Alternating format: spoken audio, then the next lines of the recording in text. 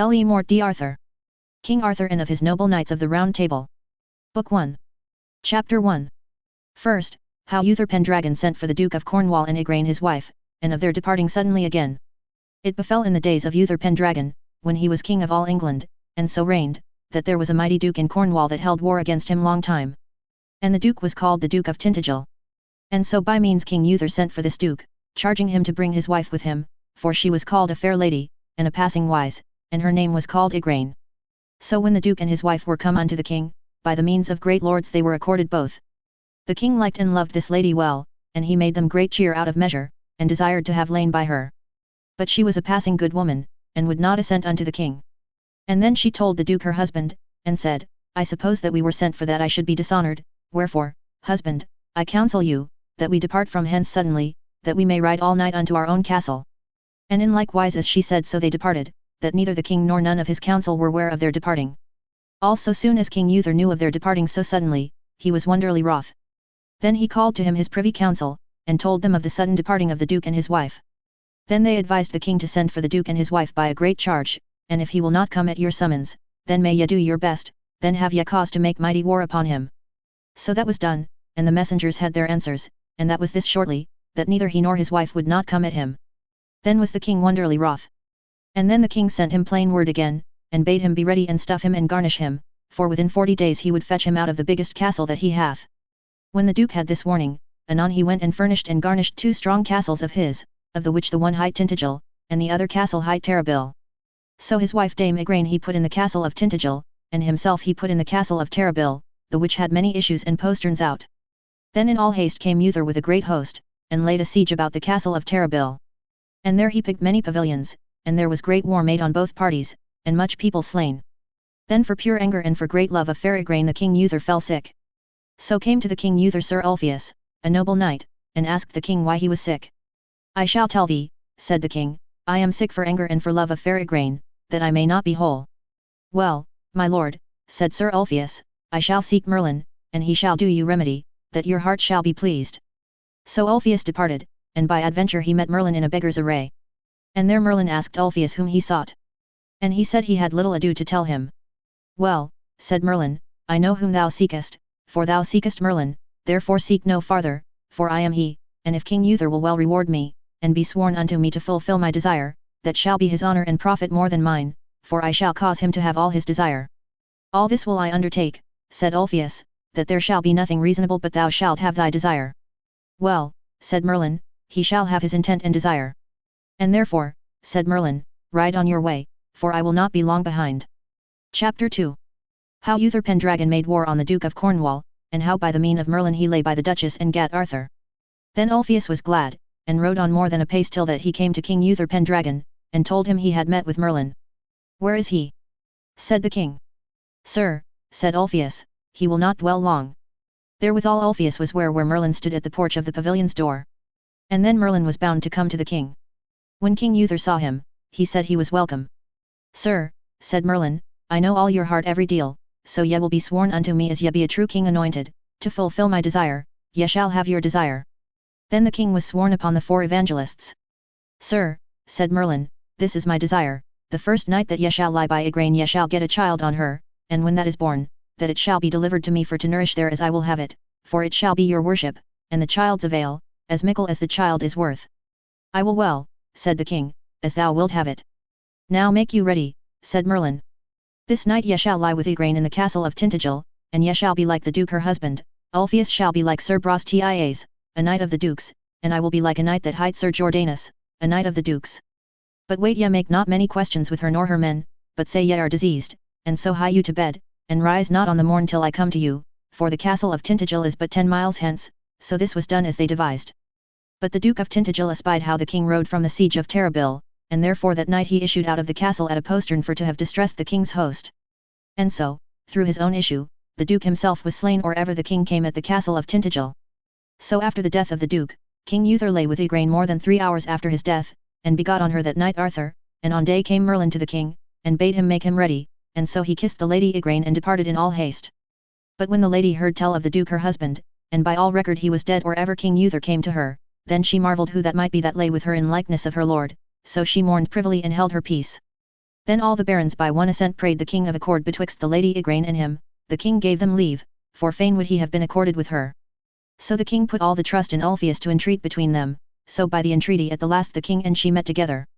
Now will we do well, said Ulfius, our king is a lusty knight and wifeless, and my Lady Igraine is a passing fair lady, it were great joy unto us all, and it might please the king to make her his queen. Unto that they all well accorded and moved it to the king. And anon, like a lusty knight, he assented thereto with good will, and so in all haste they were married in a morning with great mirth and joy. And King Lot of Lothian and of Orkney then wedded Margaux that was Gawaine's mother, and King Ninters of the land of Garlot wedded Elaine. All this was done at the request of King Uther. And the third sister Morgan le Fay was put to school in a nunnery, and there she learned so much that she was a great clerk of necromancy. And after she was wedded to King Uriens of the land of Gore, that was Sir Wayne's le Blancmaine's father. Chapter 3. Of the birth of King Arthur and of his nurture. Then Queen Igraine waxed daily greater and greater, so it befell after within half a year, as King Uther lay by his queen, he asked her, by the faith she owed to him, whose was the body, then she sore abashed to give answer.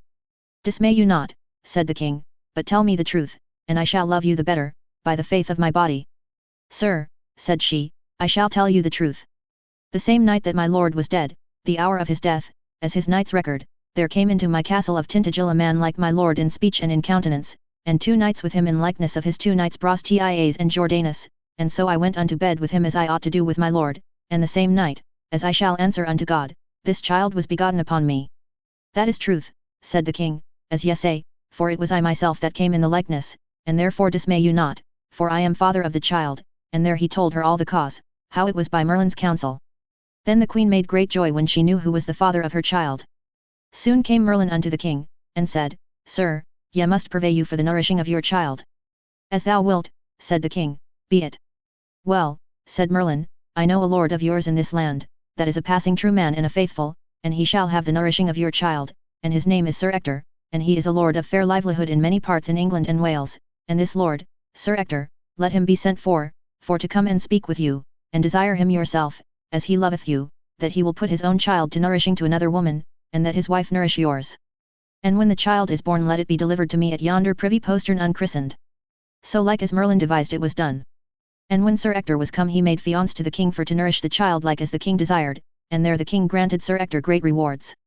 Then when the lady was delivered, the king commanded 2 knights and 2 ladies to take the child, bound in a cloth of gold. And that ye deliver him to what poor man ye meet at the postern gate of the castle.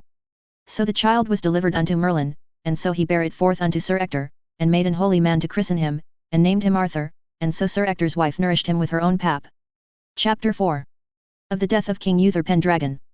Then within 2 years King Uther fell sick of a great malady. And in the meanwhile his enemies usurped upon him, and did a great battle upon his men, and slew many of his people. Sir, said Merlin, ye may not lie so as ye do, for ye must to the field though ye ride on an horse litter, for ye shall never have the better of your enemies but if your person be there, and then shall ye have the victory. So it was done as Merlin had devised, and they carried the king forth in an horse litter with a great host towards his enemies. And at St. Albans there met with the king a great host of the north. And that day Sir Ulfius and Sir Brastias did great deeds of arms, and King Uther's men overcame the northern battle and slew many people, and put the remnant to flight. And then the king returned unto London, and made great joy of his victory. And then he fell passing sore sick, so that 3 days and 3 nights he was speechless, wherefore all the barons made great sorrow, and asked Merlin what counsel were best. There is none other remedy, said Merlin, but God will have his will. But look ye all barons be before King Uther to morn, and God and I shall make him to speak. So on the morn all the barons with Merlin came tofore the king, then Merlin said aloud unto King Uther, Sir, shall your son Arthur be king after your days, of this realm with all the appurtenance? Then Uther Pendragon turned him, and said in hearing of them all, I give him God's blessing and mine, and bid him pray for my soul, and righteously and worshipfully that he claim the crown, upon forfeiture of my blessing, and therewith he yielded up the ghost, and then was he interred as long to a king. Wherefore the queen, fair Igraine, made great sorrow, and all the barons. Chapter 5. How Arthur was chosen king, and of wonders and marvels of a sword taken out of a stone by the said Arthur. Then stood the realm in great jeopardy long while, for every lord that was mighty of men made him strong, and many weened to have been king. Then Merlin went to the Archbishop of Canterbury, and counselled him for to send for all the lords of the realm, and all the gentlemen of arms, that they should to London come by Christmas, upon pain of cursing, and for this cause, that Jesus, that was born on that night, that he would of his great mercy show some miracle, as he was come to be king of mankind, for to show some miracle who should be rightwise king of this realm.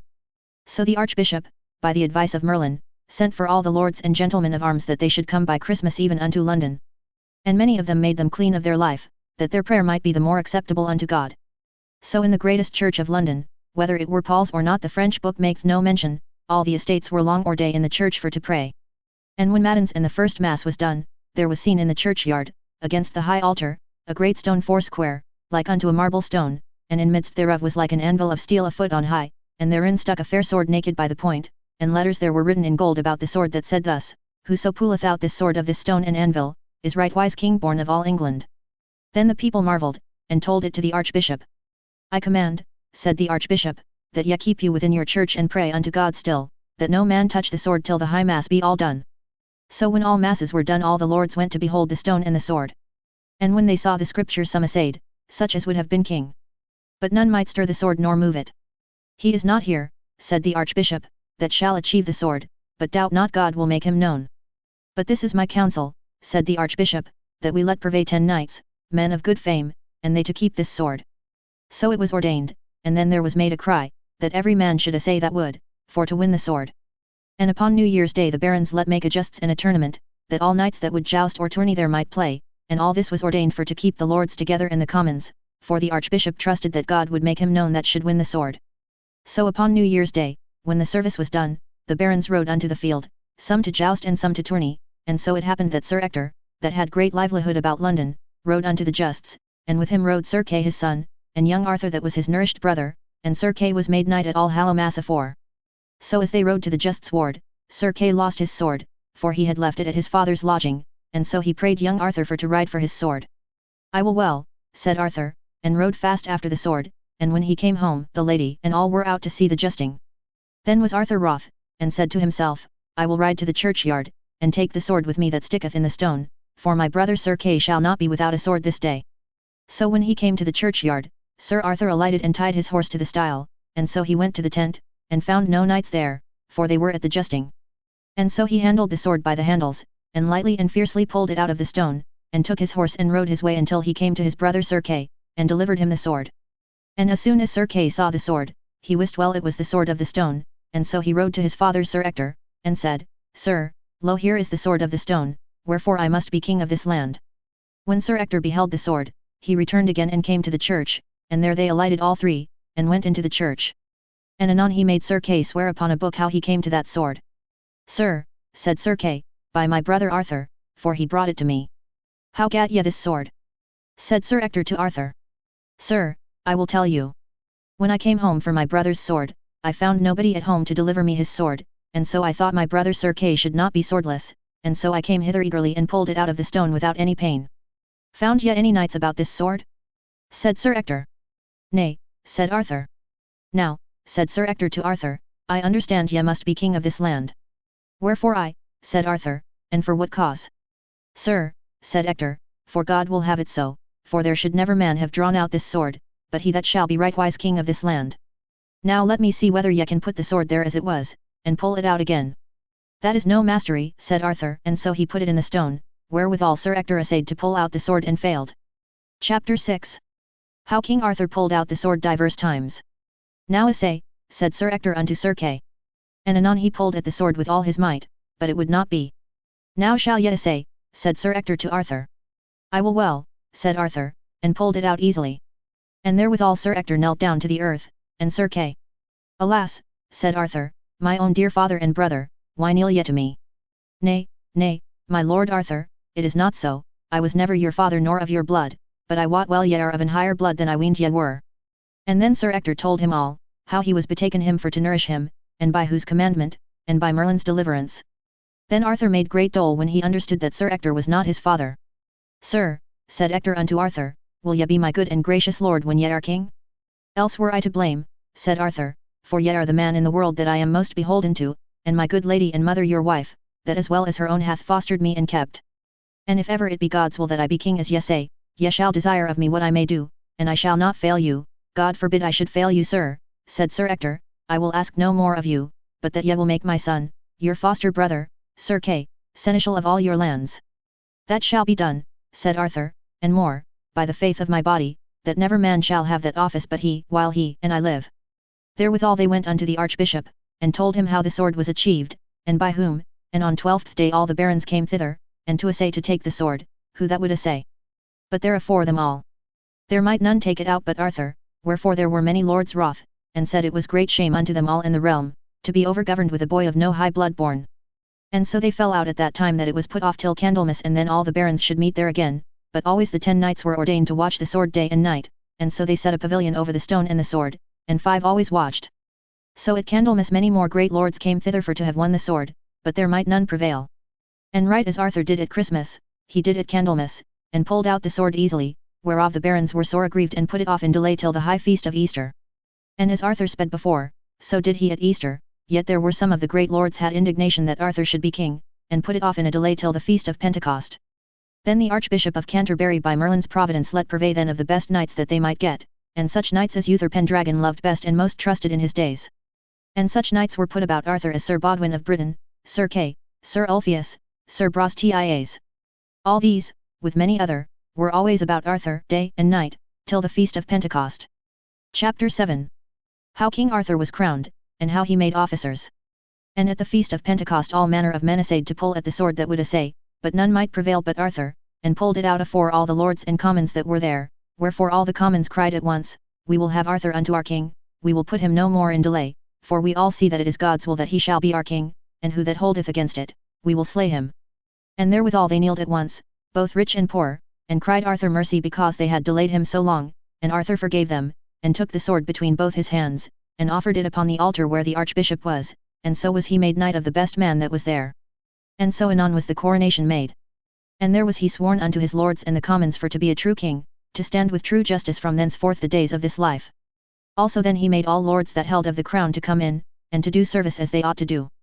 And many complaints were made unto Sir Arthur of great wrongs that were done since the death of King Uther, of many lands that were bereaved lords, knights, ladies, and gentlemen. Wherefore King Arthur made the lands to be given again unto them that owned them. When this was done, that the king had stablished all the countries about London, then he let make Sir Kay Seneschal of England, and Sir Bodwin of Britain was made Constable, and Sir Ulfius was made Chamberlain, and Sir Brastias was made Warden to wait upon the north from Trent forwards, for it was that time the most party the king's enemies.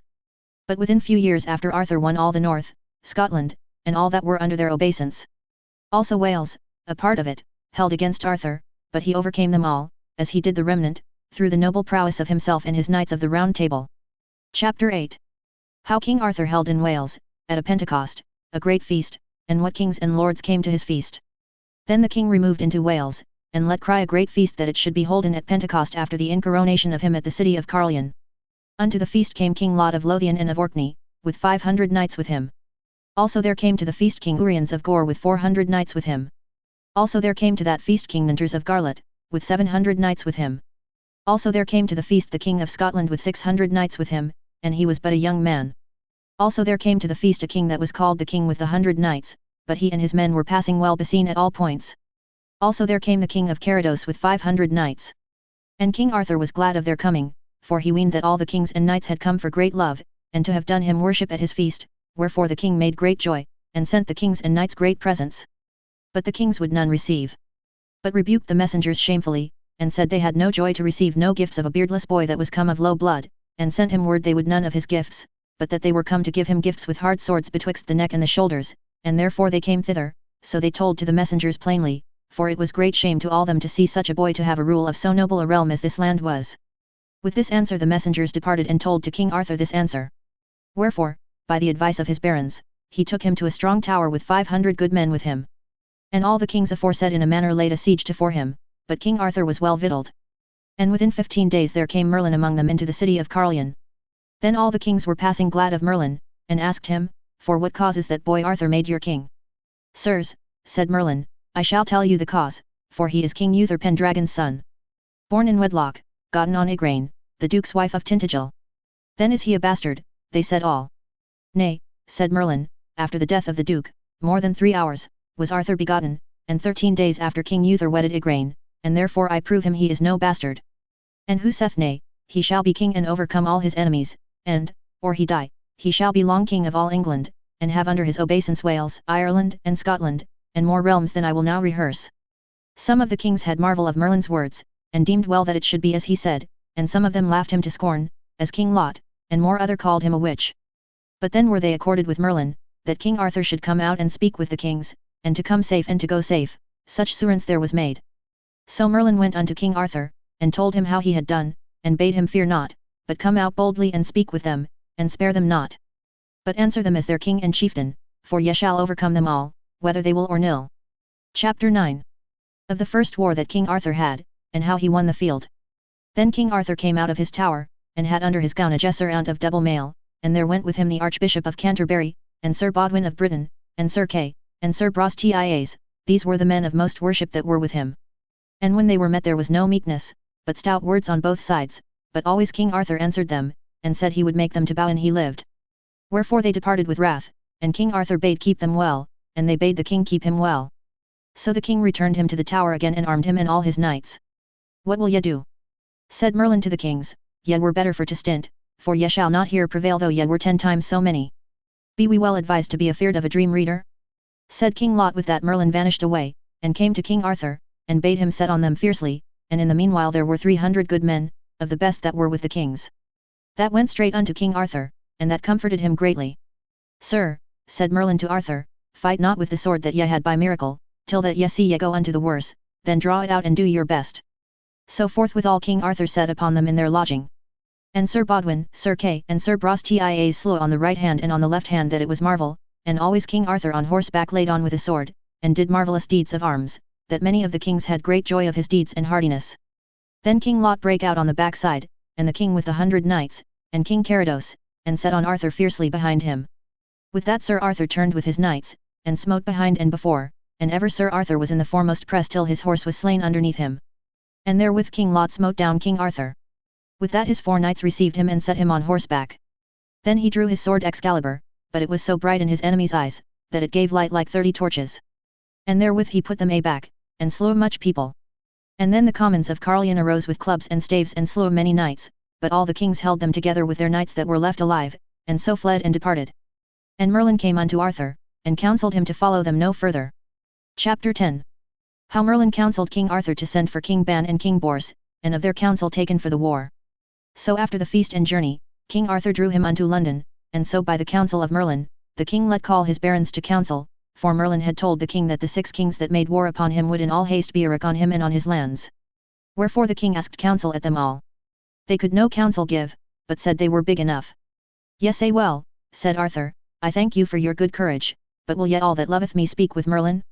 Ye know well that he hath done much for me, and he knoweth many things, and when he is afore you, I would that ye prayed him heartily of his best advice.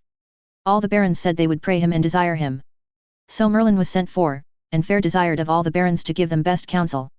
I shall say you, said Merlin, I warn you all, your enemies are passing strong for you, and they are good men of arms as be alive, and by this time they have gotten to them 4 kings more, and a mighty duke.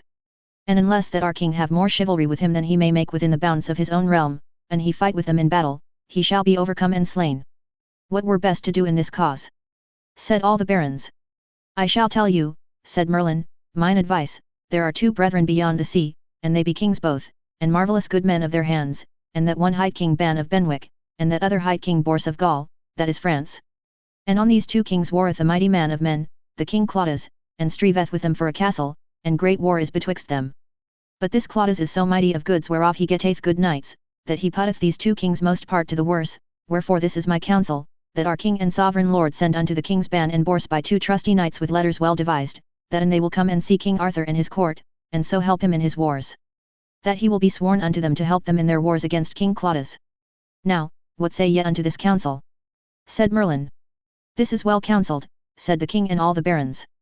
Right so in all haste there were ordained to go 2 knights on the message unto the 2 kings.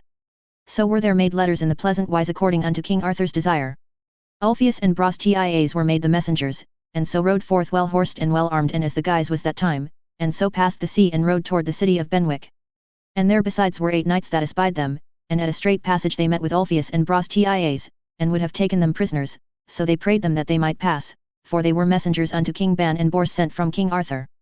Therefore, said the 8 knights, ye shall die or be prisoners, for we be knights of King Claudas. And therewith 2 of them dressed their spears, and Ulfius and Brastias dressed their spears, and ran together with great rondon. And Claudas' knights brake their spears, and theirs to held and bare the 2 knights out of their saddles to the earth, and so left them lying, and rode their ways. And the other 6 knights rode afore to a passage to meet with them again, and so Ulfius and Brastias smote other 2 down, and so passed on their ways. And at the 4th passage there met 2 for 2, and both were laid unto the earth, so there was none of the 8 knights but he was sore hurt or bruised.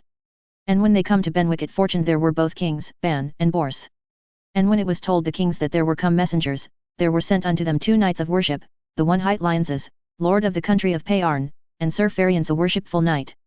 Anon they asked from whence they came, and they said from King Arthur, King of England, so they took them in their arms and made great joy each of other.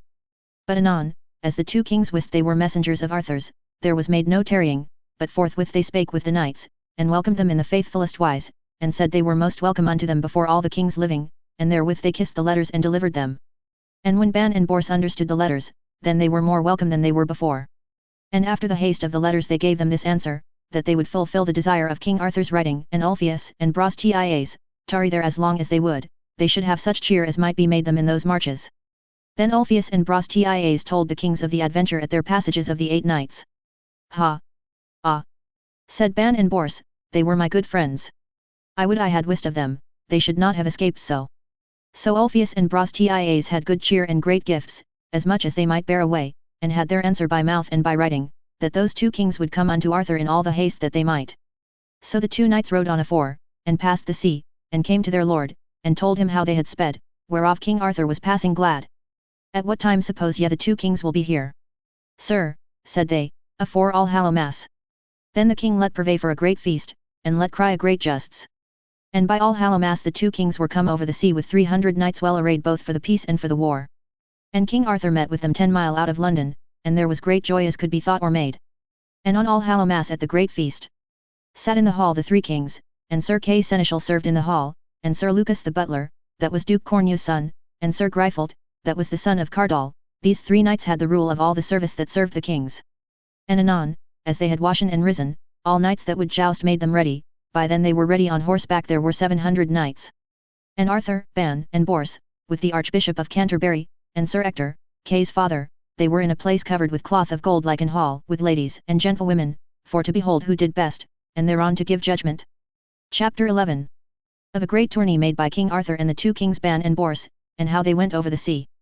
And King Arthur and the 2 kings let depart the 700 knights in 2 parties. And there were 300 knights of the realm of Benwick and of Gaul turned on the other side. Then they dressed their shields, and began to couch their spears many good knights. So Gryfolt was the first that met with a knight, one Ladinas, and they met so eagerly that all men had wonder, and they so fought that their shields fell to pieces, and horse and man fell to the earth, and both the French knight and the English knight lay so long that all men weened they had been dead. When Lucas the butler saw Gryfolt so lie, he horsed him again anon, and they 2 did marvellous deeds of arms with many bachelors. Also Sir Kay came out of an ambushment with 5 knights with him, and they 6 smote other 6 down. But Sir Kay did that day marvellous deeds of arms, that there was none did so well as he that day. Then there came Ladinas and Gratian, 2 knights of France, and did passing well, that all men praised them. Then came there Sir Placidas, a good knight, and met with Sir Kay, and smote him down horse and man, wherefore Sir Gryfolt was wroth, and met with Sir Placidas so hard, that horse and man fell to the earth. But when the 5 knights wist that Sir Kay had a fall, they were wroth out of wit, and therewith each of them 5 bare down a knight. When King Arthur and the 2 kings saw them begin to wax wroth on both parties, they leapt on small hackneys, and let cry that all men should depart unto their lodging. And so they went home and unarmed them, and so to evensong and supper. And after, the 3 kings went into a garden, and gave the prize unto Sir Kay, and to Lucas the butler, and unto Sir Gryfolt. And then they went unto council, and with them Gwenbos, the brother unto Sir Ban and Bors, a wise clerk, and thither went Ulfius and Brastias, and Merlin. And after they had been in council, they went unto bed. And on the morn they heard mass, and to dinner, and so to their council. And made many arguments what were best to do. At the last they were concluded, that Merlin should go with a token of King Ban, and that was a ring, unto his men, and King Bors, and Gratian and Placidas should go again and keep their castles and their countries, as for dread of King Claudas King Ban of Benwick, and King Bors of Gaul had ordained them, and so passed the sea and came to Benwick. And when the people saw King Ban's ring, and Gratian and Placidas, they were glad, and asked how the kings fared, and made great joy of their welfare and courting, and according unto the sovereign lord's desire, the men of war made them ready in all haste possible, so that they were 15,000 on horse and foot, and they had great plenty of victual with them, by Merlin's provision. But Gratian and Placidas were left to furnish and garnish the castles, for dread of King Claudas. Right so Merlin passed the sea, well victualled both by water and by land. And when he came to the sea he sent home the footmen again. and took no more with him but 10,000 men on horseback, the most part men of arms, and so shipped and passed the sea into England, and landed at Dover, and through the wit of Merlin, he had the host northward, the privriest way that could be thought, unto the forest of Bidegrain, and there in a valley he lodged them secretly. Then rode Merlin unto Arthur and the two kings, and told them how he had sped, whereof they had great marvel, that man on earth might speed so soon, and go and come. So Merlin told them 10,000 were in the forest of Bidegrain, well armed at all points. Then was there no more to say, but to horseback went all the host as Arthur had afore purveyed. So with 20,000 he passed by night and day, but there was made such an ordinance afore by Merlin, that there should no man of war ride nor go in no country on this side Trent water, but if he had a token from King Arthur, wherethrough the king's enemies durst not ride as they did tofore to espy. Chapter 12. How 11 kings gathered a great host against King Arthur. And so within a little space the three kings came unto the castle of Bidegrain, and found there a passing fair fellowship, and well beseen, whereof they had great joy, and victual they wanted none. This was the cause of the northern host, that they were reared for the despite and rebuke the 6 kings had at Carlion. And those 6 kings by their means, gat unto them 5 other kings, and thus they began to gather their people. And now they swear that for weal nor woe, they should not leave other, till they had destroyed Arthur. And then they made an oath. The first that began the oath was the Duke of Cambinet, that he would bring with him 5,000 men of arms, the which were ready on horseback. Then sware King Brandegoris of Strangor that he would bring 5,000 men of arms on horseback. Then sware King Clariance of Northumberland he would bring 3,000 men of arms. Then sware the King of the 100 Knights, that was a passing good man and a young, that he would bring 4,000 men of arms on horseback. Then there swore King Lot, a passing good knight, and Sir Gawaine's father, that he would bring 5,000 men of arms on horseback. Also there swore King Uriens, that was Sir Owain's father, of the land of Gore, and he would bring 6,000 men of arms on horseback. Also there swore King Idres of Cornwall, that he would bring 5,000 men of arms on horseback. Also there swore King Cradlemas to bring 5,000 men on horseback. Also there swore King Agwisance of Ireland to bring 5,000 men of arms on horseback. Also there swore King Ninters to bring 5,000 men of arms on horseback. Also there swore King Carados to bring 5,000 men of arms on horseback. So their whole host was of clean men of arms on horseback 50,000, and a foot 10,000 of good men's bodies. Then were they soon ready, and mounted upon horse and sent forth their 4 riders, for these 11 kings in their ways laid a siege unto the castle of Bidegrain, and so they departed and drew toward Arthur, and left few to abide at the siege, for the castle of Bidegrain was holden of King Arthur, and the men that were therein were Arthur's. Chapter 13. Of a dream of the king with the 100 knights. So by Merlin's advice there were sent 4 riders to skim the country, and they met with the 4 riders of the north, and made them to tell which way the host came, and then they told it to Arthur, and by King Ban and Bor's counsel they let burn and destroy all the country afore them, there they should ride. The king with the 100 knights met a wonder dream 2 nights afore the battle, that there blew a great wind, and blew down their castles and their towns, and after that came a water and bare it all away. All that heard of this Weaven said it was a token of great battle. Then by counsel of Merlin, when they wist which way the 11 kings would ride and lodge that night, at midnight they set upon them, as they were in their pavilions. But the scout watch by their host cried, Lords! At arms! For here be your enemies at your hand. Chapter 14. How the 11 kings with their host fought against Arthur and his host, and many great feats of the war. Then King Arthur and King Ban and King Bors, with their good and trusty knights, set on them so fiercely that they made them overthrow their pavilions on their heads, but the 11 kings, by manly prowess of arms, took a fair champagne, but there was slain that morrowtide 10,000 good men's bodies. And so they had afore them a strong passage, yet were they 50,000 of hardy men. Then it drew toward day. Now shall ye do by mine advice, said Merlin unto the 3 kings, I would that King Ban and King Bors, with their fellowship of 10,000 men, were put in a wood here beside, in an ambushment, and keep them privy, and that they be late or the light of the day come, and that they stir not till ye and your knights have fought with them long. And when it is daylight, dress your battle even afore them in the passage, that they may see all your host, for then will they be the more hardy, when they see you but about 20,000 men. And cause them to be the gladder to suffer you and your host to come over the passage.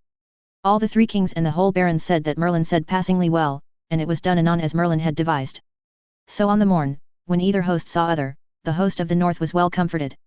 Then to Ulfius and Brastias were delivered 3,000 men of arms, and they set on them fiercely in the passage, and slew on the right hand and on the left hand that it was wonder to tell. When that the 11 kings saw that there was so few a fellowship did such deeds of arms, they were ashamed and set on them again fiercely, and there was Sir Ulfius's horse slain under him, but he did marvellously well on foot. But the Duke Eustace of Cambinet and King Clariance of Northumberland, were alway grievous on Ulfius. Then Brastias saw his fellow fared so withal he smote the Duke with a spear that horse and man fell down. That saw King Clariance and returned unto Brastias, and either smote others so that horse and man went to the earth, and so they lay long astonied, and their horses' knees brast to the hard bone. Then came Sir Kay the seneschal with 6 fellows with him, and did passing well. With that came the 11 kings, and there was Gryfold put to the earth, horse and man, and Lucas the butler, horse and man, by King Brandegoris, and King Idres, and King Agwisance. Then waxed the medley passing hard on both parties. When Sir Kay saw Gryfold on foot, he rode on King Ninters and smote him down, and led his horse unto Sir Gryfold, and horsed him again. Also Sir Kay with the same spear smote down King Lot, and hurt him passing sore. That saw the king with the 100 knights, and ran unto Sir Kay and smote him down, and took his horse, and gave him King Lot, whereof he said gramercy. When Sir Gryfold saw Sir Kay and Lucas the butler on foot, he took a sharp spear, great and square, and rode to Pinel, a good man of arms, and smote horse and man down, and then he took his horse, and gave him unto Sir Kay. Then King Lot saw King Ninters on foot, he ran unto Malory de la Roche, and smote him down, horse and man, and gave King Ninters the horse, and horsed him again. Also the king of the 100 knights saw King Idres on foot, then he ran unto Gwynert de Blois, and smote him down, horse and man, and gave King Idres the horse, and horsed him again, and King Lot smote down Clarence de la Forest savage, and gave the horse unto Duke Eustace. And so when they had horsed the kings again they drew them, all 11 kings, together, and said they would be revenged of the damage that they had taken that day. The meanwhile came in Sir Ector with an eager countenance, and found Ulfius and Brastias on foot, in great peril of death, that were foul defoiled under horse feet. Then Arthur as a lion, ran unto King Cradlement of North Wales, and smote him through the left side, that the horse and the king fell down, and then he took the horse by the rein, and led him unto Ulfius, and said, Have this horse, mine old friend, for great need hast thou of horse. Gramercy, said Ulfius. Then Sir Arthur did so marvellously in arms, that all men had wonder. When the king with the 100 knights saw King Cradlement on foot, he ran unto Sir Ector, that was well horsed, Sir Kay's father, and smote horse and man down, and gave the horse unto the king, and horsed him again.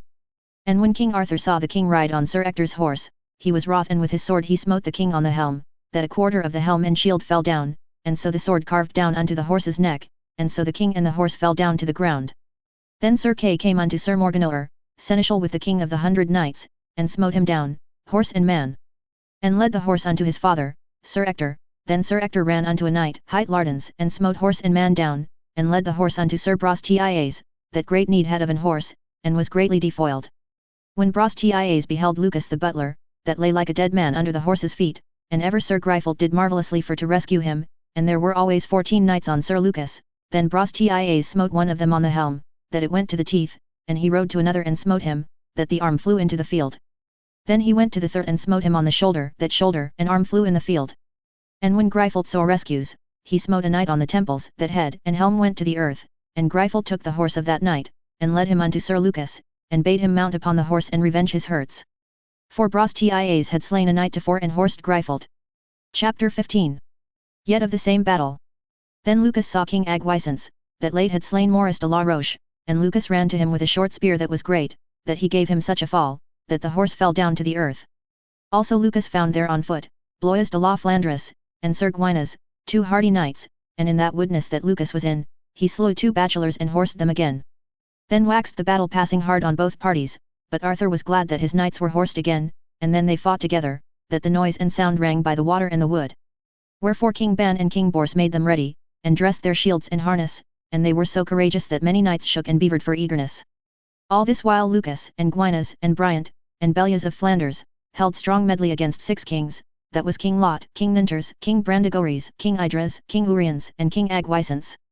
So with the help of Sir Kay and of Sir Gryfold they held these 6 kings hard, that unneth they had any power to defend them. But when Sir Arthur saw the battle would not be ended by no manner, he fared wood as a lion, and steered his horse here and there, on the right hand, and on the left hand, that he stinted not till he had slain 20 knights. Also he wounded King Lot sore on the shoulder, and made him to leave that ground, for Sir Kay and Gryfold did with King Arthur their great deeds of arms.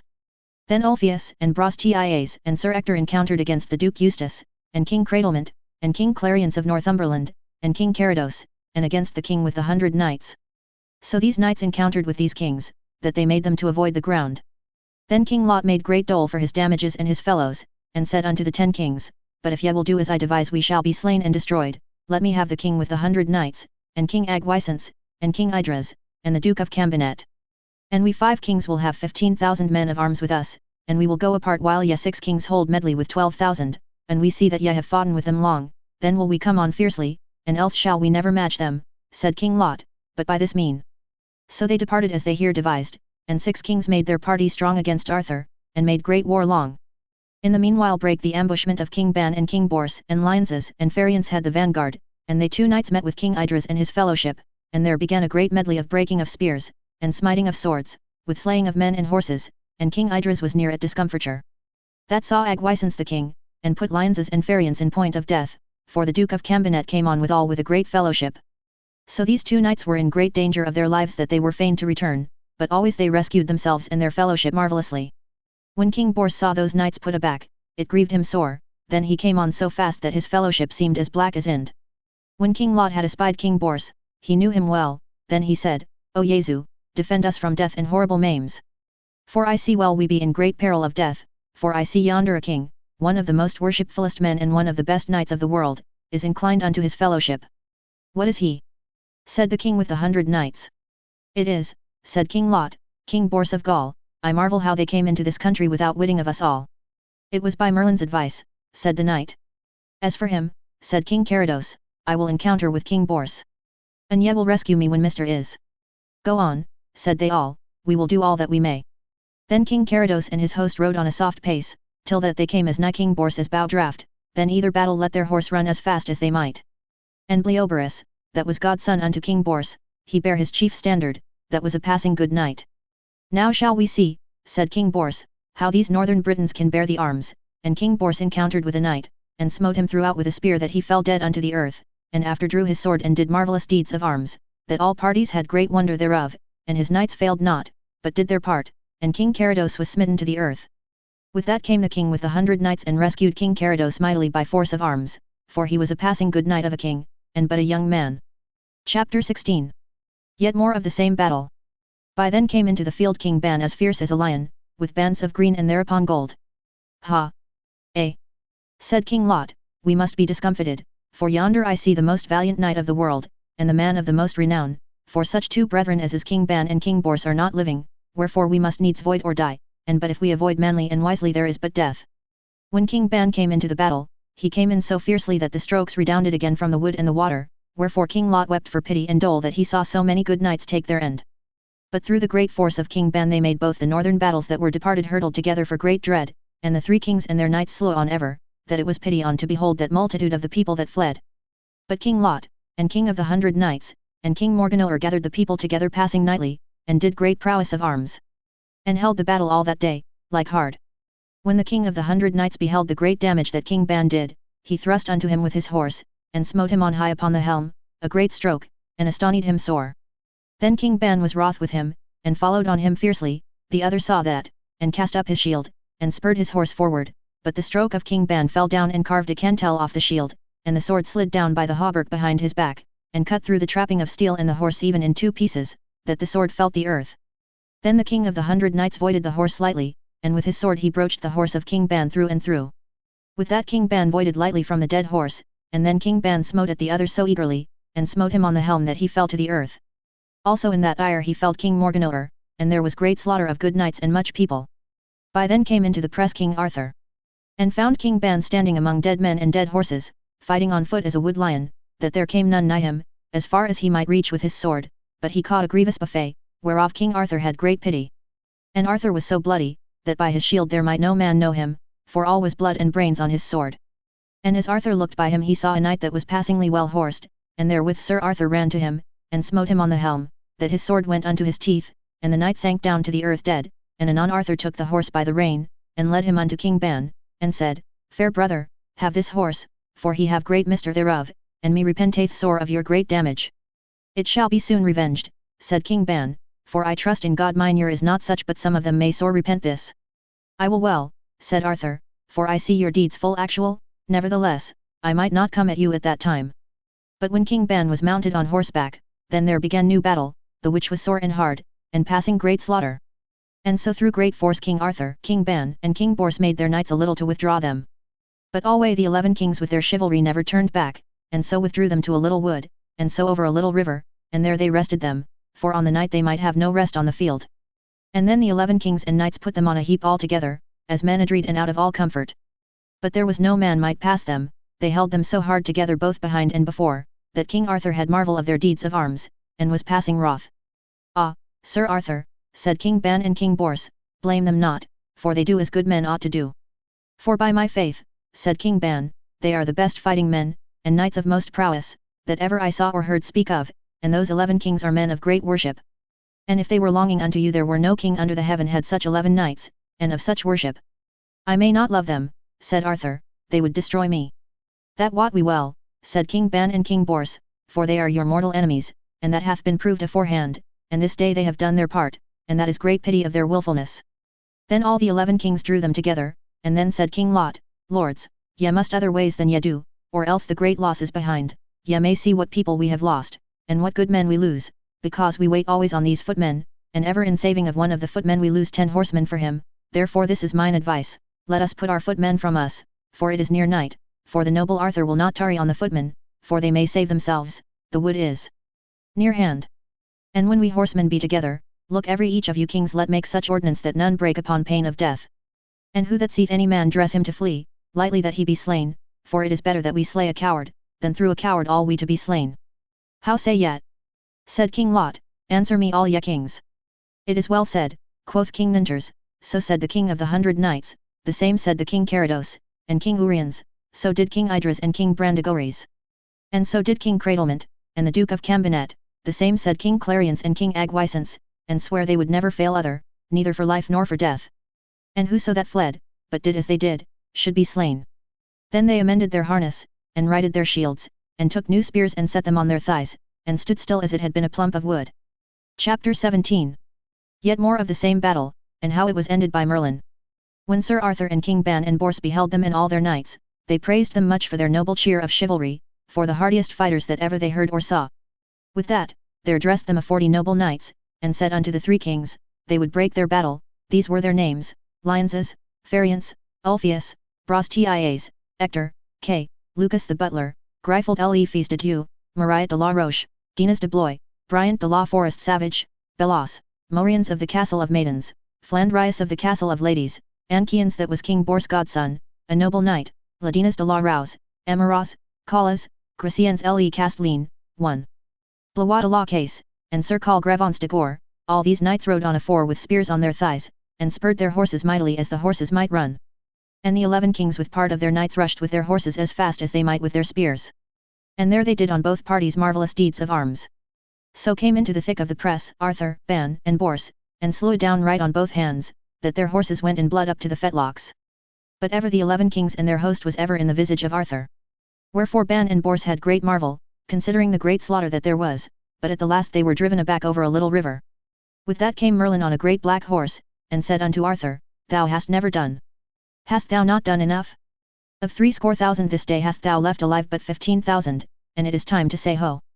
For God is wroth with thee, that thou wilt never have done, for yonder 11 kings at this time will not be overthrown, but an thou tarry on them any longer, thy fortune will turn and they shall increase. And therefore withdraw you unto your lodging, and rest you as soon as ye may, and reward your good knights with gold and with silver, for they have well deserved it. There may no riches be too dear for them, for of so few men as ye have, there were never men did more of prowess than they have done today, for ye have matched this day with the best fighters of the world. That is truth, said King Ban and Bors. Also said Merlin, withdraw you where ye list, for this 3 year I dare undertake they shall not dare you, and by then ye shall hear new tidings.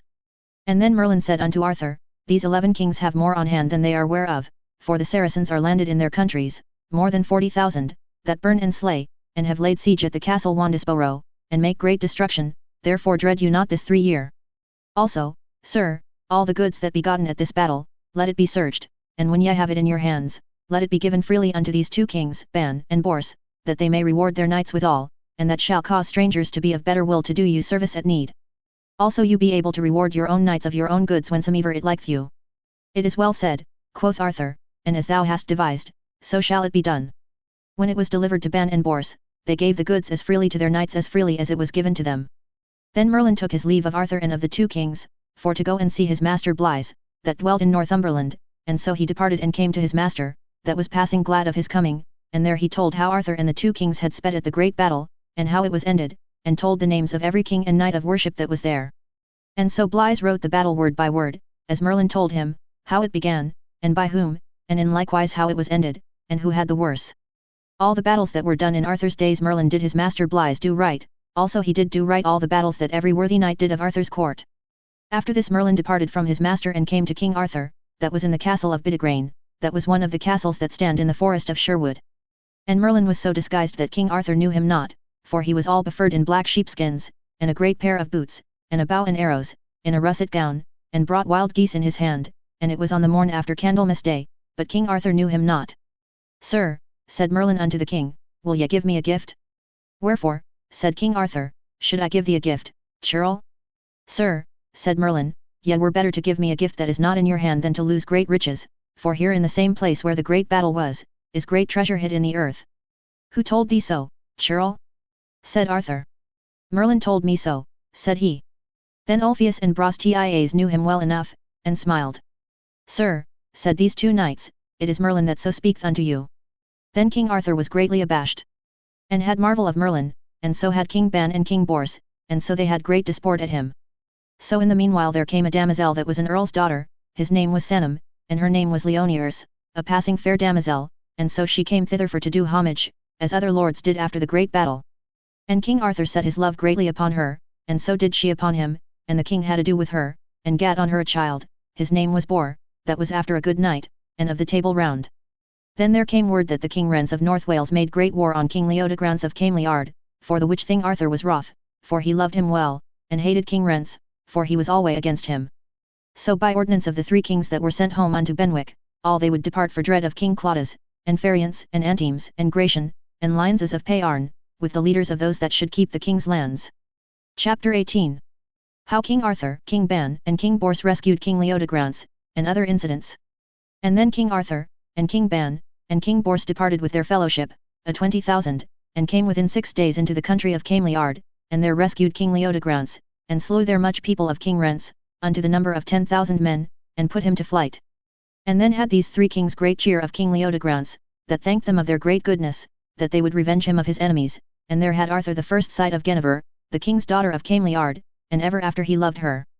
After they were wedded, as it telleth in the book. So, briefly to make an end, they took their leave to go into their own countries, for King Claudas did great destruction on their lands. Then said Arthur, I will go with you.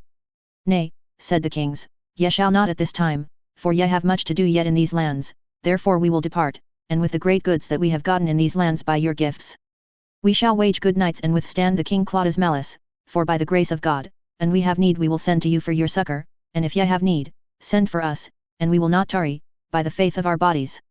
It shall not, said Merlin, need that these two kings come again in the way of war, but I know well King Arthur may not be long from you, for within a year or two ye shall have great need, and then shall he revenge you on your enemies, as ye have done on his.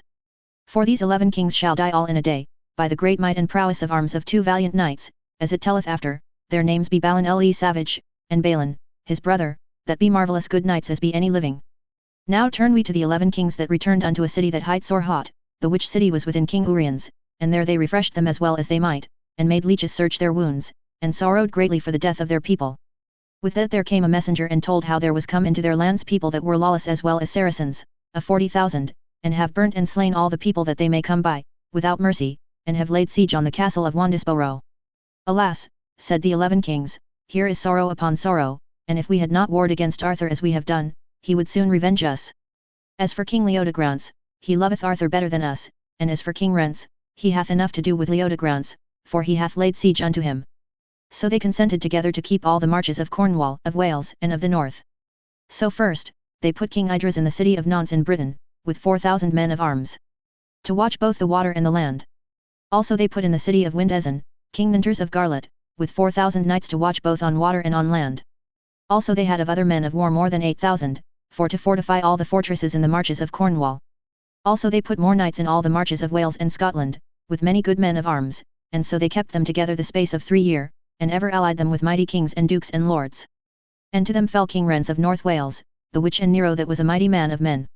And all this while they furnished them and garnished them of good men of arms and victual and of all manner of habiliment that pretendeth to the war, to avenge them for the battle of Bidigrain, as it telleth in the book of adventures following.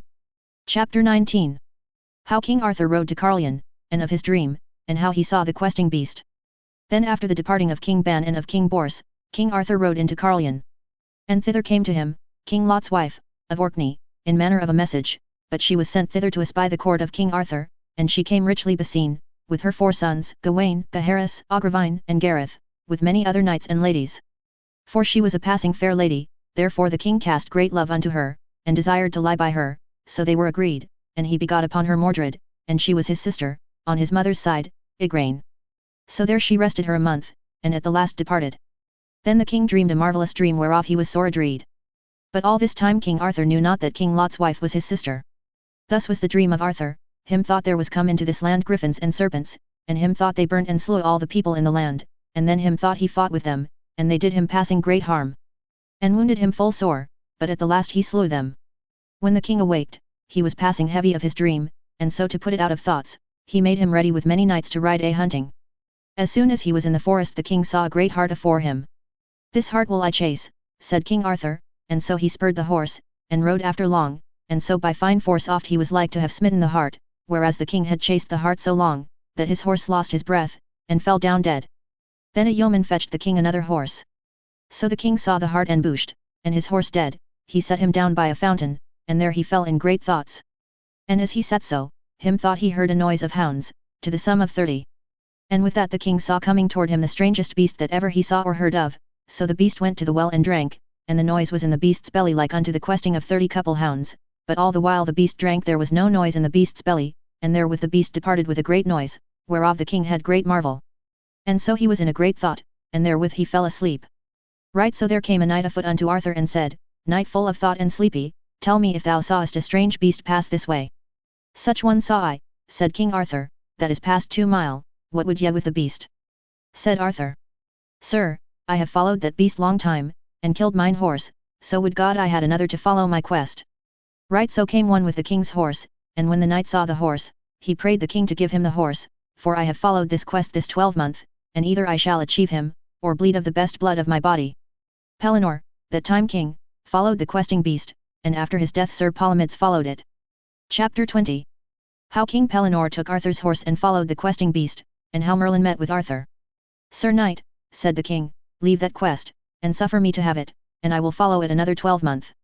Ah, fool, said the knight unto Arthur, it is in vain thy desire, for it shall never be achieved but by me, or my next kin. Therewith he started unto the king's horse and mounted into the saddle, and said, Gramercy, this horse is my own. Well, said the king, thou mayst take my horse by force, but an I might prove thee whether thou were better on horseback or I. Well, said the knight, seek me here when thou wilt, and here nigh this well thou shalt find me, and so passed on his way. Then the king sat in a study, and bade his men fetch his horse as fast as ever they might. Right so came by him Merlin like a child of 14 year of age, and saluted the king, and asked him why he was so pensive. I may well be pensive, said the king, for I have seen the marvellous sight that ever I saw. That know I well, said Merlin, as well as thyself, and of all thy thoughts, but thou art but a fool to take thought. For it will not amend thee. Also I know what thou art, and who was thy father, and of whom thou wert begotten. King Uther Pendragon was thy father, and begot thee on Igraine. That is false, said King Arthur, how shouldest thou know it, for thou art not so old of years to know my father? Yes, said Merlin, I know it better than yet or any man living. I will not believe thee, said Arthur, and was wroth with the child. So departed Merlin, and came again in the likeness of an old man of 80 year of age, whereof the king was right glad, for he seemed to be right wise. Then said the old man, why are ye so sad? I may well be heavy, said Arthur, for many things. Also here was a child, and told me many things that meseemeth he should not know, for he was not of age to know my father. Yes, said the old man, the child told you truth, and more would he have told you and ye would have suffered him. But ye have done a thing late that God is displeased with you, for ye have lain by your sister, and on her ye have gotten a child that shall destroy you and all the knights of your realm. What are ye, said Arthur, that tell me these tidings? I am Merlin, and I was he in the child's likeness. Ah, said King Arthur, ye are a marvellous man, but I marvel much of thy words that I must die in battle. Marvel not, said Merlin, for it is God's will your body to be punished for your foul deeds, but I may well be sorry, said Merlin, for I shall die a shameful death, to be put in the earth quick, and ye shall die a worshipful death. And as they talked this, came one with the king's horse. And so the king mounted on his horse, and Merlin on another, and so rode unto Carlion. And anon the king asked Ector and Ulfius how he was begotten, and they told him Uther Pendragon was his father and Queen Igraine his mother. Then he said to Merlin, I will that my mother be sent for that I may speak with her, and if she say so herself then will I believe it. In all haste, the queen was sent for, and she came and brought with her Morgan le Fay, her daughter, that was as fair a lady as any might be, and the king welcomed Igraine in the best manner. Chapter 21. How Ulfius impeached Queen Igraine, Arthur's mother, of treason, and how a knight came and desired to have the death of his master revenged. Right so came Ulfius, and said openly, that the king and all might hear that were feasted that day, ye are the falsest lady of the world, and the most traitress unto the king's person. Beware, said Arthur, what thou sayest, thou speakest a great word. I am well ware, said Ulfius, what I speak, and here is my glove to prove it upon any man that will say the contrary, that this Queen Igraine is causer of your great damage, and of your great war. For, and she would have uttered it in the life of King Uther Pendragon, of the birth of you, and how ye were begotten ye had never had the mortal wars that ye have had, for the most part of your barons of your realm knew never whose son ye were, nor of whom ye were begotten, and she that bare you of her body should have made it known openly in excusing of her worship and yours, and in likewise to all the realm, wherefore I prove her false to God and to you and to all your realm, and who will say the contrary I will prove it on his body. Then spake Igraine and said, I am a woman and I may not fight, but rather than I should be dishonoured, there would some good man take my quarrel. More, she said, Merlin know it well, and yes Sir Ulfius, how King Uther came to me in the castle of Tintagel in the likeness of my lord, that was dead 3 hours to 4, and thereby gat a child that night upon me. And after the 13th day King Uther wedded me, and by his commandment when the child was born it was delivered unto Merlin and nourished by him, and so I saw the child never after, nor wot not what is his name, for I knew him never yet. And there, Ulfius said to the queen, Merlin is more to blame than yet. Well I wot, said the queen, I bear a child by my lord King Uther, but I wot not where he is become. Then Merlin took the king by the hand, saying, This is your mother. And therewith Sir Ector bare witness how he nourished him by Uther's commandment. And therewith King Arthur took his mother, Queen Igraine, in his arms and kissed her. And either wept upon other. And then the king let make a feast that lasted 8 days. Then on a day there came in the court a squire on horseback, leading a knight before him wounded to the death, and told him how there was a knight in the forest had reared up a pavilion by a well, and hath slain my master, a good knight, his name was Miles, wherefore I beseech you that my master may be buried, and that some knight may revenge my master's death. Then the noise was great of that knight's death in the court, and every man said his advice. Then came Gryffelt that was but a squire, and he was but young, of the age of the King Arthur, so he besought the king for all his service that he had done him to give the order of knighthood. Chapter 22. How Gryffelt was made knight, and jousted with a knight. Thou art full young and tender of age, said Arthur, for to take so high an order on thee. Sir, said Gryffelt, I beseech you make me knight. Sir, said Merlin, it were great pity to lose Gryffelt, for he will be a passing good man when he is of age, abiding with you the term of his life. And if he adventure his body with yonder knight at the fountain, it is in great peril if ever he come again, for he is one of the best knights of the world, and the strongest man of arms. Well, said Arthur. So at the desire of Gryffelt the king made him knight. Now, said Arthur unto Sir Gryffelt, sith I have made you knight thou must give me a gift. What ye will, said Gryffelt. Thou shalt promise me by the faith of thy body, when thou hast jousted with the knight at the fountain, whether it fall ye be on foot or on horseback, that right so ye shall come again unto me without making any more debate. I will promise you, said Gryffelt, as you desire. Then took Gryffelt his horse in great haste, and dressed his shield and took a spear in his hand, and so he rode a great wallop till he came to the fountain, and thereby he saw a rich pavilion, and thereby under a cloth stood a fair horse well saddled and bridled, and on a tree a shield of divers colours and a great spear. Then Gryffelt smote on the shield with the butt of his spear, that the shield fell down to the ground. With that the knight came out of the pavilion, and said, Fair knight, why smote ye down my shield? For I will joust with you, said Gryffelt. It is better ye do not, said the knight, for ye are but young, and late made knight, and your might is nothing to mine. As for that, said Gryffelt, I will joust with you. That is me loath, said the knight, but sith I must needs, I will dress me thereto. Of whence be ye? Said the knight. Sir, I am of Arthur's court. So the two knights ran together that Gryffelt's spear all to shivered, and therewithal he smote Gryffelt through the shield and the left side. And brake the spear that the truncheon stuck in his body, that horse and knight fell down. Chapter 23. How 12 knights came from Rome and asked truage for this land of Arthur, and how Arthur fought with a knight.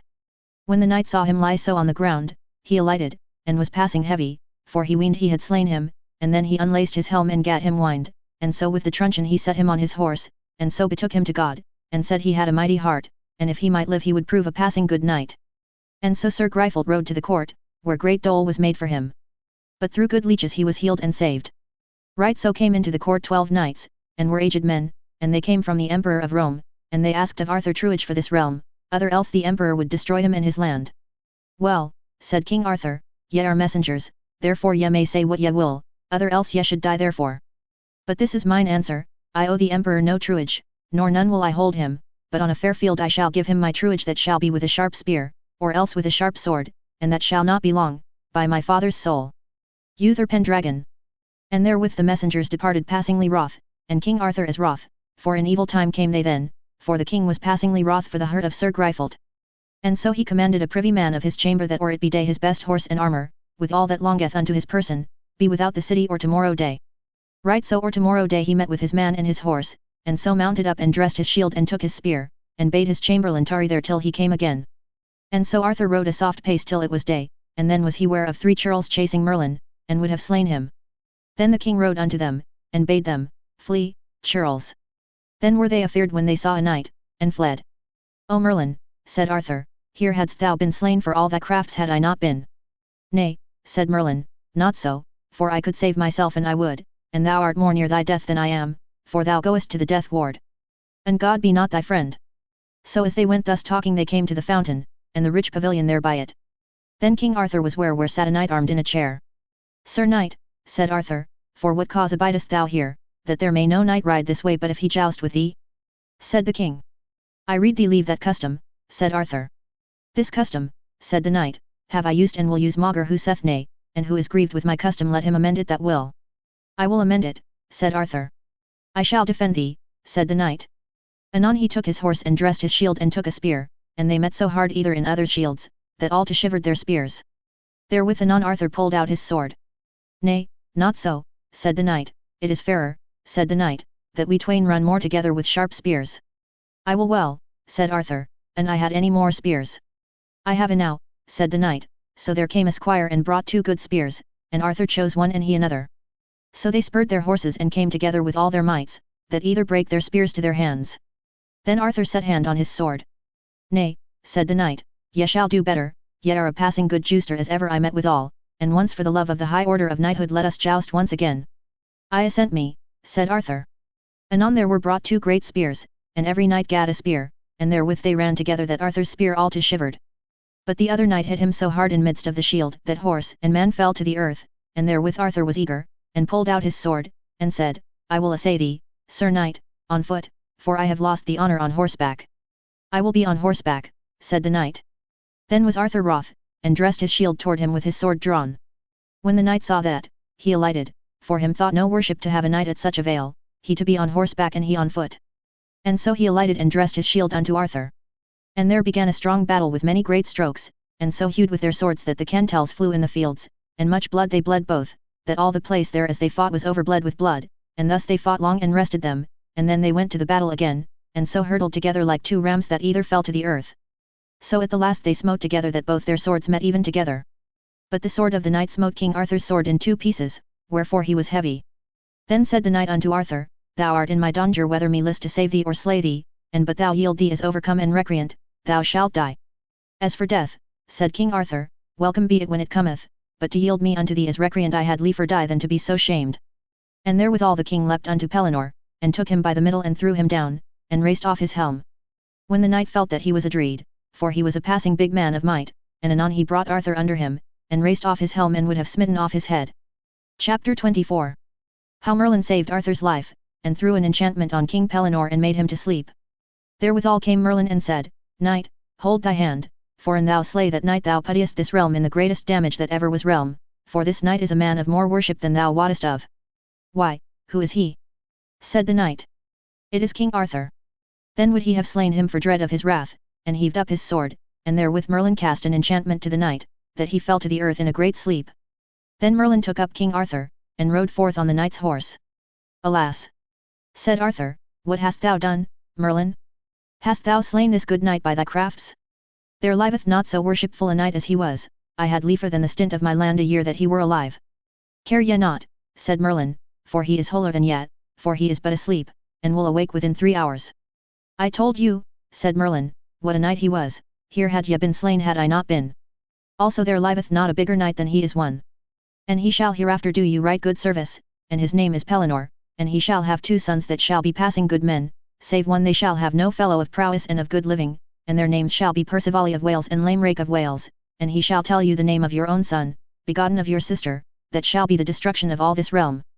Chapter 25. How Arthur by the mean of Merlin gat Excalibur his sword of the Lady of the Lake. Right so the king and he departed, and went unto an hermit that was a good man and a great leech. So the hermit searched all his wounds and gave him good salves, so the king was there 3 days, and then were his wounds well amended that he might ride and go, and so departed.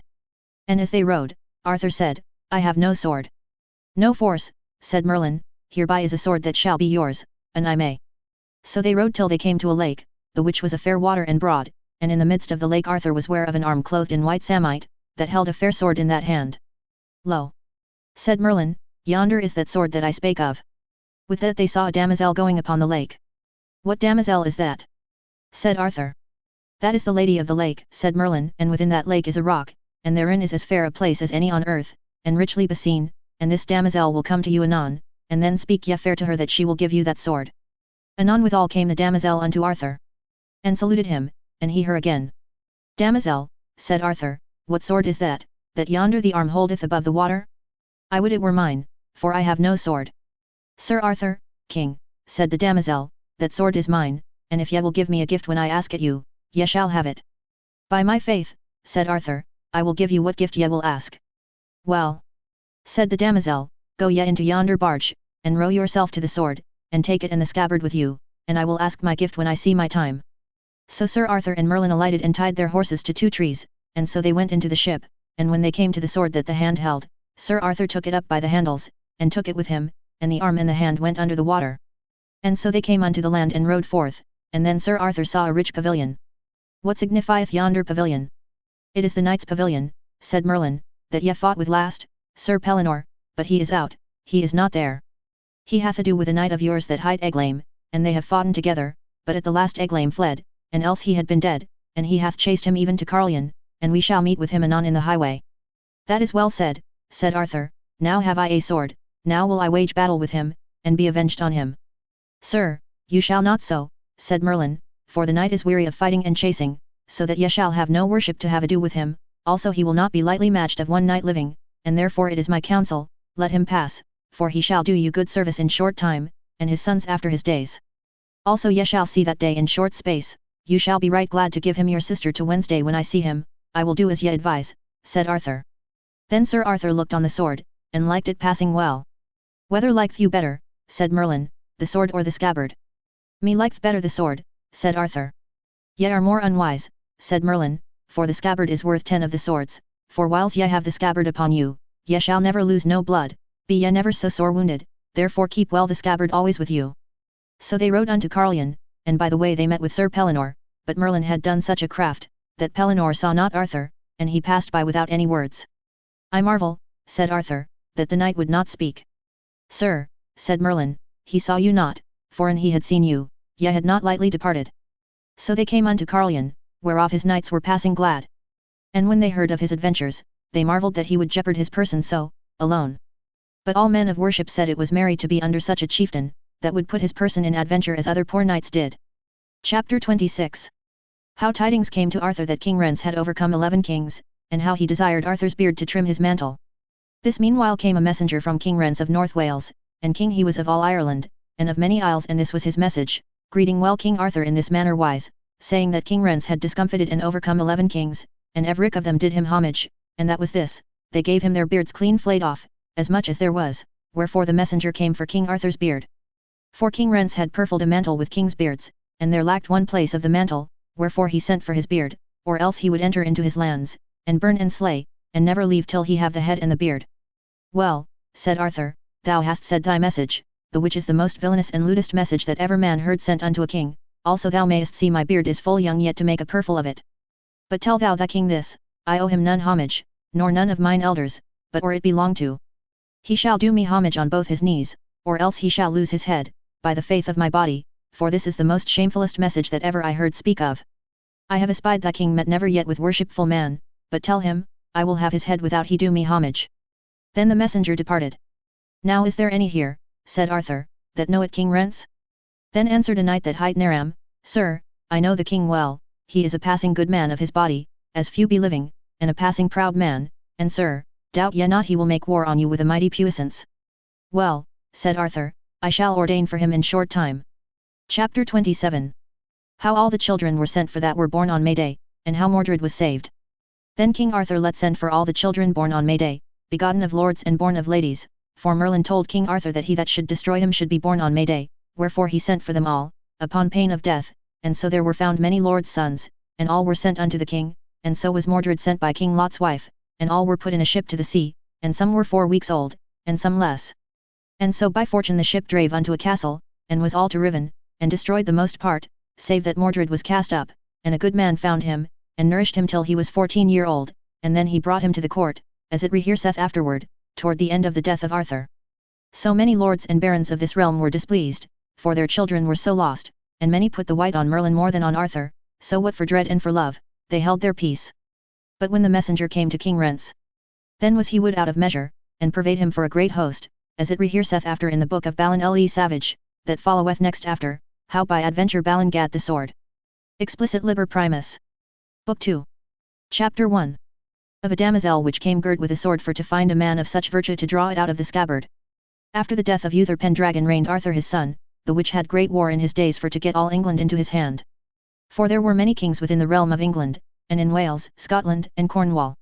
So it befell on a time when King Arthur was at London, there came a knight and told the king tidings how that the King Rents of North Wales had reared a great number of people, and were entered into the land, and burnt and slew the king's true liege people. If this be true, said Arthur, it were great shame unto mine estate but that he were mightily withstood. It is truth, said the knight, for I saw the host myself. Well, said the king, let make a cry, that all the lords, knights, and gentlemen of arms, should draw unto a castle called Camelot in those days, and there the king would let make a council general and a great justs. So when the king was come thither with all his baronage, and lodged as they seemed best, there was come a damosel the which was sent on message from the great Lady Lyle of Avilion. And when she came before King Arthur, she told from whom she came, and how she was sent on message unto him for these causes. Then she let her mantle fall that was richly furred, and then was she girt with a noble sword whereof the king had marvel, and said, Damosel, for what cause are ye girt with that sword? It beseemeth you not. Now shall I tell you, said the damosel, this sword that I am girt withal doth me great sorrow and cumbrance, for I may not be delivered of this sword but by a knight, but he must be a passing good man of his hands and of his deeds, and without villainy or treachery, and without treason. And if I may find such a knight that hath all these virtues, he may draw out this sword out of the sheath, for I have been at King Rents it was told me there were passing good knights. And he and all his knights have essayed it and none can speed. This is a great marvel, said Arthur, if this be sooth, I will myself essay to draw out the sword, not presuming upon myself that I am the best knight, but that I will begin to draw at your sword in giving example to all the barons that they shall essay everych one after other when I have essayed it. Then Arthur took the sword by the sheath and by the girdle and pulled at it eagerly, but the sword would not out. Sir, said the damosel, you need not to pull half so hard, for he that shall pull it out shall do it with little might. Ye say well, said Arthur, now essay ye all my barons, but beware ye be not defiled with shame, treachery, nor guile. Then it will not avail, said the damosel, for he must be a clean knight without villainy, and of a gentle strain of father's side and mother's side. Most of all the barons of the Round Table that were there at that time essayed all by row, but there might none speed, wherefore the damosel made great sorrow out of measure, and said, Alas! I weened in this court had been the best knights without treachery or treason. By my faith, said Arthur, here are good knights, as I deem, as any be in the world, but their grace is not to help you, wherefore I am displeased. Chapter 2. How Balin, arrayed like a poor knight, pulled out the sword, which afterward was the cause of his death. Then fell it so that time there was a poor knight with King Arthur, that had been prisoner with him half a year and more for slaying of a knight, the which was cousin unto King Arthur. The name of this knight was called Balin, and by good means of the barons he was delivered out of prison, for he was a good man named of his body, and he was born in Northumberland. And so he went privily into the court, and saw this adventure, whereof it raised his heart, and he would essay it as other knights did, but for he was poor and poorly arrayed he put him not far in press. But in his heart he was fully assured to do as well, if his grace happed him, as any knight that there was. And as the damosel took her leave of Arthur and of all the barons, so departing, this knight Balin called unto her, and said, Damosel, I pray you of your courtesy, suffer me as well to essay as these lords, though that I be so poorly clothed, in my heart meseemeth I am fully assured as some of these others. And meseemeth in my heart to speed right well. The damosel beheld the poor knight, and saw he was a likely man, but for his poor arrayment she thought he should be of no worship without villainy or treachery. And then she said unto the knight, Sir, it needeth not to put me to more pain or labour, for it seemeth not you to speed there as other have failed. Ah! Fair damosel, said Balin, worthiness and good taches, and good deeds, are not only in arrayment but manhood and worship is hid within man's person, and many a worshipful knight is not known unto all people, and therefore worship and hardiness is not in arrayment. By God, said the damosel, ye say sooth, therefore ye shall essay to do what ye may. Then Balin took the sword by the girdle and sheath, and drew it out easily, and when he looked on the sword it pleased him much.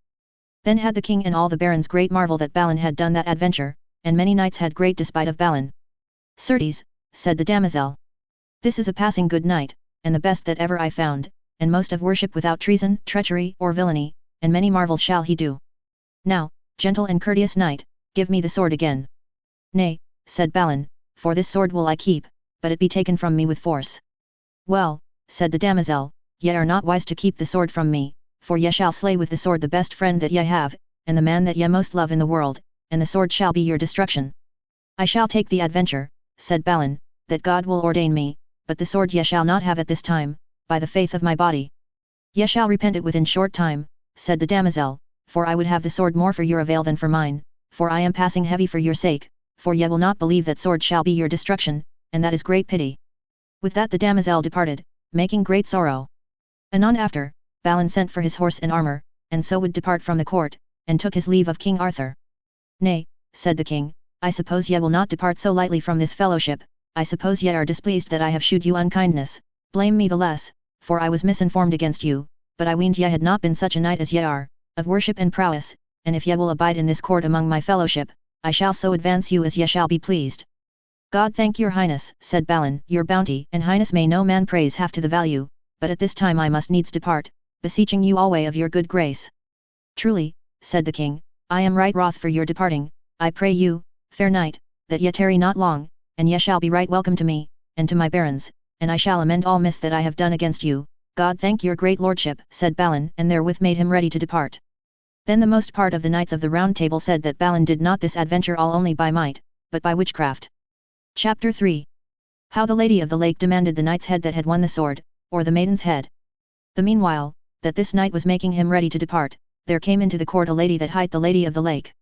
And she came on horseback, richly beseen, and saluted King Arthur, and there asked him a gift that he promised her when she gave him the sword. That is sooth, said Arthur, a gift I promised you, but I have forgotten the name of my sword that ye gave me. The name of it, said the lady, is Excalibur, that is as much to say as cut steel. Ye say well, said the king, ask what ye will and ye shall have it, and it lie in my power to give it. Well, said the lady, I ask the head of the knight that hath won the sword, or else the damosel's head that brought it, I take no force though I have both their heads, for he slew my brother, a good knight and a true, and that gentlewoman was causer of my father's death. Truly, said King Arthur, I may not grant neither of their heads with my worship, therefore ask what ye will else, and I shall fulfill your desire. I will ask none other thing, said the lady. When Balin was ready to depart, he saw the Lady of the Lake, that by her means had slain Balin's mother, and he had sought her 3 years, and when it was told him that she asked his head of King Arthur, he went to her straight and said, Evil be you found, ye would have my head, and therefore ye shall lose yours, and with his sword lightly he smote off her head before King Arthur. Alas, for shame! Said Arthur, why have ye done so? Ye have shamed me in all my court, for this was a lady that I was beholden to, and hither she came under my safe conduct, I shall never forgive you that trespass.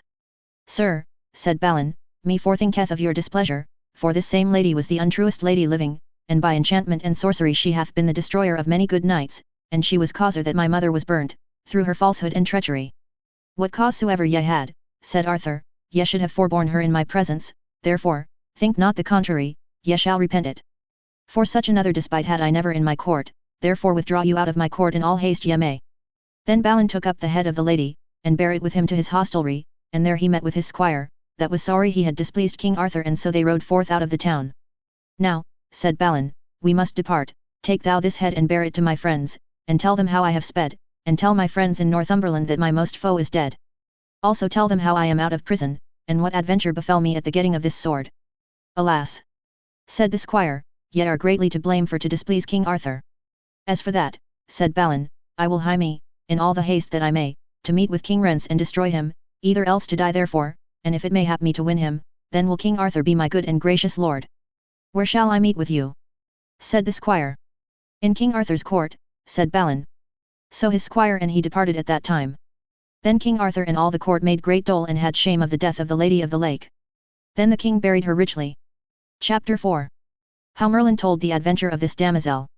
At that time there was a knight, the which was the king's son of Ireland, and his name was Lancer, the which was an orgulous knight, and counted himself one of the best of the court, and he had great despite at Balin for the achieving of the sword, that any should be accounted more hardy, or more of prowess, and he asked King Arthur if he would give him leave to ride after Balin and to revenge the despite that he had done. Do your best, said Arthur, I am right wroth with Balin, I would he were quit of the despite that he hath done to me and to my court. Then this Lancer went to his hostelry to make him ready. In the meanwhile came Merlin unto the court of King Arthur, and there was told him the adventure of the sword, and the death of the Lady of the Lake. Now shall I say you, said Merlin, this same damosel that here standeth, that brought the sword unto your court, I shall tell you the cause of her coming, she was the falsest damosel that liveth. Say not so, said they. She hath a brother, a passing good knight of prowess and a full true man, and this damosel loved another knight that held her to paramour, and this good knight her brother met with the knight that held her to paramour, and slew him by force of his hands. When this false damosel understood this, she went to the Lady Lyle of Avilion, and besought her of help, to be avenged on her own brother. Chapter 5. How Balin was pursued by Sir Lancer, knight of Ireland, and how he jousted and slew him. And so this Lady Lyle of Avilion took her this sword that she brought with her, and told there should no man pull it out of the sheath but if he be one of the best knights of this realm, and he should be hard and full of prowess, and with that sword he should slay her brother. This was the cause that the damosel came into this court. I know it as well as yet.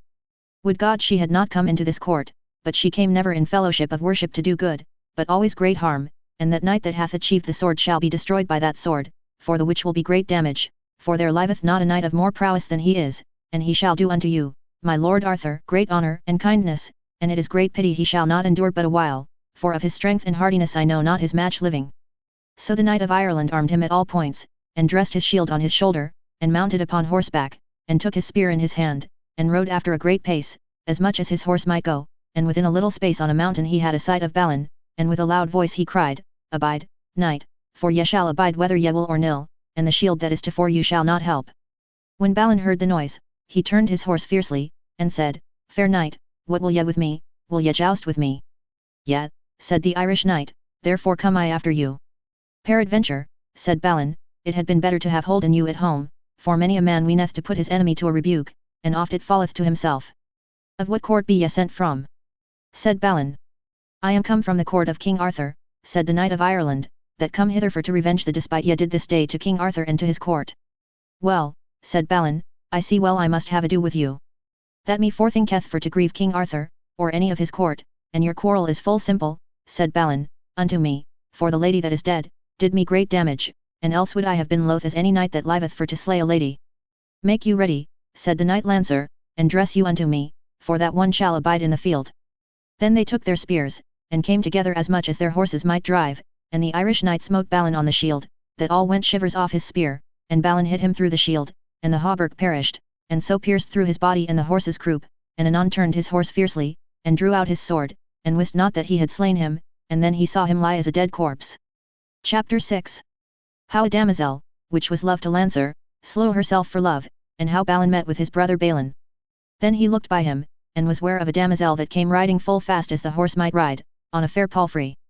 And when she espied that Lancer was slain, she made sorrow out of measure, and said, O Balin, 2 bodies thou hast slain and 1 heart, and 2 hearts in 1 body, and 2 souls thou hast lost. And therewith she took the sword from her love that lay dead, and fell to the ground in a swoon. And when she arose she made great dole out of measure, the which sorrow grieved Balin passingly sore, and he went unto her for to have taken the sword out of her hand, but she held it so fast he might not take it out of her hand unless he should have hurt her, and suddenly she set the pommel to the ground, and rove herself through the body. When Balin espied her deeds, he was passing heavy in his heart, and ashamed that so fair a damosel had destroyed herself for the love of his death. Alas, said Balin, me repenteth sore the death of this knight, for the love of this damosel. For there was much true love betwixt them both, and for sorrow might not longer behold him, but turned his horse and looked toward a great forest, and there he was ware, by the arms, of his brother Balin. And when they were met they put off their helms and kissed together, and wept for joy and pity. Then Balin said, I little ween to have met with you at this sudden adventure, I am right glad of your deliverance out of your dolorous prisonment, for a man told me, in the castle of 4 stones, that ye were delivered, and that man had seen you in the court of King Arthur, and therefore I came hither into this country, for here I supposed to find you. Anon the knight Balin told his brother of his adventure of the sword, and of the death of the Lady of the Lake, and how King Arthur was displeased with him. Wherefore he sent this knight after me, that lieth here dead, and the death of this damosel grieveth me sore. So doth it me, said Balin, but ye must take the adventure that God will ordain you. Truly, said Balin, I am right heavy that my lord Arthur is displeased with me, for he is the most worshipful knight that reigneth now on earth, and his love will I get or else will I put my life in adventure. For the king lieth at a siege at the castle Terrabil, and thither will we draw in all haste, to prove our worship and prowess upon him. I will well, said Balin, that we do, and we will help each other as brethren ought to do. Chapter 7. How a dwarf reproved Balin for the death of Lancer, and how King Mark of Cornwall found them, and made a tomb over them. Now go we hence, said Balin, and well be we met. The meanwhile as they talked, there came a dwarf from the city of Camelot on horseback, as much as he might, and found the dead bodies, wherefore he made great dole, and pulled out his hair for sorrow, and said, Which of you knights have done this deed? Whereby askest thou it? Said Balin. For I would wit it, said the dwarf. It was I, said Balin, that slew this knight in my defence, for hither he came to chase me, and either I must slay him or he me, and this damosel slew herself for his love, which repenteth me, and for her sake I shall owe all women the better love. Alas, said the dwarf, thou hast done great damage unto thyself, for this knight that is here dead was one of the most valiantest men that lived, and trust well, Balin, the kin of this knight will chase you through the world till they have slain you. As for that, said Balin, I fear not greatly, but I am right heavy that I have displeased my lord King Arthur, for the death of this knight. So as they talked together, there came a king of Cornwall riding, the which hight King Mark. And when he saw these two bodies dead, and understood how they were dead, by the two knights above said, then made the king great sorrow for the true love that was betwixt them, and said, I will not depart till I have on this earth made a tomb, and there he picked his pavilions and sought through all the country to find a tomb, and in a church they found one was fair and rich, and then the king let put them both in the earth, and put the tomb upon them, and wrote the names of them both on the tomb. How here lieth Lancer the king's son of Ireland, that at his own request was slain by the hands of Balin, and how his lady, Colombe and paramour, slew herself with her love's sword for dole and sorrow. Chapter 8. How Merlin prophesied that two the best knights of the world should fight there, which were Sir Lancelot and Sir Tristram. The meanwhile as this was a-doing, in came Merlin to King Mark, and seeing all his doing, said, Here shall be in this same place the greatest battle betwixt two knights that was or ever shall be, and the truest lovers, and yet none of them shall slay other. And there Merlin wrote their names upon the tomb with letters of gold that should fight in that place, whose names were Lancelot de Lake, and Tristram. Thou art a marvellous man, said King Mark unto Merlin, that speakest of such marvels, thou art a boiteux man and an unlikely to tell of such deeds. What is thy name? Said King Mark. At this time, said Merlin, I will not tell, but at that time when Sir Tristram is taken with his sovereign lady, then ye shall hear and know my name, and at that time ye shall hear tidings that shall not please you. Then said Merlin to Balin, Thou hast done thyself great hurt, because that thou savest not this lady that slew herself, that might have saved her an thou wouldest. By the faith of my body, said Balin, I might not save her, for she slew herself suddenly.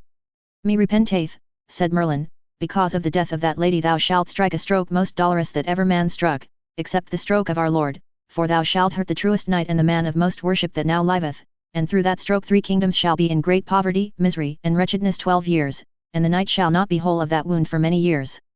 Then Merlin took his leave of Balin. And Balin said, If I wist it were sooth that ye say I should do such a perilous deed as that, I would slay myself to make thee a liar. Therewith Merlin vanished away suddenly. And then Balin and his brother took their leave of King Mark. First, said the king, tell me your name. Sir, said Balin, ye may see he beareth 2 swords, thereby ye may call him the knight with the 2 swords. And so departed King Mark unto Camelot to King Arthur, and Balin took the way toward King Rents. And as they rode together they met with Merlin disguised, but they knew him not. Whither ride you? Said Merlin. We have little to do, said the 2 knights, to tell thee. But what is thy name? Said Balin. At this time, said Merlin, I will not tell it thee. It is evil seen, said the knights, that thou art a true man that thou wilt not tell thy name. As for that, said Merlin, be it as it be may, I can tell you wherefore ye ride this way, for to meet King Rents, but it will not avail you without ye have my counsel. Ah! Said Balin, ye are Merlin, we will be ruled by your counsel. Come on, said Merlin, ye shall have great worship, and look that ye do knightly, for ye shall have great need. As for that, said Balin, dread you not, we will do what we may. Chapter 9. How Balin and his brother, by the counsel of Merlin, took King Rents and brought him to King Arthur. Then Merlin lodged them in a wood among leaves beside the highway, and took off the bridles of their horses and put them to grass and laid them down to rest them till it was nigh midnight. Then Merlin bade them rise, and make them ready, for the king was nigh them, that was stolen away from his host with the 60 horses of his best knights, and 20 of them rode to fore to warn the Lady de Vance that the king was coming, for that night King Rence should have lain with her. Which is the king? Said Balin. Abide, said Merlin, here in a straight way ye shall meet with him, and therewith he showed Balin and his brother where he rode. Anon Balin and his brother met with the king, and smote him down, and wounded him fiercely, and laid him to the ground, and there they slew on the right hand and the left hand, and slew more than 40 of his men, and the remnant fled. Then went they again to King Rence and would have slain him had he not yielded him unto their grace. Then said he thus, Knights full of prowess, slay me not, for by my life ye may win, and by my death ye shall win nothing. Then said these 2 knights, Ye say sooth and truth, and so laid him on a horse litter. With that Merlin was vanished, and came to King Arthur aforehand, and told him how his most enemy was taken and discomfited. By whom? Said King Arthur. By 2 knights, said Merlin, that would please your lordship, and tomorrow ye shall know what knights they are. Anon after came the knight with the 2 swords and Balin his brother, and brought with them King Rence of North Wales, and there delivered him to the porters, and charged them with him. And so they 2 returned again in the dawning of the day. King Arthur came then to King Rence, and said, Sir King, ye are welcome, by what adventure come ye hither? Sir, said King Rence, I came hither by an hard adventure. Who won you? Said King Arthur. Sir, said the king, the knight with the 2 swords and his brother, which are 2 marvellous knights of prowess. I know them not, said Arthur, but much I am beholden to them. Ah, said Merlin, I shall tell you, it is Balin that achieved the sword, and his brother Balin, a good knight, there liveth not a better of prowess and of worthiness, and it shall be the greatest dole of him that ever I knew of knight, for he shall not long endure. Alas, said King Arthur, that is great pity, for I am much beholden unto him, and I have ill deserved it unto him for his kindness. Nay, said Merlin, he shall do much more for you, and that shall ye know in haste. But, sir, are ye purveyed, said Merlin, for to mourn the host of Nero, King Rence's brother. Will set on you or noon with a great host, and therefore make you ready, for I will depart from you. Chapter 10. How King Arthur had a battle against Nero and King Lot of Orkney, and how King Lot was deceived by Merlin, and how 12 kings were slain. Then King Arthur made ready his host in 10 battles, and Nero was ready in the field afore the castle Terrible with a great host, and he had 10 battles, with many more people than Arthur had. Then Nero had the vanguard with the most part of his people, and Merlin came to King Lot of the Isle of Orkney, and held him with a tale of prophecy till Nero and his people were destroyed. And there Sir Kay the seneschal did passingly well, that the days of his life the worship went never from him, and Sir Hervis de Revel did marvellous deeds with King Arthur, and King Arthur slew that day 20 knights and maimed 40. At that time came in the knight with the 2 swords and his brother Balin, but they 2 did so marvellously that the king and all the knights marvelled of them, and all they that beheld them said they were sent from heaven as angels, or devils from hell, and King Arthur said himself they were the best knights that ever he saw, for they gave such strokes that all men had wonder of them. In the meanwhile came one to King Lot, and told him while he tarried there Nero was destroyed and slain with all his people. Alas, said King Lot, I am ashamed, for by my default there is many a worshipful man slain, for an we had been together there had been none host under the heaven that had been able for to have matched with us, this fater with his prophecy hath mocked me. All that did Merlin, for he knew well that an King Lot had been with his body there at the first battle, King Arthur had been slain, and all his people destroyed, and well Merlin knew that one of the kings should be dead that day, and loath was Merlin that any of them both should be slain, but of the twain, he had liefer King Lot had been slain than King Arthur. Now what is best to do? Said King Lot of Orkney, whether is me better to treat with King Arthur or to fight, for the greater part of our people are slain and destroyed? Sir, said a knight, set on Arthur for they are weary and forfoughten and we be fresh. As for me, said King Lot, I would every knight would do his part as I would do mine. And then they advanced banners and smote together and all to shivered their spears, and Arthur's knights, with the help of the knight with the 2 swords and his brother Balin put King Lot and his host to the worse. But always King Lot held him in the foremost front, and did marvellous deeds of arms, for all his host was borne up by his hands, for he abode all nights. Alas he might not endure, the which was great pity, that so worthy a knight as he was one should be overmatched, that of late time afore had been a knight of King Arthur's, and wedded the sister of King Arthur, and for King Arthur lay by King Lot's wife, the which was Arthur's sister, and gat on her Mordred, therefore King Lot held against Arthur. So there was a knight that was called the Knight with the Strange Beast, and at that time his right name was called Pellinore, the which was a good man of prowess. And he smote a mighty stroke at King Lot as he fought with all his enemies, and he failed of his stroke, and smote the horse's neck, that he fell to the ground with King Lot, and therewith anon Pellinore smote him a great stroke through the helm and head unto the brows. And then all the host of Orkney fled for the death of King Lot, and there were slain many mothers' sons. But King Pellinore bare the white of the death of King Lot, wherefore Sir Gawain revenged the death of his father the 10th year after he was made knight, and slew King Pellinore with his own hands. Also there were slain at that battle 12 kings on the side of King Lot with Nero, and all were buried in the church of St. Stephen's in Camelot, and the remnant of knights and of others were buried in a great rock. Chapter 11. Of the interment of 12 kings, and of the prophecy of Merlin, and how Balin should give the dolorous stroke. So at the interment came King Lot's wife Margause with her 4 sons, Gawain, Agravain, Gaheris, and Gareth. Also there came thither King Uriens, Sir Wayne's father, and Morgan le Fay his wife that was King Arthur's sister. All these came to the interment.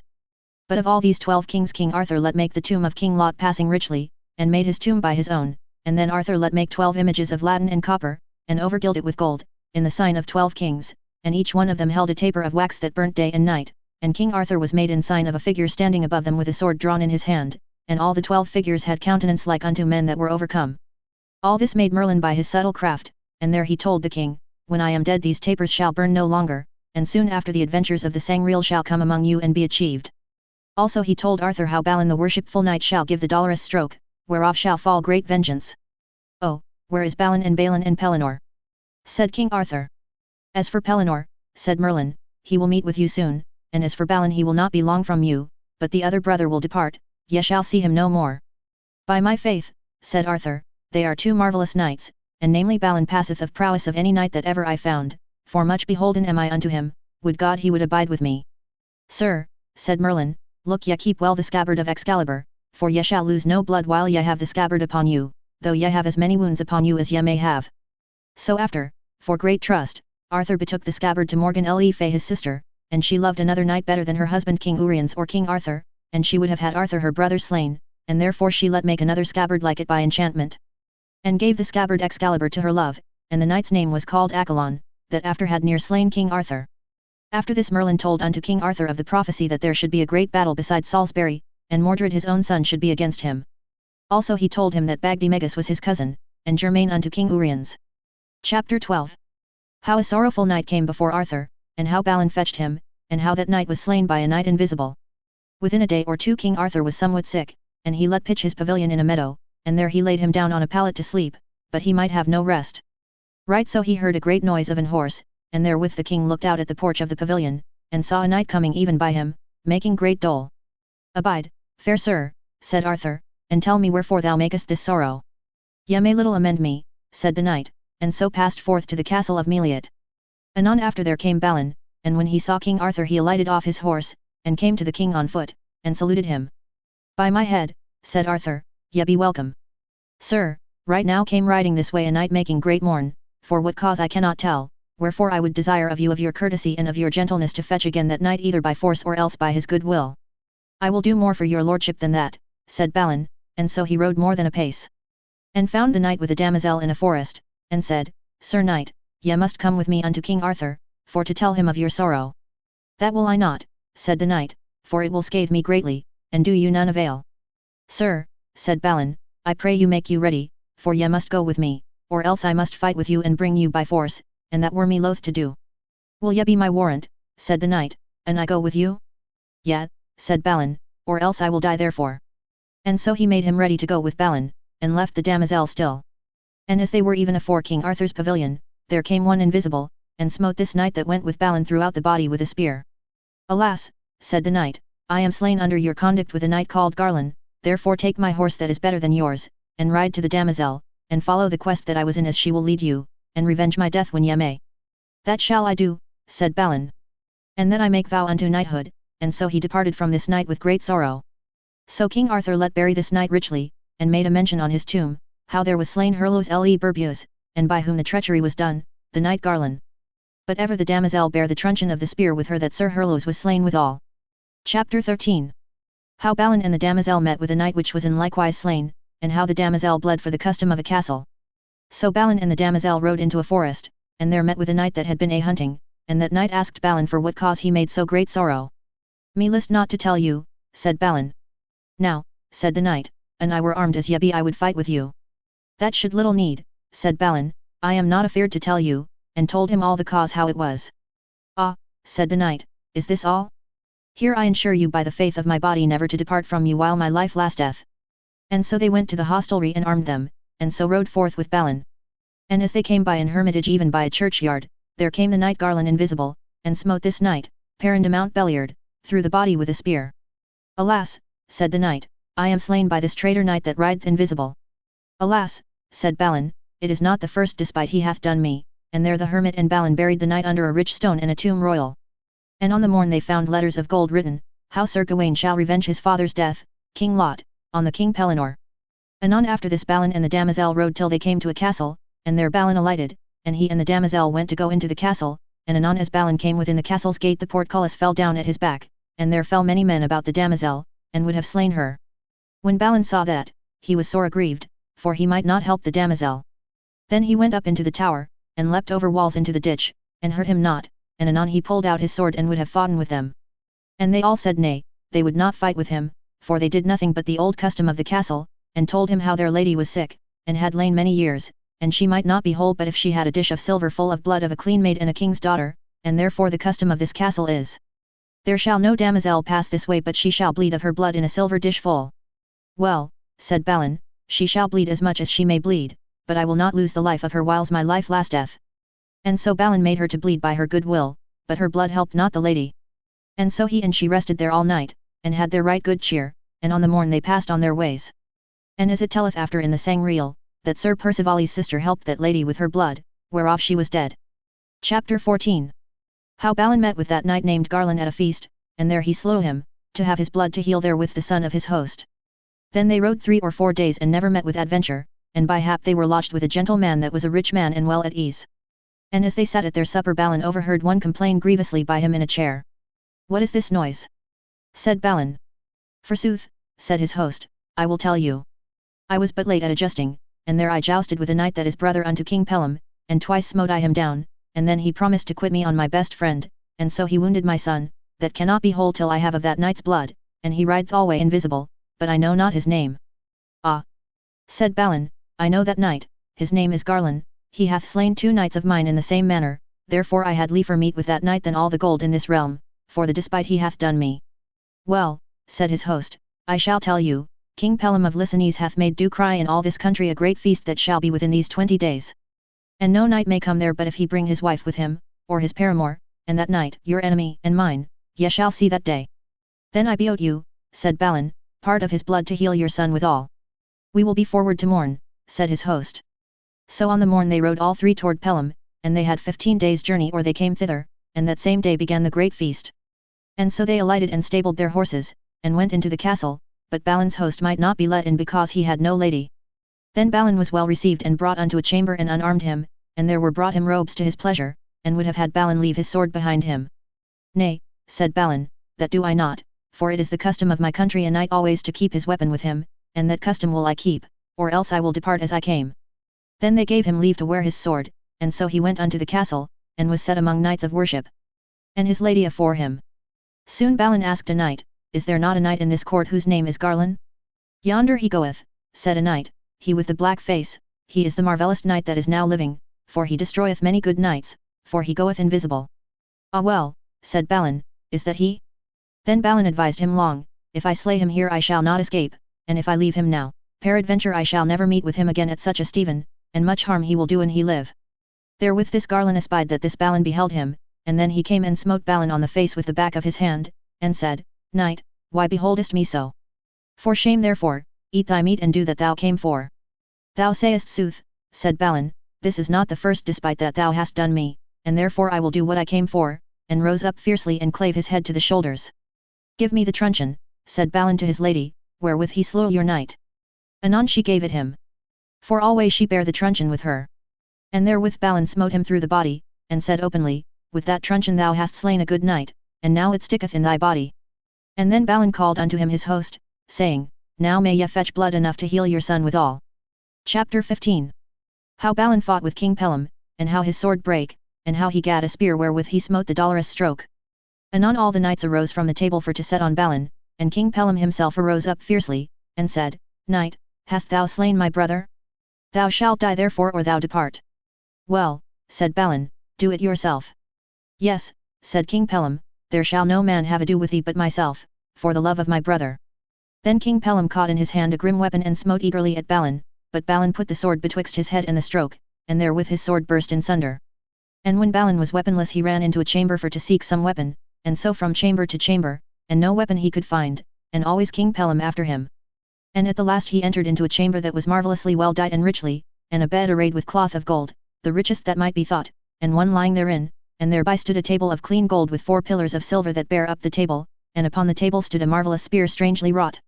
And when Balin saw that spear, he gat it in his hand and turned him to King Pellam, and smote him passingly sore with that spear, that King Pellam fell down in a swoon, and therewith the castle roof and walls brake and fell to the earth, and Balin fell down so that he might not stir foot nor hand. And so the most part of the castle, that was fallen down through that dolorous stroke, lay upon Pellam and Balin 3 days. Chapter 16. How Balin was delivered by Merlin, and saved a knight that would have slain himself for love. Then Merlin came thither and took up Balin, and gat him a good horse, for his was dead, and bade him ride out of that country. I would have my damosel, said Balin. Lo, said Merlin, where she lieth dead. And King Pellam lay so, many years sore wounded, and might never be whole till Galahad the Oat Prince healed him in the quest of the Sangreal, for in that place was part of the blood of our Lord Jesus Christ, that Joseph of Arimathea brought into this land, and there himself lay in that rich bed. And that was the same spear that Longius smote our Lord to the heart, and King Pellam was nigh of Joseph's kin, and that was the most worshipful man that lived in those days, and great pity it was of his hurt, for through that stroke, turned to great dole, Tray, and teen. Then departed Balin from Merlin, and said, in this world we meet never no more. So he rode forth through the fair countries and cities, and found the people dead, slain on every side. And all that were alive cried, O Balin! Thou hast caused great damage in these countries, for the dolorous stroke thou gavest unto King Pellam 3 countries are destroyed, and doubt not but the vengeance will fall on thee at the last. When Balin was past those countries he was passing fain. So he rode 8 days or he met with adventure. And at the last he came into a fair forest in a valley, and was ware of a tower, and there beside he saw a great horse of war, tied to a tree, and there beside sat a fair knight on the ground and made great mourning, and he was a likely man, and a well made. Balin said, God save you, why be ye so heavy? Tell me and I will amend it, and I may, to my power. Sir Knight, said he again, thou dost me great grief, for I was in merry thoughts, and now thou puttiest me to more pain. Balin went a little from him, and looked on his horse, then heard Balin him say thus, Ah, fair lady, why have ye broken my promise, for thou promisest me to meet me here by noon, and I may curse thee that ever ye gave me this sword, for with this sword I slay myself, and pulled it out. And therewith Balin stirred unto him and took him by the hand. Let go my hand, said the knight, or else I shall slay thee. That shall not need, said Balin, for I shall promise you my help to get you your lady. And ye will tell me where she is. What is your name? Said the knight. My name is Balin le Savage. Ah, sir, I know you well enough, ye are the knight with the 2 swords, and the man of most prowess of your hands living. What is your name? Said Balin. My name is Garnish of the Mount, a poor man's son, but by my prowess and hardiness a duke hath made me knight, and gave me lands. His name is Duke Hermel, and his daughter is she that I love, and she me as I deemed. How far is she hence? Said Balin. But 6 mile, said the knight. Now ride we hence, said these 2 knights. So they rode more than a pace, till that they came to a fair castle well walled and ditched. I will into the castle, said Balin, and look if she be there. So he went in and searched from chamber to chamber, and found her bed, but she was not there. Then Balin looked into a fair little garden, and under a laurel tree he saw her lie upon a quilt of green samite and a knight in her arms, fast halsing either other. And under their heads grass and herbs. When Balin saw her lie so with the foulest knight that ever he saw, and she a fair lady, then Balin went through all the chambers again, and told the knight how he found her as she had slept fast, and so brought him in the place there she lay fast sleeping. Chapter 17. How that knight slew his love in a night lying by her, and after, how he slew himself with his own sword, and how Balin rode toward a castle where he lost his life. And when Garnish beheld her so lying, for pure sorrow his mouth and nose burst out a bleeding, and with his sword he smote off both their heads, and then he made sorrow out of measure, and said, O Balin, much sorrow hast thou brought unto me, for hadst thou not shewed me that sight I should have passed my sorrow. Forsooth, said Balin, I did it to this intent that it should better thy courage, and that ye might see and know her falsehood, and to cause you to leave love of such a lady. God know it, I did none other but as I would ye did to me. Alas, said Garnish, now is my sorrow double that I may not endure, now have I slain that I most loved in all my life, and therewith suddenly he rove himself on his own sword unto the hilts. When Balin saw that, he dressed him then sword, lest folk would say he had slain them, and so he rode forth, and within 3 days he came by a cross, and thereon were letters of gold written, that said, It is not for no knight alone to ride toward this castle.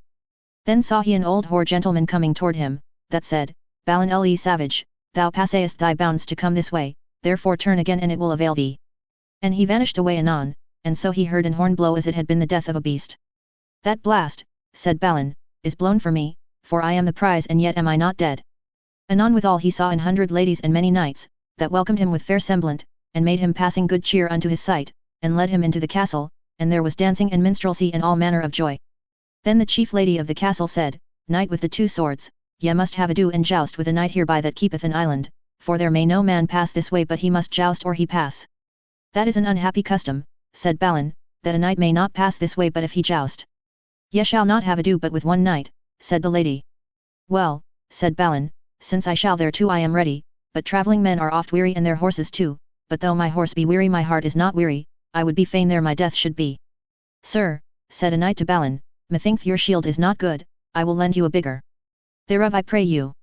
And so he took the shield that was unknown and left his own, and so rode unto the island, and put him and his horse in a great boat, and when he came on the other side he met with a damosel, and she said, O knight Balin, why have ye left your own shield? Alas, ye have put yourself in great danger, for by your shield ye should have been known, it is great pity of you as ever was of knight, for of thy prowess and hardiness thou hast no fellow living. Me repenteth, said Balin, that ever I came within this country, but I may not turn now again for shame, and what adventure shall fall to me, be it life or death, I will take the adventure that shall come to me. And then he looked on his armour, and understood he was well armed, and therewith blessed him and mounted upon his horse. Chapter 18. How Balin met with his brother Balin, and how each of them slew other unknown, till they were wounded to death. Then afore him he saw come riding out of a castle a knight, and his horse trapped all red, and himself in the same colour. When this knight in the red beheld Balin, him thought it should be his brother Balin by cause of his two swords, but by cause he knew not his shield he deemed it was not he. And so they aventred their spears and came marvellously fast together, and they smote each other in the shields, but their spears and their course were so big that it bare down horse and man, that they lay both in a swoon. But Balin was bruised sore with the fall of his horse, for he was weary of travel. And Balin was the first that rose on foot and drew his sword, and went toward Balin, and he arose and went against him, but Balin smote Balin first, and he put up his shield and smote him through the shield and tamed his helm. Then Balin smote him again with that unhappy sword, and well nigh had felled his brother Balin, and so they fought there together till their breaths failed. Then Balin looked up to the castle and saw the tower stand full of ladies. So they went unto battle again, and wounded every other dolefully, and then they breathed oft times, and so went unto battle that all the place there as they fought was blood red. And at that time there was none of them both but they had either smitten other 7 great wounds, so that the least of them might have been the death of the mightiest giant in this world. Then they went to battle again so marvellously that doubt it was to hear of that battle for the great blood shedding, and their hauberks uniled that naked they were on every side. At last Balin the younger brother withdrew him a little and laid him down. Then said Balin, Le Savage, what knight art thou? For or now I found never no knight that matched me. My name is, said he, Balin, brother unto the good knight, Balin. Alas, said Balin, that ever I should see this day, and therewith he fell backward in a swoon. Then Balin yet on all 4 feet and hands, and put off the helm off his brother, and might not know him by the visage it was so full hewn and bled, but when he awoke he said, O Balin, my brother, thou hast slain me and I thee, wherefore all the wide world shall speak of us both. Alas, said Balin, that ever I saw this day, that through mishap I might not know you, for I espied well your 2 swords, but by cause ye had another shield I deemed ye had been another knight. Alas, said Balin. All that made an unhappy knight in the castle, for he caused me to leave my own shield to our both's destruction, and if I might live I would destroy that castle for ill customs. That were well done, said Balin, for I had never grace to depart from them since that I came hither, for here it happed me to slay a knight that kept this island, and since might I never depart, and no more should ye, brother, and ye might have slain me as ye have, and escaped yourself with the life. Right so came the lady of the tower with 4 knights and 6 ladies and 6 yeomen unto them, and there she heard how they made their moan either to other, and said, We came both out of one tomb, that is to say one mother's belly, and so shall we lie both in one pit. So Balin prayed the lady of her gentleness, for his true service, that she would bury them both in that same place there the battle was done. And she granted them, with weeping, it should be done richly in the best manner. Now, will ye send for a priest, that we may receive our sacrament, and receive the blessed body of our Lord Jesus Christ? Yet, said the lady, it shall be done, and so she sent for a priest and gave them their rites.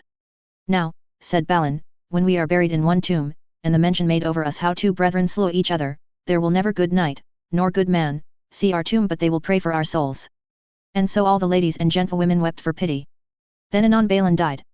But Balin died not till the midnight after, and so were they buried both, and the lady let make a mention of Balin how he was there slain by his brother's hands, but she knew not Balin's name. Chapter 19. How Merlin buried them both in one tomb, and of Balin's sword. In the morn came Merlin and let write Balin's name on the tomb with letters of gold, that here lieth Balin le Savage, that was the knight with the two swords, and he that smote the dolorous stroke. Also Merlin let make there a bed, that there should never man lie therein but he went out of his wit, yet Lancelot de Lakeford did that bed through his noblesse. And anon after Balin was dead, Merlin took his sword, and took off the pommel and set on another pommel. So Merlin bade a knight that stood afore him handle that sword, and he essayed, and he might not handle it. Then Merlin laughed. Why laugh yet? Said the knight. This is the cause, said Merlin, there shall never man handle this sword but the best knight of the world, and that shall be Sir Lancelot or else Galahad his son, and Lancelot with this sword shall slay the man that in the world he loved best, that shall be Sir Gawain. All this he let write in the pommel of the sword. Then Merlin let make a bridge of iron and of steel into that island. And it was but half a foot broad, and there shall never man pass that bridge, nor have hardiness to go over, but if he were a passing good man and a good knight without treachery or villainy. Also the scabbard of Balin's sword Merlin left it on this side the island, that Galahad should find it.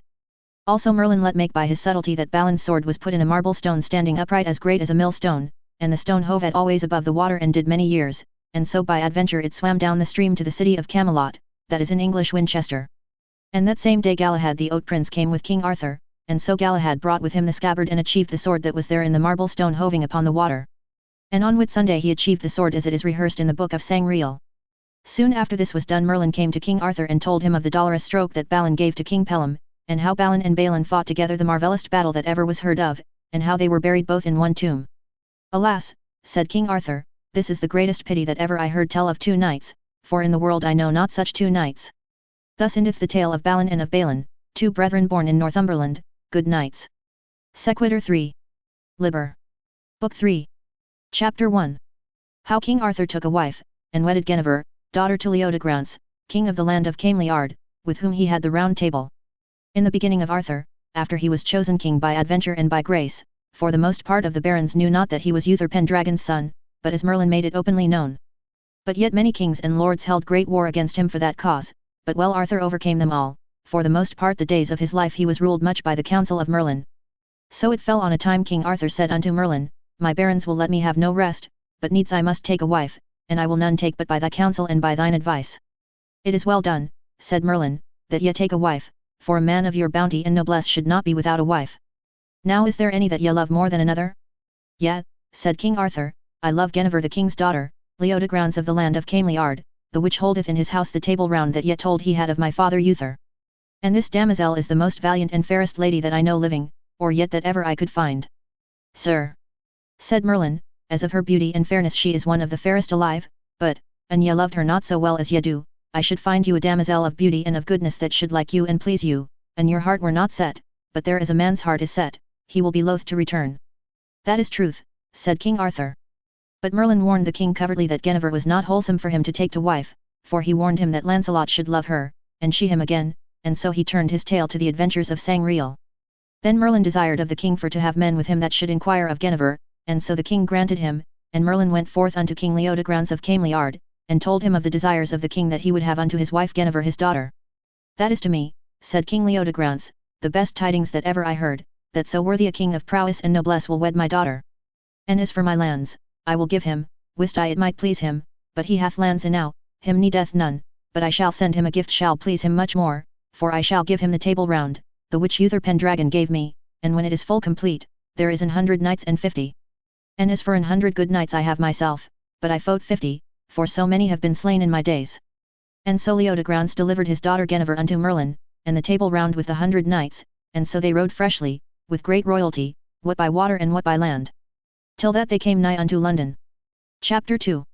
How the Knights of the Round Table were ordained and their sieges blessed by the Bishop of Canterbury.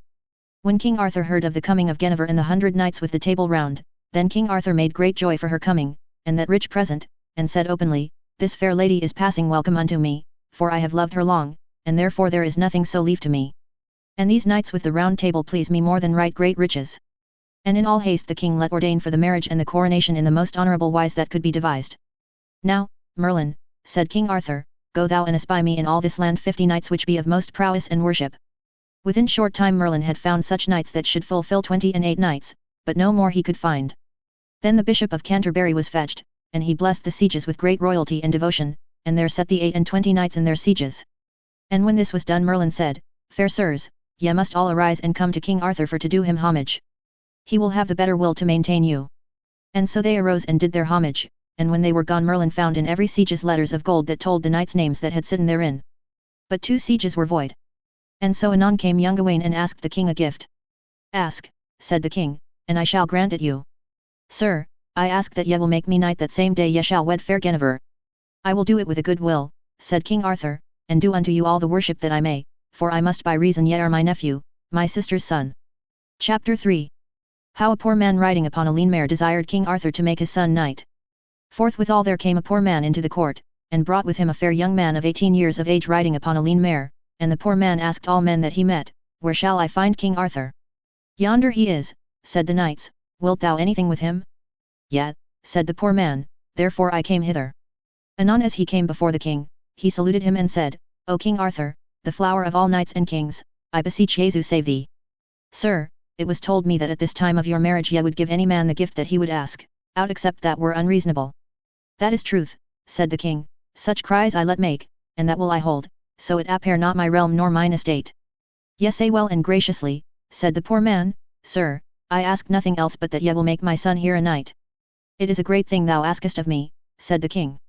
What is thy name? Said the king to the poor man. Sir, my name is Aries the cowherd. Whether cometh this of thee or of thy son? Said the king. Nay, sir, said Aries, this desire cometh of my son and not of me, for I shall tell you I have 13 sons, and all they will fall to what labor I put them, and will be right glad to do labor, but this child will not labor for me, for anything that my wife or I may do, but always he will be shooting or casting darts, and glad for to see battles and to behold knights, and always day and night he desireth of me to be made a knight. What is thy name? Said the king unto the young man. Sir, my name is Tor. The king beheld him fast, and saw he was passingly well visaged and passingly well made of his years. Well, said King Arthur unto Aries the cowherd, fetch all thy sons afore me that I may see them. And so the poor man did, and all were shaped much like the poor man. But Tor was not like none of them all in shape nor in countenance, for he was much more than any of them. Now, said King Arthur unto the cowherd, where is the sword he shall be made knight withal? It is here, said Tor. Take it out of the sheath, said the king, and require me to make you a knight. Then Tor alighted off his mare and pulled out his sword, kneeling, and requiring the king that he would make him knight, and that he might be a knight of the Table Round. As for a knight I will make you, and therewith smote him in the neck with the sword, saying, Be ye a good knight, and so I pray to God so ye may be, and if ye be of prowess and of worthiness ye shall be a knight of the Table Round. Now Merlin, said Arthur, say whether this Tor shall be a good knight or no yet, sir, he ought to be a good knight, for he is come of as good a man as any is alive, and of king's blood. How so, sir? Said the king. I shall tell you, said Merlin, this poor man, Aries the cowherd, is not his father, he is nothing sib to him, for King Pellinore is his father. I suppose nay, said the cowherd.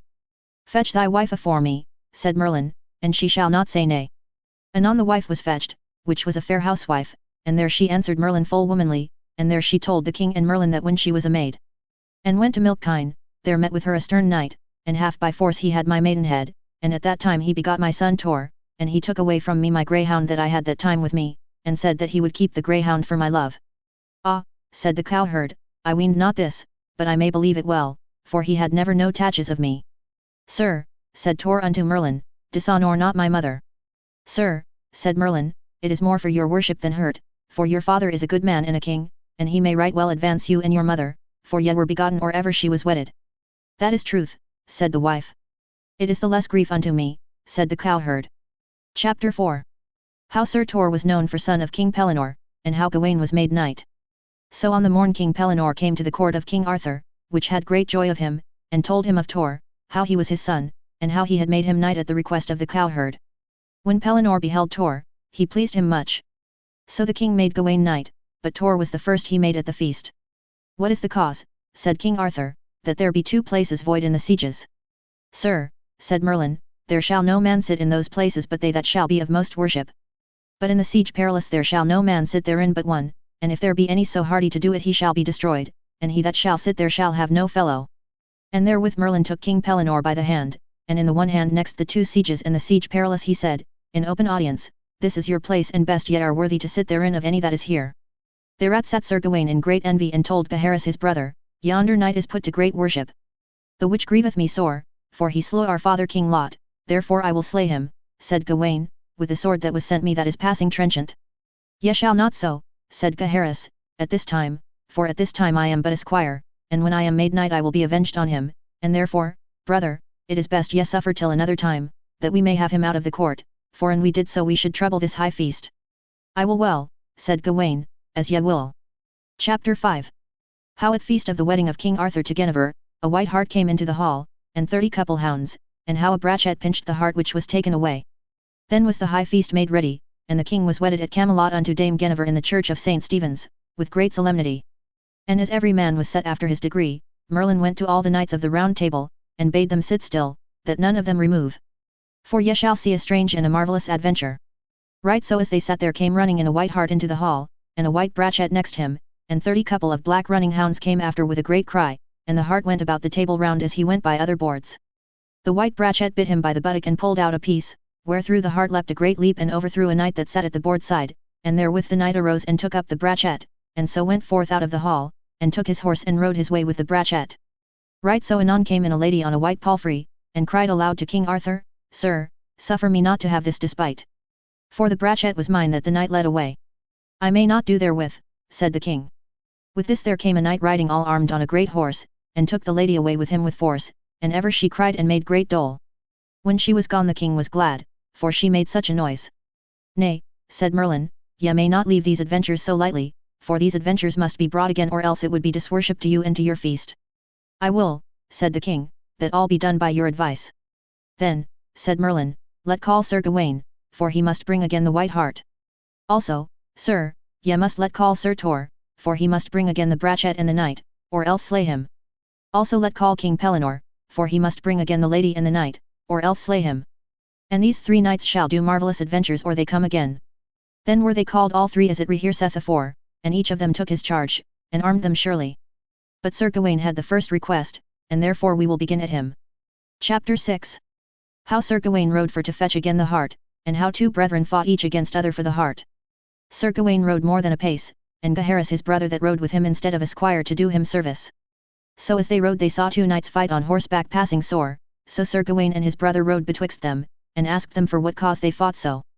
The one knight answered and said, We fight for a simple matter, for we 2 be 2 brethren born and begotten of one man and of one woman. Alas, said Sir Gawain, why do ye so?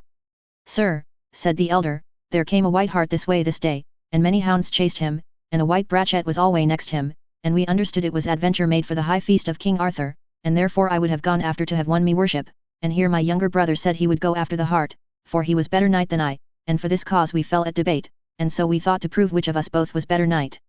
This is a simple cause, said Sir Gawain, uncouth men ye should debate withal. And not brother with brother, therefore but if you will do by my counsel I will have ado with you, that is ye shall yield you unto me, and that ye go unto King Arthur and yield you unto his grace. Sir Knight, said the 2 brethren, we are forfoughten and much blood have we lost through our wilfulness, and therefore we would be loath to have ado with you. Then do as I will have you, said Sir Gawain. We will agree to fulfill your will, but by whom shall we say that we be thither sent? Ye may say, by the knight that followeth the quest of the hart that was white.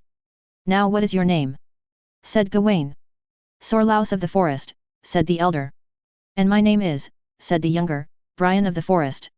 And so they departed and went to the king's court, and Sir Gawain on his quest.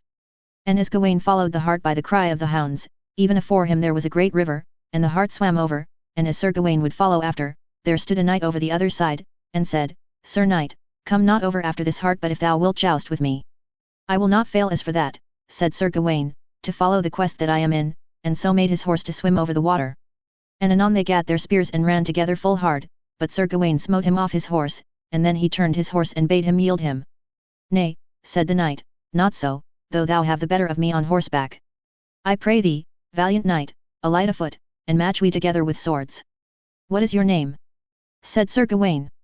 Aladin of the Isles, said the other. Then either dressed their shields and smote together, but Sir Gawain smote him so hard through the helm that it went to the brains, and the knight fell down dead. Ah! Said Gaheris. That was a mighty stroke of a young knight. Chapter 7. How the hart was chased into a castle and there slain, and how Sir Gawain slew a lady. Then Gawain and Gaheris rode more than a pace after the white hart, and let slip at the hart 3 couple of greyhounds, and so they chased the hart into a castle, and in the chief place of the castle they slew the hart.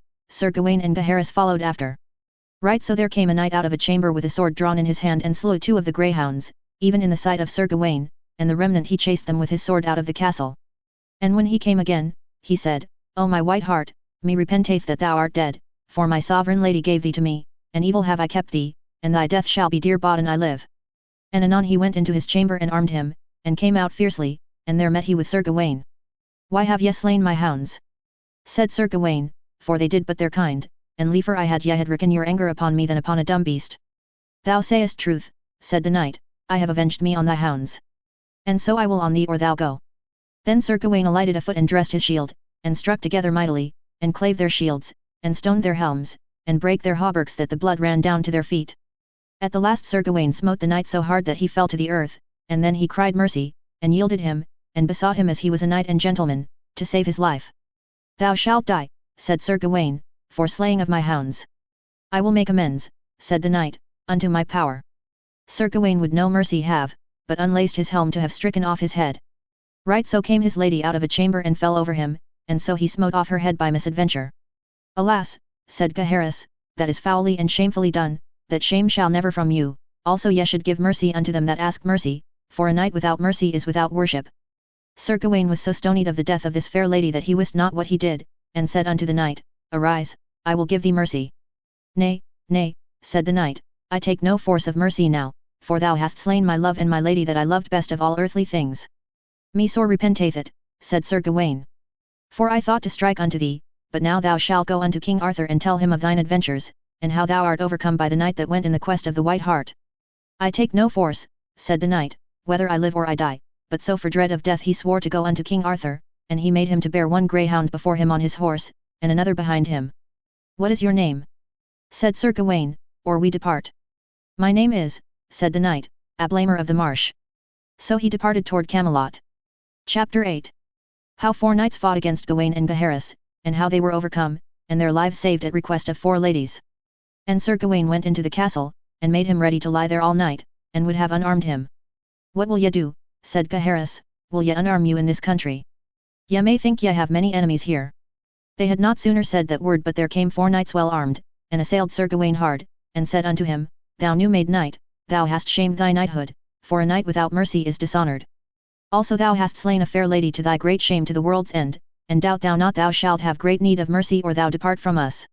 And therewith one of them smote Sir Gawain a great stroke that nigh he fell to the earth, and Gaheris smote him again sore, and so they were on the one side and on the other, that Sir Gawain and Gaheris were in jeopardy of their lives, and one with a bow, an archer, smote Sir Gawain through the arm that it grieved him wonderly sore.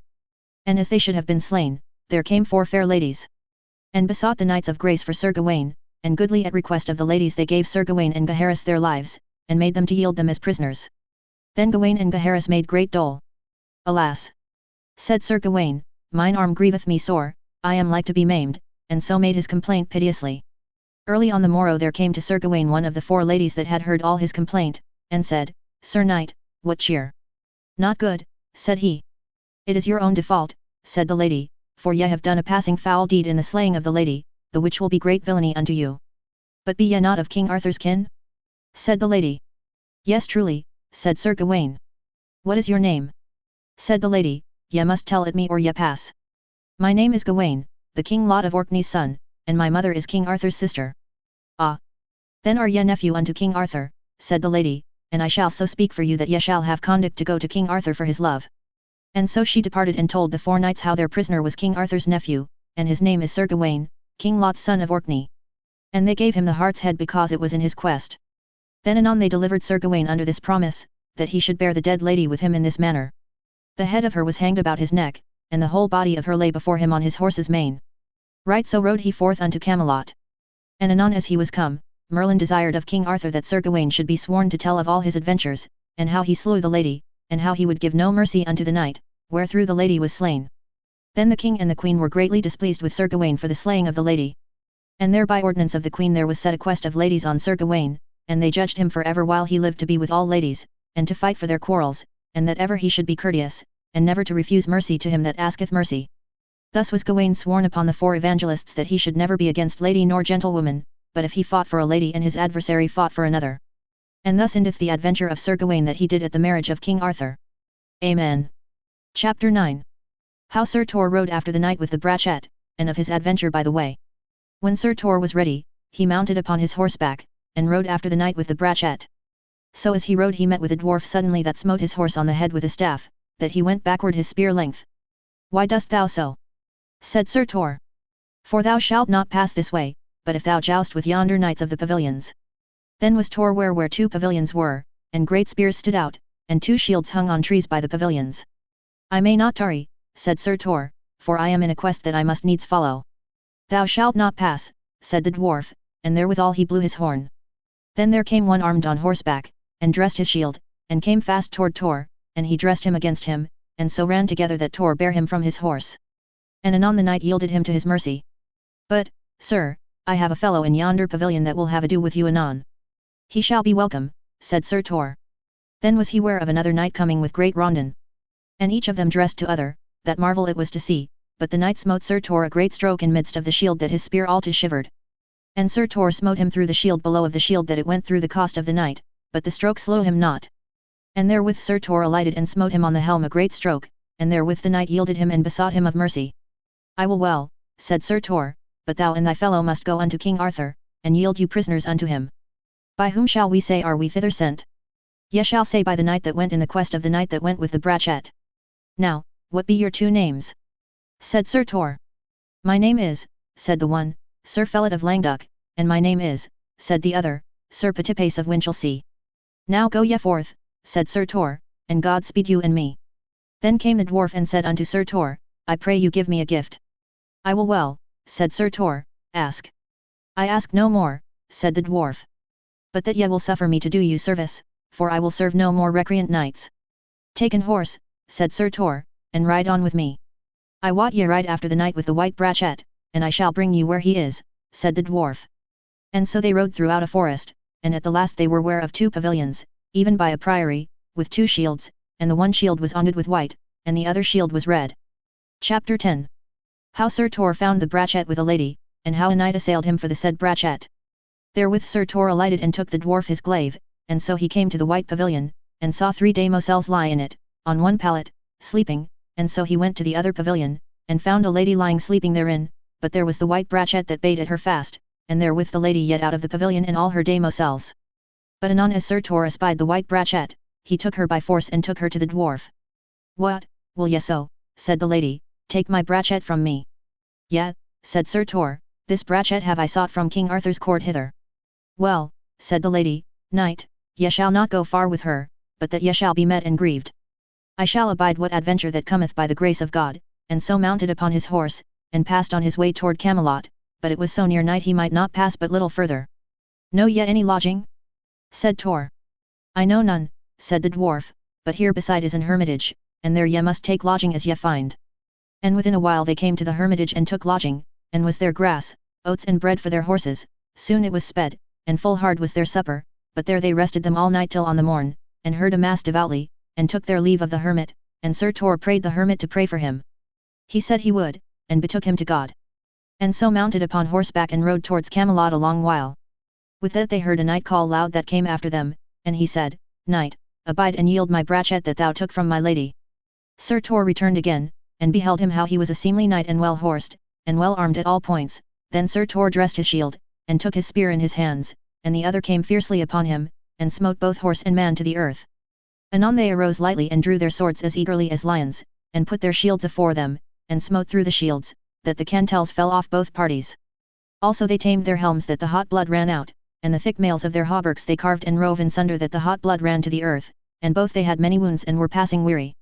But Sir Tor espied that the other knight fainted, and then he sued fast upon him, and doubled his strokes, and garred him go to the earth on the one side. Then Sir Tor bade him yield him. "That will I not," said Abel Luz. "While my life lasteth and the soul is within my body, unless that thou wilt give me the brachet." "That will I not do," said Sir Tor, "for it was my quest to bring again thy brachet, thee, or both." Chapter 11.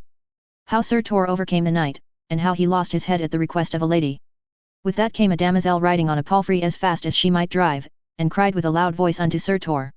"What will ye with me?" said Sir Tor.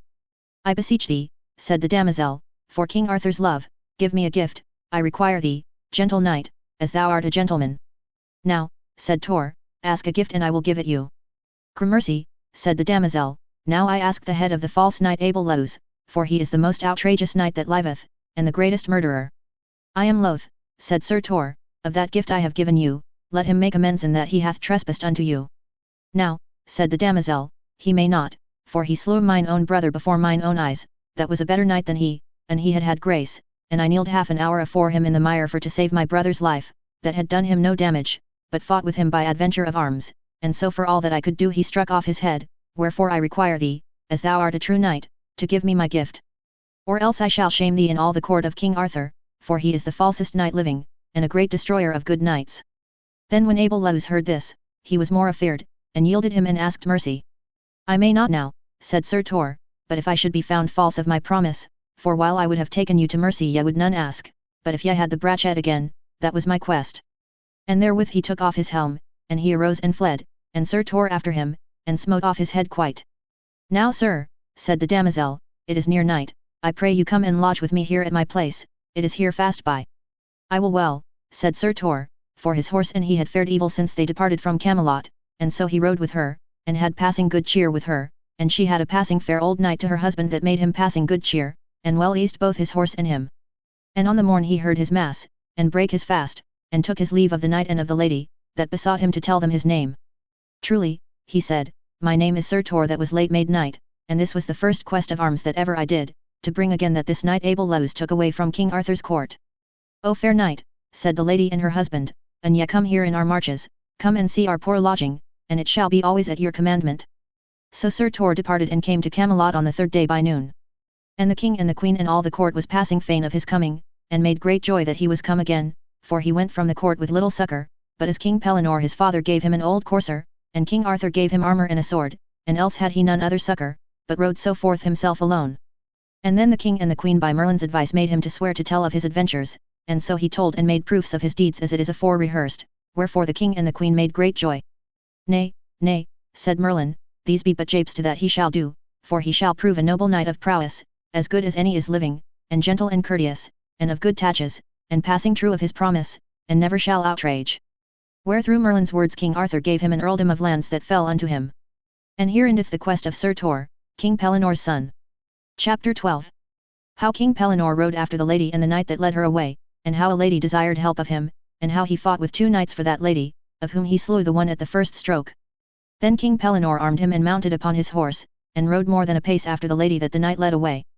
And as he rode in a forest, he saw in a valley a damosel sit by a well, and a wounded knight in her arms, and Pellinore saluted her. And when she was ware of him, she cried over loud, Help me, knight, for Christ's sake, King Pellinore. And he would not tarry, he was so eager in his quest, and ever she cried 100 times after help. When she saw he would not abide, she prayed unto God to send him as much need of help as she had, and that he might feel it or he died. So, as the book telleth, the knight there died that there was wounded, wherefore the lady for pure sorrow slew herself with his sword. As King Pellinore rode in that valley he met with a poor man, a labourer. Sawest thou not, said Pellinore, a knight riding and leading away a lady? Yet, said the man, I saw that knight, and the lady that made great dole, and yonder beneath in a valley there shall ye see 2 pavilions. And one of the knights of the pavilions challenged that lady of that knight, and said she was his cousin near, wherefore he should lead her no farther. And so they waged battle in that quarrel, the one said he would have her by force, and the other said he would have the rule of her, by cause he was her kinsman, and would lead her to her kin. For this quarrel he left them fighting. And if ye will ride apace ye shall find them fighting, and the lady was beleft with the 2 squires in the pavilions. God thank thee, said King Pellinore. Then he rode a wallop till he had a sight of the 2 pavilions, and the 2 knights fighting. Anon he rode unto the pavilions, and saw the lady that was his quest, and said, Fair lady, ye must go with me unto the court of King Arthur. Sir knight, said the 2 squires that were with her, yonder are 2 knights that fight for this lady, go thither and depart them, and be agreed with them, and then may ye have her at your pleasure. Ye say well, said King Pellinore. And anon he rode betwixt them, and departed them, and asked them the causes why that they fought. Sir knight, said the one, I shall tell you, this lady is my kinswoman nigh, mine aunt's daughter, and when I heard her complain that she was with him maugre her head, I waged battle to fight with him. Sir knight, said the other, whose name was Hans Lake of Wentland, and this lady I gat by my prowess of arms this day at Arthur's court. That is untruly said, said King Pellinore, for ye came in suddenly there as we were at the high feast, and took away this lady or any man might make him ready, and therefore it was my quest to bring her again and you both, or else the one of us to abide in the field, therefore the lady shall go with me, or I will die for it, for I have promised it King Arthur. And therefore fight ye no more, for none of you shall have no part of her at this time, and if ye list to fight for her, fight with me, and I will defend her. Well, said the knights, make you ready, and we shall assail you with all our power. And as King Pellinore would have put his horse from them, Sir Hontzlake rove his horse through with a sword, and said, Now art thou on foot as well as we are. When King Pellinore espied that his horse was slain, lightly he leapt from his horse and pulled out his sword, and put his shield afore him, and said, Knight, keep well thy head, for thou shalt have a buffet for the slaying of my horse. So King Pellinore gave him such a stroke upon the helm that he clave the head down to the chin, that he fell to the earth dead. Chapter 13.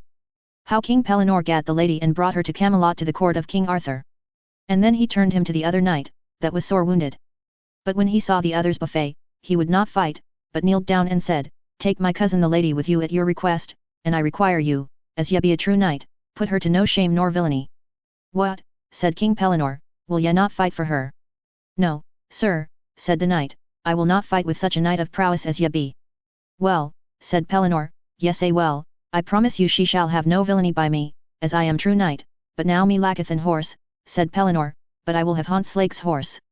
Ye shall not need, said the knight, for I shall give you such an horse as shall please you, so that you will lodge with me, for it is near night. I will well, said King Pellinore, abide with you all night. And there he had with him right good cheer, and fared of the best with passing good wine, and had merry rest that night. And on the morn he heard a mass and dined, and then was brought him a fair bay courser. And King Pellinore's saddle set upon him. Now, what shall I call you?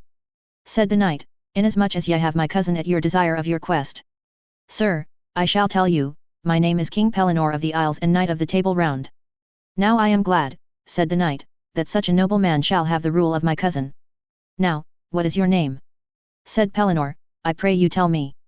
Sir, my name is Sir Meliot of Loggers, and this lady my cousin hight Nimue, and the knight that was in the other pavilion is my sworn brother, a passing good knight, and his name is Brian of the Isles, and he is full loath to do wrong, and full loath to fight with any man, but if he be sore sought on, so that for shame he may not leave it. It is marvel, said Pellinore, that he will not have ado with me. Sir, he will not have ado with no man but if it be at his request. Bring him to the court, said Pellinore, one of these days. Sir, we will come together. And ye shall be welcome, said Pellinore, to the court of King Arthur. And greatly allowed for your coming. And so he departed with the lady, and brought her to Camelot. So as they rode in a valley it was full of stones, and there the lady's horse stumbled and threw her down, that her arm was sore bruised and near she swooned for pain. Alas! Sir, said the lady, mine arm is out of lithe, wherethrough I must needs rest me. Ye shall well, said King Pellinore. And so he alighted under a fair tree where was fair grass, and he put his horse there too, and so laid him under the tree and slept till it was nigh night. And when he awoke he would have ridden. Sir, said the lady, it is so dark that ye may as well ride backward as forward. So they abode still and made there their lodging. Then Sir Pellinore put off his armour, then a little afore midnight they heard the trotting of an horse. Be ye still, said King Pellinore, for we shall hear of some adventure. Chapter 14.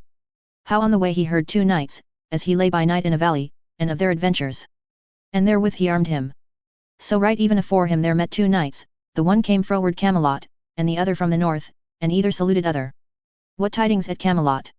Said the one. By my head, said the other, there have I been and espied the court of King Arthur, and there is such a fellowship they may never be broken, and well nigh all the world holdeth with Arthur, for there is the flower of chivalry. Now for this cause I am riding into the north, to tell our chieftains of the fellowship that is withholden with King Arthur. As for that, said the other knight, I have brought a remedy with me, that is the greatest poison that ever ye heard speak of, and to Camelot will I with it, for we have a friend right nigh King Arthur, and well cherished, that shall poison King Arthur, for so he hath promised our chieftains, and received great gifts for to do it. Beware, said the other knight, of Merlin, for he knoweth all things by the devil's craft. Therefore will I not let it, said the knight. And so they departed asunder. Anon after Pellinore made him ready, and his lady, and rode toward Camelot, and as they came by the well there as the wounded knight was and the lady, there he found the knight, and the lady eaten with lions or wild beasts, all save the head, wherefore he made great sorrow, and wept passing sore, and said, Alas! Her life might I have saved, but I was so fierce in my quest, therefore I would not abide. Wherefore make ye such dole? Said the lady. I wot not, said Pellinore, but my heart mourneth sore of the death of her, for she was a passing fair lady and a young. Now, will ye do by mine advice? Said the lady, take this knight and let him be buried in an hermitage, and then take the lady's head and bear it with you unto Arthur. So King Pellinore took this dead knight on his shoulders, and brought him to the hermitage, and charged the hermit with the corpse, that service should be done for the soul, and take his harness for your pain. It shall be done, said the hermit. As I will answer unto God. Chapter 15. How when he was come to Camelot he was sworn upon a book to tell the truth of his quest. And therewith they departed, and came there as the head of the lady lay with a fair yellow hair that grieved King Pellinore passingly sore when he looked on it, for much he cast his heart on the visage. And so by noon they came to Camelot, and the king and the queen were passing fain of his coming to the court. And there he was made to swear upon the 4 evangelists, to tell the truth of his quest from the one to the other. Ah! Sir Pellinore, said Queen Guinevere, ye were greatly to blame that ye saved not this lady's life. Madam, said Pellinore, ye were greatly to blame and ye would not save your own life and ye might, but, save your pleasure, I was so furious in my quest that I would not abide, and that repenteth me, and shall the days of my life. Truly, said Merlin, ye ought sore to repent it, for that lady was your own daughter begotten on the Lady of the Rule, and that knight that was dead was her love, and should have wedded her, and he was a right good knight of a young man. And would have proved a good man, and to this court was he coming, and his name was Sir Miles of the Lawns, and a knight came behind him and slew him with a spear, and his name is Lorraine le Savage, a false knight and a coward, and she for great sorrow and dole slew herself with his sword, and her name was Elaine. And because ye would not abide and help her, ye shall see your best friend fail you when ye be in the greatest distress that ever ye were or shall be. And that penance God hath ordained you for that deed, that he that ye shall most trust to of any man alive, he shall leave you there ye shall be slain. Me forthinketh, said King Pellinore, that this shall me betide, but God may fordo well destiny. Thus, when the quest was done of the White Hart, the which followed Sir Gawain, and the quest of the Brachet, followed of Sir Tor, Pellinore's son, and the quest of the lady that the knight took away, the which King Pellinore at that time followed, then the king stablished all his knights, and them that were of lands not rich he gave them lands, and charged them never to do outrageousity nor murder, and always to flee treason, also, by no means to be cruel, but to give mercy unto him that asketh mercy, upon pain of forfeiture of their worship and lordship of King Arthur for evermore, and always to do ladies, damosels, and gentlewomen succor, upon pain of death. Also, that no man take no battles in a wrongful quarrel for no law, nor for no world's goods. Unto this were all the knights sworn of the Table Round, both old and young. And every year were they sworn at the high feast of Pentecost. Explicit the wedding of King Arthur. Sequitur Quartus Liber. Book 4. Chapter 1. How Merlin was assotted and doted on one of the ladies of the lake, and how he was shut in a rock under a stone and there died. So after these quests of Sir Gawain, Sir Tor, and King Pellinore, it fell so that Merlin fell in a dotage on the damosel that King Pellinore brought to court, and she was one of the damosels of the lake, that hight Nimue. But Merlin would let her have no rest, but always he would be with her. And ever she made Merlin good cheer till she had learned of him all manner thing that she desired, and he was assotted upon her, that he might not be from her. So on a time he told King Arthur that he should not dure long, but for all his crafts he should be put in the earth quick. And so he told the king many things that should befall, but always he warned the king to keep well his sword and the scabbard, for he told him how the sword and the scabbard should be stolen by a woman from him that he most trusted. Also he told King Arthur that he should miss him, yet had ye liefer than all your lands to have me again. Ah, said the king, since ye know of your adventure, purvey for it. And put away by your crafts that misadventure. Nay, said Merlin, it will not be, so he departed from the king. And within a while the damosel of the lake departed, and Merlin went with her evermore wheresoever she went. And oft times Merlin would have had her privily away by his subtle crafts, then she made him to swear that he should never do none enchantment upon her if he would have his will. And so he sware, so she and Merlin went over the sea unto the land of Benwick, whereas King Ban was king that had great war against King Claudas, and there Merlin spake with King Ban's wife, a fair lady and a good, and her name was Elaine, and there he saw young Lancelot. There the queen made great sorrow for the mortal war that King Claudas made on her lord and on her lands. Take none heaviness, said Merlin, for this same child within this 20 years shall revenge you on King Claudas, that all Christendom shall speak of it, and this same child shall be the most man of worship of the world. And his first name is Galahad, that know I well, said Merlin, and since ye have confirmed him Lancelot. That is truth, said the queen, his first name was Galahad. O Merlin, said the queen, shall I live to see my son such a man of prowess? Yet, lady, on my peril ye shall see it, and live many winters after. And so, soon after, the lady and Merlin departed, and by the way Merlin showed her many wonders, and came into Cornwall. And always Merlin lay about the lady to have her maidenhood, and she was ever passing weary of him, and fain would have been delivered of him, for she was afeard of him because he was a devil's son, and she could not best gift him by no mean. And so on a time it happed that Merlin showed to her in a rock whereas was a great wonder, and wrought by enchantment, that went under a great stone. So by her subtle working she made Merlin to go under that stone to let her wit of the marvels there, but she wrought so there for him that he came never out for all the craft he could do. And so she departed and left Merlin. Chapter 2. How 5 kings came into this land to war against King Arthur, and what counsel Arthur had against them. And as King Arthur rode to Camelot, and held there a great feast with mirth and joy, so soon after he returned unto Cardoely, and there came unto Arthur new tidings that the King of Denmark, and the King of Ireland that was his brother, and the King of the Vale, and the King of Solice, and the King of the Isle of Longtanes, all these 5 kings with a great host were entered into the land of King Arthur, and burnt and slew clean afore them, both cities and castles, that it was pity to hear. Alas, said Arthur, yet had I never rest 1 month since I was crowned king of this land. Now shall I never rest till I meet with those kings in a fair field, that I make mine avow, for my true liege people shall not be destroyed in my default, go with me who will, and abide who that will. Then the king let write unto King Pellinore, and prayed him in all haste to make him ready with such people as he might lightliest rear and hie him after in all haste. All the barons were privily wroth that the king would depart so suddenly, but the king by no mean would abide, but made writing unto them that were not there, and bade them hie after him, such as were not at that time in the court. Then the king came to Queen Guinevere, and said, Lady, make you ready, for ye shall go with me, for I may not long miss you, ye shall cause me to be the more hardy, what adventures so befall me, I will not wit my lady to be in no jeopardy. Sir, said she, I am at your commandment, and shall be ready what time so ye be ready.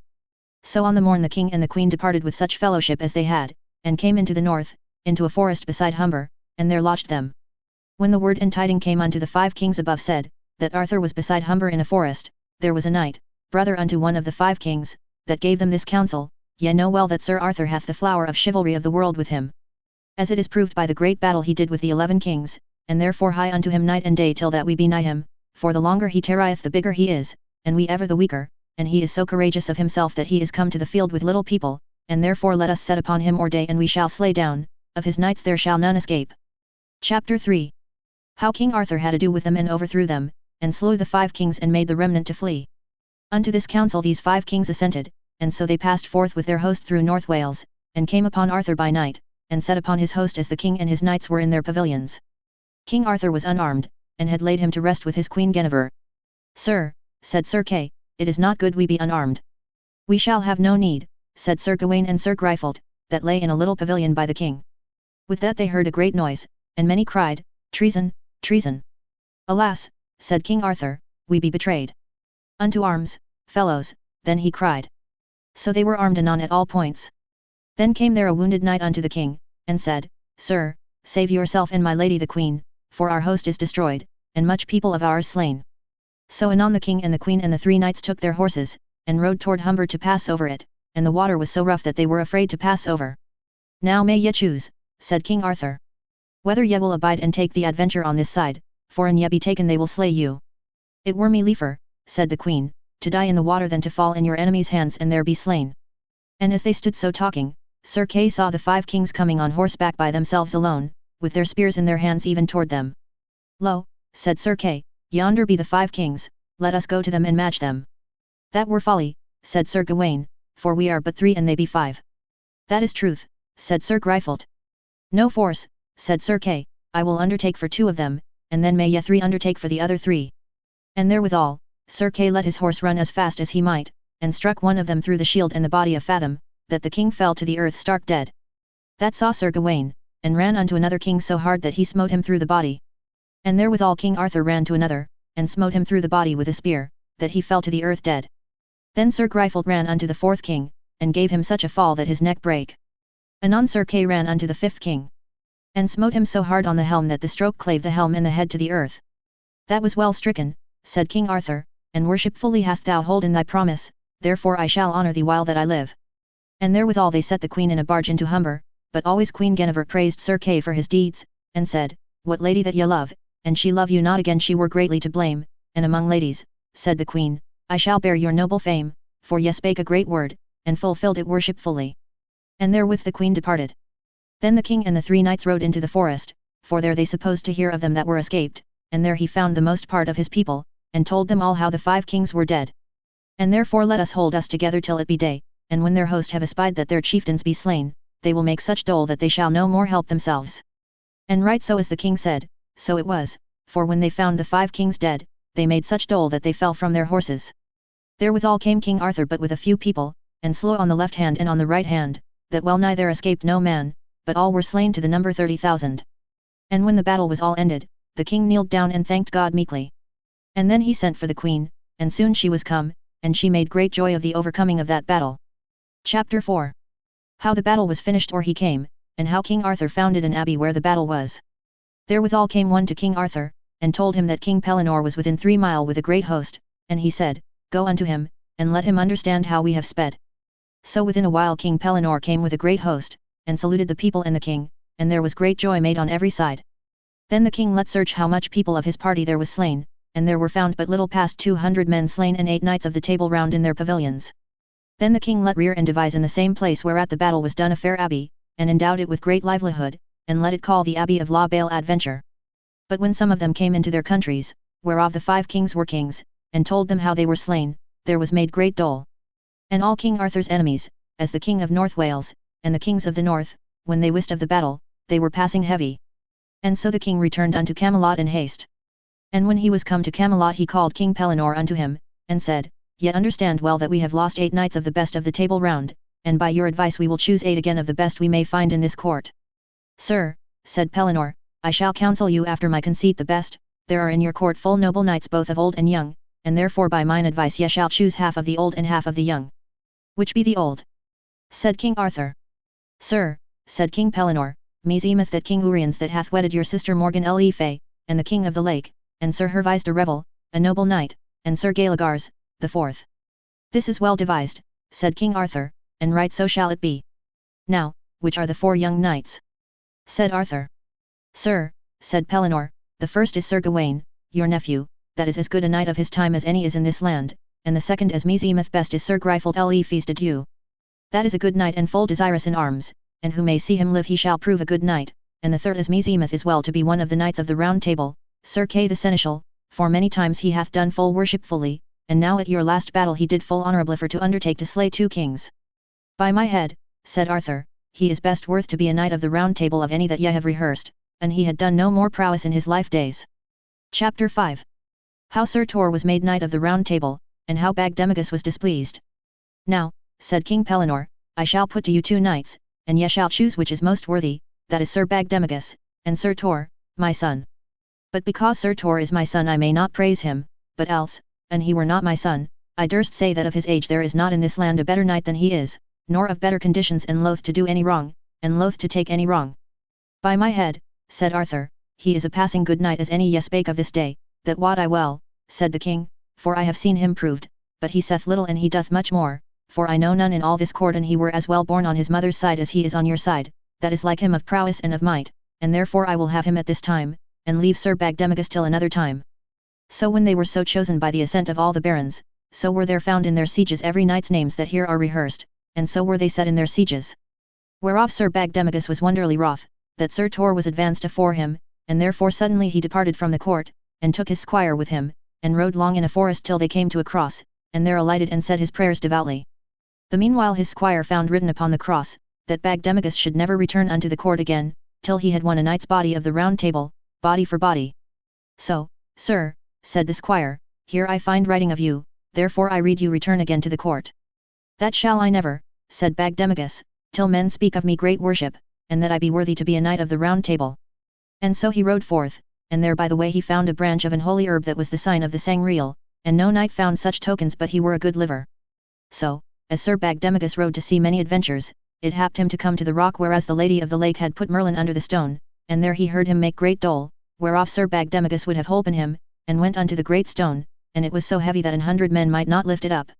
When Merlin wist he was there, he bade leave his labour, for all was in vain, for he might never be holpen but by her that put him there. And so Bagdemagus departed and did many adventures, and proved after a full good knight, and came again to the court and was made knight of the Round Table.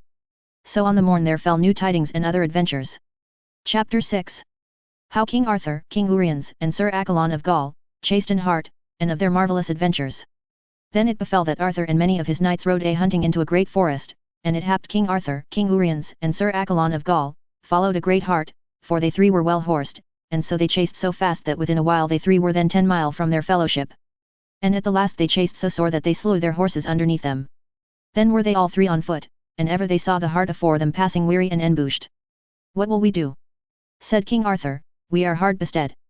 "Let us go on foot," said King Uriens, "till we may meet with some lodging." Then were they ware of the hart that lay on a great water bank, and a brachet biting on his throat, and more other hounds came after. Then King Arthur blew the prize and dight the hart. Then the king looked about the world, and saw afore him in a great water a little ship, all apparelled with silk down to the water, and the ship came right unto them and landed on the sands. Then Arthur went to the bank and looked in, and saw none earthly creature therein. "Sirs," said the king, "come thence, and let us see what is in this ship." So they went in all three, and found it richly behanged with cloth of silk. By then it was dark night, and there suddenly were about them 100 torches set upon all the sides of the shipboards, and it gave great light, and therewithal there came out 12 fair damosels and saluted King Arthur on their knees, and called him by his name, and said he was right welcome, and such cheer as they had he should have of the best. The king thanked them fair. Therewithal they led the king and his two fellows into a fair chamber, and there was a cloth laid, richly beseen of all that longed unto a table, and there were they served of all wines and meats that they could think.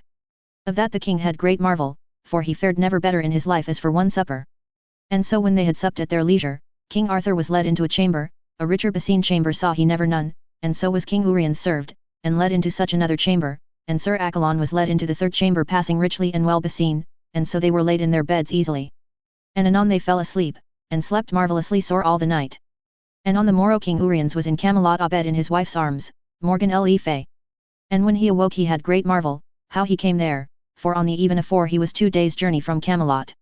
And when King Arthur awoke he found himself in a dark prison, hearing about him many complaints of woeful knights. Chapter 7. How Arthur took upon him to fight to be delivered out of prison, and also for to deliver 20 knights that were in prison. "What are ye that so complain?" said King Arthur. "We be here 20 knights, prisoners," said they, "and some of us have lain here 7 year, and some more and some less." "For what cause?" said Arthur.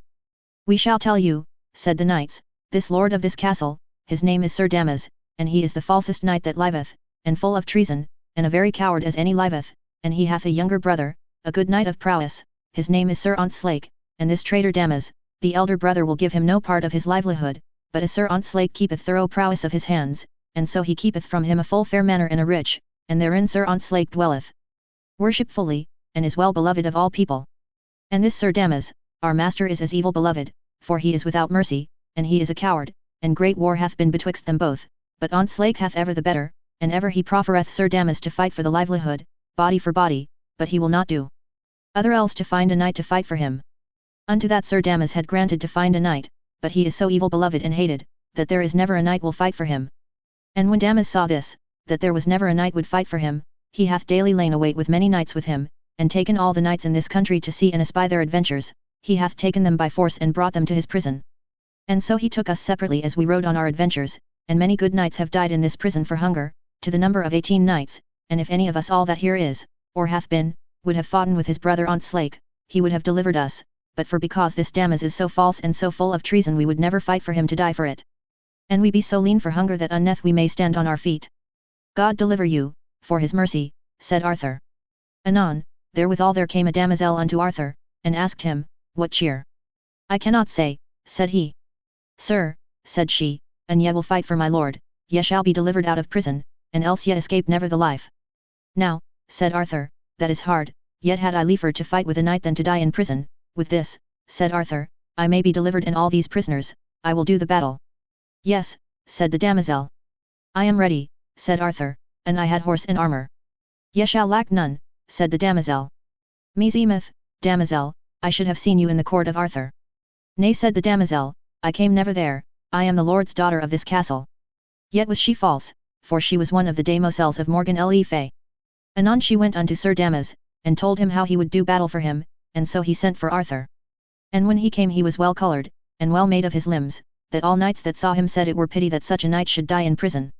So Sir Damas and he were agreed that he should fight for him upon this covenant, that all other knights should be delivered, and unto that was Sir Damas sworn unto Arthur, and also to do the battle to the uttermost.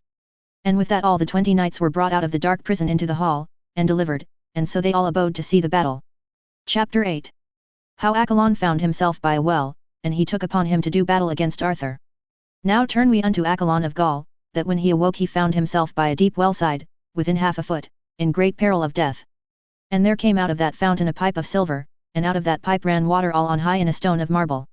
When Sir Accolon saw this, he blessed him and said, Jesus save my lord King Arthur, and King Uriens, for these damosels in this ship have betrayed us, they were devils and no women, and if I may escape this misadventure, I shall destroy all where I may find these false damosels that use enchantments.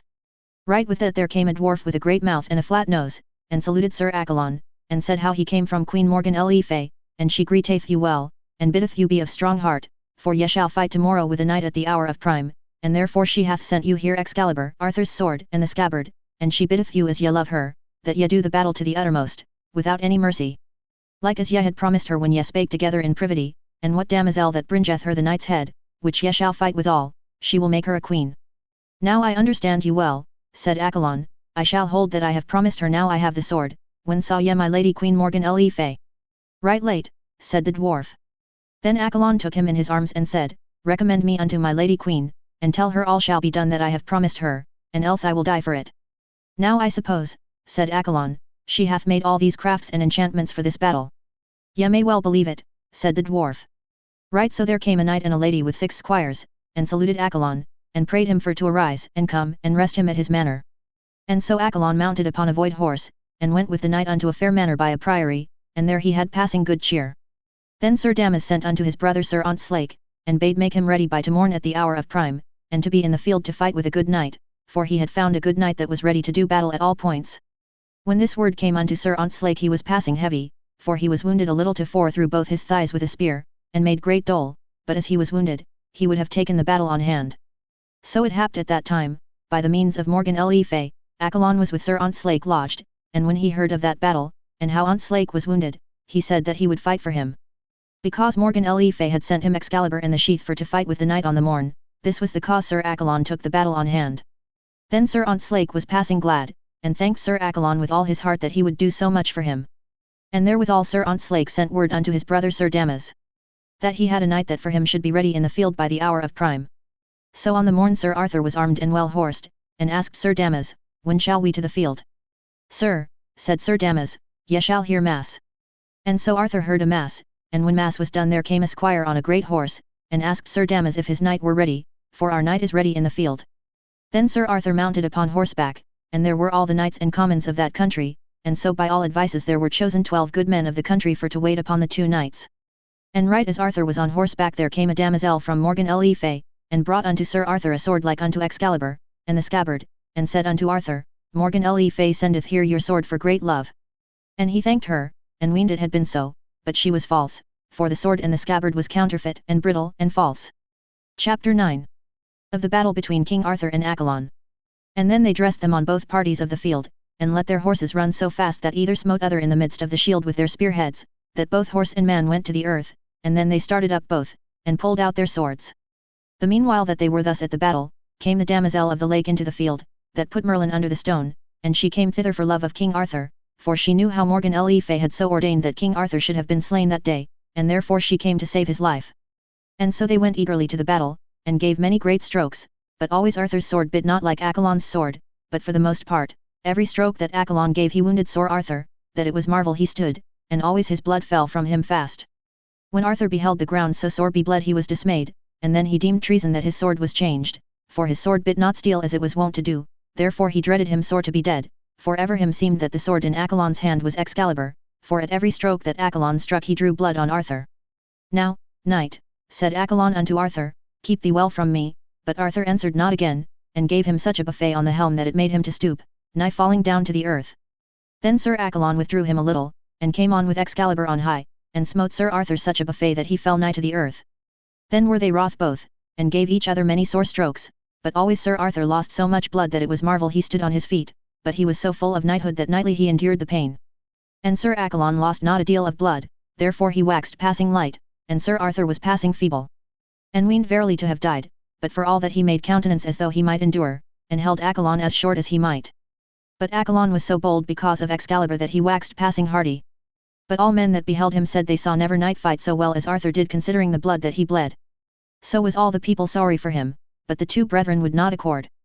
Then always they fought together as fierce knights, and Sir Arthur withdrew him a little for to rest him, and Sir Accolon called him to battle and said, It is no time for me to suffer thee to rest. And therewith he came fiercely upon Arthur, and Sir Arthur was wroth for the blood that he had lost, and smote Accolon on high upon the helm, so mightily, that he made him nigh to fall to the earth, and therewith Arthur's sword brast at the cross, and fell in the grass among the blood, and the pommel and the sure handles he held in his hands. When Sir Arthur saw that, he was in great fear to die. But always he held up his shield and lost no ground, nor bated no cheer. Chapter 10. How King Arthur's sword that he fought with brake, and how he recovered of Accolon his own sword Excalibur, and overcame his enemy.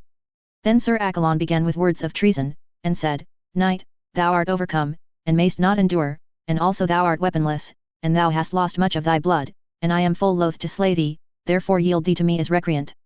Nay, said Sir Arthur, I may not so, for I have promised to do the battle to the uttermost by the faith of my body, while me lasteth the life, and therefore I had liefer to die with honour than to live with shame, and if it were possible for me to die 100 times, I had liefer to die so oft than yield me to thee, for though I lack weapon, I shall lack no worship, and if thou slay me weaponless that shall be thy shame.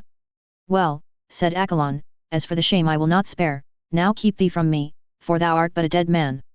And therewith Accolon gave him such a stroke that he fell nigh to the earth, and would have had Arthur to have cried him mercy. But Sir Arthur pressed unto Accolon with his shield, and gave him with the pommel in his hand such a buffet that he went 3 strides aback. When the damosel of the lake beheld Arthur, how full of prowess his body was, and the false treason that was wrought for him to have had him slain, she had great pity that so good a knight and such a man of worship should so be destroyed. And at the next stroke Sir Accolon struck him such a stroke that by the damosel's enchantment the sword Excalibur fell out of Accolon's hand to the earth. And therewithal Sir Arthur lightly leapt to it, and gat it in his hand, and forthwithal he knew that it was his sword Excalibur, and said, Thou hast been from me all too long, and much damage hast thou done me, and therewith he espied the scabbard hanging by his side, and suddenly he stirred to him and pulled the scabbard from him, and threw it from him as far as he might throw it. O knight, said Arthur, this day hast thou done me great damage with this sword, now are ye come unto your death, for I shall not warrant you but ye shall as well be rewarded with this sword, or ever we depart, as thou hast rewarded me. For much pain have ye made me to endure, and much blood have I lost. And therewith Sir Arthur rushed on him with all his might and pulled him to the earth, and then rushed off his helm, and gave him such a buffet on the head that the blood came out at his ears, his nose, and his mouth. Now will I slay thee, said Arthur. Slay me ye may well, said Accolon, an it please you, for ye are the best knight that ever I found, and I see well that God is with you. But for I promise to do this battle, said Accolon, to the uttermost, and never to be recreant while I lived, therefore shall I never yield me with my mouth, but God do with my body what he will. Then Sir Arthur remembered him, and thought he should have seen this knight. Now tell me, said Arthur, or I will slay thee, of what country art thou, and of what court? Sir Knight, said Sir Accolon, I am of the court of King Arthur, and my name is Accolon of Gaul. Then was Arthur more dismayed than he was beforehand. For then he remembered him of his sister Morgan le Fay, and of the enchantment of the ship. O Sir Knight, said he, I pray you tell me who gave you this sword, and by whom ye had it. Chapter 11. How Accolon confessed the treason of Morgan le Fay, King Arthur's sister, and how she would have done slay him. Then Sir Accolon bethought him, and said, Well worth this sword, for by it have I got my death. It may well be, said the king. Now, sir, said Accolon, I will tell you, this sword hath been in my keeping the most part of this 12-month, and Morgan le Fay, King Urien's wife, sent it me yesterday by a dwarf, to this intent, that I should slay King Arthur, her brother. For ye shall understand King Arthur is the man in the world that she most hateth, because he is most of worship and of prowess of any of her blood, also she loveth me out of measure as paramour, and I her again, and if she might bring about to slay Arthur by her crafts, she would slay her husband King Uriens lightly, and then had she me devised to be king in this land, and so to reign, and she to be my queen, but that is now done, said Accolon, for I am sure of my death. Well, said Sir Arthur, I feel by you ye would have been king in this land. It had been great damage to have destroyed your lord, said Arthur. It is truth, said Accolon. But now I have told you truth, wherefore I pray you tell me of whence ye are, and of what court? O Accolon, said King Arthur, now I let thee wit that I am King Arthur, to whom thou hast done great damage. When Accolon heard that he cried aloud, Fair, sweet lord, have mercy on me, for I knew not you. O Sir Accolon, said King Arthur, mercy shalt thou have, because I feel by thy words at this time thou knewest not my person, but I understand well by thy words that thou hast agreed to the death of my person, and therefore thou art a traitor, but I wite thee the less, for my sister Morgan le Fay by her false crafts made thee to agree and consent to her false lusts, but I shall be sore avenged upon her and I live, that all Christendom shall speak of it, God know it I have honoured her and worshipped her more than all my kin, and more have I trusted her than mine own wife and all my kin after. Then Sir Arthur called the keepers of the field, and said, Sirs, come hither, for here are we 2 knights that have fought unto a great damage unto us both, and like each one of us to have slain other, if it had happed so, and had any of us known other, here had been no battle, nor stroke stricken. Then all aloud cried Accolon unto all the knights and men that were then there gathered together, and said to them in this manner, O lords, this noble knight that I have fought withal, the which me sore repenteth, is the most man of prowess, of manhood and of worship in the world, for it is himself King Arthur, our Arthur liege lord, and with mishap and with misadventure have I done this battle with the king and lord that I am holden withal. Chapter 12. How Arthur accorded the two brethren, and delivered the 20 knights, and how Sir Accolon died. Then all the people fell down on their knees and cried King Arthur mercy. Mercy shall ye have, said Arthur, here may ye see what adventures befall oft time of errant knights, how that I have fought with a knight of mine own unto my great damage and his both. But, sirs, because I am sore hurt, and he both, and I had great need of a little rest, ye shall understand the opinion betwixt you two brethren, as to thee, Sir Damas, for whom I have been champion and won the field of this night, yet will I judge because ye, Sir Damas, are called an orgulous knight, and full of villainy, and not worth of prowess your deeds, therefore I will that ye give unto your brother all the whole manner with the appurtenance, under this form, that Sir Ontzlake hold the manner of you, and yearly to give you a palfrey to ride upon, for that will become you better to ride on than upon a courser. Also I charge thee, Sir Damas, upon pain of death, that thou never distress no knights errant that ride on their adventure. And also that thou restore these 20 knights that thou hast long kept prisoners, of all their harness, that they be content for, and if any of them come to my court and complain of thee, by my head thou shalt die therefore. Also, Sir Ontzlake, as to you, because ye are named a good knight, and full of prowess, and true and gentle in all your deeds, this shall be your charge I will give you, that in all goodly haste ye come unto me in my court, and ye shall be a knight of mine, and if your deeds be thereafter I shall so prefer you, by the grace of God, that ye shall in short time be in ease for to live as worshipfully as your brother Sir Damas. God thank your largeness of your goodness and of your bounty, I shall be from henceforward at all times at your commandment, for, sir, said Sir Ontzlake, as God would, as I was hurt but late with an adventurous knight through both my thighs, that grieved me sore, and else had I done this battle with you. God would, said Arthur, it had been so. For then had not I been hurt as I am. I shall tell you the cause why, for I had not been hurt as I am, had it not been mine own sword, that was stolen from me by treason, and this battle was ordained aforehand to have slain me, and so it was brought to the purpose by false treason, and by false enchantment. Alas, said Sir Ontzlake, that is great pity that ever so noble a man as ye are of your deeds and prowess, that any man or woman might find in their hearts to work any treason against you. I shall reward them, said Arthur, in short time, by the grace of God. Now, tell me, said Arthur, how far am I from Camelot? Sir, ye are 2 days' journey therefrom. I would fain be at some place of worship, said Sir Arthur, that I might rest me. Sir, said Sir Ontzlake, hereby is a rich abbey of your elders' foundation, of nuns, but 3 miles hence. So the king took his leave of all the people, and mounted upon horseback, and Sir Accolon with him. And when they were come to the abbey, he let fetch leeches and search his wounds and Accolon's both, but Sir Accolon died within 4 days, for he had bled so much blood that he might not live, but King Arthur was well recovered. So when Accolon was dead he let send him on an horse bier with 6 knights unto Camelot, and said, Bear him to my sister Morgan le Fay, and say that I send her him to a present, and tell her I have my sword Excalibur in the scabbard, so they departed with the body. Chapter 13. How Morgan would have slain Sir Uriens her husband, and how Sir Owain her son saved him. The meanwhile Morgan le Fay had weened King Arthur had been dead. So on a day she espied King Uriens lay in his bed sleeping. Then she called unto her a maiden of her council, and said, Go fetch me my lord's sword, for I saw never better time to slay him than now. O madam, said the damosel, and ye slay my lord ye can never escape. Care not you, said Morgan le Fay, for now I see my time in the which it is best to do it, and therefore hie thee fast and fetch me the sword. Then the damosel departed, and found Sir Owain sleeping upon a bed in another chamber, so she went unto Sir Owain, and awaked him, and bade him, Arise, and wait on my lady your mother, for she will slay the king your father sleeping in his bed, for I go to fetch his sword. Well, said Sir Owain, go on your way, and let me deal.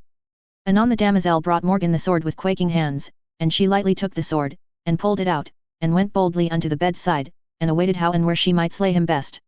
And as she lifted up the sword to smite, Sir Owain leapt unto his mother, and caught her by the hand, and said, Ah, fiend, what wilt thou do? An thou wert not my mother, with this sword I should smite off thy head. Ah, said Sir Owain, men saith that Merlin was begotten of a devil, but I may say an earthly devil bare me. O fair son, Owain, have mercy upon me, I was tempted with a devil, wherefore I cry thee mercy, I will never more do so, and save my worship and discover me not. On this covenant, said Sir Owain, I will forgive it you, so ye will never be about to do such deeds. Nay, son, said she, and that I make you assurance. Chapter 14. How Queen Morgan le Fay made great sorrow for the death of Accolon, and how she stole away the scabbard from Arthur. Then came tidings unto Morgan le Fay that Accolon was dead, and his body brought unto the church, and how King Arthur had his sword again. But when Queen Morgan wist that Accolon was dead, she was so sorrowful that near her heart to brast. But because she would not it were known, outward she kept her countenance, and made no semblant of sorrow. But well she wist and she abode till her brother Arthur came thither, there should no gold go for her life. Then she went unto Queen Guinevere, and asked her leave to ride into the country. Ye may abide, said Queen Guinevere, till your brother the king come home. I may not, said Morgan le Fay, for I have such hasty tidings, that I may not tarry. Well, said Guinevere, ye may depart when ye will. So early on the morn, or it was day, she took her horse and rode all that day and most part of the night, and on the morn by noon she came to the same abbey of nuns whereas lay King Arthur, and she knowing he was there, she asked where he was. And they answered how he had laid him in his bed to sleep, for he had had but little rest these 3 nights. Well, said she, I charge you that none of you awake him till I do, and then she alighted off her horse, and thought for to steal away Excalibur his sword, and so she went straight unto his chamber, and no man durst disobey her commandment, and there she found Arthur asleep in his bed, and Excalibur in his right hand naked.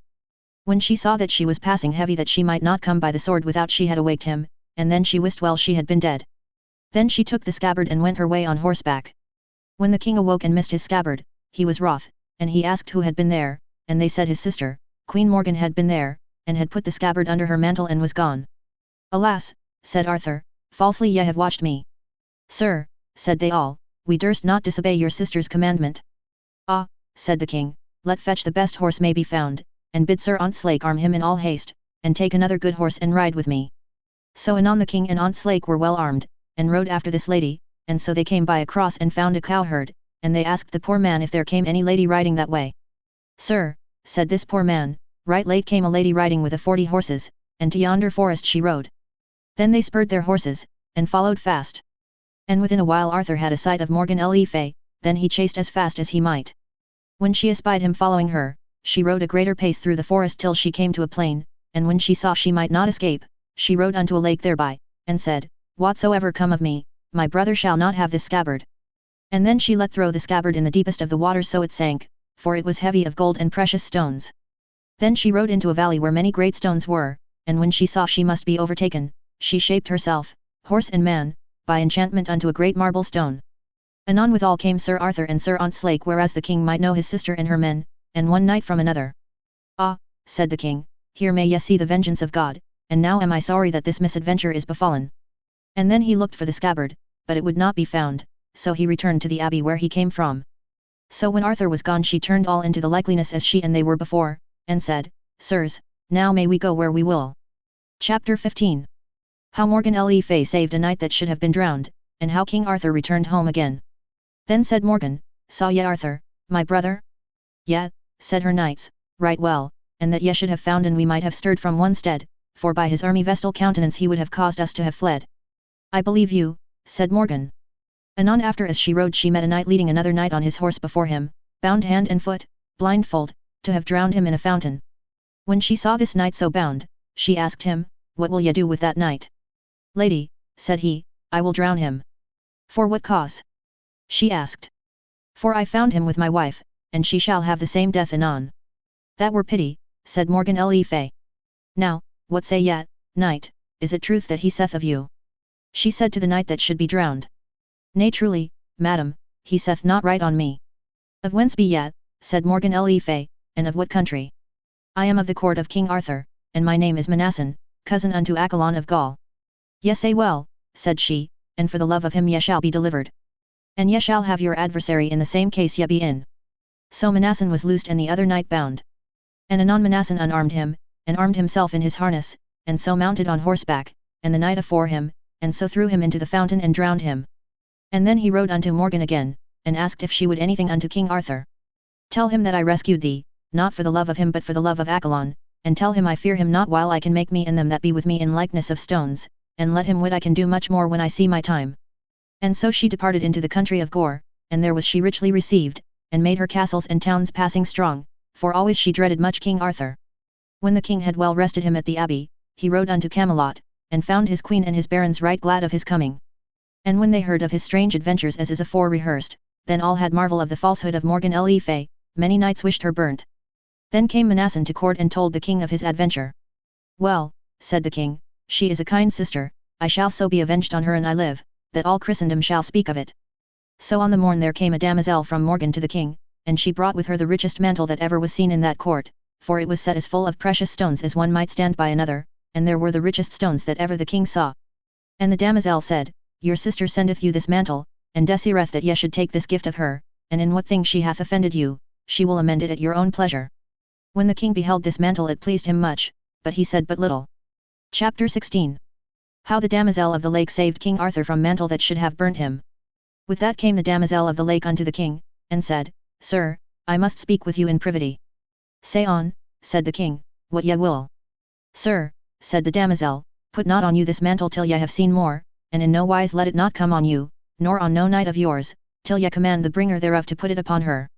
Well, said King Arthur, it shall be done as ye counsel me. And then he said unto the damosel that came from his sister, Damosel, this mantle that ye have brought me, I will see it upon you. Sir, she said, it will not beseem me to wear a king's garment. By my head, said Arthur, ye shall wear it or it come on my back, or any man's that here is. And so the king made it to be put upon her, and forthwithal she fell down dead, and never more spake word after and burnt to coals. Then was the king wonderly wroth, more than he was toforehand, and said unto King Uriens, My sister, your wife, is alway about to betray me, and well I wot either yet, or my nephew, your son, is of counsel with her to have me destroyed, but as for you, said the king to King Uriens, I deem not greatly that ye be of her counsel, for Accolon confessed to me by his own mouth, that she would have destroyed you as well as me, therefore I hold you excused, but as for your son, Sir Owain, I hold him suspect, therefore I charge you put him out of my court. So Sir Owain was discharged. And when Sir Gawain wist that, he made him ready to go with him, and said, Whoso banisheth my cousin Germain shall banish me. So they two departed, and rode into a great forest, and so they came to an abbey of monks, and there were well lodged. But when the king wist that Sir Gawain was departed from the court, there was made great sorrow among all the estates. Now, said Gaheris, Gawain's brother, we have lost 2 good knights for the love of one. So on the morn they heard their masses in the abbey, and so they rode forth till that they came to a great forest. Then was Sir Gawain where in a valley by a turret of 12 fair damosels, and 2 knights armed on great horses, and the damosels went to and fro by a tree. And then was Sir Gawain where how there hung a white shield on that tree, and ever as the damosels came by it they spit upon it, and some threw mire upon the shield. Chapter 17.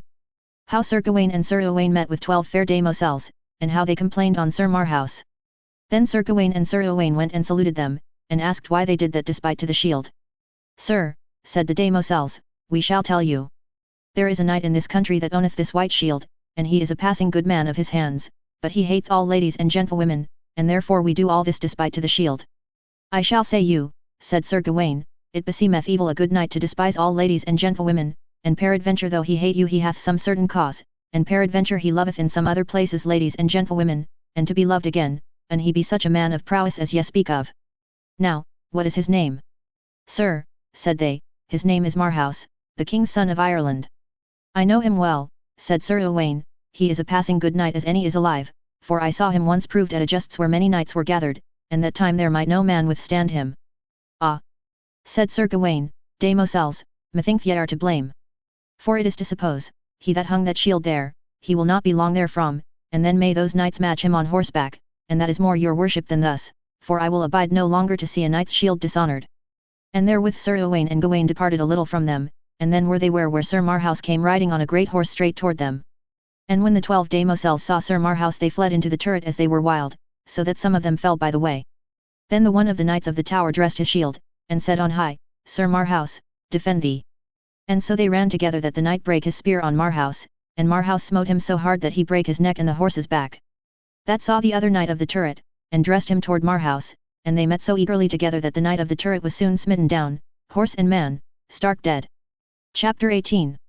How Sir Marhaus jousted with Sir Gawain and Sir Owain, and overthrew them both. And then Sir Marhaus rode unto his shield, and saw how it was defouled, and said, Of this despite I am a part avenged, but for her love that gave me this white shield I shall wear thee, and hang mine where thou wast, and so he hanged it about his neck. Then he rode straight unto Sir Gawain and to Sir Owain, and asked them what they did there? They answered him that they came from King Arthur's court to see adventures. Well, said Sir Marhaus, here am I ready, an adventurous knight that will fulfill any adventure that ye will desire, and so departed from them, to fetch his range. Let him go, said Sir Owain unto Sir Gawain, for he is a passing good knight as any is living, I would not by my will that any of us were matched with him. Nay, said Sir Gawain, not so, it were shame to us were he not assayed, were he never so good a knight. Well, said Sir Gawain, I will assay him afore you, for I am more weaker than yet, and if he smite me down then may ye revenge me. So these two knights came together with great rondon, that Sir Gawain smote Sir Marhaus that his spear brast in pieces on the shield, and Sir Marhaus smote him so sore that horse and man he bare to the earth, and hurt Sir Gawain on the left side. Then Sir Marhaus turned his horse and rode toward Gawain with his spear, and when Sir Gawain saw that he dressed his shield, and they even tread their spears, and they came together with all the might of their horses, that either knight smote other so hard in midst of their shields, but Sir Gawain's spear brake, but Sir Marhaus' spear held, and therewith Sir Gawain and his horse rushed down to the earth. And lightly Sir Gawain rose on his feet, and pulled out his sword, and dressed him toward Sir Marhaus on foot, and Sir Marhaus saw that, and pulled out his sword and began to come to Sir Gawain on horseback. Sir Knight, said Sir Gawain, alight on foot, or else I will slay thy horse. Gramercy, said Sir Marhaus, of your gentleness yet teach me courtesy, for it is not for one knight to be on foot, and the other on horseback. And therewith Sir Marhaus set his spear against a tree and alighted and tied his horse to a tree, and dressed his shield, and either came unto other eagerly. And smote together with their swords that their shields flew in cantels, and they bruised their helms and their hauberks, and wounded either other. But Sir Gawain from it past 9 of the clock waxed ever stronger and stronger, for then it came to the hour of noon, and thrice his might was increased.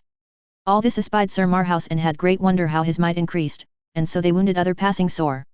And then when it was past noon, and when it drew toward evensong, Sir Gawain's strength feebled, and waxed passing faint that unnethes he might dure any longer, and Sir Marhaus was then bigger and bigger. Sir Knight, said Sir Marhaus, I have well felt that ye are a passing good knight and a marvellous man of might as ever I felt any, while it lasteth, and our quarrels are not great, and therefore it were pity to do you hurt, for I feel ye are passing feeble. Ah, said Sir Gawain, gentle knight, ye say the word that I should say. And therewith they took off their helms, and either kissed other. And there they swore together either to love other as brethren. And Sir Marhaus prayed Sir Gawain to lodge with him that night. And so they took their horses, and rode toward Sir Marhaus' house. And as they rode by the way, Sir Knight, said Sir Gawain, I have marvel that so valiant a man as ye be love no ladies nor damosels.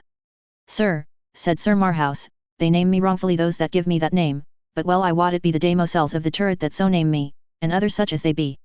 Now shall I tell you for what cause I hate them, for they be sorceresses and enchanters many of them, and be a knight never so good of his body and full of prowess as man may be, they will make him a stark coward to have the better of him, and this is the principal cause that I hate them, and to all good ladies and gentlewomen I owe my service as a knight ought to do. As the book rehearseth in French, there were many knights that overmatched Sir Gawain, for all the thrice might that he had, Sir Lancelot de Lake, Sir Tristram, Sir Bors de Ganis, Sir Percivale, Sir Pelleas and Sir Marhaus, these 6 knights had the better of Sir Gawain. Then within a little while they came to Sir Marhaus' place, which was in a little priory, and there they alighted, and ladies and damosels unarmed them, and hastily looked to their hurts, for they were all 3 hurt. And so they had all 3 good lodging with Sir Marhaus, and good cheer, for when he wist that they were King Arthur's sister's sons he made them all the cheer that lay in his power, and so they sojourned there a se'night, and were well eased of their wounds, and at the last departed. Now, said Sir Marhaus, we will not depart so lightly, for I will bring you through the forest, and rode day by day well a 7 days or they found any adventure. At the last they came into a great forest. That was named the country and forest of Arroy, and the country of strange adventures. In this country, said Sir Marhaus, came never knight since it was christened but he found strange adventures, and so they rode, and came into a deep valley full of stones, and thereby they saw a fair stream of water, above thereby was the head of the stream a fair fountain, and 3 damosels sitting thereby. And then they rode to them, and either saluted other, and the eldest had a garland of gold about her head, and she was 60 winter of age or more, and her hair was white under the garland. The second damosel was of 30 winter of age, with a circlet of gold about her head. The third damosel was but 15 year of age, and a garland of flowers about her head. When these knights had so beheld them, they asked them the cause why they sat at that fountain. We be here, said the damosels, for this cause, if we may see any errant knights, to teach them unto strange adventures. And ye be 3 knights that seek adventures, and we be 3 damosels, and therefore each one of you must choose one of us, and when ye have done so we will lead you unto 3 highways, and there each of you shall choose a way and his damosel with him. And this day 12-month ye must meet here again, and God send you your lives, and thereto ye must plight your troth. This is well said, said Sir Marhaus. Chapter 19. How Sir Marhaus, Sir Gawain and Sir Owain met 3 damosels, and each of them took one. Now shall everych of us choose a damosel. I shall tell you, said Sir Owain, I am the youngest and most weakest of you both, therefore I will have the eldest damosel, for she hath seen much, and can best help me when I have need, for I have most need of help of you both. Now, said Sir Marhaus, I will have the damosel of 30 winter age, for she falleth best to me. Well, said Sir Gawain, I thank you, for ye have left me the youngest and the fairest, and she is most liefest to me. Then every damosel took her knight by the reins of his bridle, and brought him to the 3 ways, and there was their oath made to meet at the fountain that day 12 month, and they were living, and so they kissed and departed, and each knight set his lady behind him. And Sir Owain took the way that lay west, and Sir Marhaus took the way that lay south, and Sir Gawain took the way that lay north. Now will we begin at Sir Gawain, that held that way till that he came unto a fair manor, where dwelled an old knight and a good householder, and there Sir Gawain asked the knight if he knew any adventures in that country. I shall show you some to morn, said the old knight, and that marvellous. So, on the morn they rode into the forest of adventures to Aland, and thereby they found a cross, and as they stood in Hoved there came by them the fairest knight and the seemliest man that ever they saw, making the greatest dole that ever man made. And then he was ware of Sir Gawain, and saluted him, and prayed God to send him much worship. As to that, said Sir Gawain, gramercy, also I pray to God that he send you honour and worship. Ah, said the knight, I may lay that aside, for sorrow and shame cometh to me after worship. Chapter 20.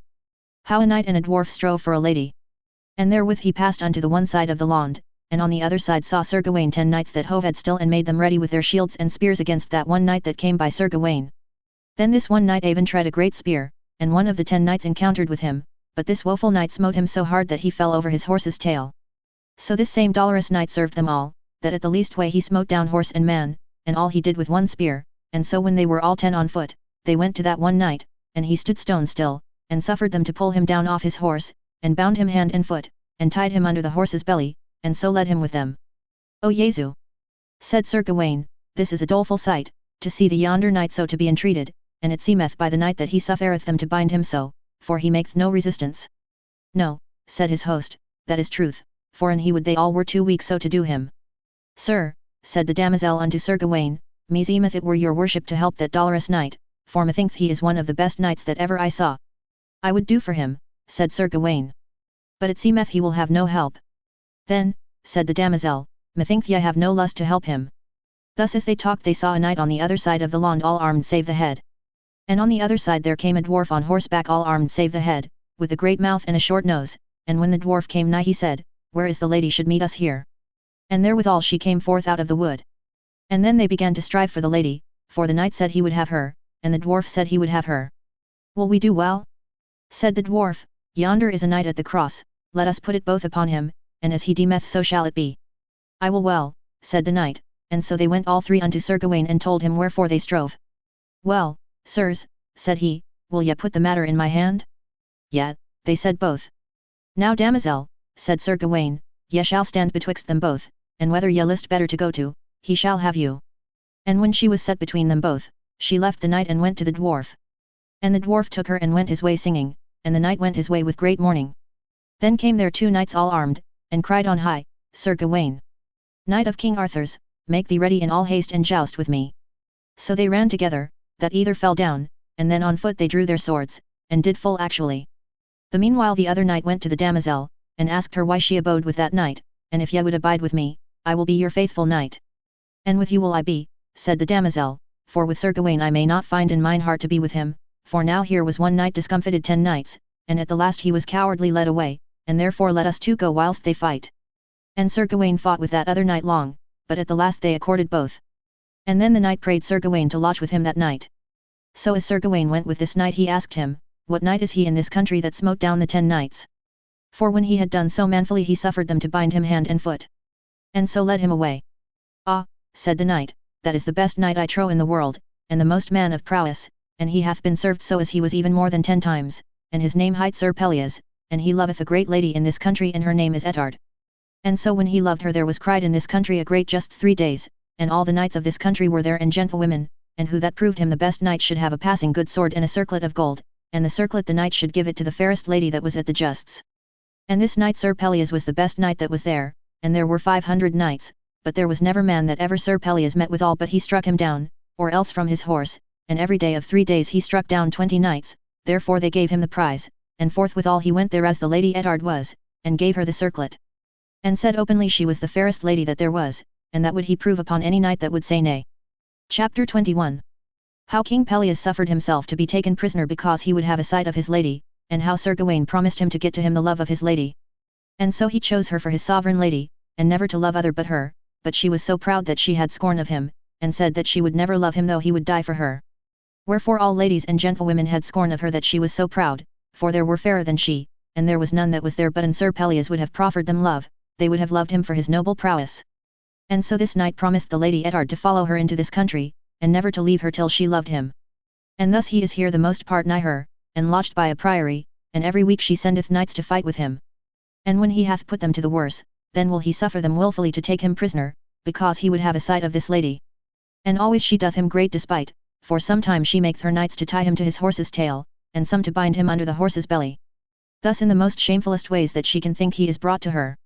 And all she doth it for to cause him to leave this country, and to leave his loving, but all this cannot make him to leave, for an he would have fought on foot he might have had the better of the 10 knights as well on foot as on horseback.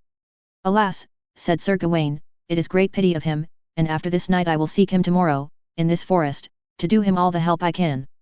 So on the morn Sir Gawain took his leave of his host Sir Carados, and rode into the forest, and at the last he met with Sir Pelias, making great moan out of measure, so each of them saluted other, and asked him why he made such sorrow. And as it is above rehearsed, Sir Pelias told Sir Gawain, but always I suffer her knights to fare so with me as ye saw yesterday, in trust at the last to win her love, for she know it well all her knights should not lightly win me, and me list to fight with them to the uttermost. Wherefore and I loved her not so sore. I had liefer die 100 times, and I might die so oft, rather than I would suffer that despite, but I trust she will have pity upon me at the last, for love causeth many a good knight to suffer to have his ontent, but alas I am unfortunate. And therewith he made so great dole and sorrow that unneth he might hold him on horseback. Now, said Sir Gawain, leave your mourning and I shall promise you by the faith of my body to do all that lieth in my power to get you the love of your lady, and thereto I will plight you my troth. Ah, said Sir Pelias, of what court are ye? Tell me, I pray you, my good friend. And then Sir Gawain said, I am of the court of King Arthur, and his sister's son, and King Lot of Orkney was my father, and my name is Sir Gawain. And then he said, my name is Sir Pelias, born in the Isles, and of many isles I am lord, and never have I loved lady nor damosel till now in an unhappy time, and, Sir Knight, since ye are so nigh cousin unto King Arthur, and a king's son, therefore betray me not but help me, for I may never come by her but by some good knight, for she is in a strong castle here, fast by within this 4 mile, and over all this country she is lady of. And so I may never come to her presence, but as I suffer her knights to take me, and but if I did so that I might have a sight of her. I had been dead long or this time, and yet fair word had I never of her, but when I am brought to fore her she rebuketh me in the foulest manner. And then they take my horse and harness and put me out of the gates, and she will not suffer me to eat nor drink, and always I offer me to be her prisoner, but that she will not suffer me, for I would desire no more, what pains soever I had, so that I might have a sight of her daily. Well, said Sir Gawain, all this shall I amend and ye will do as I shall devise, I will have your horse and your armour, and so will I ride unto her castle and tell her that I have slain you, and so shall I come within her to cause her to cherish me, and then shall I do my true part that ye shall not fail to have the love of her. Chapter 22. How Sir Gawain came to the Lady Eddard, and how Sir Pelias found them sleeping. And therewith Sir Gawain plight his troth unto Sir Pelias to be true and faithful unto him, so each one plight their troth to other, and so they changed horses and harness, and Sir Gawain departed, and came to the castle whereas stood the pavilions of this lady without the gate. And as soon as Eddard had espied Sir Gawain she fled in toward the castle. Sir Gawain spake on high, and bade her abide, for he was not Sir Pelias, I am another knight that have slain Sir Pelias. Do off your helm, said the Lady Eddard, that I may see your visage. And so when she saw that it was not Sir Pelias, she bade him alight and led him unto her castle, and asked him faithfully whether he had slain Sir Pelias. And he said her yet, and told her his name was Sir Gawain of the court of King Arthur, and his sister's son. Truly, said she, that is great pity, for he was a passing good knight of his body, but of all men alive I hated him most, for I could never be quit of him, and for ye have slain him I shall be your woman. And to do anything that might please you. So she made Sir Gawain good cheer. Then Sir Gawain said that he loved a lady and by no means she would love him. She is to blame, said Eddard, and she will not love you, for ye that be so well born a man, and such a man of prowess, there is no lady in the world too good for you. Will ye, said Sir Gawain, promise me to do all that ye may, by the faith of your body, to get me the love of my lady? Yet, sir, said she, and that I promise you by the faith of my body. Now, said Sir Gawain, it is yourself that I love so well, therefore I pray you hold your promise. I may not choose, said the Lady Eddard, but if I should be forsworn, and so she granted him to fulfill all his desire. So it was then in the month of May that she and Sir Gawain went out of the castle and supped in a pavilion, and there was made a bed, and there Sir Gawain and the Lady Eddard went to bed together, and in another pavilion she laid her damosels, and in the third pavilion she laid part of her knights, for then she had no dread of Sir Pelleas. And there Sir Gawain lay with her in that pavilion 2 days and 2 nights. And on the third day, in the morning early, Sir Pelleas armed him, for he had never slept since Sir Gawain departed from him, for Sir Gawain had promised him by the faith of his body, to come to him unto his pavilion by that priory within the space of a day and a night. Then Sir Pelleas mounted upon horseback, and came to the pavilions that stood without the castle, and found in the first pavilion 3 knights and 3 beds, and 3 squires lying at their feet. Then went he to the second pavilion and found 4 gentlewomen lying in 4 beds. And then he yede to the third pavilion and found Sir Gawain lying in bed with his Lady Eddard, and either clipping other in arms, and when he saw that his heart well nigh brast for sorrow, and said, Alas! That ever a knight should be found so false, and then he took his horse and might not abide no longer for pure sorrow. And when he had ridden nigh half a mile he turned again and thought to slay them both, and when he saw them both so lie sleeping fast, unneth he might hold him on horseback for sorrow, and said thus to himself, Though this knight be never so false, I will never slay him sleeping, for I will never destroy the high order of knighthood, and therewith he departed again. And or he had ridden half a mile he returned again, and thought then to slay them both, making the greatest sorrow that ever man made. And when he came to the pavilions, he tied his horse unto a tree, and pulled out his sword naked in his hand, and went to them there as they lay, and yet he thought it were shame to slay them sleeping, and laid the naked sword overthwart both their throats, and so took his horse and rode his way. And when Sir Pelleas came to his pavilions he told his knights and his squires how he had sped, and said thus to them, For your true and good service ye have done me I shall give you all my goods, for I will go unto my bed and never arise until I am dead.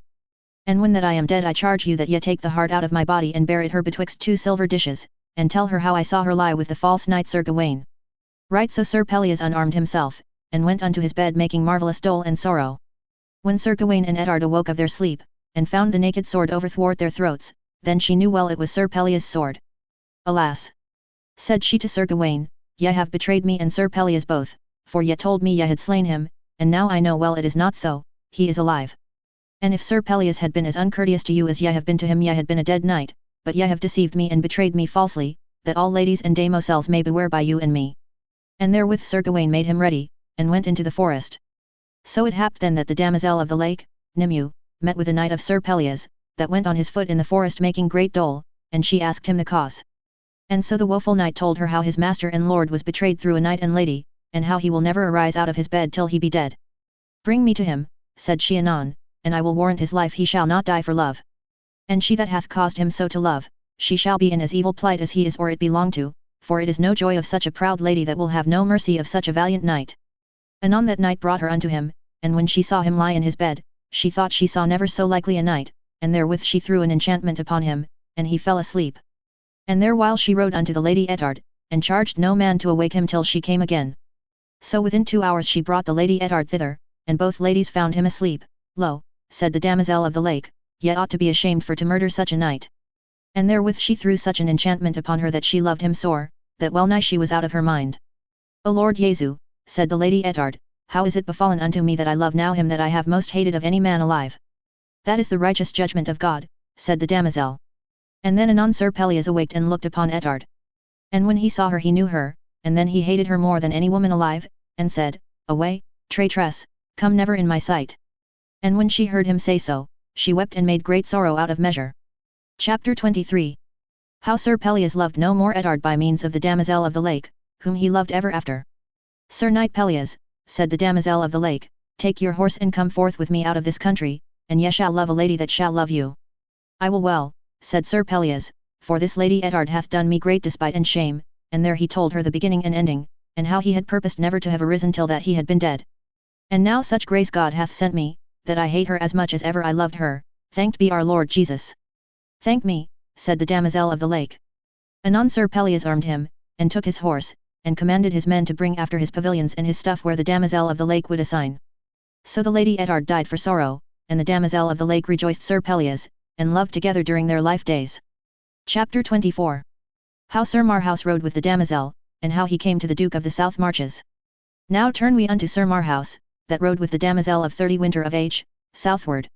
And so they came into a deep forest, and by fortune they were night, and rode long in a deep way, and at the last they came unto a courtelage, and there they asked harbour.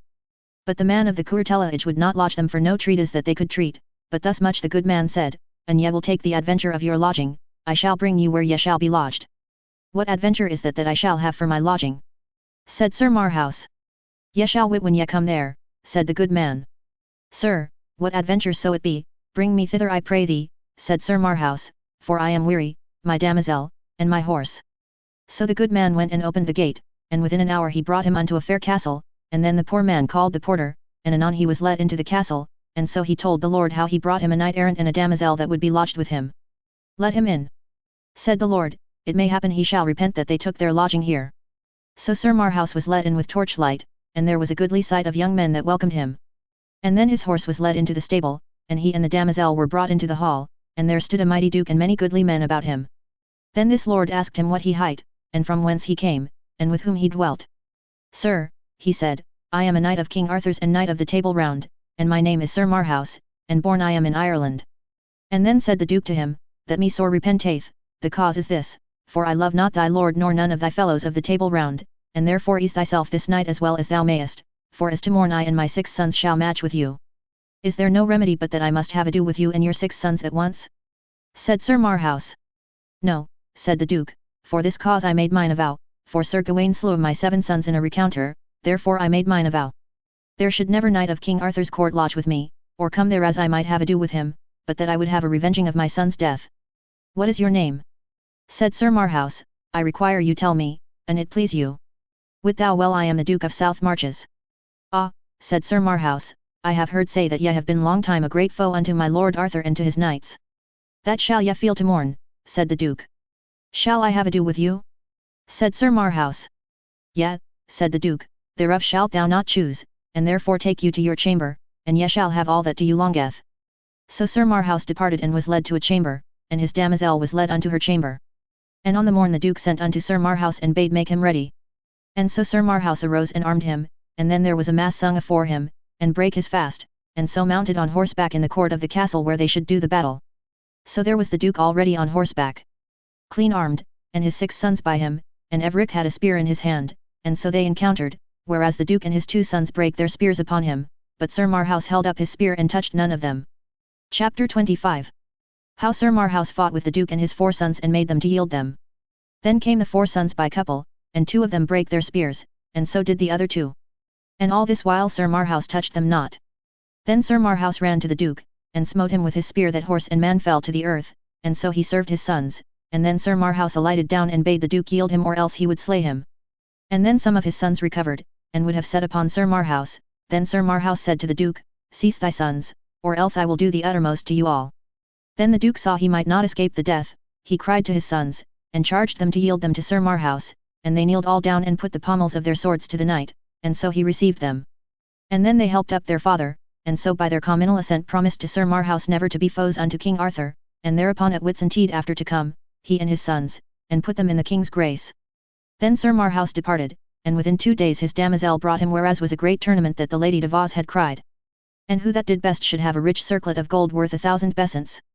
And there Sir Marhaus did so nobly that he was renowned, and had sometime down 40 knights, and so the circlet of gold was rewarded him. Then he departed from them with great worship, and so within 7 nights his damosel brought him to an earl's place, his name was the Earl Fergus, that after was Sir Tristram's knight, and this earl was but a young man, and late come into his lands, and there was a giant fast by him that hight Tallard, and he had another brother in Cornwall that hight Tallas, that Sir Tristram slew when he was out of his mind. So this earl made his complaint unto Sir Marhaus, that there was a giant by him that destroyed all his lands, and how he durst nowhere ride nor go for him. Sir, said the knight, whether useth he to fight on horseback or on foot? Nay, said the earl. There may no horse bear him. Well, said Sir Marhaus, then will I fight with him on foot. So on the morn Sir Marhaus prayed the earl that one of his men might bring him whereas the giant was, and so he was, for he saw him sit under a tree of holly, and many clubs of iron and guisarmes about him. So this knight dressed him to the giant, putting his shield afore him, and the giant took an iron club in his hand, and at the first stroke he clave Sir Marhaus' shield in 2 pieces. And there he was in great peril, for the giant was a wily fighter, but at last Sir Marhaus smote off his right arm above the elbow. Then the giant fled and the knight after him, and so he drove him into a water, but the giant was so high that he might not wade after him. And then Sir Marhaus made the Earl Fergus man to fetch him stones, and with those stones the knight gave the giant many sore knocks, till at the last he made him fall down into the water, and so was he there dead. Then Sir Marhaus went unto the giant's castle, and there he delivered 24 ladies and 12 knights out of the giant's prison, and there he had great riches without number, so that the days of his life he was never poor man. Then he returned to the Earl Fergus, the which thanked him greatly, and would have given him half his lands, but he would none take. So Sir Marhaus dwelled with the Earl nigh half a year, for he was sore bruised with the giant, and at the last he took his leave. And as he rode by the way, he met with Sir Gawain and Sir Owain, and so by adventure he met with 4 knights of Arthur's court. The first was Sir Sagramore le Desirous, Sir Osana, Sir Dodinas le Savage, and Sir Fellet of Listinois, and there Sir Marhaus with one spear smote down these 4 knights, and hurt them sore. So he departed to meet at his day aforeset. Chapter 26. How Sir Owain rode with the damosel of 60 year of age, and how he gat the prize at tourneying. Now turn we unto Sir Owain, that rode westward with his damosel of 60 winter of age, and she brought him there as was a tournament nigh the March of Wales. And at that tournament Sir Owain smote down 30 knights, therefore was given him the prize, and that was a gerfalcon, and a white steed trapped with cloth of gold. So then Sir Owain did many strange adventures by the means of the old damosel, and so she brought him to a lady that was called the Lady of the Rock, the which was much courteous. So there were in the country 2 knights that were brethren, and they were called 2 perilous knights, the one knight hight Sir Edward of the Red Castle, and the other Sir Hugh of the Red Castle, and these 2 brethren had disherite the Lady of the Rock of a barony of lands by their extortion. And as this knight was lodged with this lady she made her complaint to him of these 2 knights. Madam, said Sir Owain, they are to blame, for they do against the high order of knighthood, and the oath that they made, and if it like you I will speak with them, because I am a knight of King Arthur's, and I will entreat them with fairness, and if they will not, I shall do battle with them, and in the defence of your right. Gramercy said the lady, and thereas I may not acquit you, God shall. So on the morn the 2 knights were sent for, that they should come thither to speak with the Lady of the Rock, and wit ye well they failed not, for they came within 100 horse. But when this lady saw them in this manner so big, she would not suffer Sir Owain to go out to them upon no surety nor for no fair language, but she made him speak with them over a tower, but finally these 2 brethren would not be entreated, and answered that they would keep that they had. Well, said Sir Owain, then will I fight with one of you, and prove that ye do this lady wrong. That will we not, said they, for an we do battle, we 2 will fight with one knight at once, and therefore if ye will fight so, we will be ready at what hour ye will assign. And if ye win us in battle the lady shall have her lands again. Ye say well, said Sir Owain, therefore make you ready so that ye be here to morn in the defence of the lady's right. Chapter 27. How Sir Owain fought with 2 knights and overcame them. So was there sickerness made on both parties that no treason should be wrought on neither party, so then the knights departed and made them ready, and that night Sir Owain had great cheer. And on the morn he arose early and heard mass, and brake his fast, and so he rode unto the plain without the gates, where hoved the 2 brethren abiding him. So they rode together passing sore, that Sir Edward and Sir Hugh brake their spears upon Sir Owain. And Sir Owain smote Sir Edward that he fell over his horse and yet his spear brast not. And then he spurred his horse and came upon Sir Hugh and overthrew him, but they soon recovered and dressed their shields and drew their swords and bade Sir Owain alight and do his battle to the uttermost. Then Sir Owain devoid his horse suddenly, and put his shield afore him and drew his sword, and so they dressed together, and either gave other such strokes, and there these 2 brethren wounded Sir Owain passing grievously that the Lady of the Rock weened he should have died. And thus they fought together 5 hours as men raged out of reason. And at the last Sir Owain smote Sir Edward upon the helm such a stroke that his sword carved unto his cannel bone, and then Sir Hugh abetted his courage, but Sir Owain pressed fast to have slain him. That saw Sir Hugh, he kneeled down and yielded him to Sir Owain. And he of his gentleness received his sword, and took him by the hand, and went into the castle together. Then the Lady of the Rock was passing glad, and the other brother made great sorrow for his brother's death. Then the lady was restored of all her lands, and Sir Hugh was commanded to be at the court of King Arthur at the next feast of Pentecost. So Sir Owain dwelt with the lady nigh half a year, for it was long or he might be whole of his great hurts. And so when it drew nigh the term day that Sir Gawain, Sir Marhaus, and Sir Owain should meet at the crossway, then every knight drew him thither to hold his promise that they had made. And Sir Marhaus and Sir Owain brought their damosels with them, but Sir Gawain had lost his damosel, as it is afore rehearsed. Chapter 28. How at the year's end all 3 knights with their 3 damosels met at the fountain.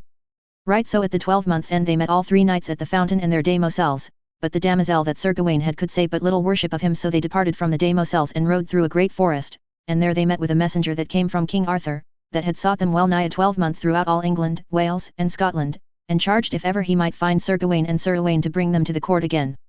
And then were they all glad, and so prayed they Sir Marhaus to ride with them to the king's court. And so within 12 days they came to Camelot, and the king was passing glad of their coming, and so was all the court. Then the king made them to swear upon a book to tell him all their adventures that had befallen them that 12-month, and so they did. And there was Sir Marhaus well known, for there were knights that he had matched aforetime, and he was named one of the best knights living. Against the feast of Pentecost came the damosel of the lake and brought with her Sir Pelleas, and at that high feast there was great justing of knights, and of all knights that were at that justs, Sir Pelleas had the prize, and Sir Marhaus was named the next, but Sir Pelleas was so strong there might but few knights sit him a buffet with a spear. And at that next feast Sir Pelleas and Sir Marhaus were made knights of the Table Round, for there were 2 sieges void, for 2 knights were slain that 12-month, and great joy had King Arthur of Sir Pelleas and of Sir Marhaus. But Pelleas loved never after Sir Gawain, but as he spared him for the love of King Arthur, but oft times at justs and tournaments Sir Pelleas quit Sir Gawain, for so it rehearseth in the book of French. So Sir Tristram many days after fought with Sir Marhaus in an island, and there they did a great battle, but at the last Sir Tristram slew him, so Sir Tristram was wounded that unneth he might recover, and lay at a nunnery half a year. And Sir Pelleas was a worshipful knight, and was one of the 4 that achieved the Sangreal, and the damosel of the lake made by her means that never he had ado with Sir Lancelot de Lake, for where Sir Lancelot was at any justs or any tournament, she would not suffer him be there that day, but if it were on the side of Sir Lancelot. Explicit Liber Quartus. Incipit Liber Quintus. Book 5. Chapter 1. How 12 aged ambassadors of Rome came to King Arthur to demand truage for Britain. When King Arthur had after long war rested, and held a royal feast and table round with his allies of kings, princes, and noble knights all of the Round Table, there came into his hall, he sitting in his throne royal, 12 ancient men, bearing each of them a branch of olive, in token that they came as ambassadors and messengers from the Emperor Lucius, which was called at that time dictator or procurer of the public weal of Rome. Which said messengers, after their entering and coming into the presence of King Arthur, did to him their obeisance in making to him reverence, and said to him in this wise, The high and mighty Emperor Lucius sendeth to the King of Britain greeting, commanding thee to acknowledge him for thy lord, and to send him the truage due of this realm unto the empire, which thy father and other tofore thy predecessors have paid as is of record, and thou as rebel not knowing him as thy sovereign, withholdest and retainest contrary to the statutes and decrees made by the noble and worthy Julius Caesar, conqueror of this realm, and first emperor of Rome. And if thou refuse his demand and commandment, know thou for certain that he shall make strong war against thee, thy realms and lands, and shall chastise thee and thy subjects, that it shall be ensample perpetual unto all kings and princes, for to deny their truage unto that noble empire which domineth upon the universal world. Then when they had showed the effect of their message, the king commanded them to withdraw them, and said he should take advice of counsel and give to them an answer. Then some of the young knights, hearing this their message, would have run on them to have slain them, saying that it was a rebuke to all the knights there being present to suffer them to say so to the king. And anon the king commanded that none of them, upon pain of death, to misae them nor do them any harm, and commanded a knight to bring them to their lodging. And see that they have all that is necessary and requisite for them, with the best cheer, and that no dainty be spared, for the Romans be great lords, and though their message please me not nor my court, yet I must remember mine honour. After this the king let call all his lords and knights of the Round Table to counsel upon this matter, and desired them to say their advice. Then Sir Cador of Cornwall spake first and said, Sir, this message liketh me well, for we have many days rested us and have been idle, and now I hope ye shall make sharp war on the Romans, where I doubt not we shall get honour. I believe well, said Arthur, that this matter pleaseth thee well, but these answers may not be answered, for the demand grieveth me sore, for truly I will never pay truage to Rome, wherefore I pray you to counsel me. I have understood that Belinus and Brenius, kings of Britain, have had the empire in their hands many days, and also Constantine the son of Helene, which is an open evidence that we owe no tribute to Rome but of right we that be descended of them have right to claim the title of the empire. Chapter 2. How the kings and lords promised to King Arthur aid and help against the Romans. Then answered King Anguish of Scotland, Sir, ye ought of right to be above all other kings, for unto you is none like nor parallel in Christendom of knighthood nor of dignity, and I counsel you never to obey the Romans, for when they reigned on us they distressed our elders, and put this land to great extortions and tallies, wherefore I make here mine avow to avenge me on them, and for to strengthen your quarrel I shall furnish 20,000 good men of war, and wage them on my costs, which shall await on you with myself when it shall please you. And the king of Little Britain granted him to the same 30,000, wherefore King Arthur thanked them. And then every man agreed to make war, and to aid after their power, that is to wit, the Lord of West Wales promised to bring 30,000 men, and Sir Owain, Sir Ider his son, with their cousins, promised to bring 30,000. Then Sir Lancelot with all other promised and likewise every man a great multitude. And when King Arthur understood their courages and good wills he thanked them heartily, and after let call the ambassadors to hear their answer.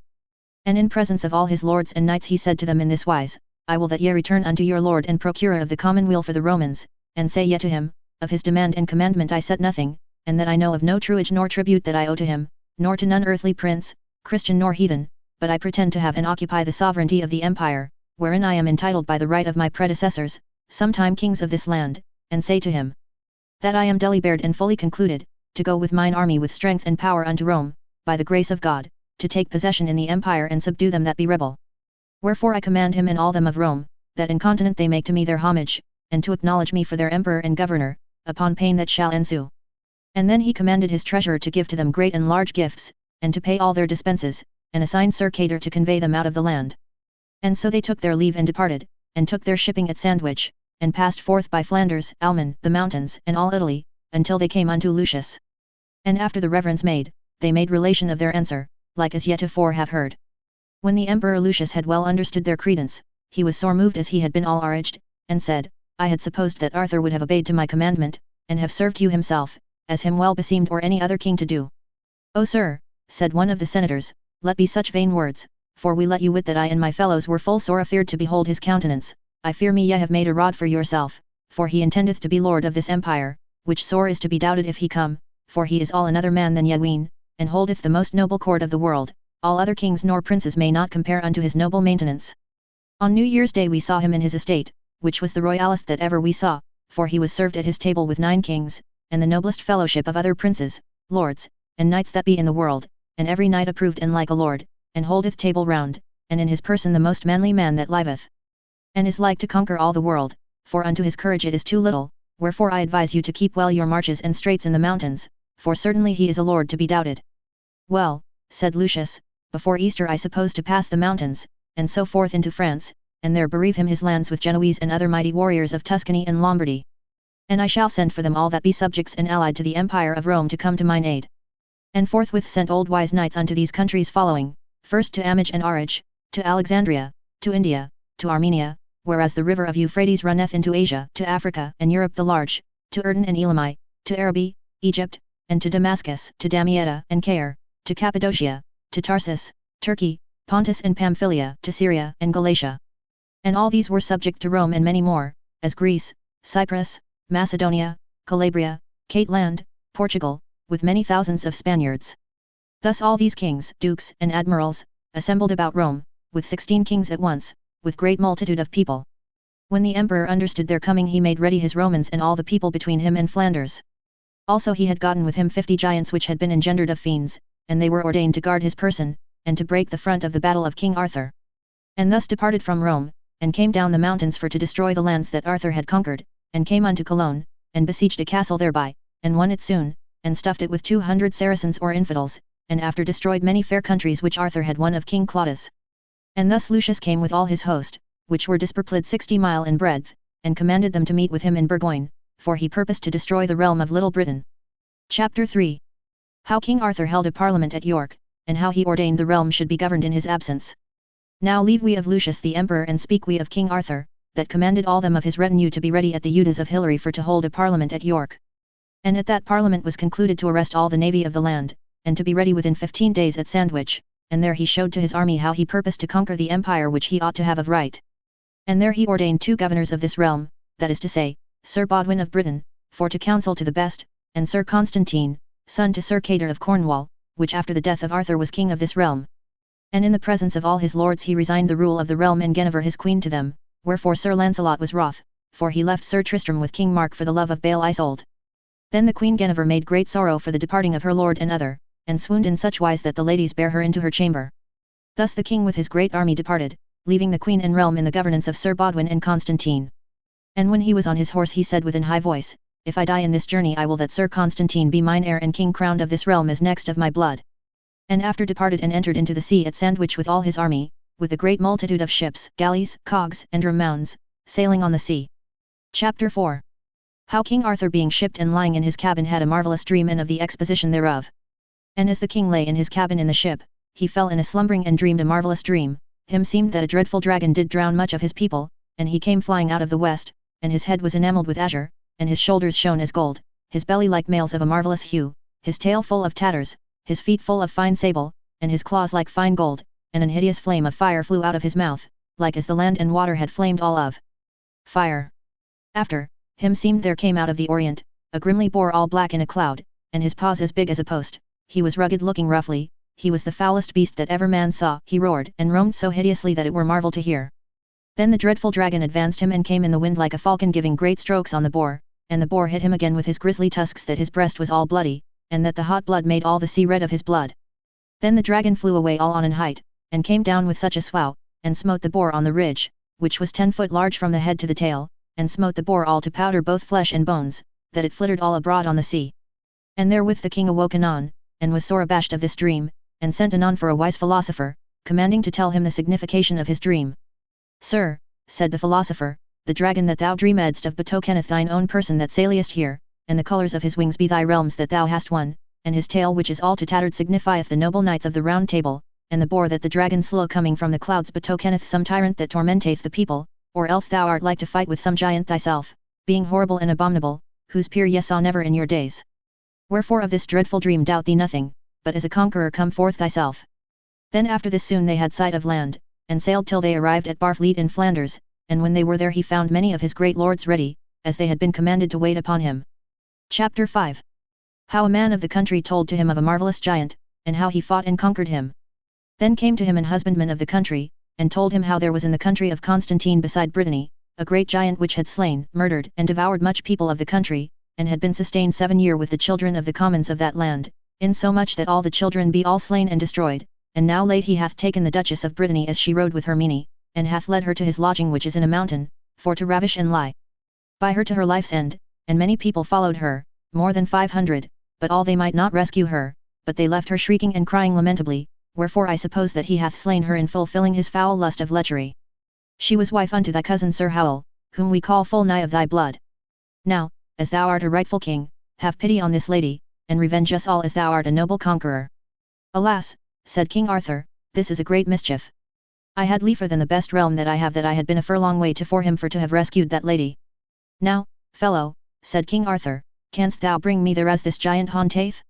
Yet, sir, said the good man, look yonder whereas thou seest those 2 great fires, there shalt thou find him, and more treasure than I suppose is in all France. When the king had understood this piteous case, he returned into his tent. Then he called to him Sir Kay and Sir Bedivere, and commanded them secretly to make ready horse and harness for himself and them twain, for after evensong he would ride on pilgrimage with them 2 only unto St. Michael's Mount. And then anon he made him ready, and armed him at all points, and took his horse and his shield. And so they 3 departed thence and rode forth as fast as ever they might till that they came to the foreland of that mount. And there they alighted, and the king commanded them to tarry there, for he would himself go up into that mount. And so he ascended up into that hill till he came to a great fire, and there he found a careful widow wringing her hands and making great sorrow, sitting by a grave new maid. And then King Arthur saluted her, and demanded of her wherefore she made such lamentation, to whom she answered and said, Sir knight, speak soft, for yonder is a devil, if he hear thee speak he will come and destroy thee, I hold thee unhappy, what dost thou here in this mountain? For if ye were such 50 as ye be, ye were not able to make resistance against this devil. Here lieth the Duchess dead, the which was the fairest of all the world, wife to Sir Howell, Duke of Brittany, he hath murdered her in forcing her, and hath slit her unto the navel. Dame, said the king, I come from the noble conqueror King Arthur, for to treat with that tyrant for his liege people. Fie on such treaties, said she, he sutteth not by the king nor by no man else, but and if thou have brought Arthur's wife, Dame Guinevere, he shall be gladder than thou hadst given to him half France. Beware, approach him not too nigh, for he hath vanquished 15 kings, and hath made him a coat full of precious stones embroidered with their beards, which they sent him to have his love for salvation of their people at this last Christmas. And if thou wilt, speak with him at yonder great fire at supper. Well, said Arthur, I will accomplish my message for all your fearful words, and went forth by the crest of that hill, and saw where he sat at supper gnawing on a limb of a man, baking his broad limbs by the fire, and breechless, and 3 fair damosels turning 3 brooches whereon were broached 12 young children late born, like young birds. When King Arthur beheld that piteous sight he had great compassion on them, so that his heart bled for sorrow, and hailed him, saying in this wise, He that all the world wieldeth give thee short life and shameful death, and the devil have thy soul, why hast thou murdered these young innocent children, and murdered this Duchess? Therefore, arise and dress thee, thou glutton, for this day shalt thou die of my hand. Then the glutton anon started up, and took a great club in his hand, and smote at the king that his coronal fell to the earth. And the king hit him again that he carved his belly and cut off his genitors, that his guts and his entrails fell down to the ground. Then the giant threw away his club, and caught the king in his arms that he crushed his ribs. Then the 3 maidens kneeled down and called to Christ for help and comfort of Arthur. And then Arthur weltered and wrung, that he was other while under and another time above. And so weltering and wallowing they rolled down the hill till they came to the sea mark, and ever as they so weltered Arthur smote him with his dagger. And it fortuned they came to the place whereas the 2 knights were and kept Arthur's horse, then when they saw the king fast in the giant's arms they came and loosed him.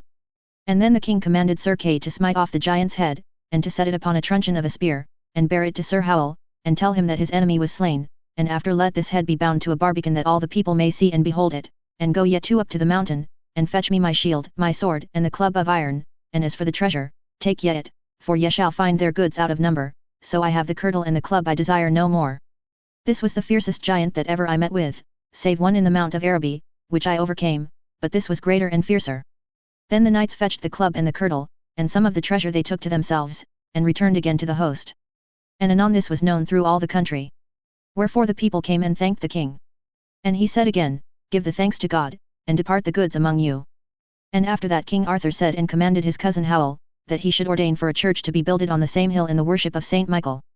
And on the morn the king removed with his great battle, and came into Champagne and in a valley, and there they picked their tents, and the king being set at his dinner, there came in 2 messengers, of whom that one was Marshal of France, and said to the king that the emperor was entered into France, and had destroyed a great part, and was in Burgoyne, and had destroyed and made great slaughter of people, and burnt towns and boroughs, wherefore, if thou come not hastily, they must yield up their bodies and goods. Chapter 6. How King Arthur sent Sir Gawain and other to Lucius, and how they were assailed and escaped with worship. Then the king did do call Sir Gawain, Sir Bors, Sir Lionel, and Sir Bedivere, and commanded them to go straight to Sir Lucius, and say yet to him that hastily he remove out of my land, and if he will not, bid him make him ready to battle and not distress the poor people. Then anon these noble knights dressed them to horseback, and when they came to the green wood, they saw many pavilions set in a meadow, of silk of divers colours, beside a river, and the emperor's pavilion was in the middle with an eagle displayed above. To the which tent our knights rode toward, and ordained Sir Gawain and Sir Bors to do the message, and left in a bushment Sir Lionel and Sir Bedivere. And then Sir Gawain and Sir Bors did their message, and commanded Lucius, in Arthur's name to avoid his land, or shortly to address him to battle. To whom Lucius answered and said, Ye shall return to your lord, and say yet to him that I shall subdue him and all his lands. Then Sir Gawain was wroth and said, I had liefer than all France fight against thee, and so had I, said Sir Bors, liefer than all Brittany or Burgoyne. Then a knight named Sir Gainus, nigh cousin to the emperor, said, Lo, how these Britons be full of pride and boast, and they brag as though they bear up all the world. Then Sir Gawain was sore grieved with these words, and pulled out his sword and smote off his head. And therewith turned their horses and rode over waters and through woods till they came to their bushment, whereas Sir Lionel and Sir Bedivere were hoving. The Romans followed fast after, on horseback and on foot, over a champaign unto a wood. Then Sir Bors turned his horse and saw a knight come fast on, whom he smote through the body with a spear that he fell dead down to the earth. Then came Caliban one of the strongest of Pavy, and smote down many of Arthur's knights. And when Sir Bors saw him do so much harm, he addressed toward him, and smote him through the breast, that he fell down dead to the earth. Then Sir Feldenac thought to revenge the death of Gainus upon Sir Gawain, but Sir Gawain was ware thereof, and smote him on the head. Which stroke stinted not till it came to his breast. And then he returned and came to his fellows in the bushment. And there was a recounter, for the bushment brake on the Romans and slew and hewed down the Romans, and forced the Romans to flee and return, whom the noble knights chased unto their tents. Then the Romans gathered more people, and also footmen came on, and there was a new battle, and so much people that Sir Bors and Sir Beryl were taken. But when Sir Gawain saw that, he took with him Sir Idris the good knight, and said he would never see King Arthur but if he rescued them, and pulled out Galatine his good sword, and followed them that led those 2 knights away, and he smote him that led Sir Bors, and took Sir Bors from him and delivered him to his fellows. And Sir Idris in likewise rescued Sir Beryl. Then began the battle to be great, that our knights were in great jeopardy, wherefore Sir Gawain sent to King Arthur for succour, and that he hie him, for I am sore wounded, and that our prisoners may pay goods out of number. And the messenger came to the king and told him his message. And anon the king did do assemble his army, but anon, or he departed the prisoners were come, and Sir Gawain and his fellows gat the field and put the Romans to flight. And after returned and came with their fellowship in such wise that no man of worship was lost of them, save that Sir Gawain was sore hurt. Then the king did do ransack his wounds and comforted him. And thus was the beginning of the first journey of the Britons and Romans, and there were slain of the Romans more than 10,000, and great joy and mirth was made that night in the host of King Arthur. And on the morn he sent all the prisoners into Paris under the guard of Sir Lancelot, with many knights, and of Sir Cador. Chapter 7. How Lucius sent certain spies in a bushment for to have taken his knights being prisoners, and how they were led. Now turn we to the Emperor of Rome, which espied that these prisoners should be sent to Paris, and anon he sent to lie in a bushment certain knights and princes with 60,000 men, for to rescue his knights and lords that were prisoners. And so on the morn as Lancelot and Sir Cador, chieftains and governors of all them that conveyed the prisoners, as they should pass through a wood, Sir Lancelot sent certain knights to espy if any were in the woods to let them. And when the said knights came into the wood, anon they espied and saw the great ambushment, and returned and told Sir Lancelot that there lay in await for them 70,000 Romans. And then Sir Lancelot with such knights as he had, and men of war to the number of 10,000, put them in array, and met with them and fought with them manly, and slew and detrenched many of the Romans, and slew many knights and admirals of the party of the Romans and Saracens. There was slain the king of Lily and 3 great lords, Aloud, Herod, and Herringdale. But Sir Lancelot fought so nobly that no man might endure a stroke of his hand, but where he came he showed his prowess and might, for he slew downright on every side, and the Romans and Saracens fled from him as the sheep from the wolf or from the lion, and put them, all that abode alive, to flight. And so long they fought that tidings came to King Arthur, and anon he grithted him and came to the battle, and saw his knights how they had vanquished the battle. He embraced them knight by knight in his arms, and said, Ye be worthy to wield all your honour and worship, there was never king save myself that had so noble knights. Sir, said Cador, there was none of us failed other, but of the prowess and manhood of Sir Lancelot were more than wonder to tell, and also of his cousins which did that day many noble feats of war. And also Sir Cador told who of his knights were slain, as Sir Beryl, and other Sir Maurice and Sir Morrel, 2 good knights. Then the king wept, and dried his eyes with a kerchief, and said, Your courage had near hand destroyed you, for though ye had returned again, ye had lost no worship, for I call it folly, knights to abide when they be overmatched. Nay, said Lancelot and the other, for once shamed may never be recovered. Chapter 8. How a senator told to Lucius of their discomfiture, and also of the great battle between Arthur and Lucius. Now leave we King Arthur and his noble knights which had won the field, and had brought their prisoners to Paris, and speak we of a senator which escaped from the battle, and came to Lucius the emperor, and said to him, Sir Emperor, I advise thee for to withdraw thee. What dost thou here? Thou shalt win nothing in these marches but great strokes out of all measure, for this day one of Arthur's knights was worth in the battle 100 of ours. Fie on thee, said Lucius, thou speakest cowardly, for thy words grieve me more than all the loss that I had this day. And anon he sent forth a king, which hight Sir Leomy, with a great army, and bade him hie him fast to fore, and he would follow hastily after. King Arthur was warned privily, and sent his people to Sessoin, and took up the towns and castles from the Romans. Then the king commanded Sir Cador to take the rearward, and to take with him certain knights of the Round Table, and Sir Lancelot, Sir Bors, Sir Kay, Sir Marhauk, with Sir Marhaus. Shall await on our person. Thus the King Arthur disperplead his host in divers parties, to the end that his enemies should not escape. When the emperor was entered into the vale of Sessoin, he might see where King Arthur was embattled and his banner displayed, and he was beset round about with his enemies, that needs he must fight or yield him, for he might not flee, but said openly unto the Romans, Sirs, I admonish you that this day ye fight and acquit you as men, and remember how Rome domineth and is chief and head over all the earth and universal world, and suffer not these Britons this day to abide against us, and therewith he did command his trumpets to blow the bloody sounds, in such wise that the ground trembled and dindled. Then the battles approached and shoved and shouted on both sides, and great strokes were smitten on both sides, many men overthrown, hurt and slain, and great valiances, prowesses and appertices of war were that day showed, which were over long to recount the noble feats of every man, for they should contain an whole volume. But in especial, King Arthur rode in the battle exhorting his knights to do well, and himself did as nobly with his hands as was possible a man to do. He drew out Excalibur his sword, and awaited ever whereas the Romans were thickest and most grieved his people, and anon he addressed him on that part, and hew and slew downright, and rescued his people, and he slew a great giant named Gallipus, which was a man of an huge quantity and height. He shorted him and smote off both his legs by the knees, saying, Now art thou better of a size to deal with than thou were, and after smote off his head. There Sir Gawain fought nobly and slew 3 admirals in that battle. And so did all the knights of the Round Table. Thus the battle between King Arthur and Lucius the emperor endured long. Lucius had on his side many Saracens which were slain. And thus the battle was great, and offsides that one party was at a foredeal and anon at an afterdeal, which endured so long till at the last King Arthur espied where Lucius the emperor fought, and did wonder with his own hands. And anon he rode to him. And either smote other fiercely, and at last Lucius smote Arthur thwart the visage, and gave him a large wound. And when King Arthur felt himself hurt, anon he smote him again with Excalibur that it cleft his head, from the summit of his head, and stinted not till it came to his breast. And then the emperor fell down dead and there ended his life. And when it was known that the emperor was slain, anon all the Romans with all their host put them to flight, and King Arthur with all his knights followed the chase, and slew downright all them that they might attain. And thus was the victory given to King Arthur, and the triumph, and there were slain on the part of Lucius more than 100,000. And after King Arthur did do ransack the dead bodies, and did do bury them that were slain of his retinue, every man according to the estate and degree that he was of. And them that were hurt he let the surgeons do search their hurts and wounds, and commanded to spare no salves nor medicines till they were whole. Then the king rode straight to the place where the emperor Lucius lay dead, and with him he found slain the Sudan of Syria, the king of Egypt and of Ethiopia, which were 2 noble kings, with 17 other kings of divers regions, and also 60 senators of Rome, all noble men, whom the king did do balm and gum with many good gums aromatic, and after did do sear them in 60-fold of seared cloth of sendal, and laid them in chests of lead, because they should not chafe nor savour, and upon all these bodies their shields with their arms and banners were set, to the end they should be known of what country they were.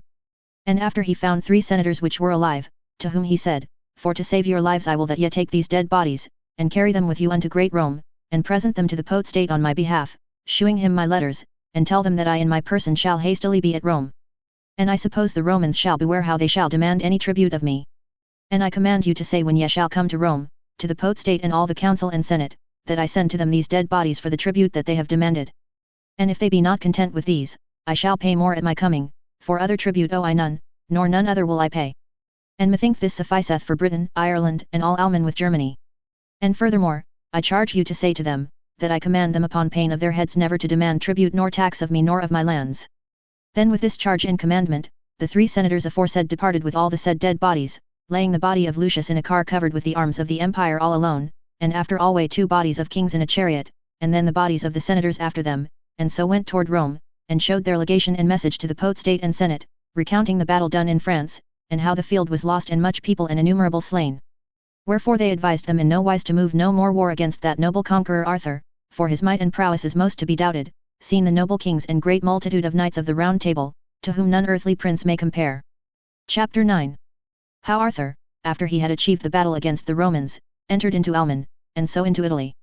Now turn we unto King Arthur and his noble knights, which, after the great battle achieved against the Romans, entered into Lorraine, Brabant, and Flanders, and sithen returned into Haute-Alman, and so over the mountains into Lombardy, and after, into Tuscany wherein was a city which in no wise would yield themselves nor obey, wherefore King Arthur besieged it, and lay long about it, and gave many assaults to the city, and they within defended them valiantly.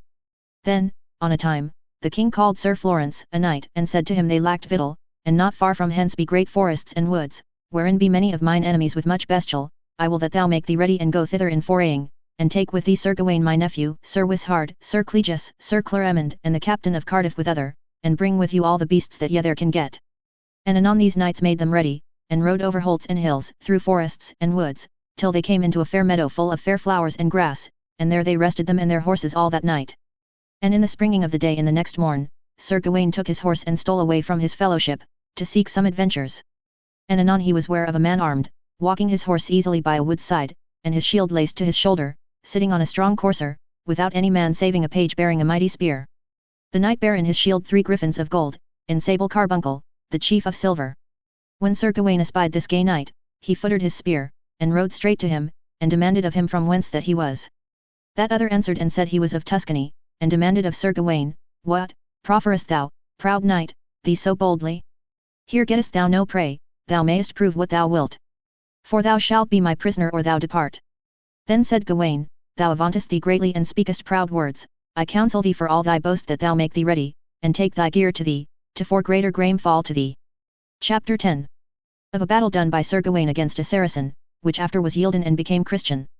Then they took their spears and ran each at other with all the might they had, and smote each other through their shields into their shoulders, wherefore anon they pulled out their swords, and smote great strokes that the fire sprang out of their helms. Then Sir Gawain was all abashed, and with Galatine his good sword he smote through shield and thick hauberk made of thick mails, and all to rushed and brake the precious stones, and made him a large wound, that men might see both liver and lung. Then groaned that knight, and addressed him to Sir Gawain, and with an ox stroke gave him a great wound and cut a vein, which grieved Gawain sore, and he bled sore. Then the knight said to Sir Gawain, Bind thy wound or thy bleeding change, for thou bleedest all thy horse and thy fair arms, for all the barbers of Brittany shall not staunch thy blood, for whosoever is hurt with this blade he shall never be staunched of bleeding. Then answered Gawain, It grieveth me but little. Thy great words shall not fear me nor lessen my courage, but thou shalt suffer teen and sorrow or we depart, but tell me in haste who may staunch my bleeding. That may I do, said the knight, if I will, and so will I if thou wilt succor and aid me, that I may be christened and believe on God, and thereof I require thee of thy manhood, and it shall be great merit for thy soul. I grant, said Gawain, so God help me, to accomplish all thy desire, but first tell me what thou soughtest here thus alone, and of what land and legions thou art of. Sir, he said, my name is Priamus, and a great prince is my father, and he hath been rebel unto Rome and overridden many of their lands. My father is lineally descended of Alexander and of Hector by right line. And Duke Joshua and Maccabeus were of our lineage. I am right inheritor of Alexandria and Africa, and all the out isles, yet will I believe on thy Lord that thou believest on, and for thy labour I shall give thee treasure enough. I was so elate and hodine in my heart that I thought no man my peer, nor to me semblable. I was sent into this war with 70 knights, and now I have encountered with thee, which hast given to me of fighting my fill, wherefore Sir Knight, I pray thee to tell me what thou art. I am no knight, said Gawain, I have been brought up in the guard-robe with the noble King Arthur many years, for to take heed to his armour and his other array, and to point his paltocks that long to himself. At Yule last he made me yeoman, and gave to me horse and harness, and £100 in money, and if fortune be my friend, I doubt not but to be well advanced and holpen by my liege lord. Ah, said Priamus, if his knaves be so keen and fierce, his knights be passing good, now for the king's love of heaven, whether thou be a knave or a knight, tell thou me thy name. By God, said Sir Gawain, now I will say thee sooth, my name is Sir Gawain, and known I am in his court and in his chamber. And one of the knights of the Round Table, he dubbed me a duke with his own hand. Therefore grudge not if this grace is to me fortuned, it is the goodness of God that lent to me my strength. Now am I better pleased, said Priamus, than thou hadst given to me all the Provence and Paris the rich. I had liefer to have been torn with wild horses, than any varlet had won such loose, or any page or priker should have had prize on me. But now Sir Knight I warn thee that hereby is a Duke of Lorraine with his army, and the noblest men of Dolfini, and lords of Lombardy, with the garrison of Goddard, and Saracens of Southland, why numbered 60,000 of good men of arms, wherefore but if we hie us hence, it will harm us both, for we be sore hurt, never like to recover, but take heed to my page, that he no horn blow, for if he do, there be hoving here fast by 100 knights awaiting on my person, and if they take thee, there shall no ransom of gold nor silver acquit thee. Then Sir Gawain rode over a water for to save him, and the knight followed him, and so rode forth till they came to his fellows which were in the meadow, where they had been all the night. Anon as Sir Wishart was ware of Sir Gawain and saw that he was hurt, he ran to him sorrowfully weeping, and demanded of him who had so hurt him, and Gawain told how he had foughten with that man, and each of them had hurt other, and how he had salves to heal them, but I can tell you other tidings, that soon we shall have ado with many enemies. Then Sir Priamus and Sir Gawain alighted, and let their horses graze in the meadow, and unarmed them, and then the blood ran freshly from their wounds. And Priamus took from his page a vial full of the 4 waters that came out of paradise, and with certain balm anointed their wounds, and washed them with that water, and within an hour after they were both as whole as ever they were. And then with a trumpet were they all assembled to council, and there Priamus told unto them what lords and knights had sworn to rescue him, and that without fail they should be assailed with many thousands, wherefore he counselled them to withdraw them. Then Sir Gawain said, it were great shame to them to avoid without any strokes, wherefore I advise to take our arms and to make us ready to meet with these Saracens and misbelieving men, and with the help of God we shall overthrow them and have a fair day on them. And Sir Florence shall abide still in this field to keep the stale as a noble knight. And we shall not forsake yonder fellows. Now, said Priamus, cease your words, for I warn you ye shall find in yonder woods many perilous knights, they will put forth beasts to call you on, they be out of number, and yet are not past 700, which be over few to fight with so many. Nevertheless, said Sir Gawain, we shall once encounter them, and see what they can do, and the best shall have the victory. Chapter 11. How the Saracens came out of a wood for to rescue their beasts, and of a great battle. Then Sir Florence called to him Sir Floridas, with 100 knights, and drove forth the herd of beasts. Then followed him 700 men of arms, and Sir Ferrant of Spain on a fair steed came springing out of the woods, and came to Sir Florence and asked him why he fled. Then Sir Florence took his spear and rode against him, and smote him in the forehead and brake his neck bone. Then all the other were moved, and thought to avenge the death of Sir Ferrant, and smote in among them, and there was great fight, and many slain and laid down to ground, and Sir Florence with his 100 knights alway kept the stale, and fought manly. Then when Priamus the good knight perceived the great fight, he went to Sir Gawain, and bade him that he should go and succour his fellowship, which were sore bestead with their enemies.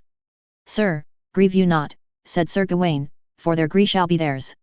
I shall not once move my horse to them ward, but if I see more than there be, for they be strong enough to match them. And with it he saw an earl called Sir Ethelwold and the Duke of Dutchman, came leaping out of a wood with many thousands, and Priamus knights, and came straight unto the battle. Then Sir Gawain comforted his knights, and bade them not to be abashed, for all shall be ours.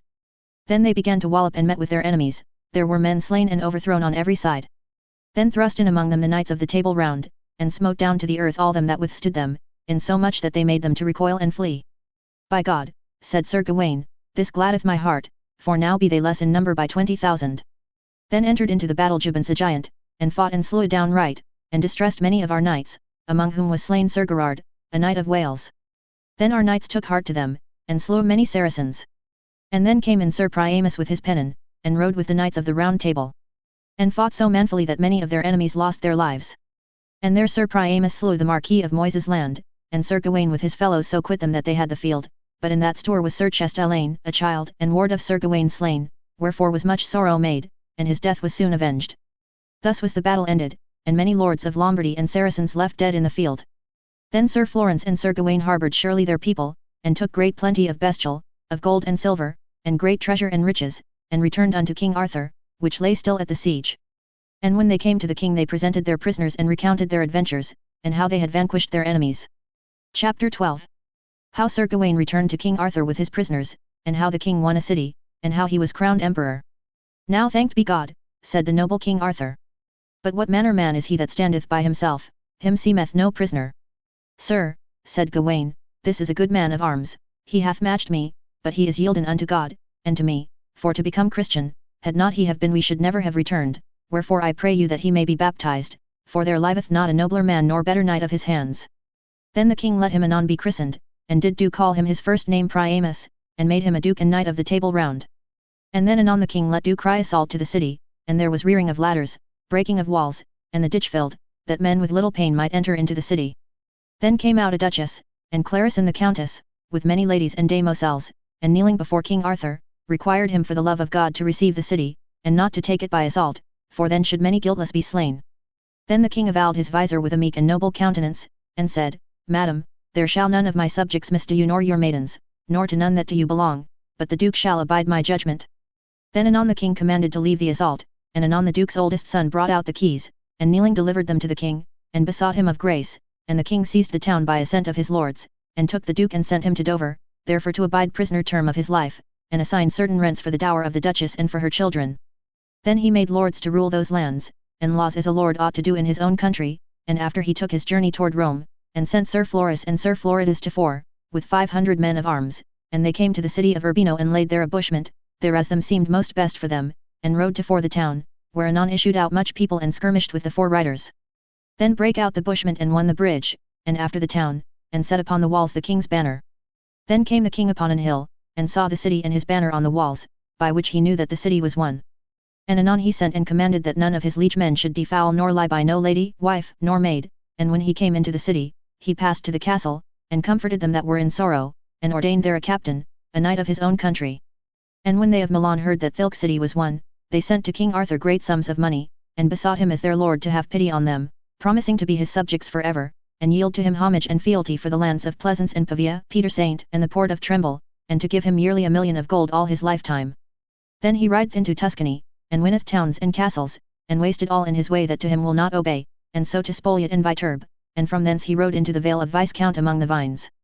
And from thence he sent to the senators, to wit whether they would know him for their lord. But soon after on a Saturday came unto King Arthur all the senators that were left alive, and the noblest cardinals that then dwelt in Rome, and prayed him of peace, and proffered him full large, and besought him as governor to give license for 6 weeks for to assemble all the Romans. And then to crown him emperor with chrism as it belongeth to so high estate. I assent, said the king, like as ye have devised, and at Christmas there to be crowned, and to hold my round table with my knights as me liketh. And then the senators made ready for his enthronization. And at the day appointed, as the romance telleth, he came into Rome, and was crowned emperor by the Pope's hand, with all the royalty that could be made, and sojourned there a time, and established all his lands from Rome into France, and gave lands and realms unto his servants and knights, to Everic after his desert, in such wise that none complained, rich nor poor. And he gave to Sir Priamus the duchy of Lorraine, and he thanked him, and said he would serve him the days of his life, and after made dukes and earls, and made every man rich. Then after this all his knights and lords assembled them afore him, and said, Blessed be God, your war is finished and your conquest achieved, insomuch that we know none so great nor mighty that dare make war against you, wherefore we beseech you to return homeward, and give us license to go home to our wives, from whom we have been long, and to rest us, for your journey is finished with honor and worship. Then said the king, Yes, say truth, and for to tempt God it is no wisdom, and therefore make you ready and return we into England. Then there was trussing of harness and baggage and great carriage. And after license given, he returned, and commanded that no man in pain of death should not rob nor take victual, nor other thing by the way but that he should pay therefor. And thus he came over the sea and landed at Sandwich, against whom Queen Guinevere his wife came and met him, and he was nobly received of all his commons in every city and burg. And great gifts presented to him at his homecoming to welcome him with. Thus endeth the 5th book of the conquest that King Arthur had against Lucius the Emperor of Rome, and here followeth the 6th book, which is of Sir Lancelot du Lake. Book 6. Chapter 1. How Sir Lancelot and Sir Lionel departed from the court, and how Sir Lionel left him sleeping and was taken. Soon after that King Arthur was come from Rome into England, then all the knights of the Table Round resorted unto the king, and made many justs and tournaments, and some there were that were but knights, which increased so in arms and worship that they passed all their fellows in prowess and noble deeds, and that was well proved on many, but in especial it was proved on Sir Lancelot du Lake, for in all tournaments and justs and deeds of arms, both for life and death, he passed all other knights, and at no time he was never overcome but if it were by treason or enchantment, so Sir Lancelot increased so marvellously in worship, and in honour, therefore is he the first knight that the French book maketh mention of after King Arthur came from Rome. Wherefore Queen Guinevere had him in great favour above all other knights, and in certain he loved the queen again above all other ladies and damosels of his life, and for her he did many deeds of arms, and saved her from the fire through his noble chivalry. Thus Sir Lancelot rested him long with play and game. And then he thought himself to prove himself in strange adventures, then he bade his nephew, Sir Lionel, for to make him ready, for we too will seek adventures. So they mounted on their horses, armed at all rights, and rode into a deep forest and so into a deep plain. And then the weather was hot about noon, and Sir Lancelot had great lust to sleep. Then Sir Lionel espied a great apple tree that stood by an hedge, and said, Brother, yonder is a fair shadow, there may we rest us and our horses. It is well said, fair brother, said Sir Lancelot, for this 8 year I was not so sleepy as I am now, and so they there alighted and tied their horses unto sundry trees, and so Sir Lancelot laid him down under an apple tree, and his helm he laid under his head. And Sir Lionel waked while he slept. So Sir Lancelot was asleep passing fast. And in the meanwhile there came 3 knights riding, as fast fleeing as ever they might ride. And there followed them 3 but one knight. And when Sir Lionel saw him thought he saw never so great a knight, nor so well faring a man, neither so well apparelled unto all rights. So within a while this strong knight had overtaken one of these knights, and there he smote him to the cold earth that he lay still. And then he rode unto the second knight, and smote him so that man and horse fell down. And then straight to the third knight he rode, and smote him behind his horse's arse a spear length. And then he alighted down and reined his horse on the bridle, and bound all the 3 knights fast with the reins of their own bridles. When Sir Lionel saw him do thus, he thought to assay him, and made him ready, and stilly and privily he took his horse, and thought not for to awake Sir Lancelot. And when he was mounted upon his horse, he overtook this strong knight, and bade him turn. And the other smote Sir Lionel so hard that horse and man he bare to the earth, and so he alighted down and bound him fast, and threw him overthwart his own horse, and so he served them all 4, and rode with them away to his own castle. And when he came there he guard unarmed them, and beat them with thorns all naked, and after put them in a deep prison where were many more knights, that made great dolour. Chapter 2. How Sir Ector followed for to seek Sir Lancelot, and how he was taken by Sir Turquine. When Sir Ector de Maris wist that Sir Lancelot was passed out of the court to seek adventures, he was wroth with himself, and made him ready to seek Sir Lancelot, and as he had ridden long in a great forest he met with a man was like a forester. Fair fellow, said Sir Ector, knowest thou in this country any adventures that be here nigh hand? Sir, said the forester, this country know I well, and hereby, within this mile, is a strong manor, and well diked, and by that manor, on the left hand, there is a fair ford for horses to drink of, and over that ford there groweth a fair tree, and thereon hang many fair shields that wielded sometime good knights, and at the hole of the tree hangeth a basin of copper and latten, and strike upon that basin with the butt of thy spear thrice, and soon after thou shalt hear new tidings, and else hast thou the fairest grace that many a year had ever knight that passed through this forest. Gramercy, said Sir Ector, and departed and came to the tree, and saw many fair shields. And among them he saw his brother's shield, Sir Lionel, and many more that he knew that were his fellows of the Round Table, the which grieved his heart, and promised to revenge his brother. Then anon Sir Ector beat on the basin as he were wood, and then he gave his horse drink at the ford, and there came a knight behind him and bade him come out of the water and make him ready, and Sir Ector anon turned him shortly, and in footer cast his spear, and smote the other knight a great buffet that his horse turned twice about.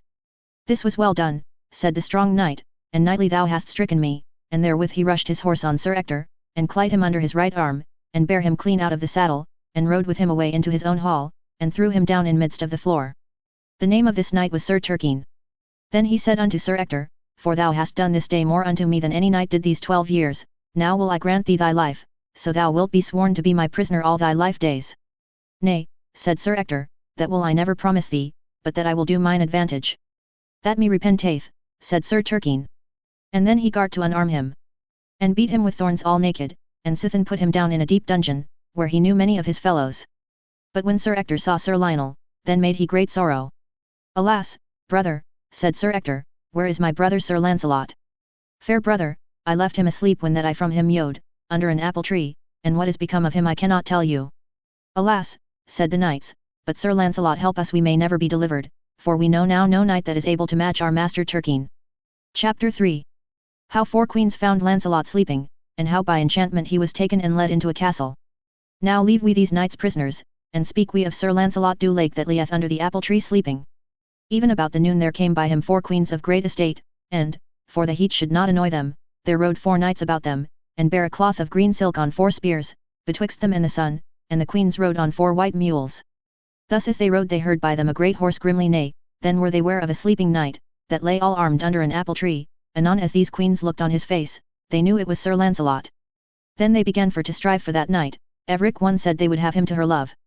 We shall not strive, said Morgan le Fay, that was King Arthur's sister, I shall put an enchantment upon him that he shall not awake in 6 hours, and then I will lead him away unto my castle, and when he is surely within my hold, I shall take the enchantment from him. And then let him choose which of us he will have unto paramour. So this enchantment was cast upon Sir Lancelot, and then they laid him upon his shield, and bare him so on horseback betwixt 2 knights, and brought him unto the castle chariot, and there they laid him in a chamber cold, and at night they sent unto him a fair damosel with his supper ready dight. By that the enchantment was past, and when she came she saluted him, and asked him what cheer. I cannot say, fair damosel, said Sir Lancelot, for I wot not how I came into this castle but it be by an enchantment. Sir, said she, ye must make good cheer, and if ye be such a knight as it is said ye be, I shall tell you more to morn by prime of the day. Gramercy, fair damosel, said Sir Lancelot, of your good will I require you. And so she departed. And there he lay all that night without comfort of anybody. And on the morn early came these 4 queens, passingly well beseen, all they bidding him good morn, and he them again. Sir Knight, the 4 queens said, thou must understand thou art our prisoner, and we here know thee well that thou art Sir Lancelot du Lake, King Ban's son, and because we understand your worthiness, that thou art the noblest knight living, and as we know well there can no lady have thy love but one, and that is Queen Guinevere, and now thou shalt lose her for ever, and she thee, and therefore thee behoveth now to choose one of us 4. I am the Queen Morgan le Fay, Queen of the land of Gore, and here is the Queen of North Gallis, and the Queen of Eastland, and the Queen of the Out Isles, now choose one of us which thou wilt have to thy paramour, for thou mayest not choose or else in this prison to die. This is an hard case, said Sir Lancelot, that either I must die or else choose one of you, yet had I liefer to die in this prison with worship, than to have one of you to my paramour maugre my head. And therefore ye be answered, I will none of you, for ye be false enchantresses, and as for my lady, Dame Guinevere, were I at my liberty as I was, I would prove it on you or on yours, that she is the truest lady unto her lord living. Well, said the queens, is this your answer, that ye will refuse us? Yet, on my life, said Sir Lancelot, refused ye be of me. So they departed and left him there alone that made great sorrow. Chapter 4. How Sir Lancelot was delivered by the mean of a damosel. Right so at the noon came the damosel unto him with his dinner, and asked him what cheer. Truly, fair damosel, said Sir Lancelot, in my life days never so ill. Sir, she said, that me repenteth, but an ye will be ruled by me, I shall help you out of this distress, and ye shall have no shame nor villainy, so that ye hold me a promise. Fair damosel, I will grant you, and sore I am of these queen sorceresses afeard, for they have destroyed many a good knight. Sir, said she, that is sooth, and for the renown and bounty that they hear of you they would have your love, and sir, they say, your name is Sir Lancelot du Lake, the flower of knights, and they be passing wroth with you that ye have refused them. But sir, an ye would promise me to help my father on Tuesday next coming, that hath made a tournament betwixt him and the King of North Gallis, for the last Tuesday past my father lost the field through 3 knights of Arthur's court, and ye will be there on Tuesday next coming, and help my father. To morn or prime, by the grace of God, I shall deliver you clean. Fair maiden, said Sir Lancelot, tell me what is your father's name, and then shall I give you an answer. Sir Knight, she said, my father is King Bagdemagus, that was foul rebuked at the last tournament. I know your father well, said Sir Lancelot, for a noble king and a good knight, and by the faith of my body, ye shall have my body ready to do your father and you service at that day. Sir, she said, gramercy, and to morn await ye be ready betimes and I shall be she that shall deliver you and take you your armour and your horse, shield, and spear, and hereby within this 10 mile, is an abbey of white monks, there I pray you that ye may abide, and thither shall I bring my father unto you. All this shall be done, said Sir Lancelot as I am true knight. And so she departed, and came on the morn early, and found him ready, then she brought him out of 12 locks, and brought him unto his armour, and when he was clean armed, she brought him until his own horse, and lightly he saddled him and took a great spear in his hand and so rode forth, and said, Fair damosel, I shall not fail you, by the grace of God. And so he rode into a great forest all that day, and never could find no highway and so the night fell on him, and then was he ware in a slade, of a pavilion of red sendal. By my faith, said Sir Lancelot, in that pavilion will I lodge all this night, and so there he alighted down, and tied his horse to the pavilion, and there he unarmed him, and there he found a bed, and laid him therein and fell asleep sadly. Chapter 5. How a knight found Sir Lancelot lying in his leman's bed, and how Sir Lancelot fought with the knight. Then within an hour there came the knight to whom the pavilion ought, and he weened that his leman had lain in that bed, and so he laid him down beside Sir Lancelot, and took him in his arms and began to kiss him. And when Sir Lancelot felt a rough beard kissing him, he started out of the bed lightly, and the other knight after him, and either of them gat their swords in their hands, and out at the pavilion door went the knight of the pavilion, and Sir Lancelot followed him, and there by a little slake Sir Lancelot wounded him sore, nigh unto the death. And then he yielded him unto Sir Lancelot, and so he granted him, so that he would tell him why he came into the bed. Sir, said the knight, the pavilion is mine own, and there this night I had assigned my lady to have slept with me, and now I am likely to die of this wound. That me repenteth, said Lancelot, of your hurt, but I was adread of treason, for I was late beguiled, and therefore come on your way into your pavilion and take your rest. And as I suppose I shall staunch your blood. And so they went both into the pavilion, and anon Sir Lancelot staunched his blood. Therewithal came the knight's lady, that was a passing fair lady, and when she espied that her lord Bellius was sore wounded, she cried out on Sir Lancelot, and made great dole out of measure. Peace, my lady and my love, said Bellius, for this knight is a good man, and a knight adventurous, and there he told her all the cause how he was wounded, and when that I yielded me unto him, he left me goodly and hath staunched my blood. Sir, said the lady, I require thee tell me what knight ye be, and what is your name? Fair lady, he said, my name is Sir Lancelot du Lake.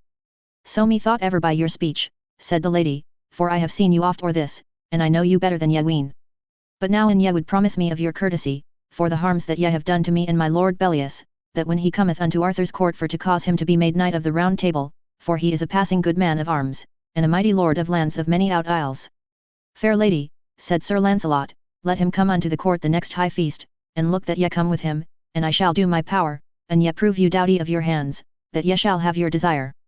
So thus within a while, as they thus talked, the night passed, and the day shone, and then Sir Lancelot armed him, and took his horse, and they taught him to the abbey, and thither he rode within the space of 2 hours.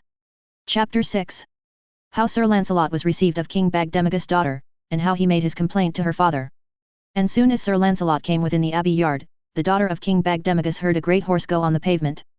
And she then arose and yet unto a window, and there she saw Sir Lancelot, and anon she made men fast to take his horse from him and let lead him into a stable, and himself was led into a fair chamber, and unarmed him, and the lady sent him a long gown, and anon she came herself. And then she made Lancelot passing good cheer, and she said he was the knight in the world was most welcome to her. Then in all haste she sent for her father Bagdemagus that was within 12 mile of that abbey, and afore even he came, with a fair fellowship of knights with him. And when the king was alighted off his horse he yode straight unto Sir Lancelot's chamber and there he found his daughter, and then the king embraced Sir Lancelot in his arms, and either made other good cheer. Anon Sir Lancelot made his complaint unto the king how he was betrayed, and how his brother Sir Lionel was departed from him he wist not where, and how his daughter had delivered him out of prison, therefore while I live I shall do her service and all her kindred. Then am I sure of your help, said the king, on Tuesday next coming. Yet, sir, said Sir Lancelot, I shall not fail you, for so I have promised my lady your daughter. But, sir, what knights be they of my lord Arthur's that were with the king of North Gallis?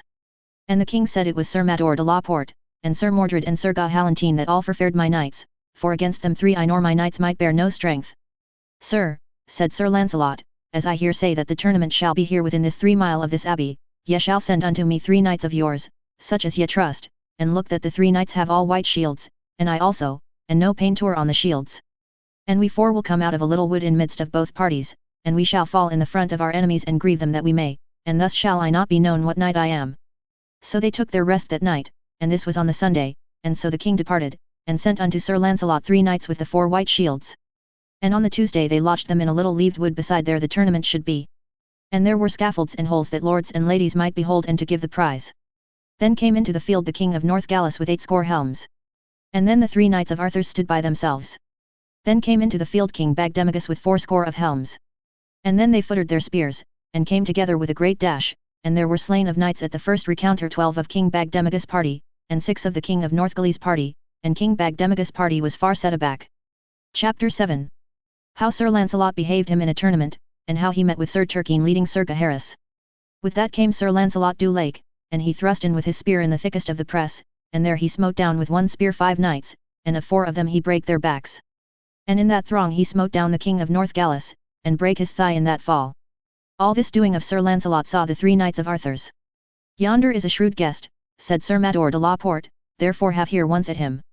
So they encountered, and Sir Lancelot bare him down horse and man, so that his shoulder went out of lith. Now befalleth it to me to joust, said Mordred, for Sir Mador hath a sore fall. Sir Lancelot was ware of him, and gat a great spear in his hand, and met him, and Sir Mordred brake a spear upon him, and Sir Lancelot gave him such a buffet that the arson of his saddle brake, and so he flew over his horse's tail, that his helm butted into the earth a foot and more, that nigh his neck was broken, and there he lay long in a swoon. Then came in Sir Gahalantine with a great spear and Lancelot against him, with all their strength that they might drive, that both their spears to brast even to their hands, and then they flang out with their swords and gave many a grim stroke. Then was Sir Lancelot wroth out of measure, and then he smote Sir Gahalantine on the helm that his nose brast out on blood and ears and mouth both, and therewith his head hung low. And therewith his horse ran away with him, and he fell down to the earth. Anon therewithal Sir Lancelot gat a great spear in his hand, and or ever that great spear brake, he bare down to the earth 16 knights, some horse and man, and some the man and not the horse, and there was none but that he hit surely, he bare none arms that day. And then he gat another great spear, and smote down 12 knights, and the most part of them never throve after. And then the knights of the king of North Galis would joust no more. And there the gree was given to King Bagdemagus. So either party departed unto his own place, and Sir Lancelot rode forth with King Bagdemagus unto his castle, and there he had passing good cheer both with the king and with his daughter, and they proffered him great gifts. And on the morn he took his leave, and told the king that he would go and seek his brother Sir Lionel, that went from him when that he slept, so he took his horse, and betaught them all to God. And there he said unto the king's daughter, If ye have need any time of my service I pray you let me have knowledge, and I shall not fail you as I am true knight. And so Sir Lancelot departed, and by adventure he came into the same forest there he was taken sleeping. And in the midst of a highway he met a damosel riding on a white palfrey, and there either saluted other. Fair damosel, said Sir Lancelot, know ye in this country any adventures? Sir knight, said that damosel, here are adventures near hand, and thou durst prove them. Why should I not prove adventures? Said Sir Lancelot, for that cause come I hither.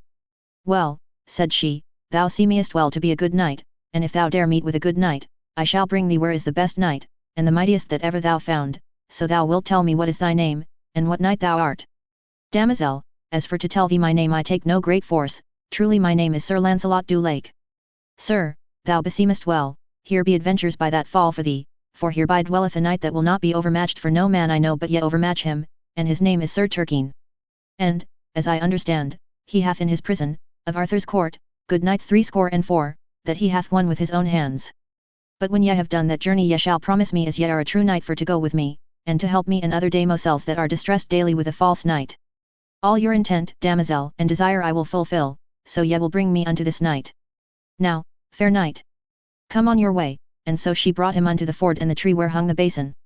So Sir Lancelot let his horse drink, and then he beat on the basin with the butt of his spear so hard with all his might till the bottom fell out, and long he did so, but he saw nothing.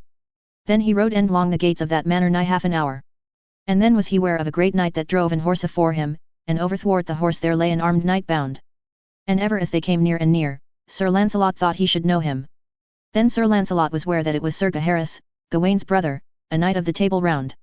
Now, fair damosel, said Sir Lancelot, I see yonder cometh a knight fast bounden that is a fellow of mine, and brother he is unto Sir Gawain. And at the first beginning I promise you, by the leave of God, to rescue that knight, but if his master sit better in the saddle I shall deliver all the prisoners that he hath out of danger, for I am sure he hath 2 brethren of mine prisoners with him. By that time that either had seen other, they gripped their spears unto them.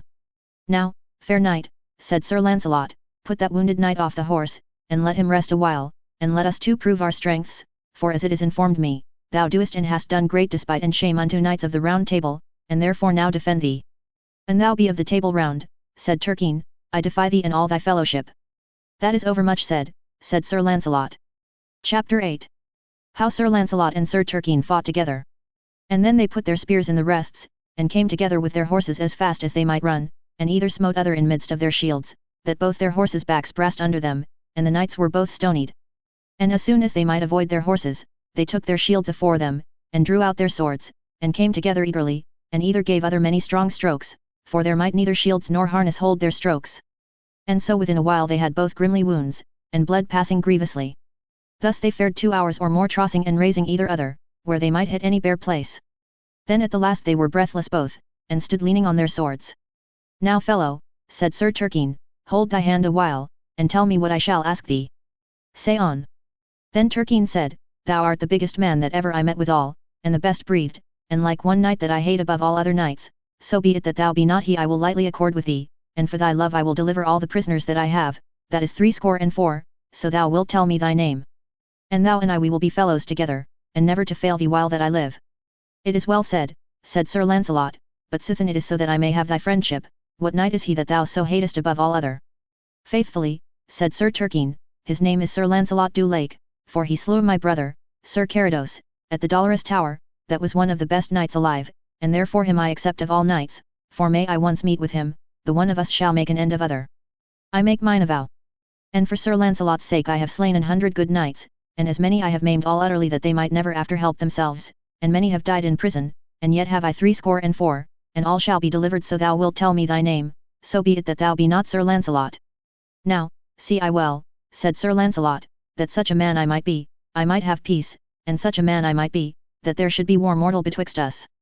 And now, Sir Knight, at thy request I will that thou wit and know that I am Lancelot du Lake, King Ban's son of Benwick, and very knight of the Table Round. And now I defy thee, and do thy best.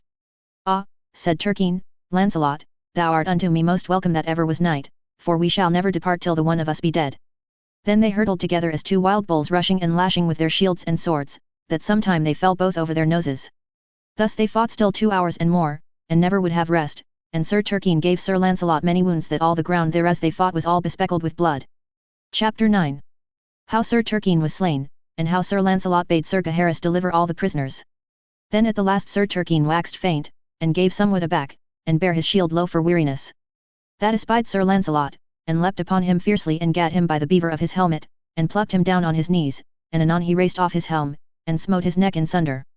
And when Sir Lancelot had done this, he yode unto the damosel and said, Damosel, I am ready to go with you where ye will have me, but I have no horse. Fair sir, said she, take this wounded knight's horse and send him into this manor, and command him to deliver all the prisoners. So Sir Lancelot went unto Gaheris, and prayed him not to be aggrieved for to lend him his horse. Nay, fair lord, said Gaheris, I will that ye take my horse at your own commandment, for ye have both saved me and my horse, and this day I say ye are the best knight in the world, for ye have slain this day in my sight the mightiest man and the best knight except you that ever I saw, and, fair sir, said Gaheris, I pray you tell me your name. Sir, my name is Sir Lancelot du Lake, that ought to help you of right for King Arthur's sake, and in especial for my lord Sir Gawaine's sake, your own dear brother, and when that ye come within yonder manor, I am sure ye shall find there many knights of the Round Table, for I have seen many of their shields that I know on yonder tree. There is Kay's shield, and Sir Brandel's shield, and Sir Marhaus' shield, and Sir Galen's shield, and Sir Brian de Listenoy's shield, and Sir Aladoc's shield, with many more that I am not now advised of, and also my two brethren's shields, Sir Ector de Maris and Sir Lionel, wherefore I pray you greet them all from me, and say that I bid them take such stuff there as they find, and that in any wise my brethren go unto the court and abide me there till that I come, for by the feast of Pentecost I cast me to be there, for as at this time I must ride with this damosel for to save my promise. And so he departed from Gaheris, and Gaheris yet into the manor, and there he found a yeoman porter keeping there many keys. Anon withal Sir Gaheris threw the porter unto the ground and took the keys from him, and hastily he opened the prison door, and there he let out all the prisoners, and every man loosed other of their bonds. And when they saw Sir Gaheris, all they thanked him, for they weened that he was wounded. Not so, said Gaheris, it was Lancelot that slew him worshipfully with his own hands. I saw it with mine own eyes. And he greeteth you all well, and prith you to haste you to the court, and as unto Sir Lionel and Ector de Maris he prith you to abide him at the court. That shall we not do, says his brethren, we will find him and we may live. So shall I, said Sir Kay, find him or I come at the court, as I am true knight. Then all those knights sought the house there as the armour was, and then they armed them, and every knight found his own horse, and all that ever longed unto him. And when this was done, there came a forester with 4 horses laden with fat venison. Anon, Sir Kay said, here is good meat for us for one meal, for we had not many a day no good repast. And so that venison was roasted, bacon, and sodden, and so after supper some abode there all night, but Sir Lionel and Ector de Maris and Sir Kay rode after Sir Lancelot to find him if they might. Chapter 10. How Sir Lancelot rode with a damosel and slew a knight that distressed all ladies and also a villain that kept a bridge. Now turn we unto Sir Lancelot, that rode with the damosel in a fair highway. Sir, said the damosel, here by this way haunteth a knight that distressed all ladies and gentlewomen, and at the least he robbeth them or lieth by them. What, said Sir Lancelot, is he a thief and a knight and a ravisher of women? He doth shame unto the order of knighthood, and contrary unto his oath, it is pity that he liveth. But, fair damosel, ye shall ride on afore, yourself, and I will keep myself in covert, and if that he trouble you or distress you I shall be your rescue and learn him to be ruled as a knight. So the maid rode on by the way a soft ambling pace, and within a while came out that knight on horseback out of the wood, and his page with him, and there he put the damosel from her horse, and then she cried. With that came Launcelot as fast as he might till he came to that knight, saying, O thou false knight and traitor unto knighthood, who did learn thee to distress ladies and gentlewomen. When the knight saw Sir Launcelot thus rebuking him he answered not, but drew his sword and rode unto Sir Launcelot, and Sir Launcelot threw his spear from him, and drew out his sword, and struck him such a buffet on the helmet that he clave his head and neck unto the throat. Now hast thou thy payment that long thou hast deserved. That is truth, said the damosel, for like as Sir Turquine watched to destroy knights, so did this knight attend to destroy and distress ladies, damosels, and gentlewomen, and his name was Sir Paris de Forest Savage. Now, damosel, said Sir Launcelot, will ye any more service of me? Nay, sir, she said, at this time, but Almighty Jesu preserve you wheresoever ye ride or go, for the curtest knight thou art, and meekest unto all ladies and gentlewomen, that now liveth. But one thing, Sir Knight, methinks ye lack, ye that are a knight wifeless, that he will not love some maiden or gentlewoman, for I could never hear say that ever ye loved any of no manner degree, and that is great pity, but it is noised that ye love Queen Guinevere, and that she hath ordained by enchantment that ye shall never love none other but her, nor none other damosel nor lady shall rejoice you, wherefore many in this land, of high estate and low, make great sorrow. Fair damosel, said Sir Launcelot, I may not warn people to speak of me what it pleaseth them, but for to be a wedded man, I think it not, for then I must couch with her, and leave arms and tournaments, battles, and adventures, and as for to say for to take my pleasance with paramours, that will I refuse in principle for dread of God, for knights that be adventurous or lecherous shall not be happy nor fortunate unto the wars, for other they shall be overcome with a simpler knight than they be themselves, other else they shall by unhap and their cursedness slay better men than they be themselves. And so who that useth paramours shall be unhappy, and all thing is unhappy that is about them. And so Sir Launcelot and she departed. And then he rode in a deep forest 2 days and more, and had straight lodging. So on the third day he rode over a long bridge, and there stood upon him suddenly a passing foul churl, and he smote his horse on the nose that he turned about, and asked him why he rode over that bridge without his license. Why should I not ride this way? Said Sir Launcelot, I may not ride beside. Thou shalt not choose, said the churl, and lashed at him with a great club shod with iron. Then Sir Launcelot drew his sword and put the stroke aback, and clave his head unto the paps. At the end of the bridge was a fair village, and all the people, men and women, cried on Sir Launcelot, and said, A worse deed didst thou never for thyself, for thou hast slain the chief porter of our castle. Sir Launcelot let them say what they would, and straight he went into the castle, and when he came into the castle he alighted, and tied his horse to a ring on the wall, and there he saw a fair green court. And thither he dressed him, for there him thought was a fair place to fight in. So he looked about, and saw much people in doors and windows that said, Fair knight, thou art unhappy. Chapter 11. How Sir Launcelot slew 2 giants, and made a castle free. Anon withal came there upon him 2 great giants, well armed all save the heads, with 2 horrible clubs in their hands. Sir Launcelot put his shield afore him and put the stroke away of the one giant, and with his sword he clave his head asunder. When his fellow saw that, he ran away as he were wood, for fear of the horrible strokes, and Launcelot after him with all his might, and smote him on the shoulder, and clave him to the navel. Then Sir Launcelot went into the hall, and there came afore him 60 ladies and damosels, and all kneeled unto him, and thanked God and him of their deliverance, for sir, said they, the most party of us have been here this 7 year their prisoners, and we have worked all manner of silk works for our meat, and we are all great gentlewomen born, and blessed be the time, knight, that ever thou be born, for thou hast done the most worship that ever did knight in this world, that will we bear record, and we all pray you to tell us your name, that we may tell our friends who delivered us out of prison. Fair damosel, he said, my name is Sir Launcelot du Lake. Ah, sir, said they all, well mayst thou be he, for else save yourself, as we deemed, there might never knight have the better of these 2 giants, for many fair knights have essayed it, and here have ended, and many times have we wished after you, and these 2 giants dread never knight but you. Now may ye say, said Sir Launcelot, unto your friends how and who hath delivered you, and greet them all from me, and if that I come in any of your marches, show me such cheer as ye have cause, and what treasure that there in this castle is I give it you for a reward for your grievance, and the lord that is owner of this castle I would he received it as his right. Fair sir, said they, the name of this castle is Tintagel, and a duke odded sometime that had wedded fair Igraine, and after wedded her Uther Pendragon, and gat on her Arthur. Well, said Sir Launcelot, I understand to whom this castle longeth, and so he departed from them, and betaught them unto God. And then he mounted upon his horse, and rode into many strange and wild countries, and through many waters and valleys, and evil was he lodged. And at the last by fortune him happened, against a night, to come to a fair courtelage, and therein he found an old gentlewoman that lodged him with good will, and there he had good cheer for him and his horse. And when time was, his host brought him into a fair garret, over the gate, to his bed. There Sir Lancelot unarmed him, and set his harness by him, and went to bed, and anon he fell asleep. So, soon after, there came one on horseback, and knocked at the gate in great haste, and when Sir Lancelot heard this, he arose up and looked out at the window, and saw by the moonlight 3 knights came riding after that one man, and all 3 lashed on him at once with swords, and that one knight turned on them knightly again, and defended him.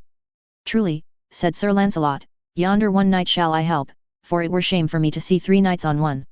And if he be slain I am partner of his death, and therewith he took his harness, and went out at a window by a sheet down to the 4 knights, and then Sir Lancelot said on high, Turn you knights unto me, and leave your fighting with that knight. And then they all 3 left Sir Kay, and turned unto Sir Lancelot, and there began great battle, for they alighted all 3, and struck many great strokes at Sir Lancelot, and assailed him on every side. Then Sir Kay dressed him for to have holpen Sir Lancelot. Nay, sir, said he, I will none of your help, therefore as ye will have my help, let me alone with them. Sir Kay, for the pleasure of the knight, suffered him for to do his will, and so stood aside. And then anon within 6 strokes, Sir Lancelot had stricken them to the earth. And then they all 3 cried, Sir Knight, we yield us unto you as a man of might makeless. As to that, said Sir Lancelot, I will not take your yielding unto me. But so that ye will yield you unto Sir Kay the Seneschal, on that covenant I will save your lives, and else not. Fair knight, said they, that were we loath to do, for as for Sir Kay, we chased him hither, and had overcome him had not ye been, therefore to yield us unto him it were no reason. Well, as to that, said Lancelot, advise you well, for ye may choose whether ye will die or live, for an ye be yolden it shall be unto Sir Kay. Fair knight, then they said, in saving of our lives we will do as thou commandest us. Then shall ye, said Sir Lancelot, on Whitsunday next coming, go unto the court of King Arthur, and there shall ye yield you unto Queen Guinevere, and put you all 3 in her grace and mercy, and say that Sir Kay sent you thither to be her prisoners. Sir, they said, it shall be done by the faith of our bodies, and we be living. And there they swore every knight upon his sword. And so Sir Lancelot suffered them so to depart. And then Sir Lancelot knocked at the gate with the pommel of his sword, and with that came his host, and in they entered Sir Kay and he. Sir, said his host, I weened ye had been in your bed. So I was, said Sir Lancelot, but I rose and leapt out at my window for to help an old fellow of mine. And so when they came nigh the light, Sir Kay knew well that it was Sir Lancelot, and therewith he kneeled down and thanked him of all his kindness that he had holpen him twice from the death. Sir, he said, I have nothing done but that me ought for to do, and ye are welcome, and here shall ye repose you and take your rest. So when Sir Kay was unarmed, he asked after meat, so there was meat fetched him, and he ate strongly. And when he had supped they went to their beds and were lodged together in one bed. On the morn Sir Lancelot arose early, and left Sir Kay sleeping, and Sir Lancelot took Sir Kay's armour and his shield, and armed him, and so he went to the stable, and took his horse, and took his leave of his host, and so he departed. Then soon after arose Sir Kay and missed Sir Lancelot. And then he espied that he had his armour and his horse. Now by my faith I know well that he will grieve some of the court of King Arthur, for on him knights will be bold, and deem that it is I, and that will beguile them. And because of his armour and shield I am sure I shall ride in peace. And then soon after departed Sir Kay and thanked his host. Chapter 12. How Sir Lancelot rode disguised in Sir Kay's harness, and how he smote down a knight.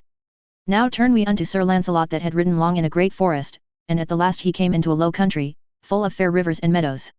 And afore him he saw a long bridge, and 3 pavilions stood thereon, of silk and sendal of divers hue. And without the pavilions hung 3 white shields on truncheons of spears, and great long spears stood upright by the pavilions, and at every pavilion's door stood 3 fresh squires, and so Sir Lancelot passed by them and spake no word. When he was past the 3 knights said them that it was the proud Kay, he weeneth no knight so good as he, and the contrary is oft time proved. By my faith, said one of the knights, his name was Sir Gaunter, I will ride after him and assay him for all his pride, and ye may behold how that I speed. So this knight, Sir Gaunter, armed him, and hung his shield upon his shoulder, and mounted upon a great horse, and gat his spear in his hand, and walloped after Sir Lancelot. And when he came nigh him, he cried, Abide! Thou proud knight Sir Kay, for thou shalt not pass quit. So Sir Lancelot turned him, and either footed their spears, and came together with all their mights, and Sir Gaunter's spear brake, but Sir Lancelot smote him down horse and man. And when Sir Gaunter was at the earth his brethren said each one to other, Yonder knight is not Sir Kay, for he is bigger than he. I dare lay my head, said Sir Gilmere, yonder knight hath slain Sir Kay and hath taken his horse and his harness. Whether it be so or no, said Sir Reynold, the third brother, let us now go mount upon our horses and rescue our brother Sir Gaunter, upon pain of death. We all shall have work enough to match that knight, for ever meseemeth by his person it is Sir Lancelot, or Sir Tristram, or Sir Pelleas, the good knight. Then anon they took their horses and overtook Sir Lancelot, and Sir Gilmere put forth his spear, and ran to Sir Lancelot, and Sir Lancelot smote him down that he lay in a swoon.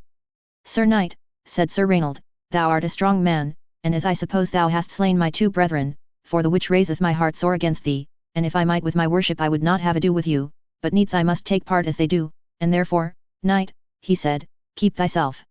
And so they hurtled together with all their mights, and all to shivered both their spears. And then they drew their swords and lashed together eagerly. Anon therewith arose Sir Gaunter, and came unto his brother Sir Gilmere, and bade him, arise, and help we our brother Sir Raynold, that yonder marvellously matched yonder good knight. Therewithal, they leapt on their horses and hurtled unto Sir Lancelot. And when he saw them come he smote a sore stroke unto Sir Raynold, that he fell off his horse to the ground, and then he struck to the other two brethren, and at 2 strokes he struck them down to the earth. With that Sir Raynold began to start up with his head all bloody, and came straight unto Sir Lancelot. Now let be, said Sir Lancelot, I was not far from thee when thou wert made knight, Sir Raynold, and also I know thou art a good knight, and loath I were to slay thee. Gramercy, said Sir Raynold, as for your goodness, and I dare say as for me and my brethren, we will not be loath to yield us unto you, with that we knew your name, for well we know ye are not Sir Kay. As for that be it as it be may, for ye shall yield you unto Dame Guinevere, and look that ye be with her on Whitsunday, and yield you unto her as prisoners, and say that Sir Kay sent you unto her. Then they swore it should be done, and so passed forth Sir Lancelot, and each one of the brethren holp other as well as they might. Chapter 13. How Sir Lancelot jousted against 4 knights of the Round Table and overthrew them. So Sir Lancelot rode into a deep forest, and thereby in a slade, he saw 4 knights hoving under an oak, and they were of Arthur's court. One was Sir Sagramore le Desirous, and Ector de Maris, and Sir Gawain, and Sir Owain. Anon as these 4 knights had espied Sir Lancelot, they weened by his arms it had been Sir Kay. Now by my faith, said Sir Sagramore, I will prove Sir Kay's might, and gat his spear in his hand, and came toward Sir Lancelot. Therewith Sir Lancelot was ware and knew him well, and footed his spear against him, and smote Sir Sagramore so sore that horse and man fell both to the earth. Lo, my fellows, said he, yonder ye may see what a buffet he hath, that knight is much bigger than ever was Sir Kay. Now shall ye see what I may do to him. So Sir Ector gat his spear in his hand and walloped toward Sir Lancelot, and Sir Lancelot smote him through the shield and shoulder that man and horse went to the earth, and ever his spear held. By my faith, said Sir Owain, yonder is a strong knight, and I am sure he hath slain Sir Kay, and I see by his great strength it will be hard to match him. And therewithal, Sir Owain gat his spear in his hand and rode toward Sir Lancelot, and Sir Lancelot knew him well, and so he met him on the plain, and gave him such a buffet that he was astonied, that long he wist not where he was. Now see I well, said Sir Gawain, I must encounter with that knight. Then he dressed his shield and gat a good spear in his hand, and Sir Lancelot knew him well, and then they let run their horses with all their mights, and either knight smote other in midst of the shield. But Sir Gawain spear to brast, and Sir Lancelot charged so sore upon him that his horse reversed up so down. And much sorrow had Sir Gawain to avoid his horse, and so Sir Lancelot passed on apace and smiled, and said, God give him joy that this spear made, for there came never a better in my hand. Then the 4 knights went each one to other and comforted each other. What say ye by this guest? Said Sir Gawain, that one spear hath felled us all 4. We commend him unto the devil, they said all, for he is a man of great might. Ye may well say it, said Sir Gawain, that he is a man of might, for I dare lay my head it is Sir Lancelot, I know it by his writing. Let him go, said Sir Gawain, for when we come to the court then shall we wit, and then had they much sorrow to get their horses again. Chapter 14. How Sir Lancelot followed a brachet into a castle, where he found a dead knight, and how he after was required of a damosel to heal her brother. Now leave we there and speak of Sir Lancelot that rode a great while in a deep forest, where he saw a black brachet, seeking in manner as it had been in the foot of an hurt deer. And therewith he rode after the brachet, and he saw lie on the ground a large foot of blood. And then Sir Lancelot rode after. And ever the brachet looked behind her, and so she went through a great marsh, and ever Sir Lancelot followed. And then was he ware of an old manor, and thither ran the brachet, and so over the bridge. So Sir Lancelot rode over that bridge that was old and feeble, and when he came in midst of a great hall, there he saw lie a dead knight that was a seemly man, and that brachet licked his wounds. And therewithal came out a lady weeping and wringing her hands, and then she said, O knight, too much sorrow hast thou brought me. Why say ye so? Said Sir Lancelot, I did never this knight no harm, for hither by foot of blood this brachet brought me, and therefore, fair lady, be not displeased with me. For I am full sore aggrieved of your grievance. Truly, sir, she said, I trow it be not ye that hath slain my husband, for he that did that deed is sore wounded, and he is never likely to recover, that shall I ensure him. What was your husband's name? Said Sir Lancelot. Sir, said she, his name was called Sir Gilbert the Bastard, one of the best knights of the world, and he that hath slain him I know not his name.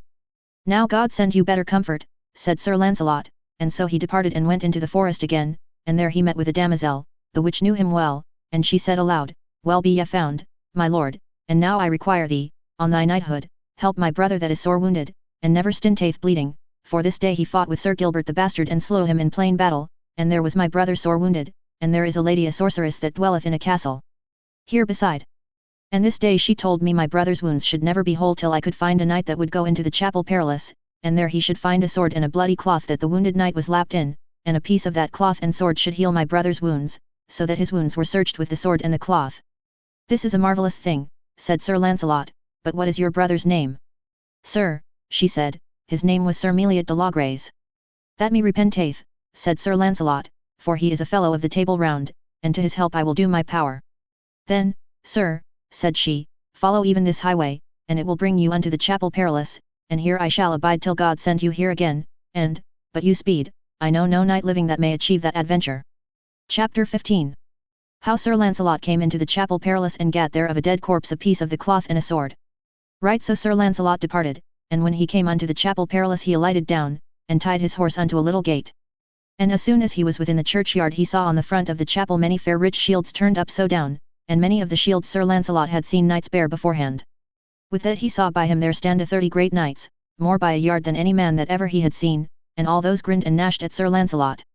And when he saw their countenance he dreaded him sore, and so put his shield afore him, and took his sword ready in his hand ready unto battle, and they were all armed in black harness ready with their shields and their swords drawn. And when Sir Lancelot would have gone throughout them, they scattered on every side of him, and gave him the way, and therewith he waxed all bold, and entered into the chapel, and then he saw no light but a dim lamp burning, and then was he ware of a corpse hilled with a cloth of silk. Then Sir Lancelot stooped down, and cut a piece away of that cloth, and then it fared under him as the earth had quaked a little, therewithal he feared. And then he saw a fair sword lie by the dead knight, and that he gat in his hand and hied him out of the chapel. Anon as ever he was in the chapel yard all the knights spake to him with a grimly voice, and said, Knight, Sir Lancelot, lay that sword from thee or else thou shalt die. Whether that I live or die, said Sir Lancelot, with no great word get ye it again, therefore fight for it an ye list.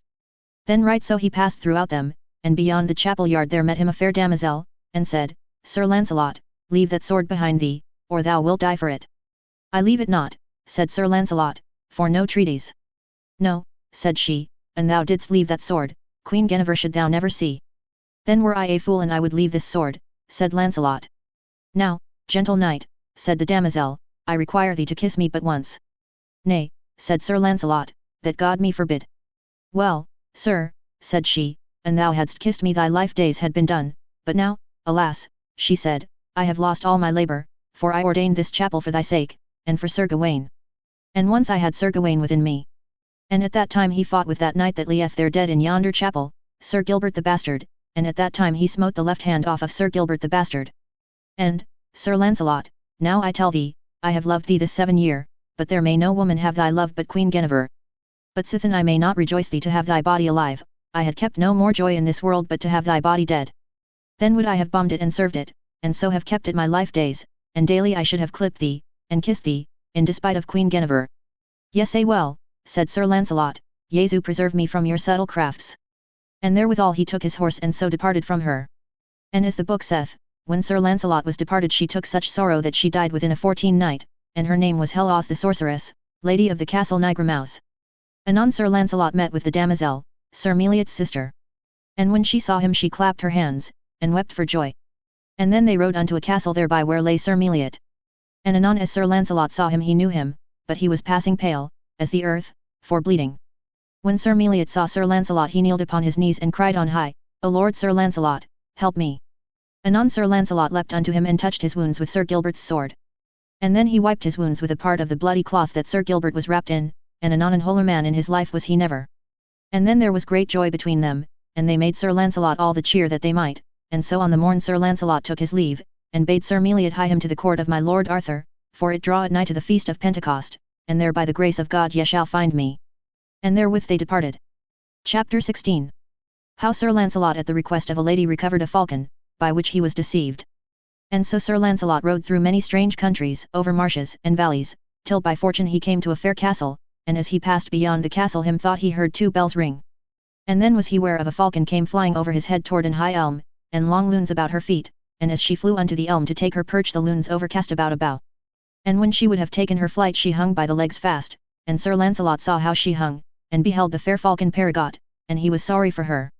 The meanwhile came a lady out of the castle and cried on high, O Lancelot, Lancelot, as thou art flower of all knights, help me to get my hawk, for in my hawk be lost my lord will destroy me, for I kept the hawk and she slipped from me, and if my lord my husband wit it he is so hasty that he will slay me. What is your lord's name? Said Sir Lancelot. Sir, she said, his name is Sir Falot, a knight that longeth unto the king of North Gallis. Well, fair lady, since that ye know my name, and require me of knighthood to help you, I will do what I may to get your hawk, and yet God know it I am an ill climber, and the tree is passing high, and few boughs to help me withal. And therewith Sir Lancelot alighted, and tied his horse to the same tree, and prayed the lady to unarm him. And so when he was unarmed, he put off all his clothes unto his shirt and breech, and with might and force he clomb up to the falcon, and tied the lines to a great rotten boyshe, and threw the hawk down in it withal. Anon the lady gat the hawk in her hand, and therewithal came out Sir Falot out of the grove suddenly, that was her husband, all armed and with his naked sword in his hand, and said, O knight Lancelot, now have I found thee as I would, and stood at the bole of the tree to slay him. Ah, lady, said Sir Lancelot, why have ye betrayed me? She hath done, said Sir Falot, but as I commanded her, and therefore there is none other boot but thine hour is come that thou must die. That were shame unto thee, said Sir Lancelot, thou an armed knight to slay a naked man by treason. Thou gettest none other grace, said Sir Falot, and therefore help thyself an thou canst. Truly, said Sir Lancelot, that shall be thy shame, but since thou wilt do none other, take mine harness with thee, and hang my sword upon a bough that I may get it, and then do thy best to slay me an thou canst. Nay, nay, said Sir Falot, for I know thee better than thou weenest, therefore thou gettest no weapon, and I may keep you therefrom. Alas! said Sir Lancelot, that ever a knight should die weaponless. And therewith he waited above him and under him, and over his head he saw a round spick, a big bough leafless, and therewith he brake it off by the body. And then he came lower and awaited how his own horse stood, and suddenly he leapt on the further side of the horse, froward the knight. And then Sir Falot lashed at him eagerly, weening to have slain him. But Sir Lancelot put away the stroke with the round spick, and therewith he smote him on the one side of the head, that he fell down in a swoon to the ground. So then Sir Lancelot took his sword out of his hand, and struck his neck from the body. Then cried the lady, Alas! Why hast thou slain my husband? I am not causer, said Sir Lancelot, for with falsehood ye would have had slain me with treason, and now it is fallen on you both. And then she swooned as though she would die. And therewithal Sir Lancelot gat all his armour as well as he might, and put it upon him for dread of more resort. For he dreaded that the knight's castle was so nigh. And so, as soon as he might, he took his horse and departed, and thanked God that he had escaped that adventure. Chapter 17. How Sir Lancelot overtook a knight which chased his wife to have slain her, and how he said to him.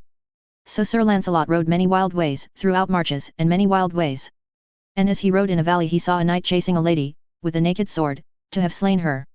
And by fortune as this knight should have slain this lady, she cried on Sir Lancelot and prayed him to rescue her. When Sir Lancelot saw that mischief, he took his horse and rode between them, saying, Knight, fie for shame, why wilt thou slay this lady? Thou dost shame unto thee and all knights. What hast thou to do betwixt me and my wife? Said the knight. I will slay her maugre thy head. That shall ye not, said Sir Lancelot, for rather we two will have ado together. Sir Lancelot, said the knight, thou dost not thy part, for this lady hath betrayed me.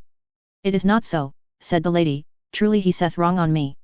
And for because I love and cherish my cousin Germain, he is jealous betwixt him and me, and as I shall answer to God there was never sin betwixt us.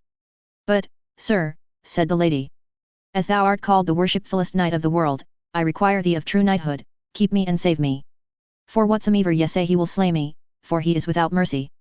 Have ye no doubt, said Lancelot, it shall not lie in his power. Sir, said the knight, in your sight I will be ruled as ye will have me. And so Sir Lancelot rode on the one side and she on the other, he had not ridden but a while, but the knight bade Sir Lancelot turn him and look behind him, and said, Sir, yonder come men of arms after us riding. And so Sir Lancelot turned him and thought no treason, and therewith was the knight and the lady on one side, and suddenly he swapped off his lady's head. And when Sir Lancelot had espied him what he had done, he said and called him, Traitor, thou hast shamed me for ever. And suddenly Sir Lancelot alighted off his horse, and pulled out his sword to slay him, and therewithal he fell flat to the earth, and gripped Sir Lancelot by the thighs, and cried mercy. Fie on thee, said Sir Lancelot, thou shameful knight, thou mayest have no mercy, and therefore arise and fight with me. Nay, said the knight, I will never arise till ye grant me mercy. Now will I proffer thee fair, said Lancelot, I will unarm me unto my shirt, and I will have nothing upon me but my shirt, and my sword in my hand. And if thou canst slay me, quit be thou for ever. Nay, sir, said Pedivere, that will I never. Well, said Sir Lancelot, take this lady in the head, and bear it upon thee, and here shalt thou swear upon my sword, to bear it always upon thy back, and never to rest till thou come to Queen Guinevere. Sir, said he, that will I do, by the faith of my body. Now, said Lancelot, tell me what is your name? Sir, my name is Pedivere. In a shameful hour wert thou born, said Lancelot.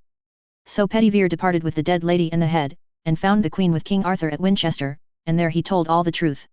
Sir knight, said the queen, this is an horrible deed and a shameful, and a great rebuke unto Sir Lancelot, but notwithstanding his worship is not known in many divers countries, but this shall I give you in penance, make yet as good shift as ye can, ye shall bear this lady with you on horseback unto the Pope of Rome, and of him receive your penance for your foul deeds, and ye shall never rest one night whereas ye do another, and ye go to any bed the dead body shall lie with you.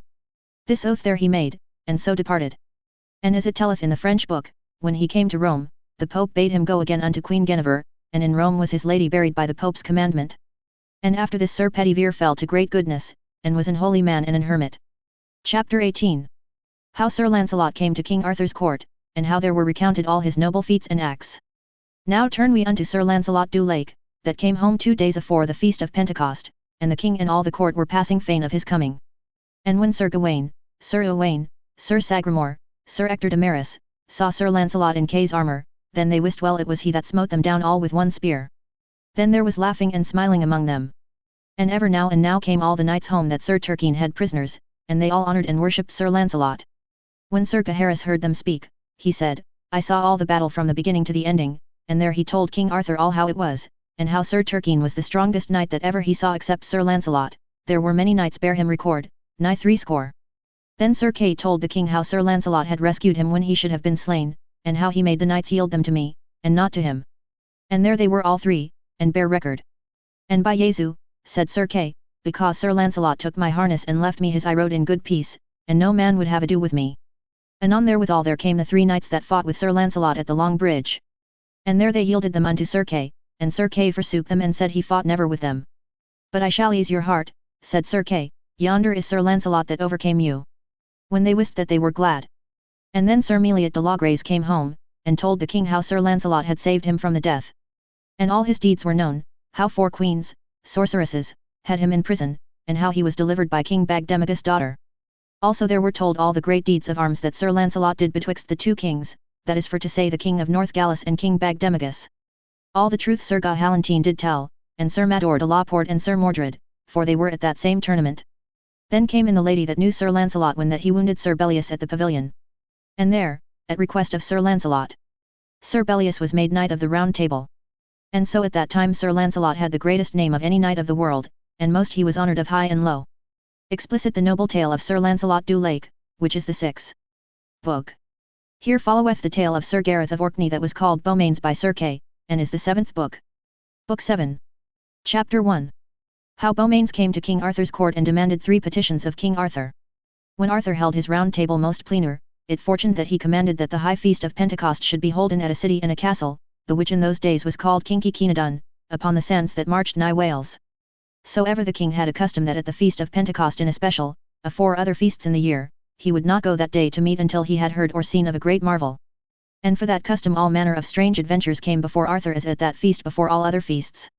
And so Sir Gawain, a little to forenoon of the day of Pentecost, espied at a window 3 men upon horseback, and a dwarf on foot, and so the 3 men alighted, and the dwarf kept their horses, and one of the 3 men was higher than the other twain by a foot and an half. Then Sir Gawain went unto the king and said, Sir, go to your meat, for here at the hand come strange adventures. So Arthur went unto his meat with many other kings.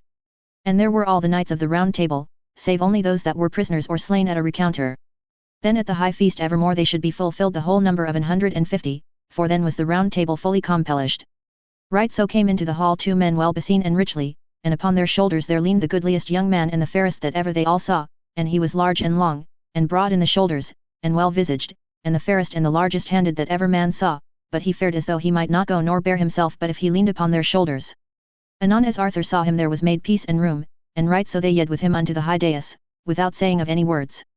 Then this much young man pulled him aback, and easily stretched up straight, saying, King Arthur, God you bless in all your fair fellowship, and in especial the fellowship of the Table Round. And for this cause I am come hither, to pray you and require you to give me 3 gifts, and they shall not be unreasonably asked, but that ye may worshipfully and honourably grant them me, and to you no great hurt nor loss. And the first don and gift I will ask now. And the other 2 gifts I will ask this day 12month, wheresomever ye hold your high feast. Now ask, said Arthur, and ye shall have your asking. Now, sir, this is my petition for this feast, that ye will give me meat and drink sufficiently for this 12month, and at that day I will ask mine other 2 gifts. My fair son, said Arthur, ask better, I counsel thee, for this is but a simple asking, for my heart giveth me to thee greatly, that thou art come of men of worship, and greatly my conceit faileth me but thou shalt prove a man of right great worship. Sir, he said, thereof be as it be may, I have asked that I will ask. Well, said the king, ye shall have meat and drink enough, I never defended that none, neither my friend nor my foe. But what is thy name I would wit? I cannot tell you, said he. That is marvel, said the king, that thou knowest not thy name, and thou art the goodliest young man that ever I saw. Then the king betook him to Sir Kay the steward, and charged him that he should give him of all manner of meats and drinks of the best, and also that he had all manner of finding as though he were a lord's son. That shall little need, said Sir Kay, to do such cost upon him, for I dare undertake he is a villain born, and never will make man. For an he had come of gentlemen he would have asked of you horse and armour, but such as he is, so he asketh.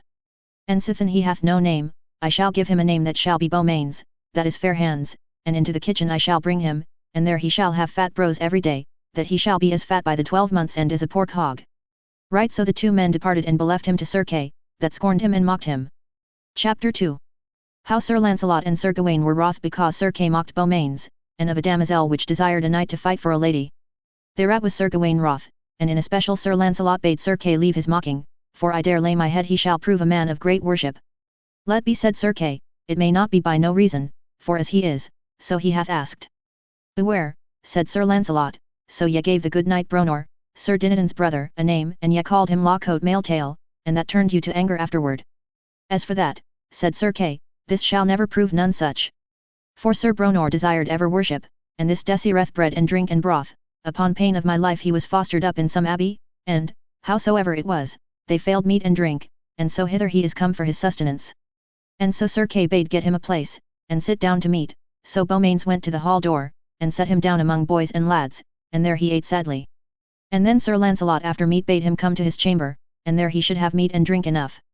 And so did Sir Gawain, but he refused them all, he would do none other but as Sir Kay commanded him, for no proffer. But as touching Sir Gawain, he had reason to proffer him lodging, meat, and drink, for that proffer came of his blood, for he was nearer kin to him than he wist. But that as Sir Lancelot did was of his great gentleness and courtesy. So thus he was put into the kitchen, and lay nightly as the boys of the kitchen did. And so he endured all that 12-month, and never displeased man nor child, but always he was meek and mild. But ever when that he saw any jesting of knights, that would he see and he might.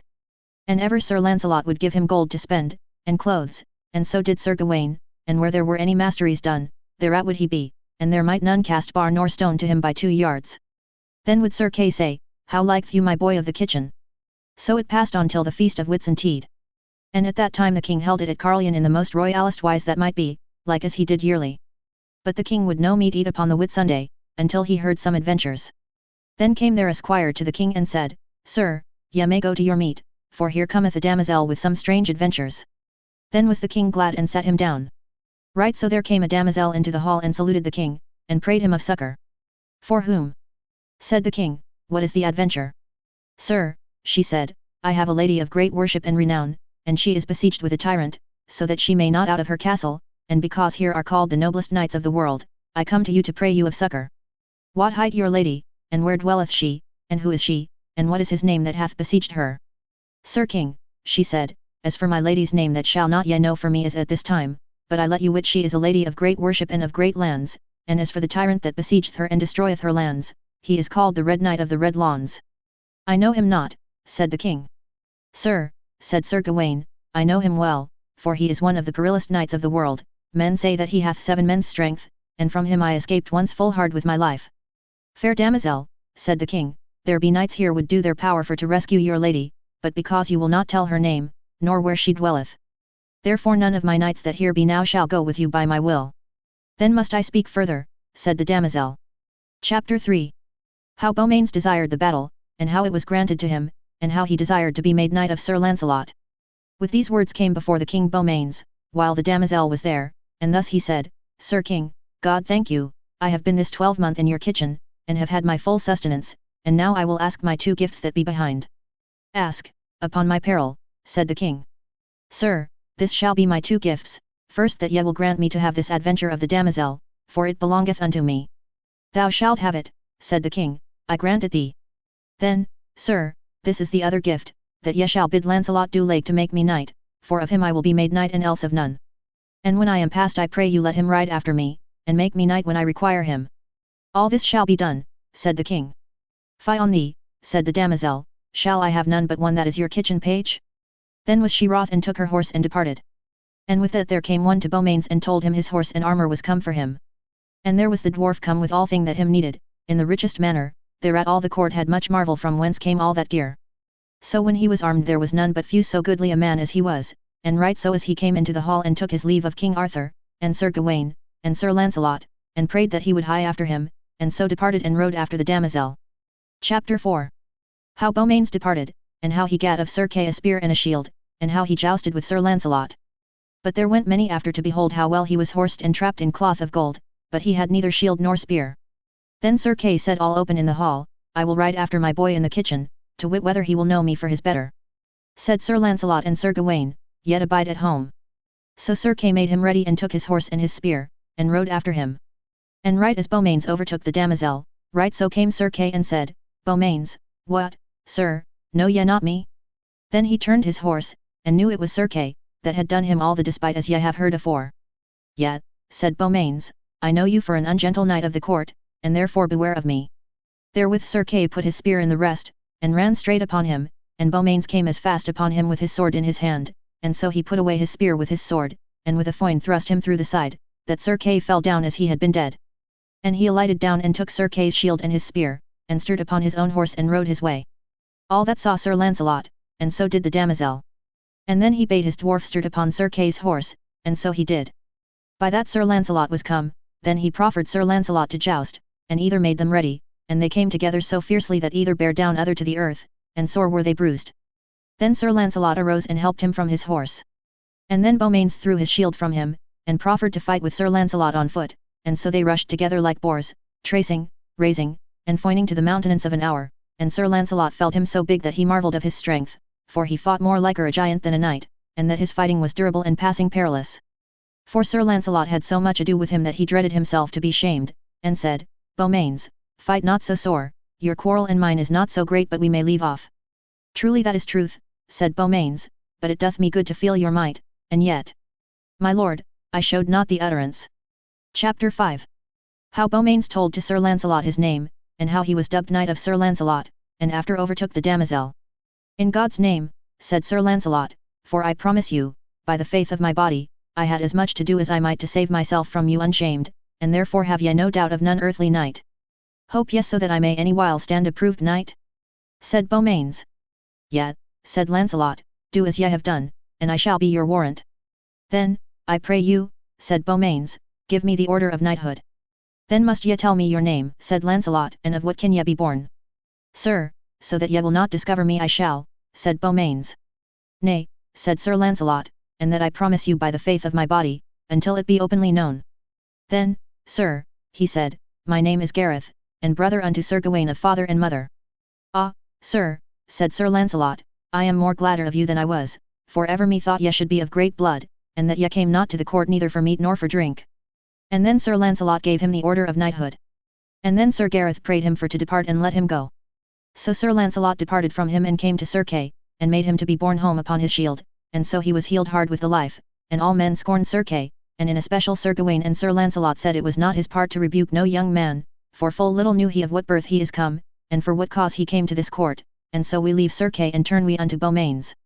When he had overtaken the damosel, anon she said, What dost thou here?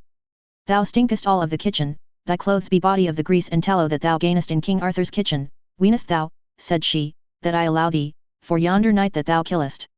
Nay truly, for thou slewest him unhappily and cowardly, therefore turn again, bawdy kitchen page, I know thee well, for Sir Kay named thee Beaumains. What art thou but a lusk and a turner of broaches and a ladle washer? Damosel, said Beaumains, say to me what ye will, I will not go from you whatsoever ye say, for I have undertaken to King Arthur for to achieve your adventure, and so shall I finish it to the end, either I shall die therefore. Fie on thee, kitchen knave, wilt thou finish mine adventure? Thou shalt anon be met withal, that thou wouldest not for all the broth that ever thou suppest once look him in the face. I shall assay, said Beaumains. So thus as they rode in the wood, there came a man flying all that ever he might. Whither wilt thou? Said Beaumains. O Lord, he said, help me, for hereby in a slade are 6 thieves that have taken my lord and bound him, so I am afeard lest they will slay him. Bring me thither, said Beaumains. And so they rode together until they came there as was the knight bounden, and then he rode unto them, and struck one unto the death, and then another, and at the 3rd stroke he slew the 3rd thief, and then the other 3 fled. And he rode after them, and he overtook them, and then those 3 thieves turned again and assailed Beaumains hard, but at the last he slew them, and returned and unbound the knight. And the knight thanked him, and prayed him to ride with him to his castle there a little beside, and he should worshipfully reward him for his good deeds. Sir, said Beaumains, I will no reward have, I was this day made knight of noble Sir Lancelot, and therefore I will no reward have, but God reward me. And also I must follow this damosel. And when he came nigh her she bade him ride from her, for thou smellest all of the kitchen, weenest thou that I have joy of thee, for all this deed that thou hast done is but mishap thee, but thou shalt see a sight shall make thee turn again, and that lightly. Then the same knight which was rescued of the thieves rode after that damosel, and prayed her to lodge with him all that night. And because it was near night the damosel rode with him to his castle, and there they had great cheer, and at supper the knight sat Sir Beaumains afore the damosel. Fie, fie, said she, Sir Knight, ye are uncourteous to set a kitchen page afore me, him beseemeth better to stick a swine than to sit afore a damosel of high parage. Then the knight was ashamed at her words, and took him up, and set him at a sideboard, and set himself afore him, and so all that night they had good cheer and merry rest. Chapter 6. How Beaumains fought and slew 2 knights at a passage. And on the morn the damosel and he took their leave and thanked the knight, and so departed, and rode on their way until they came to a great forest. And there was a great river and but one passage, and there were ready 2 knights on the farther side to let them the passage. What sayest thou, said the damosel, wilt thou match yonder knights or turn again? Nay, said Sir Beaumains, I will not turn again, and they were 6 more. And therewithal he rushed into the water, and in midst of the water either brake their spears upon other to their hands, and then they drew their swords, and smote eagerly at other. And at the last Sir Beaumains smote the other upon the helm that his head stonied, and therewithal he fell down in the water, and there was he drowned. And then he spurred his horse upon the land, where the other knight fell upon him, and brake his spear, and so they drew their swords and fought long together. At the last Sir Beaumains clave his helm and his head down to the shoulders. And so he rode unto the damosel and bade her ride forth on her way. Alas, she said, that ever a kitchen page should have that fortune to destroy such 2 doughty knights, thou weenest thou hast done doughtily, that is not so, for the first night his horse stumbled, and there he was drowned in the water, and never it was by thy force, nor by thy might. And the last night by mishap thou camest behind him and mishaply thou slew him. Damosel, said Beaumains, ye may say what ye will, but with whomsoever I have ado withal, I trust to God to serve him or he depart. And therefore I reck not what ye say, so that I may win your lady. Fie, fie, foul kitchen knave, thou shalt see knights that shall abate thy boast. Fair damosel, give me goodly language, and then my care is past, for what knights somever they be, I care not, nor I doubt them not. Also, said she, I say it for thine avail, yet mayest thou turn again with thy worship, for an thou follow me, thou art but slain, for I see all that ever thou dost is but by misadventure, and not by prowess of thy hands. Well, damosel, ye may say what ye will, but wheresoever ye go I will follow you. So this Beaumains rode with that lady till evensong time, and ever she chid him, and would not rest. And they came to a black laund, and there was a black hawthorn, and thereon hung a black banner, and on the other side there hung a black shield, and by it stood a black spear great and long. And a great black horse covered with silk, and a black stone fast by. Chapter 7. How Beaumains fought with the knight of the black lawns, and fought with him till he fell down and died. There sat a knight all armed in black harness, and his name was the Knight of the Black Laund. Then the damosel, when she saw that knight, she bade him flee down that valley, for his horse was not saddled. Gramercy, said Beaumains, for always ye would have me a coward. With that the Black Knight, when she came nigh him, spake and said, Damosel, have ye brought this knight of King Arthur to be your champion? Nay, fair knight, said she, this is but a kitchen knave that was fed in King Arthur's kitchen for alms. Why cometh he, said the knight, in such array. It is shame that he beareth you company. Sir, I cannot be delivered of him, said she, for with me he rideth maugre mine head, God would that ye should put him from me, other to slay him and ye may, for he is an unhappy knave, and unhappily he hath done this day, through mishap I saw him slay 2 knights at the passage of the water, and other deeds he did before right marvellous and through unhappiness. That marvelleth me, said the Black Knight. That any man that is of worship will have ado with him. They know him not, said the damosel, and for because he rideth with me, they ween that he be some man of worship born. That may be, said the Black Knight, howbeit as ye say that he be no man of worship, he is a full likely person, and full like to be a strong man, but thus much shall I grant you, said the Black Knight, I shall put him down upon 1 foot, and his horse and his harness he shall leave with me, for it were shame to me to do him any more harm. When Sir Beaumains heard him say thus, he said, Sir Knight, thou art full large of my horse and my harness, I let thee wit it cost thee not, and whether it like thee or not, this lond will I pass maugre thine head. And horse nor harness gettest thou none of mine, but if thou win them with thy hands, and therefore let's see what thou canst do. Sayest thou that? Said the Black Knight, now yield thy lady from thee, for it beseemeth never a kitchen page to ride with such a lady. Thou least, said Beaumains, I am a gentleman born, and of more high lineage than thou, and that will I prove on thy body. Then in great wrath they departed with their horses, and came together as it had been the thunder, and the Black Knight's spear brake, and Beaumains thrust him through both his sides, and therewith his spear brake, and the truncheon left still in his side. But nevertheless the Black Knight drew his sword, and smote many eager strokes, and of great might, and hurt Beaumains full sore. But at the last the Black Knight, within an hour and an half, he fell down off his horse in swoon, and there he died. And when Beaumains saw him so well horsed and armed, then he alighted down and armed him in his armour, and so took his horse and rode after the damosel. When she saw him come nigh, she said, Away, kitchen knave, out of the wind, for the smell of thy body clothes grieveth me. Alas, she said, that ever such a knave should by mishap slay so good a knight as thou hast done, but all this is thine unhappiness. But hereby is one shall pay thee all thy payment, and therefore yet I counsel thee, flee. It may happen me, said Beaumains, to be beaten or slain, but I warn you, fair damosel, I will not flee away, and nor leave your company, for all that ye can say, for ever ye say that they will kill me or beat me, but howsoever it hapneth I escape, and they lie on the ground. And therefore it were as good for you to hold you still thus all day rebuking me, for away will I not till I see the uttermost of this journey, or else I will be slain, other truly beaten, therefore ride on your way, for follow you I will whatsomever happen. Chapter 8. How the brother of the knight that was slain met with Beaumains, and fought with Beaumains till he was yielden. Thus as they rode together, they saw a knight come driving by them all in green, both his horse and his harness, and when he came nigh the damosel, he asked her, Is that my brother the Black Knight that ye have brought with you? Nay, nay, she said, this unhappy kitchen knave hath slain your brother through unhappiness. Alas, said the Green Knight, that is great pity, that so noble a knight as he was should so unhappily be slain, and namely of a knave's hand, as ye say that he is. Ah! Traitor, said the Green Knight, thou shalt die for slaying of my brother, he was a full noble knight, and his name was Sir Perard. I defy thee, said Beaumains, for I let thee wit I slew him knightly and not shamefully. Therewithal the Green Knight rode unto an horn that was green, and it hung upon a thorn, and there he blew 3 deadly motes, and there came 2 damosels and armed him lightly. And then he took a great horse, and a green shield and a green spear. And then they ran together with all their mights, and brake their spears unto their hands. And then they drew their swords, and gave many sad strokes, and either of them wounded other full ill. And at the last, at an overthwart, Beaumains with his horse struck the Green Knight's horse upon the side, that he fell to the earth. And then the Green Knight avoided his horse lightly, and dressed him upon foot.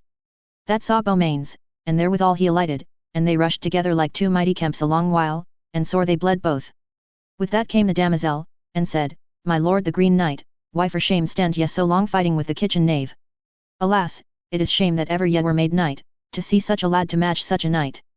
As the wheat overgrew the corn. Therewith the Green Knight was ashamed, and therewithal he gave a great stroke of might, and clave his shield through. When Beaumains saw his shield cloven asunder he was a little ashamed of that stroke and of her language, and then he gave him such a buffet upon the helm that he fell on his knees. And so suddenly Beaumains pulled him upon the ground grovelling.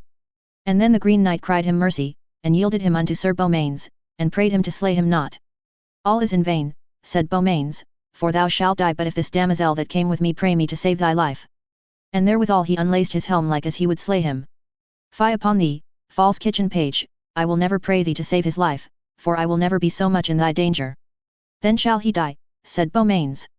Not so hardy, thou bawdy knave, said the damosel, that thou slay him. Alas, said the Green Knight, suffer me not to die, for a fair word may save me. Fair knight, said the Green Knight, save my life, and I will forgive thee the death of my brother, and for ever to become thy man, and 30 knights that hold of me for ever shall do you service. In the devil's name, said the damosel, that such a bawdy kitchen knave should have thee and 30 knights' service. Sir Knight, said Beaumains, all this availeth thee not, but if my damosel speak with me for thy life. And therewithal he made a semblant to slay him. Let be, said the damosel, thou bawdy knave, slay him not, for an thou do thou shalt repent it. Damosel, said Beaumains, your charge is to me a pleasure, and at your commandment his life shall be saved, and else not. Then he said, Sir Knight with the green arms, I release thee quit at this damosel's request, for I will not make her wroth, I will fulfill all that she chargeth me. And then the Green Knight kneeled down, and did him homage with his sword. Then said the damosel, me repenteth, Green Knight, of your damage, and of your brother's death, the Black Knight, for of your help I had great mister, for I dread me sore to pass this forest. Nay, dread you not, said the Green Knight, for ye shall lodge with me this night, and to morn I shall help you through this forest. So they took their horses and rode to his manor, which was fast there beside. Chapter 9. How the damosel again rebuked Beaumains, and would not suffer him to sit at her table, but called him kitchen boy. And ever she rebuked Beaumains, and would not suffer him to sit at her table, but as the Green Knight took him and set him at a side table. Marvel methinketh, said the Green Knight to the damosel, why ye rebuke this noble knight as ye do, for I warn you, damosel, he is a full noble knight, and I know no knight is able to match him, therefore ye do great wrong to rebuke him, for he shall do you right good service, for whatsomever he maketh himself, ye shall prove at the end that he is come of a noble blood and of king's lineage. Fie, fie, said the damosel, it is shame for you to say of him such worship. Truly, said the Green Knight, it were shame for me to say of him any disworship, for he hath proved himself a better knight than I am, yet have I met with many knights in my days, and never or this time have I found no knight his match. And so that night they yet unto rest, and all that night the Green Knight commanded 30 knights privily to watch Beaumains, for to keep him from all treason. And so on the morn they all arose, and heard their mass and brake their fast, and then they took their horses and rode on their way, and the Green Knight conveyed them through the forest, and there the Green Knight said, My lord Beaumains, I and these 30 knights shall be always at your summons, both early and late, at your calling and whither that ever ye will send us. It is well said, said Beaumains, when that I call upon you ye must yield you unto King Arthur, and all your knights. If that ye so command us, we shall be ready at all times, said the Green Knight. Fie, fie upon thee, in the devil's name, said the damosel, that any good knights should be obedient unto a kitchen knave. So then departed the Green Knight and the damosel. And then she said unto Beaumains, Why followest thou me, thou kitchen boy? Cast away thy shield and thy spear, and flee away, yet I counsel thee betimes or thou shalt say right soon, alas, for wert thou as white as ever was Wade or Lancelot, Tristram, or the good knight Sir Lamorak, thou shalt not pass a pass here that is called the Pass Perilous. Damosel, said Beaumains, who is afeard let him flee, for it were shame to turn again sithen I have ridden so long with you. Well, said the damosel, ye shall soon, whether ye will or not. Chapter 10. How the third brother, called the Red Knight, jousted and fought against Beaumains, and how Beaumains overcame him. So within a while they saw a tower as white as any snow, well matchy cold all about, and double dyked. And over the tower gate there hung 50 shields of divers colours, and under that tower there was a fair meadow. And therein were many knights and squires to behold, scaffolds and pavilions, for there upon the morn should be a great tournament, and the lord of the tower was in his castle and looked out at a window, and saw a damosel, a dwarf, and a knight armed at all points. So God me help, said the lord, with that knight will I joust, for I see that he is a knight errant. And so he armed him and horsed him hastily. And when he was on horseback with his shield and his spear, it was all red, both his horse and his harness, and all that to him longeth. And when that he came nigh him he weened it had been his brother the Black Knight, and then he cried aloud, Brother, what do ye in these marches? Nay, nay, said the damosel, it is not he. This is but a kitchen knave that was brought up for alms in King Arthur's court. Nevertheless, said the Red Knight, I will speak with him or he depart. Ah, said the damosel, this knave hath killed thy brother, and Sir Kay named him Beaumains, and this horse and this harness was thy brother's, the Black Knight. Also I saw thy brother the Green Knight overcome of his hands. Now may ye be revenged upon him, for I may never be quit of him. With this either knights departed in sunder, and they came together with all their might, and either of their horses fell to the earth, and they avoided their horses, and put their shields afore them and drew their swords, and either gave other sad strokes, now here, now there, raising, tracing, foining, and hurling like two boars, the space of 2 hours. And then she cried on high to the Red Knight, Alas, thou noble Red Knight, think what worship hath followed thee, let never a kitchen knave endure thee so long as he doth. Then the Red Knight waxed wroth and doubled his strokes, and hurt Beaumains wonderly sore, that the blood ran down to the ground, that it was wonder to see that strong battle. Yet at the last Sir Beaumains struck him to the earth, and as he would have slain the Red Knight, he cried mercy, saying, Noble knight, slay me not, and I shall yield me to thee with 50 knights with me that be at my commandment. And I forgive thee all the despite that thou hast done to me. And the death of my brother the Black Knight. All this availeth not, said Beaumains, but if my damosel pray me to save thy life. And therewith he made semblant to strike off his head. Let be, thou Beaumains, slay him not, for he is a noble knight, and not so hardy, upon thine head, but thou save him. Then Beaumains bade the Red Knight, stand up, and thank the damosel now of thy life. Then the Red Knight prayed him to see his castle, and to be there all night. So the damosel then granted him, and there they had merry cheer. But always the damosel spake many foul words unto Beaumains, whereof the Red Knight had great marvel, and all that night the Red Knight made 60 knights to watch Beaumains, that he should have no shame nor villainy. And upon the morn they heard mass and dined, and the Red Knight came before Beaumains with his 60 knights, and there he proffered him his homage and fealty at all times, he and his knights to do him service. I thank you, said Beaumains, but this ye shall grant me, when I call upon you, to come afore my lord King Arthur, and yield you unto him to be his knights. Sir, said the Red Knight, I will be ready, and my fellowship, at your summons. So Sir Beaumains departed and the damosel, and ever she rode chiding him in the foulest manner. Chapter 11. How Sir Beaumains suffered great rebukes of the damosel, and he suffered it patiently. Damosel, said Beaumains, ye are uncourteous so to rebuke me as ye do, for meseemeth I have done you good service, and ever ye threaten me I shall be beaten with knights that we meet, but ever for all your boast they lie in the dust or in the mire, and therefore I pray you rebuke me no more, and when ye see me beaten or yielden as recreant, then may ye bid me go from you shamefully, but first I let you wit I will not depart from you, for I were worse than a fool and I would depart from you all. The while that I win worship. Well, said she, right soon there shall meet a knight shall pay thee all thy wages, for he is the most man of worship of the world, except King Arthur. I will well, said Beaumains, the more he is of worship, the more shall be my worship to have ado with him. Then anon they were where was afore them a city rich and fair. And betwixt them and the city a mile and an half there was a fair meadow that seemed new mown, and therein were many pavilions fair to behold. Lo, said the damosel, yonder is a lord that owneth yonder city, and his custom is, when the weather is fair, to lie in this meadow to joust and tourney. And ever there be about him 500 knights and gentlemen of arms, and there be all manner of games that any gentleman can devise. That goodly lord, said Beaumains, would I fain see. Thou shalt see him time enough, said the damosel, and so as she rode near she espied the pavilion where he was. Lo, said she, seest thou yonder pavilion that is all of the colour of Ind, and all manner of thing that there is about, men and women, and horses trapped, shields and spears were all of the colour of Ind, and his name is Sir Persant of Ind, the most lordliest knight that ever thou lookedst on. It may well be, said Beaumains. But be he never so stout a knight, in this field I shall abide till that I see him under his shield. Ah, fool, said she, thou wert better flee betimes. Why, said Beaumains, an he be such a knight as ye make him, he will not set upon me with all his men, or with his 500 knights. For an there come no more but one at once, I shall him not fail whilst my life lasteth. Fie, fie, said the damosel, that ever such a stinking knave should blow such a boast. Damosel, he said, ye are to blame so to rebuke me, for I had liefer do 5 battles than so to be rebuked, let him come and then let him do his worst.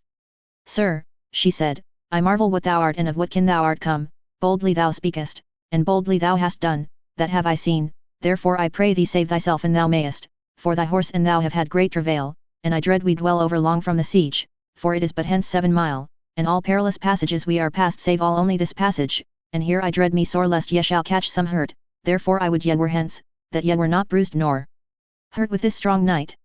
But I let you wit that Sir Persant of Ind is nothing of might nor strength unto the knight that laid the siege about my lady. As for that, said Sir Beaumains, be it as it be may. For sithen I am come so nigh this night I will prove his might or I depart from him, and else I shall be shamed and I now withdraw me from him. And therefore, damosel, have ye no doubt by the grace of God I shall so deal with this knight that within 2 hours after noon I shall deliver him. And then shall we come to the siege by daylight. O Jesu, marvel have I, said the damosel, what manner of man ye be, for it may never be otherwise but that ye become of a noble blood, for so foul nor shamefully did never woman rule a knight as I have done you, and ever courteously ye have suffered me, and that came never but of a gentle blood. Damosel, said Beaumains, a knight may little do that may not suffer a damosel, for whatsomever ye said unto me I took none heed to your words, for the more ye said the more ye angered me, and my wrath I wreaked upon them that I had ado withal. And therefore all the misaying that ye missaid me furthered me in my battle, and caused me to think to show and prove myself at the end what I was, for peradventure though I had meat in King Arthur's kitchen, yet I might have had meat enough in other places, but all that I did it for to prove and assay my friends, and that shall be known another day, and whether that I be a gentleman born or none, I let you wit, fair damosel, I have done you gentleman's service, and peradventure better service. Yet will I do or I depart from you. Alas, she said, fair Beaumains, forgive me all that I have missaid or done against thee. With all my heart, said he, I forgive it you, for ye did nothing but as ye should do, for all your evil words pleased me, and damosel, said Beaumains. Since it liketh you to say thus fair unto me, wit ye well it gladdeth my heart greatly, and now meseemeth there is no knight living but I am able enough for him. Chapter 12. How Beaumains fought with Sir Persant of Inde, and made him to be yielden. With this Sir Persant of Inde had espied them as they hove at in the field, and nightly he sent to them whether he came in war or in peace. Say to thy lord, said Beaumains, I take no force, but whether as him list himself. So the messenger went again unto Sir Persant and told him all his answer. Well then will I have ado with him to the utterance, and so he purveyed him and rode against him. And Beaumains saw him and made him ready, and there they met with all that ever their horses might run, and brast their spears either in 3 pieces, and their horses rushed so together that both their horses fell dead to the earth, and lightly they avoided their horses and put their shields afore them, and drew their swords, and gave many great strokes that sometime they hurtled together that they fell grovelling on the ground. Thus they fought 2 hours and more, that their shields and their hauberks were all forhewen, and in many steads they were wounded. So at the last Sir Beaumains smote him through the cost of the body, and then he retried him here and there, and nightly maintained his battle long time. And at the last, though him loath were, Beaumains smote Sir Persant above upon the helm, that he fell grovelling to the earth, and then he leapt upon him overthwart and unlaced his helm to have slain him. Then Sir Persant yielded him and asked him mercy. With that came the damosel and prayed to save his life. I will well, for it were pity this noble knight should die. Gramercy, said Persant, gentle knight and damosel. For certainly now I wot well it was ye that slew my brother the Black Knight at the Blackthorn, he was a full noble knight, his name was Sir Percard. Also I am sure that ye are he that won mine other brother the Green Knight, his name was Sir Pertolepe. Also ye won my brother the Red Knight, Sir Perimones. And now since ye have won these, this shall I do for to please you, ye shall have homage and fealty of me, and 100 knights to be always at your commandment, to go and ride where ye will command us. And so they went unto Sir Persant's pavilion and drank the wine, and ate spices, and afterward Sir Persant made him to rest upon a bed until supper time, and after supper to bed again. When Beaumains was abed, Sir Persant had a lady, a fair daughter of 18 year of age. And there he called her unto him, and charged her and commanded her upon his blessing to go unto the knight's bed, and lie down by his side, and make him no strange cheer, but good cheer, and take him in thine arms and kiss him, and look that this be done, I charge you, as ye will have my love and my good will. So Sir Persant's daughter did as her father bade her, and so she went unto Sir Beaumains' bed, and privily she dispoiled her, and laid her down by him, and then he awoke and saw her, and asked her what she was. Sir, she said, I am Sir Persant's daughter, that by the commandment of my father am come hither. Be ye a maid or a wife? Said he. Sir, she said, I am a clean maiden. God defend, said he, that I should defoil you to do Sir Persant such a shame, therefore, fair damosel, arise out of this bed or else I will. Sir, she said, I came not to you by mine own will, but as I was commanded. Alas, said Sir Beaumains, I were a shameful knight and I would do your father any disworship, and so he kissed her. And so she departed and came unto Sir Persant her father, and told him all how she had sped. Truly, said Sir Persant, whatsoever he be, he is come of a noble blood. And so we leave them there till on the morn. Chapter 13. Of the goodly communication between Sir Persant and Beaumains, and how he told him that his name was Sir Gareth. And so on the morn the damosel and Sir Beaumains heard mass and brake their fast, and so took their leave. Fair damosel, said Persant, whitherward are ye way-leading this night? Sir, she said, this night is going to the siege that besieged my sister in the castle dangerous. Ah, said Persant, that is the knight of the Red Laund, the which is the most perilous knight that I know now living, and a man that is without mercy, and men say that he hath 7 men's strength. God save you, said he to Beaumains, from that knight, for he doth great wrong to that lady, and that is great pity, for she is one of the fairest ladies of the world, and meseemeth that your damosel is her sister, is not your name Lynette? Said he. Yet, sir, said she, and my lady my sister's name is Dame Lionesse. Now shall I tell you, said Sir Persant, this Red Knight of the Red Laund hath lain long at the siege, well nigh this 2 years, and many times he might have had her and he had would, but he prolongeth the time to this intent. For to have Sir Lancelot du Lake to do battle with him, or Sir Tristram, or Sir Lamorak de Gallis, or Sir Gawain, and this is his tarrying so long at the siege. Now my lord Sir Persant of Inde, said the damosel Lynette, I require you that ye will make this gentleman knight or ever he fight with the Red Knight.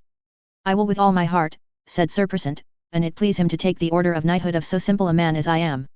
Sir, said Beaumains, I thank you for your good will, for I am better sped, for certainly the noble knight Sir Lancelot made me knight. Ah, said Sir Persant, of a more renowned knight might ye not be made knight, for of all knights he may be called chief of knighthood, and so all the world saith, that betwixt 3 knights is departed clearly knighthood, that is Lancelot du Lake, Sir Tristram de Lyonesse, and Sir Lamorak de Gallis, these bear now the renown. There be many other knights, as Sir Palomides the Saracen and Sir Saphira his brother, also Sir Bleoberis and Sir Blommery de Gannis his brother, also Sir Bors de Gannis and Sir Ector de Maris and Sir Percivale de Gallis, these and many more be noble knights. But there be none that pass the 3 above said, therefore God speed you well, said Sir Persant, for an ye may match the Red Knight ye shall be called the 4th of the world. Sir, said Beaumains, I would fain be of good fame and of knighthood. And I let you wit I came of good men, for I dare say my father was a noble man, and so that ye will keep it in close, and this damosel, I will tell you of what kin I am. We will not discover you, said they both, till ye command us, by the faith we owe unto God. Truly then, said he, my name is Gareth of Orkney, and King Lot was my father, and my mother is King Arthur's sister, her name is Dame Morgause, and Sir Gawain is my brother, and Sir Agravain and Sir Gaheris, and I am the youngest of them all. And yet wot not King Arthur nor Sir Gawain what I am. Chapter 14. How the lady that was besieged had word from her sister how she had brought a knight to fight for her, and what battles he had achieved. So the book saith that the lady that was besieged had word of her sister's coming by the dwarf, and a knight with her, and how he had passed all the perilous passages. What manner of man is he? Said the lady. He is a noble knight, truly, madam, said the dwarf, and but a young man, but he is as likely a man as ever ye saw any. What is he? Said the damosel, and of what kin is he come, and of whom was he made knight? Madam, said the dwarf, he is the king's son of Orkney, but his name I will not tell you as at this time, but wit ye well, of Sir Lancelot was he made knight, for of none other would he be made knight, and Sir Kay named him Beaumains. How escaped he, said the lady, from the brethren of Persant? Madam, he said, as a noble knight should. First, he slew 2 brethren at a passage of a water. Ah! Said she, they were good knights, but they were murderers, the one hight Gerard le Brius, and the other knight hight Sir Arnold le Brius. Then, madam, he recountered with the Black Knight, and slew him in plain battle, and so he took his horse and his armour and fought with the Green Knight and won him in plain battle, and in like wise he served the Red Knight, and after in the same wise he served the Blue Knight and won him in plain battle. Then, said the lady, he hath overcome Sir Persant of Ind, one of the noblest knights of the world, and the dwarf said, he hath won all the 4 brethren and slain the Black Knight, and yet he did more to 4, he overthrew Sir Kay and left him nigh dead upon the ground, also he did a great battle with Sir Lancelot, and there they departed on even hands, and then Sir Lancelot made him knight. Dwarf, said the lady, I am glad of these tidings, therefore go thou in an hermitage of mine hereby, and there shalt thou bear with thee of my wine in 2 flagons of silver, they are of 2 gallons, and also 2 cast of bread with fat venison baked, and dainty fowls, and a cup of gold here I deliver thee, that is rich and precious, and bear all this to mine hermitage, and put it in the hermit's hands. And sithen go thou unto my sister and greet her well, and commend me unto that gentle knight, and pray him to eat and to drink and make him strong, and say ye him I thank him of his courtesy and goodness, that he would take upon him such labour for me that never did him bounty nor courtesy. Also pray him that he be of good heart and courage, for he shall meet with a full noble knight, but he is neither of bounty, courtesy, nor gentleness, for he attendeth unto nothing but to murder, and that is the cause I cannot praise him nor love him. So this dwarf departed, and came to Sir Persant, where he found the damosel Lynette and Sir Beaumains, and there he told them all as ye have heard, and then they took their leave, but Sir Persant took an ambling hackney and conveyed them on their ways, and then beleft them to God, and so within a little while they came to that hermitage, and there they drank the wine, and ate the venison and the fowls bacon. And so when they had repasted them well, the dwarf returned again with his vessel unto the castle again, and there met with him the Red Knight of the Red Lawns, and asked him from whence that he came, and where he had been. Sir, said the dwarf, I have been with my lady's sister of this castle, and she hath been at King Arthur's court, and brought a knight with her. Then I account her travail but lost, for though she had brought with her Sir Lancelot, Sir Tristram, Sir Lamorak, or Sir Gawain, I would think myself good enough for them all. It may well be, said the dwarf, but this knight hath passed all the perilous passages, and slain the Black Knight and other 2 more, and won the Green Knight, the Red Knight, and the Blue Knight. Then is he one of these 4 that I have afore rehearsed? He is none of those, said the dwarf, but he is a king's son. What is his name? Said the Red Knight of the Red Lawns. That will I not tell you, said the dwarf, but Sir Kay upon scorn named him Beaumains. I care not, said the knight, what knight soever he be, for I shall soon deliver him. And if I ever match him he shall have a shameful death as many other have had. That were pity, said the dwarf, and it is marvel that ye make such shameful war upon noble knights. Chapter 15. How the damosel and Beaumains came to the siege, and came to a sycamore tree, and there Beaumains blew a horn, and then the knight of the red lawns came to fight with him. Now leave we the knight and the dwarf, and speak we of Beaumains, that all night lay in the hermitage, and upon the morn he and the damosel Lynette heard their mass and brake their fast. And then they took their horses and rode throughout a fair forest, and then they came to a plain, and saw where were many pavilions and tents, and a fair castle, and there was much smoke and great noise, and when they came near the siege Sir Beaumains espied upon great trees, as he rode, how there hung full goodly armed knights by the neck, and their shields about their necks with their swords, and gilt spurs upon their heels, and so there hung nigh a 40 knights shamefully with full rich arms. Then Sir Beaumains abated his countenance and said, What meaneth this? Fair sir, said the damosel, abate not your cheer for all this sight, for ye must courage yourself, or else ye be all shent, for all these knights came hither to the siege to rescue my sister Dame Lionesse, and when the Red Knight of the Red Lawns had overcome them, he put them to this shameful death without mercy and pity. And in the same wise he will serve you, but if you quit you the better. Now Jesu defend me, said Beaumains, from such a villainous death and shenship of arms. For rather than I should so be fairen withal, I would rather be slain manly in plain battle. So were ye better, said the damosel, for trust not, in him is no courtesy, but all goeth to the death or shameful murder, and that is pity, for he is a full likely man, well made of body, and a full noble knight of prowess, and a lord of great lands and possessions. Truly, said Beaumains, he may well be a good knight, but he useth shameful customs, and it is marvel that he endureth so long that none of the noble knights of my lord Arthur's have not dealt with him. And then they rode to the dykes, and saw them double dyked with full warlike walls, and there were lodged many great lords nigh the walls, and there was great noise of minstrelsy, and the sea beat upon the one side of the walls, where were many ships and mariners' noise with hail and how, and also there was fast by a sycamore tree, and there hung an horn, the greatest that ever they saw, of an elephant's bone, and this knight of the Red Lawns had hanged it up there, that if there came any errant knight, he must blow that horn, and then will he make him ready and come to him to do battle. But, sir, I pray you, said the damosel Lynette, blow ye not the horn till it be high noon, for now it is about prime, and now increaseth his might, that as men say he hath 7 men's strength.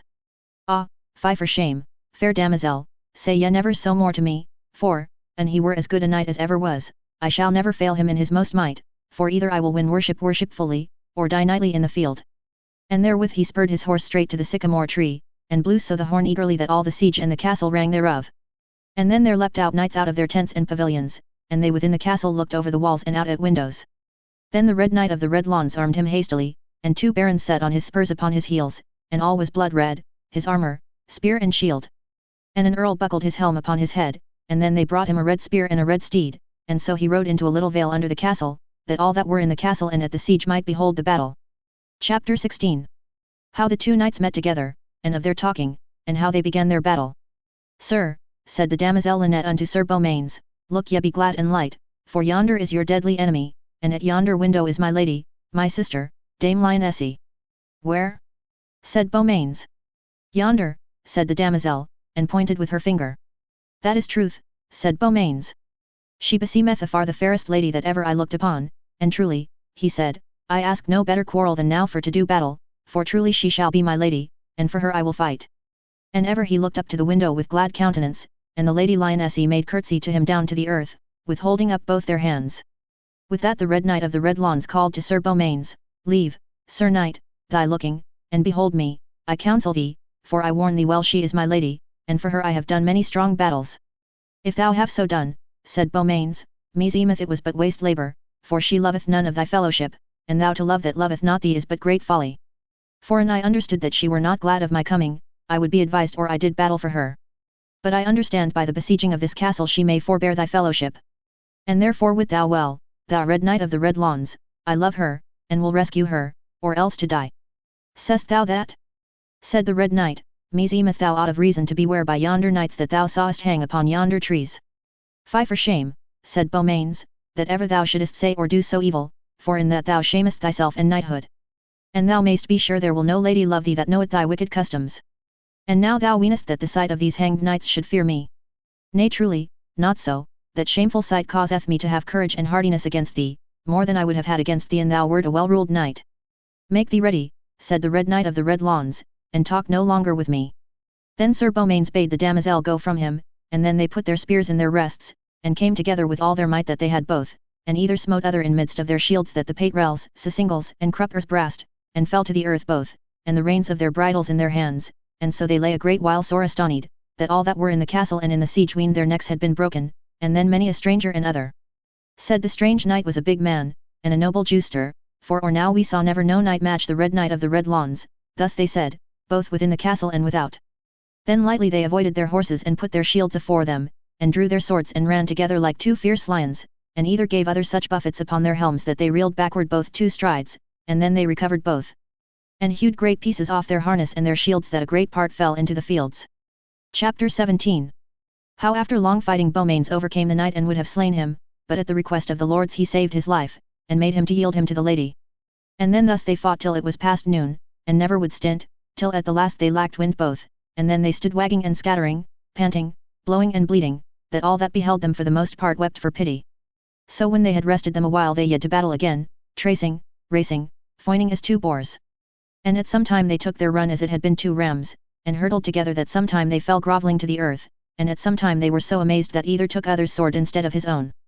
Thus they endured till evensong time, that there was none that beheld them might know whether was like to win the battle, and their armour was so forhewn that men might see their naked sides, and in other places they were naked, but ever the naked places they did defend. And the Red Knight was a wily knight of war, and his wily fighting taught Sir Beaumains to be wise, but he abode it full sore or he did espy his fighting. And thus by assent of them both they granted either other to rest, and so they set them down upon 2 molehills there beside the fighting place, and either of them unlaced his helm, and took the cold wind, for either of their pages was fast by them, to come when they called to unlace their harness and to set them on again at their commandment. And then when Sir Beaumains' helm was off, he looked up to the window, and there he saw the fair lady Dame Lionesse, and she made him such countenance that his heart waxed light and jolly, and therewith he bade the Red Knight of the Red Lawns make him ready, and let us do the battle to the utterance. I will well, said the knight, and then they laced up their helms, and their pages avoided, and they stepped together and fought freshly, but the Red Knight of the Red Lawns awaited him, and at an overthwart smote him within the hand, that his sword fell out of his hand, and yet he gave him another buffet upon the helm that he fell grovelling to the earth. And the Red Knight fell over him, for to hold him down. Then cried the maiden Lynette on high, O Sir Beaumains, where is thy courage become? Alas, my lady my sister beholdeth thee, and she sobbeth and weepeth, that maketh mine heart heavy. When Sir Beaumains heard her say so, he abrade up with a great might and gat him upon his feet, and lightly he leapt to his sword and gripped it in his hand, and doubled his pace unto the Red Knight, and there they fought a new battle together. But Sir Beaumains then doubled his strokes, and smote so thick that he smote the sword out of his hand, and then he smote him upon the helm that he fell to the earth, and Sir Beaumains fell upon him, and unlaced his helm to have slain him, and then he yielded him and asked mercy, and said with a loud voice, O noble knight, I yield me to thy mercy. Then Sir Beaumains bethought him upon the knights that he had made to be hanged shamefully, and then he said, I may not with my worship save thy life, for the shameful deaths that thou hast caused many full good knights to die. Sir, said the Red Knight of the Red Lawns, hold your hand and ye shall know the causes why I put them to so shameful a death. Say on, said Sir Beaumains. Sir, I loved once a lady, a fair damosel, and she had her brother slain, and she said it was Sir Lancelot du Lake, or else Sir Gawain, and she prayed me as that I loved her heartily, that I would make her a promise by the faith of my knighthood, for to labour daily in arms unto I met with one of them, and all that I might overcome I should put them unto a villainous death, and this is the cause that I have put all these knights to death, and so I ensured her to do all the villainy unto King Arthur's knights, and that I should take vengeance upon all these knights. And, sir, now I will thee tell that every day my strength increaseth till noon, and all this time have I 7 men's strength. Chapter 18. How the knight yielded him, and how Beaumains made him to go unto King Arthur's court, and to cry Sir Lancelot mercy. Then came there many earls and barons and noble knights, and prayed that knight to save his life, and take him to your prisoner. And all they fell upon their knees, and prayed him of mercy, and that he would save his life, and, sir, they all said, it were fairer of him to take homage and fealty, and let him hold his lands of you than for to slay him, by his death ye shall have none advantage, and his misdeeds that be done may not be undone, and therefore he shall make amends to all parties, and we all will become your men and do you homage and fealty. Fair lords, said Beaumains, wit you well I am full loath to slay this knight, nevertheless he hath done passing ill and shamefully, but in so much all that he did was at a lady's request I blame him the less, and so for your sake I will release him that he shall have his life upon this covenant, that he go within the castle, and yield him there to the lady, and if she will forgive and quit him, I will well. With this he make her amends of all the trespass he hath done against her and her lands. And also, when that is done, that ye go unto the court of King Arthur, and there that ye ask Sir Lancelot mercy, and Sir Gawain, for the evil will ye have had against them. Sir, said the Red Knight of the Red Lawns, all this will I do as ye command, and sicker assurance and boros ye shall have. And so then when the assurance was made, he made his homage and fealty, and all those earls and barons with him. And then the maiden Lynette came to Sir Beaumains, and unarmed him and searched his wounds, and stinted his blood, and in likewise she did to the Red Knight of the Red Lawns. And there they sojourned 10 days in their tents, and the Red Knight made his lords and servants to do all the pleasure that they might unto Sir Beaumains. And so within a while the Red Knight of the Red Lawns yet unto the castle, and put him in her grace. And so she received him upon sufficient surety, so all her hurts were well restored of all that she could complain. And then he departed unto the court of King Arthur, and there openly the Red Knight of the Red Lawns put him in the mercy of Sir Lancelot and Sir Gawain, and there he told openly how he was overcome and by whom, and also he told all the battles from the beginning unto the ending. Jesu mercy, said King Arthur and Sir Gawain, we marvel much of what blood he is come, for he is a noble knight. Have ye no marvel, said Sir Lancelot. For ye shall right well wit that he is come of a full noble blood, and as for his might and hardiness, there be but few now living that is so mighty as he is, and so noble of prowess. It seemeth by you, said King Arthur, that ye know his name, and from whence he is come, and of what blood he is. I suppose I do so, said Lancelot, or else I would not have given him the order of knighthood, but he gave me such charge at that time that I should never discover him until he required me, or else it be known openly by some other. Chapter 19. How Beaumains came to the lady, and when he came to the castle the gates were closed against him, and of the words that the lady said to him. Now turn we unto Sir Beaumains that desired of Lynette that he might see her sister, his lady. Sir, she said, I would fain ye saw her. Then Sir Beaumains all armed him, and took his horse and his spear, and rode straight unto the castle. And when he came to the gate he found there many men armed, and pulled up the drawbridge and drew the port close. Then marvelled he why they would not suffer him to enter. And then he looked up to the window, and there he saw the fair lionessy that said on high, Go thy way, Sir Beaumains, for as yet thou shalt not have wholly my love, unto the time that thou be called one of the number of the worthy knights. And therefore go labour in worship this 12-month, and then thou shalt hear new tidings. Alas, fair lady, said Beaumains, I have not deserved that ye should show me this strangeness, and I had weened that I should have right good cheer with you, and unto my power I have deserved thank, and well I am sure I have bought your love with part of the best blood within my body. Fair courteous knight, said Dame Lionessy, be not displeased nor over hasty, for wit you well your great travail nor good love shall not be lost, for I consider your great travail and labour, your bounty and your goodness as me ought to do. And therefore go on your way, and look that ye be of good comfort. For all shall be for your worship and for the best, and perty a 12-month will soon be done, and trust me, fair knight, I shall be true to you, and never to betray you, but to my death I shall love you and none other. And therewithal she turned her from the window, and Sir Beaumains rode away ward from the castle, making great dole, and so he rode here and there and wist not where he rode, till it was dark night. And then it happened him to come to a poor man's house, and there he was harboured all that night. But Sir Beaumains had no rest, but wallowed and writhed for the love of the lady of the castle. And so upon the morrow he took his horse and rode until undern, and then he came to a broad water, and thereby was a great lodge, and there he alighted to sleep and laid his head upon the shield, and betook his horse to the dwarf, and commanded him to watch all night. Now turn we to the lady of the same castle, that thought much upon Beaumains, and then she called unto her Sir Gringamore her brother, and prayed him in all manner, as he loved her heartily, that he would ride after Sir Beaumains, and ever have ye wait upon him till ye may find him sleeping, for I am sure in his heaviness he will alight down in some place, and lie him down to sleep, and therefore have ye your wait upon him, and in the privriest manner ye can, take his dwarf, and go ye your way. With him as fast as ever ye may or Sir Beaumains awake. For my sister Lynette telleth me that he can tell of what kindred he is come, and what is his right name. And the meanwhile I and my sister will ride unto your castle to await when ye bring with you the dwarf. And then when ye have brought him unto your castle, I will have him in examination myself. Unto the time that I know what is his right name, and of what kindred he is come, shall I never be merry at my heart. Sister, said Sir Gringamore, all this shall be done after your intent. And so he rode all the other day and the night till that he found Sir Beaumains lying by a water, and his head upon his shield, for to sleep. And then when he saw Sir Beaumains fast asleep, he came stilly stalking behind the dwarf, and plucked him fast under his arm, and so he rode away with him as fast as ever he might unto his own castle. And this Sir Gringamore's arms were all black, and that to him longeth. But ever as he rode with the dwarf toward his castle, he cried unto his lord and prayed him of help. And therewith awoke Sir Beaumains, and up he leapt lightly, and saw where Sir Gringamore rode his way with the dwarf, and so Sir Gringamore rode out of his sight. Chapter 20. How Sir Beaumains rode after to rescue his dwarf, and came into the castle where he was. Then Sir Beaumains put on his helm anon, and buckled his shield, and took his horse, and rode after him all that ever he might ride through marshes and fields and great dales, that many times his horse and he plunged over the head in deep mires, for he knew not the way, but took the gainest way in that woodness, that many times he was like to perish.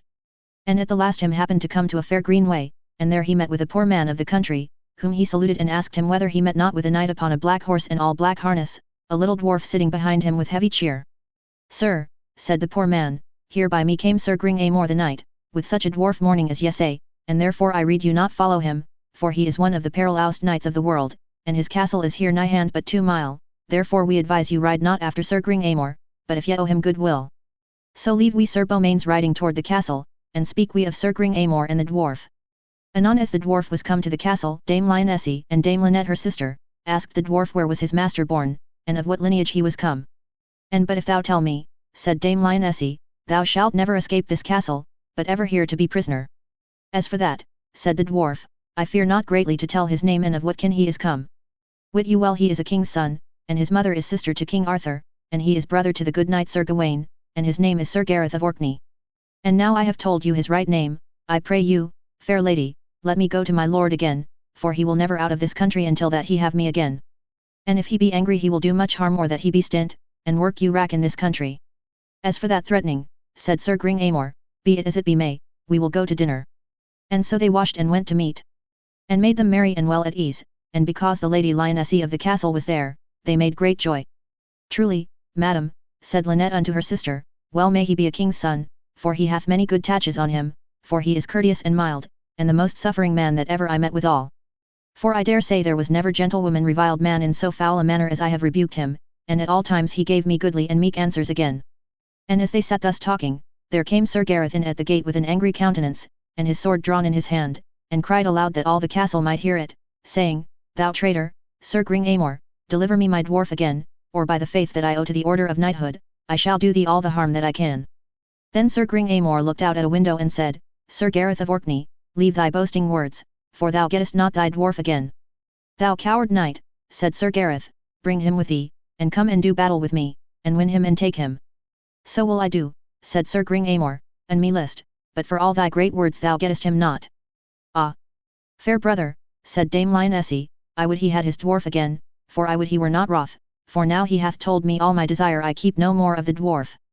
And also, brother, he hath done much for me, and delivered me from the Red Knight of the Red Lawns, and therefore, brother, I owe him my service afore all knights living. And wit ye well that I love him before all other, and full fain I would speak with him. But in no wise I would that he wist what I were, but that I were another strange lady. Well, said Sir Gringamore, sithen I know now your will, I will obey now unto him. And right therewithal he went down unto Sir Gareth, and said, Sir, I cry you mercy, and all that I have misdone I will amend it at your will. And therefore I pray you that ye would alight, and take such cheer as I can make you in this castle. Shall I have my dwarf? Said Sir Gareth. Yet, sir, and all the pleasance that I can make you, for as soon as your dwarf told me what ye were and of what blood ye are come, and what noble deeds ye have done in these marches, then I repented of my deeds. And then Sir Gareth alighted, and there came his dwarf and took his horse. O my fellow, said Sir Gareth, I have had many adventures for thy sake. And so Sir Gringamore took him by the hand and led him into the hall where his own wife was. Chapter 21. How Sir Gareth, otherwise called Beaumains, came to the presence of his lady, and how they took acquaintance, and of their love. And then came forth Dame Lionesse arrayed like a princess, and there she made him passing good cheer, and he her again, and they had goodly language and lovely countenance together. And Sir Gareth thought many times, Jesu, would that the lady of the castle perilous were so fair as she was. There were all manner of games and plays, of dancing and singing. And ever the more Sir Gareth beheld that lady, the more he loved her, and so he burned in love that he was past himself in his reason, and forth toward night they yet unto supper, and Sir Gareth might not eat, for his love was so hot that he wist not where he was. All these looks espied Sir Gringamore, and then at after supper he called his sister Dame Lionesse into a chamber, and said, Fair sister, I have well espied your countenance betwixt you and this knight, and I will, sister, that ye wit he is a full noble knight, and if ye can make him to abide here I will do him all the pleasure that I can, for an ye were better than ye are, ye were well by wear it upon him. Fair brother, said Dame Lionesse, I understand well that the knight is good, and come he is of a noble house. Notwithstanding, I will assay him better, howbeit I am most beholden to him of any earthly man, for he hath had great labour for my love, and passed many a dangerous passage. Right so Sir Gringamore went unto Sir Gareth, and said, Sir, make ye good cheer, for ye shall have none other cause, for this lady, my sister, is yours at all times, her worship saved, for wit ye well she loveth you as well as ye do her, and better if better may be. And I wist that, said Sir Gareth, there lived not a gladder man than I would be. Upon my worship, said Sir Gringamore, trust unto my promise, and as long as it liketh you ye shall sojourn with me, and this lady shall be with us daily and nightly to make you all the cheer that she can. I will well, said Sir Gareth, for I have promised to be nigh this country this 12-month. And well I am sure King Arthur and other noble knights will find me where that I am within this 12-month. For I shall be sought and found, if that I be alive. And then the noble knight Sir Gareth went unto the Dame Lionesse, which he then much loved, and kissed her many times, and either made great joy of other. And there she promised him her love certainly. To love him and none other the days of her life. Then this lady, Dame Lionesse, by the assent of her brother, told Sir Gareth all the truth what she was, and how she was the same lady that he did battle for, and how she was lady of the Castle Perilous, and there she told him how she caused her brother to take away his dwarf. Chapter 22. How at night came an armed knight, and fought with Sir Gareth, and he, sore hurt in the thigh, smote off the knight's head. For this cause, to know the certainty what was your name, and of what kin ye were come. And then she let fetch to for him Lynette, the damosel that had ridden with him many wildsome ways. Then was Sir Gareth more gladder than he was tofore. And then they troth plight each other to love, and never to fail whiles their life lasteth. And so they burnt both in love, that they were accorded to abate their lusts secretly. And there Dame Lionesse counselled Sir Gareth to sleep in none other place but in the hall. And there she promised him to come to his bed a little afore midnight. This counsel was not so privily kept but it was understood, for they were but young both, and tender of age, and had not used none such crafts tofore. Wherefore the damosel Lynette was a little displeased, and she thought her sister Dame Lionesse was a little over hasty, that she might not abide the time of her marriage, and for saving their worship, she thought to abate their hot lusts. And so she let ordain by her subtle crafts that they had not their intents neither with other, as in their delights, until they were married. And so it passed on. At after supper was made clean avoidance, that every lord and lady should go unto his rest.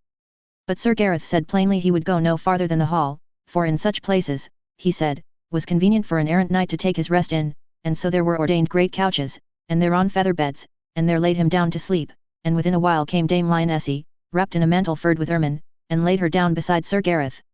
And therewithal he began to kiss her.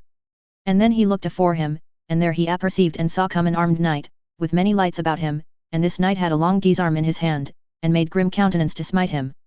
When Sir Gareth saw him come in that wise, he leapt out of his bed, and gat in his hand his sword, and leapt straight toward that knight.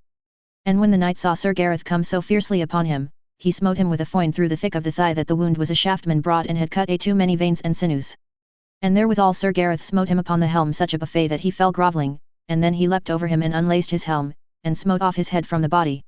And then he bled so fast that he might not stand, but so he laid him down upon his bed, and there he swooned and lay as he had been dead. Then Dame Lionesse cried aloud, that her brother Sir Gringamore heard, and came down. And when he saw Sir Gareth so shamefully wounded he was sore displeased, and said, I am shamed that this noble knight is thus honoured. Sir, said Sir Gringamore, how may this be, that ye be here, and this noble knight wounded? Brother, she said, I cannot tell you, for it was not done by me, nor by mine assent. For he is my lord and I am his, and he must be mine husband, therefore, my brother, I will that ye would I shame me not to be with him, nor to do him all the pleasure that I can. Sister, said Sir Gringamore, and I will that ye would it, and Sir Gareth both, that it was never done by me, nor by my assent that this unhappy deed was done. And there they staunched his bleeding as well as they might, and great sorrow made Sir Gringamore and Dame Lionesse. And forthwithal came Dame Lynette, and took up the head in the sight of them all, and anointed it with an ointment thereas it was smitten off, and in the same wise she did to the other part thereas the head stuck, and then she set it together, and it stuck as fast as ever it did. And the knight arose lightly up, and the damosel Lynette put him in her chamber. All this saw Sir Gringamore and Dame Lionesse, and so did Sir Gareth, and well he espied that it was the damosel Lynette, that rode with him through the perilous passages. Ah well, damosel, said Sir Gareth, I weened ye would not have done as ye have done. My lord Gareth, said Lynette, all that I have done I will avow, and all that I have done shall be for your honour and worship, and to us all. And so within a while Sir Gareth was nigh whole, and waxed light and jocund, and sang, danced, and gamed, and he and Dame Lionesse were so hot in burning love that they made their covenant at the 10th night after, that she should come to his bed. And because he was wounded afore, he laid his armour and his sword nigh his bed's side. Chapter 23. How the said knight came again the next night and was beheaded again, and how at the feast of Pentecost all the knights that Sir Gareth had overcome came and yielded them to King Arthur. Right as she promised she came, and she was not so soon in his bed but she espied an armed knight coming toward the bed, therewithal she warned Sir Gareth, and lightly through the good help of Dame Lionesse he was armed, and they hurtled together with great ire and malice all about the hall, and there was great light as it had been the number of 20 torches both before and behind, so that Sir Gareth strained him, so that his old wound brast again a bleeding, but he was hot and courageous and took no keep, but with his great force he struck down that knight, and voided his helm, and struck off his head. Then he hewed the head in 100 pieces. And when he had done so he took up all those pieces, and threw them out at a window into the ditches of the castle, and by this done he was so faint that unnethes he might stand for bleeding. And by when he was almost unarmed he fell in a deadly swoon on the floor, and then Dame Lionesse cried so that Sir Gringamore heard. And when he came and found Sir Gareth in that plight he made great sorrow, and there he awaked Sir Gareth, and gave him a drink that relieved him wonderly well, but the sorrow that Dame Lionesse made there may no tongue tell, for she so fared with herself as she would have died. Right so came this damosel Lynette before them all, and she had fetched all the gobbets of the head that Sir Gareth had thrown out at a window, and there she anointed them as she had done tofore, and set them together again. Well, damosel Lynette, said Sir Gareth, I have not deserved all this despite that ye do unto me. Sir Knight, she said, I have nothing done but I will avow, and all that I have done shall be to your worship, and to us all. And then was Sir Gareth staunched of his bleeding. But the leeches said that there was no man that bare the life should heal him throughout of his wound but if they healed him that caused that stroke by enchantment. So leave we Sir Gareth there with Sir Gringamore and his sisters, and turn we unto King Arthur, that at the next feast of Pentecost held his feast, and there came the Green Knight with 50 knights, and yielded them all unto King Arthur. And so there came the Red Knight his brother, and yielded him to King Arthur, and 60 knights with him. Also there came the Blue Knight, brother to them, with 100 knights, and yielded them unto King Arthur, and the Green Knight's name was Pertolepe, and the Red Knight's name was Perimones, and the Blue Knight's name was Sir Persant of Ind. These 3 brethren told King Arthur how they were overcome by a knight that a damosel had with her, and called him Beaumains. Jesu, said the king, I marvel what knight he is, and of what lineage he is come. He was with me a 12-month, and poorly and shamefully he was fostered, and Sir Kay in scorn named him Beaumains. So right as the king stood so talking with these 3 brethren, there came Sir Lancelot du Lake, and told the king that there was come a goodly lord with 600 knights with him. Then the king went out of Carlion, for there was the feast, and there came to him this lord, and saluted the king in a goodly manner. What will ye, said King Arthur, and what is your errand? Sir, he said, my name is the Red Knight of the Red Lawns, but my name is Sir Ironside, and sir, wit ye well, here I am sent to you of a knight that is called Beaumains, for he won me in plain battle hand for hand, and so did never no knight but he, that ever had the better of me this 30 winter, the which commanded to yield me to you at your will. Ye are welcome, said the king, for ye have been long a great foe to me in my court, and now I trust to God I shall so entreat you that ye shall be my friend. Sir, both I and these 500 knights shall always be at your summons to do you service as may lie in our powers. Jesu mercy, said King Arthur, I am much beholden unto that knight that hath put so his body in devoir to worship me in my court. And as to thee, Ironside, that art called the Red Knight of the Red Lawns, thou art called a perilous knight, and if thou wilt hold of me I shall worship thee and make thee knight of the Table Round, but then thou must be no more a murderer. Sir, as to that, I have promised unto Sir Beaumains never more to use such customs, for all the shameful customs that I used I did at the request of a lady that I loved, and therefore I must go unto Sir Lancelot, and unto Sir Gawain, and ask them forgiveness of the evil will I had unto them, for all that I put to death was all only for the love of Sir Lancelot and of Sir Gawain. They be here now, said the king, afore thee, now may ye say to them what ye will. And then he kneeled down unto Sir Lancelot, and to Sir Gawain, and prayed them of forgiveness of his enmity that ever he had against them. Chapter 24. How King Arthur pardoned them, and demanded of them where Sir Gareth was. Then goodly they said all at once, God forgive you, and we do, and pray you that ye will tell us where we may find Sir Beaumains. Fair lords, said Sir Ironside, I cannot tell you, for it is full hard to find him, for such young knights as he is one, when they be in their adventures be never abiding in no place. But to say the worship that the Red Knight of the Red Lawns, and Sir Persant and his brother said of Beaumains, it was marvel to hear. Well, my fair lords, said King Arthur, wit you well I shall do you honour for the love of Sir Beaumains, and as soon as ever I meet with him I shall make you all upon one day knights of the Table Round. And as to thee, Sir Persant of Ind, thou hast been ever called a full noble knight, and so have ever been thy 3 brethren called. But I marvel, said the king, that I hear not of the Black Knight your brother, he was a full noble knight. Sir, said Pertolepe, the Green Knight, Sir Beaumains slew him in a rencounter with his spear, his name was Sir Percard. That was great pity, said the king, and so said many knights. For these 4 brethren were full well known in the court of King Arthur for noble knights, for long time they had holden war against the knights of the Round Table.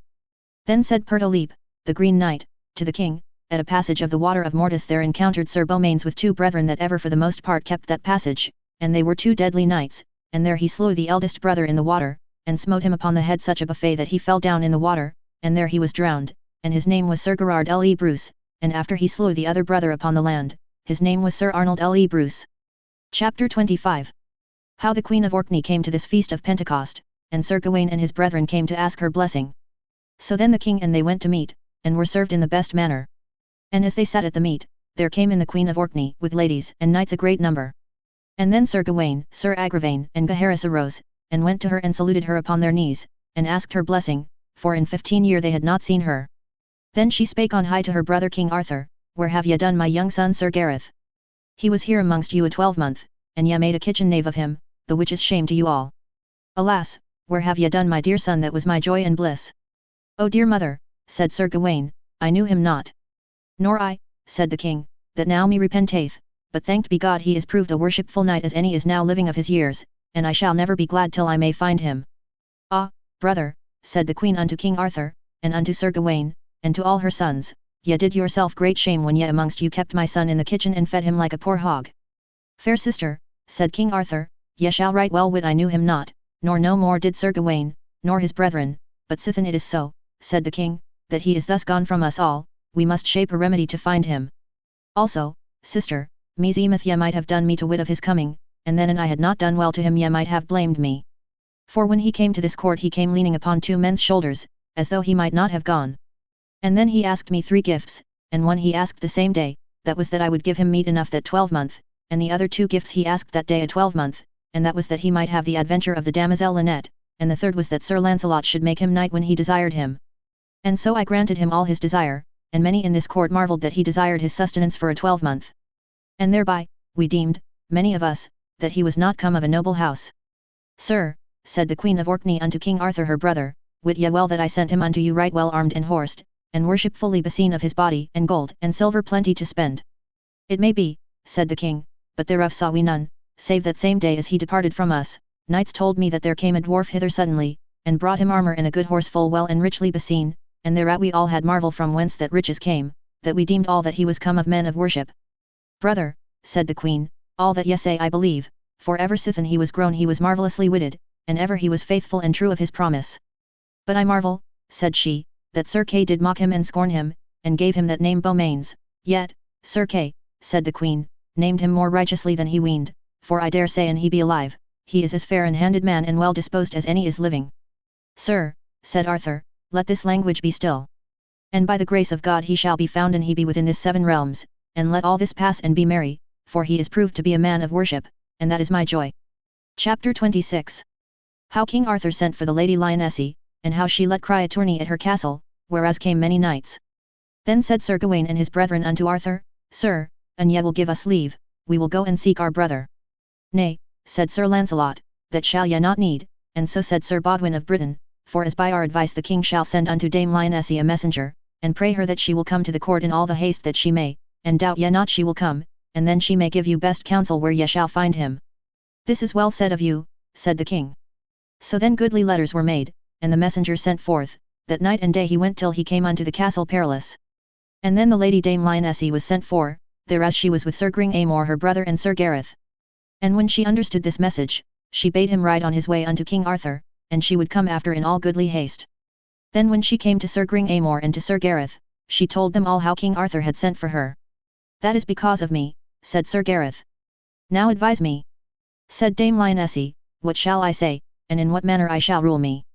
My lady and my love, said Sir Gareth, I pray you in no wise be ye known where I am, but well I wot my mother is there and all my brethren, and they will take upon them to seek me, I wot well that they do. But this, madam, I would ye said and advised the king when he questioned with you of me. Then may ye say, this is your advice that, and it like his good grace, ye will do make a cry against the feast of the Assumption of Our Lady, that what knight there proveth him best he shall wield you in all your land. And if so be that he be a wedded man, that his wife shall have the degree, and a coronal of gold beset with stones of virtue to the value of 1,000 pound, and a white gerfalcon. So Dame Lionesse departed and came to King Arthur, where she was nobly received, and there she was sore questioned of the king and of the Queen of Orkney. And she answered, where Sir Gareth was she could not tell. But thus much she said unto Arthur, Sir, I will let cry a tournament that shall be done before my castle at the Assumption of Our Lady, and the cry shall be this, that you, my lord Arthur, shall be there, and your knights, and I will purvey that my knights shall be against yours, and then I am sure ye shall hear of Sir Gareth. This is well advised, said King Arthur, and so she departed. And the king and she made great provision to that tournament. When Dame Lionesse was come to the Isle of Avilion, that was the same isle there as her brother Sir Gringamore dwelt, then she told them all how she had done, and what promise she had made to King Arthur. Alas, said Sir Gareth, I have been so wounded with unhappiness sithen I came into this castle that I shall not be able to do at that tournament like a knight, for I was never thoroughly whole since I was hurt. Be ye of good cheer, said the damosel Lynette, for I undertake within these 15 days to make ye whole, and as lusty as ever ye were. And then she laid an ointment and a salve to him as it pleased to her, that he was never so fresh nor so lusty. Then said the damosel Lynette, send you unto Sir Persant of Ind, and summon him and his knights to be here with you as they have promised. Also, that ye send unto Sir Ironside, that is the Red Knight of the Red Lawns, and charge him that he be ready with you with his whole sum of knights, and then shall ye be able to match with King Arthur and his knights.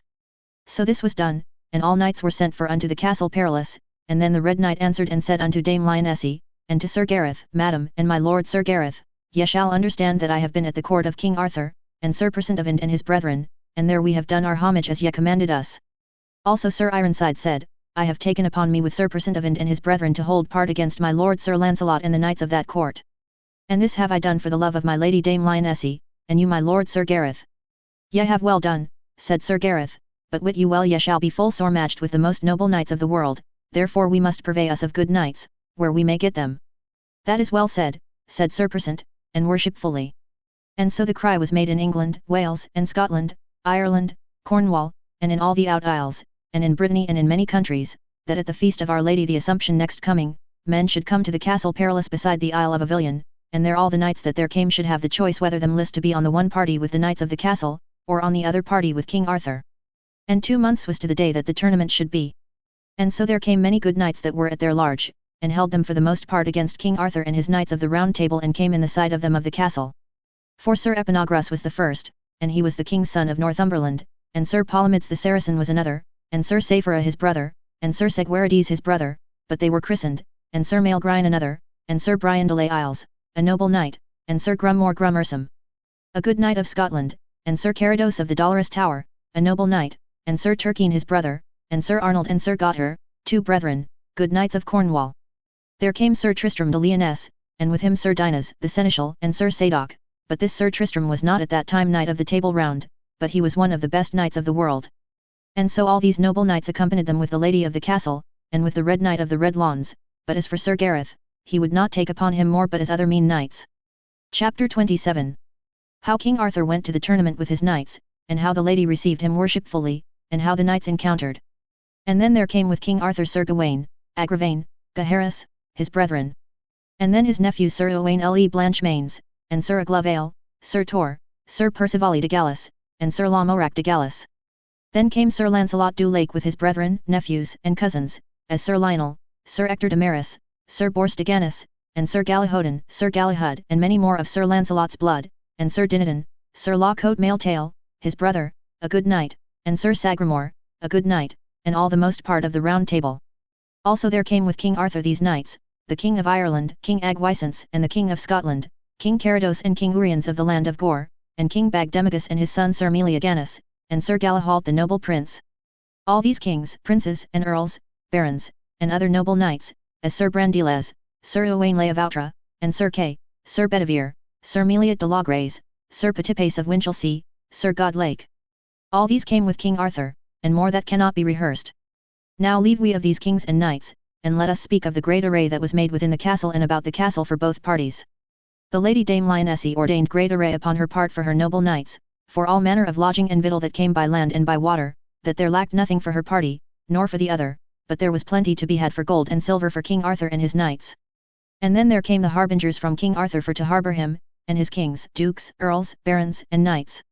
And then Sir Gareth prayed Dame Lionesse and the Red Knight of the Red Lawns, and Sir Persant and his brother, and Sir Gringamore, that in no wise there should none of them tell not his name, and make no more of him than of the least knight that there was, for, he said, I will not be known of neither more nor less, neither at the beginning neither at the ending. Then Dame Lionesse said unto Sir Gareth, Sir, I will lend you a ring. But I would pray you as you love me heartily let me have it again when the tournament is done, for that ring increaseth my beauty much more than it is of himself.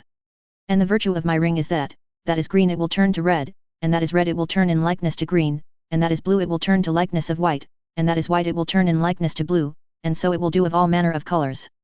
Also who that beareth my ring shall lose no blood, and for great love I will give you this ring. Gramercy, said Sir Gareth, mine own lady, for this ring is passing meet for me, for it will turn all manner of likeness that I am in, and that shall cause me that I shall not be known. Then Sir Gringamore gave Sir Gareth a bay courser that was a passing good horse, also he gave him good armour and sure, and a noble sword that sometime Sir Gringamore's father won upon an heathen tyrant. And so thus every knight made him ready to that tournament. And King Arthur was come 2 days tofore the Assumption of Our Lady. And there was all manner of royalty of all minstrelsy that might be found. Also there came Queen Guinevere and the Queen of Orkney, Sir Gareth's mother. And upon the Assumption day, when mass and matins were done, there were heralds with trumpets commanded to blow to the field. And so there came out Sir Eponogrus, the king's son of Northumberland, from the castle, and there encountered with him Sir Sagramore le Desirous, and either of them brake their spears to their hands. And then came in Sir Palomides out of the castle, and there encountered with him Gawain, and either of them smote others so hard that both the good knights and their horses fell to the earth. And then knights of either party rescued their knights. And then came in Sir Saphira and Sir Segwarides, brethren to Sir Palomides, and there encountered Sir Agravain with Sir Saphira, and Sir Gaheris encountered with Sir Segwarides. So Sir Saphira smote down Agravain, Sir Gawain's brother, and Sir Segwarides, Sir Saphira's brother. And Sir Maelgrian, a knight of the castle, encountered with Sir Owain le Blanchemains, and there Sir Owain gave Sir Maelgrian a fall, that he had almost broke his neck. Chapter 28. How the knights bare them in the battle. Then Sir Brian de les Isles and Grummore Grummersum, knights of the castle, encountered with Sir Aglovale, and Sir Tor smote down Sir Grummore Grummersum to the earth. Then came in Sir Carados of the Dolorous Tower, and Sir Turquine, knights of the castle, and there encountered with them Sir Percivale de Gallus and Sir Lamorak de Gallus, that were 2 brethren. And there encountered Sir Percivale with Sir Carados, and either brake their spears unto their hands, and then Sir Turquine with Sir Lamorak, and either of them smote down other's horse and all to the earth, and either parties rescued other, and horsed them again. And Sir Arnold and Sir Gauter, knights of the castle, encountered with Sir Brandiles and Sir Kay, and these 4 knights encountered mightily, and brake their spears to their hands. Then came in Sir Tristram, Sir Sadoc and Sir Dinas, knights of the castle, and there encountered Sir Tristram with Sir Bedivere, and there Sir Bedivere was smitten to the earth both horse and man. And Sir Sadoc encountered with Sir Petipace, and there Sir Sadoc was overthrown. And there Owain le Avoutre smote down Sir Dinas, the seneschal.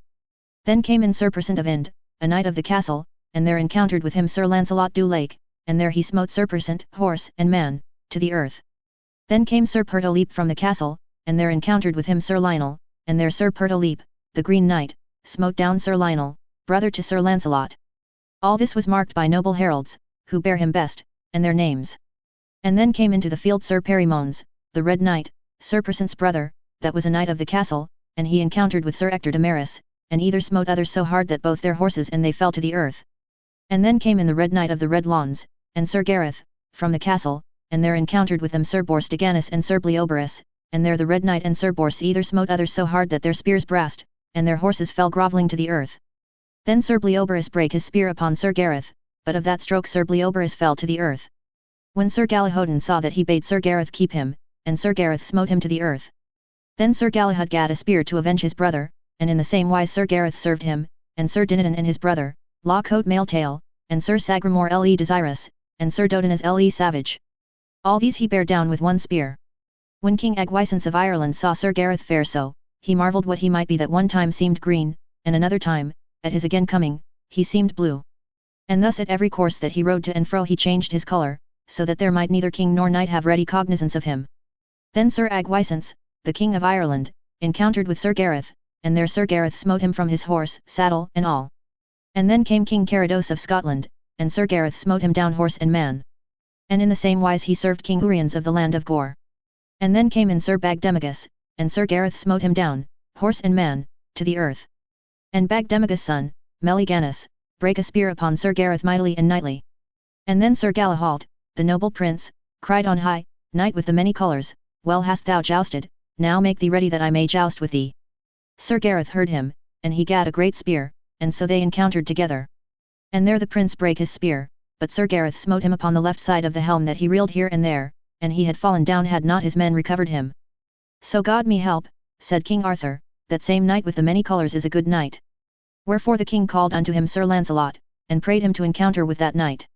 Sir, said Lancelot, I may well find in my heart for to forbear him as at this time, for he hath had travail enough this day, and when a good knight doth so well upon some day, it is no good knight's part to let him of his worship, and namely, when he seeth a knight hath done so great labour, for peradventure, said Sir Lancelot, his quarrel is here this day, and peradventure he is best beloved with this lady of all that be here, for I see well he paineth him and enforceth him to do great deeds. And therefore, said Sir Lancelot, as for me, this day he shall have the honour, though it lay in my power to put him from it I would not. Chapter 29. Yet of the said tournament. Then when this was done there was drawing of swords, and then there began a sword tournament. And there did Sir Lamorak marvellous deeds of arms, and betwixt Sir Lamorak and Sir Ironside, that was the Red Knight of the Red Lawns, there was strong battle, and betwixt Sir Palomides and Bleoberis there was a strong battle, and Sir Gawain and Sir Tristram met, and there Sir Gawain had the worse, for he pulled Sir Gawain from his horse, and there he was long upon foot, and he fouled. Then came in Sir Lancelot, and he smote Sir Turquine, and he him, and then came Sir Carados his brother, and both at once they assailed him, and he as the most noblest knight of the world worshipfully fought with them both, that all men wondered of the noblesse of Sir Lancelot. And then came in Sir Gareth, and knew that it was Sir Lancelot that fought with the two perilous knights. And then Sir Gareth came with his good horse and hurtled them in sunder, and no stroke would he smite to Sir Lancelot. That espied Sir Lancelot, and deemed it should be the good knight Sir Gareth, and then Sir Gareth rode here and there, and smote on the right hand and on the left hand, and all the folk might well espy where that he rode. And by fortune he met with his brother Sir Gawain, and there he put Sir Gawain to the worse, for he put off his helm, and so he served 5 or 6 knights of the Round Table, that all men said he put him in the most pain, and best he did his devoir.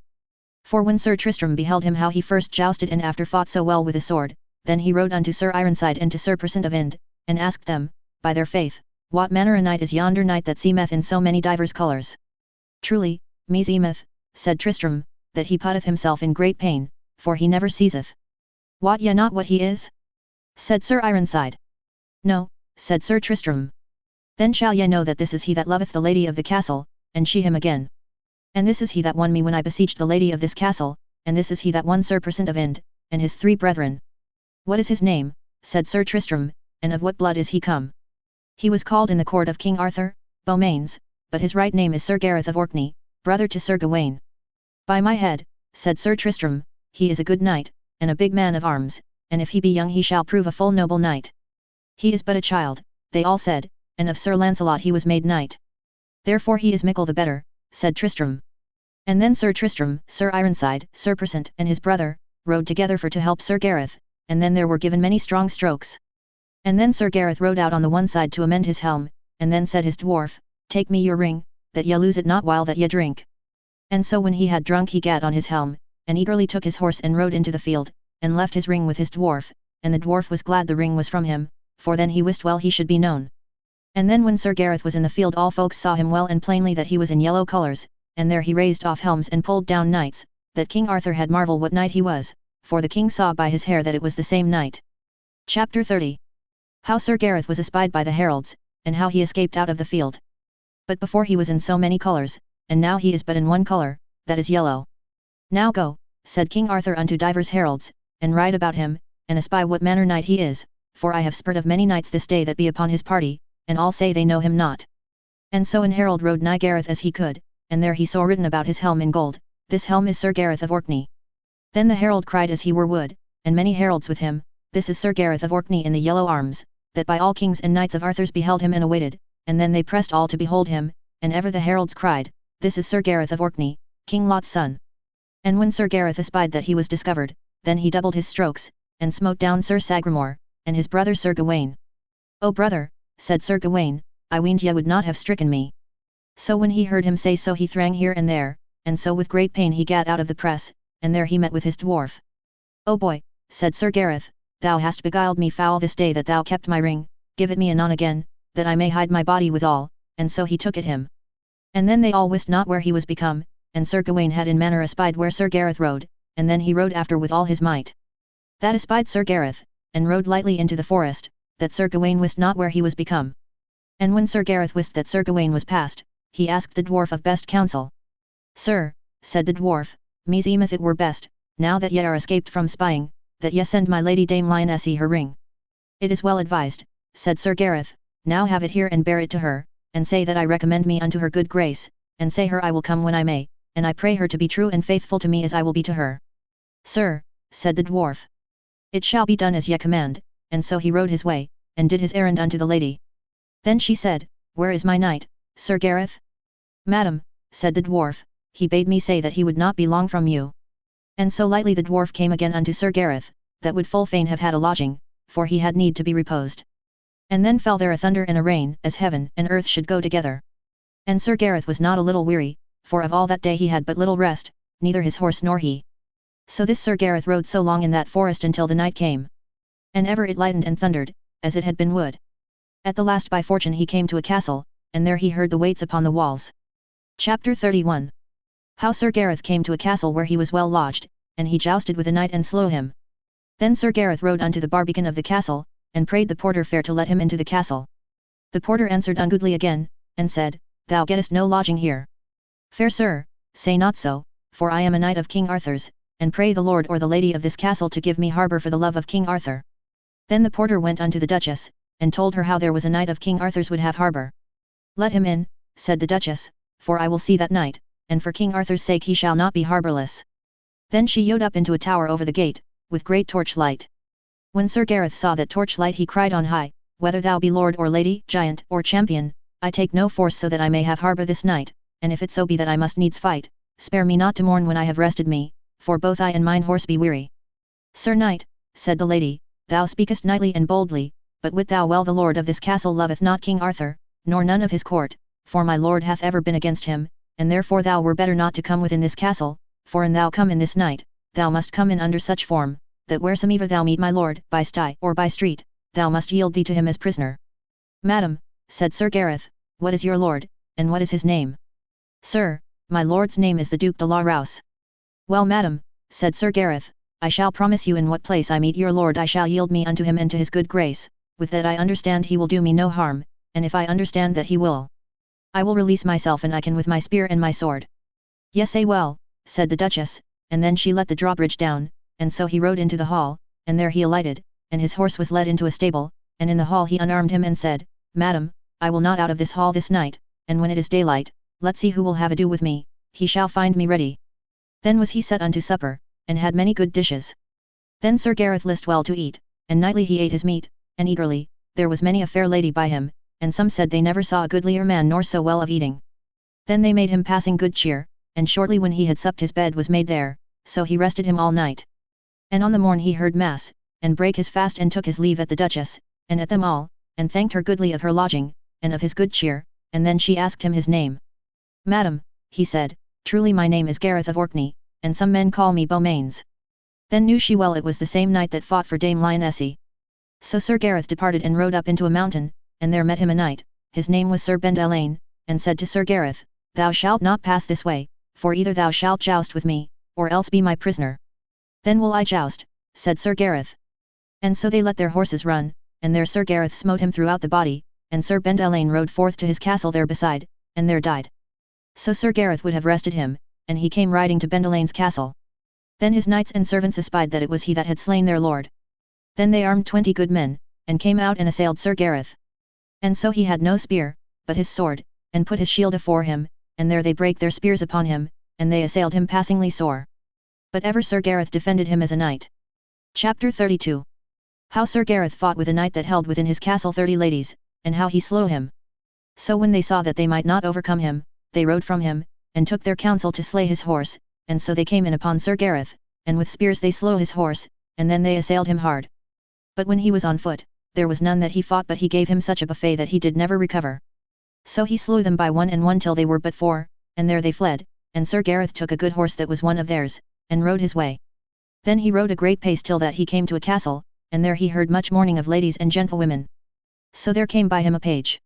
What noise is this, said Sir Gareth, that I hear within this castle? Sir knight, said the page, here be within this castle 30 ladies, and all they be widows, for here is a knight that waiteth daily upon this castle, and his name is the Brown Knight without pity, and he is the peril oust knight that now liveth, and therefore sir, said the page, I rede you flee. Nay, said Sir Gareth, I will not flee though thou be afeard of him. And then the page saw where came the Brown Knight. Lo, said the page, yonder he cometh. Let me deal with him, said Sir Gareth. And when either of other had a sight they let their horses run, and the Brown Knight brake his spear, and Sir Gareth smote him throughout the body, that he overthrew him to the ground stark dead. So Sir Gareth rode into the castle, and prayed the ladies that he might repose him. Alas, said the ladies, ye may not be lodged here. Make him good cheer, said the page, for this knight hath slain your enemy. Then they all made him good cheer as lay in their power. But wit ye well they made him good cheer, for they might none otherwise do, for they were but poor. And so on the morn he went to mass, and there he saw the 30 ladies kneel, and lay grovelling upon divers tombs, making great dole and sorrow. Then Sir Gareth wist well that in the tombs lay their lords. Fair ladies, said Sir Gareth, ye must at the next feast of Pentecost be at the court of King Arthur, and say that I, Sir Gareth, sent you thither. We shall do this, said the ladies. So he departed, and by fortune he came to a mountain, and there he found a goodly knight that bade him, Abide Sir Knight, and joust with me. What are ye? Said Sir Gareth. My name is, said he, the Duke de la Rowse. Ah sir, ye are the same knight that I lodged once in your castle, and there I made promise unto your lady that I should yield me unto you. Ah, said the Duke, art thou that proud knight that profferest to fight with my knights, therefore make thee ready, for I will have ado with you. So they let their horses run, and there Sir Gareth smote the Duke down from his horse. But the Duke lightly avoided his horse, and dressed his shield and drew his sword, and bade Sir Gareth alight and fight with him. So he did alight, and they did great battle together more than an hour, and either hurt other full sore. At the last Sir Gareth gat the Duke to the earth, and would have slain him, and then he yielded him to him. Then must ye go, said Sir Gareth, unto Sir Arthur my lord at the next feast, and say that I, Sir Gareth of Orkney, sent you unto him. It shall be done, said the Duke, and I will do to you homage and fealty with 100 knights with me, and all the days of my life to do you service where ye will command me. Chapter 33. How Sir Gareth and Sir Gawain fought each against other, and how they knew each other by the damosel Linet. So the Duke departed, and Sir Gareth stood there alone, and there he saw an armed knight coming toward him.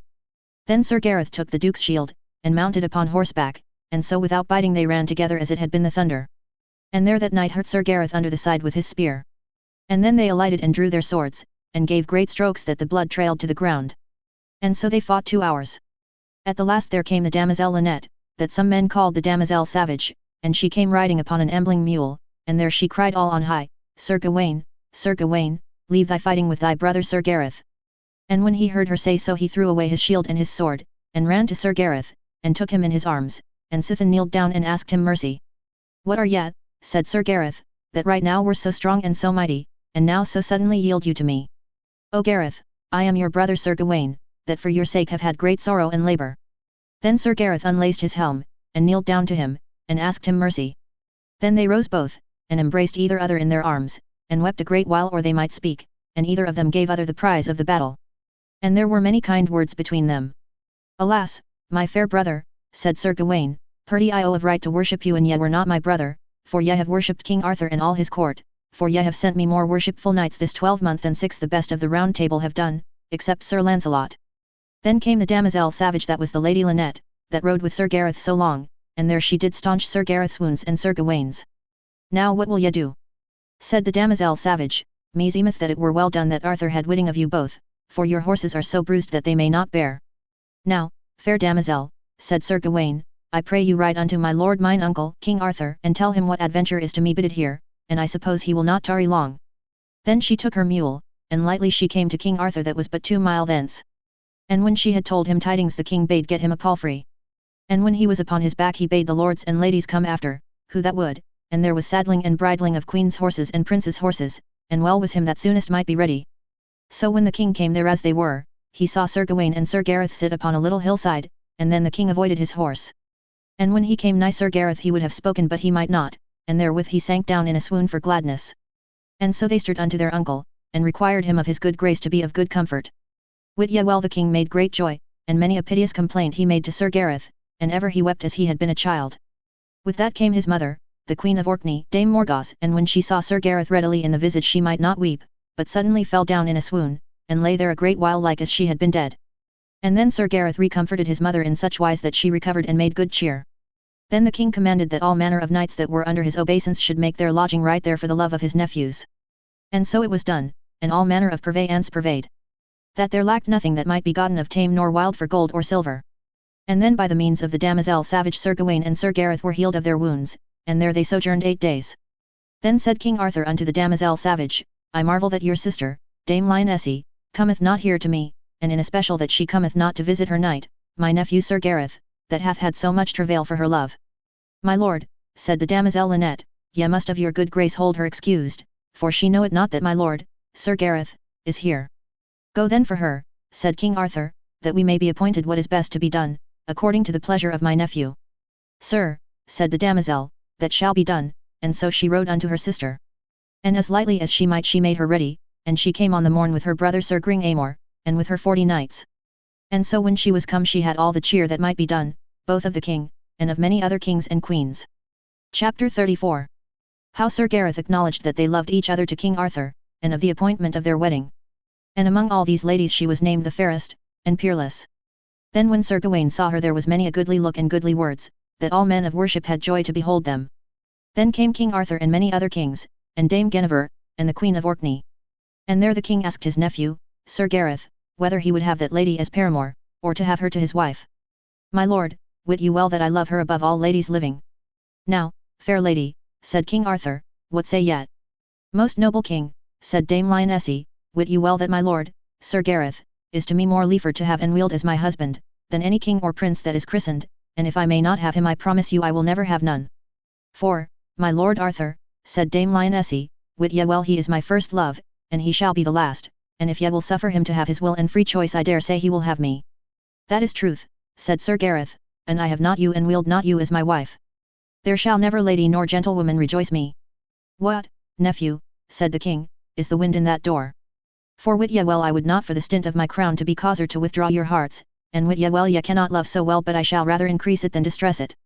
And also ye shall have my love and my lordship in the uttermost wise that may lie in my power. And in the same wise said Sir Gareth's mother.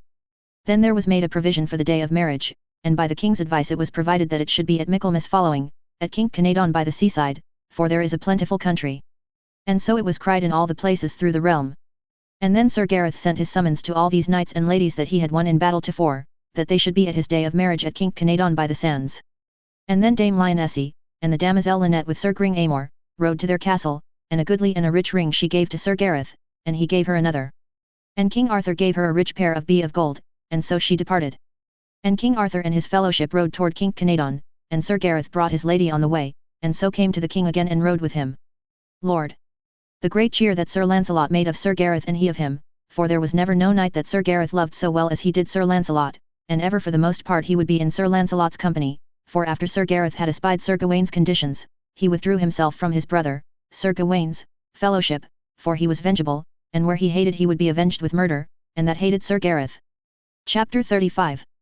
Of the great royalty, and what officers were made at the feast of the wedding, and of the justs at the feast.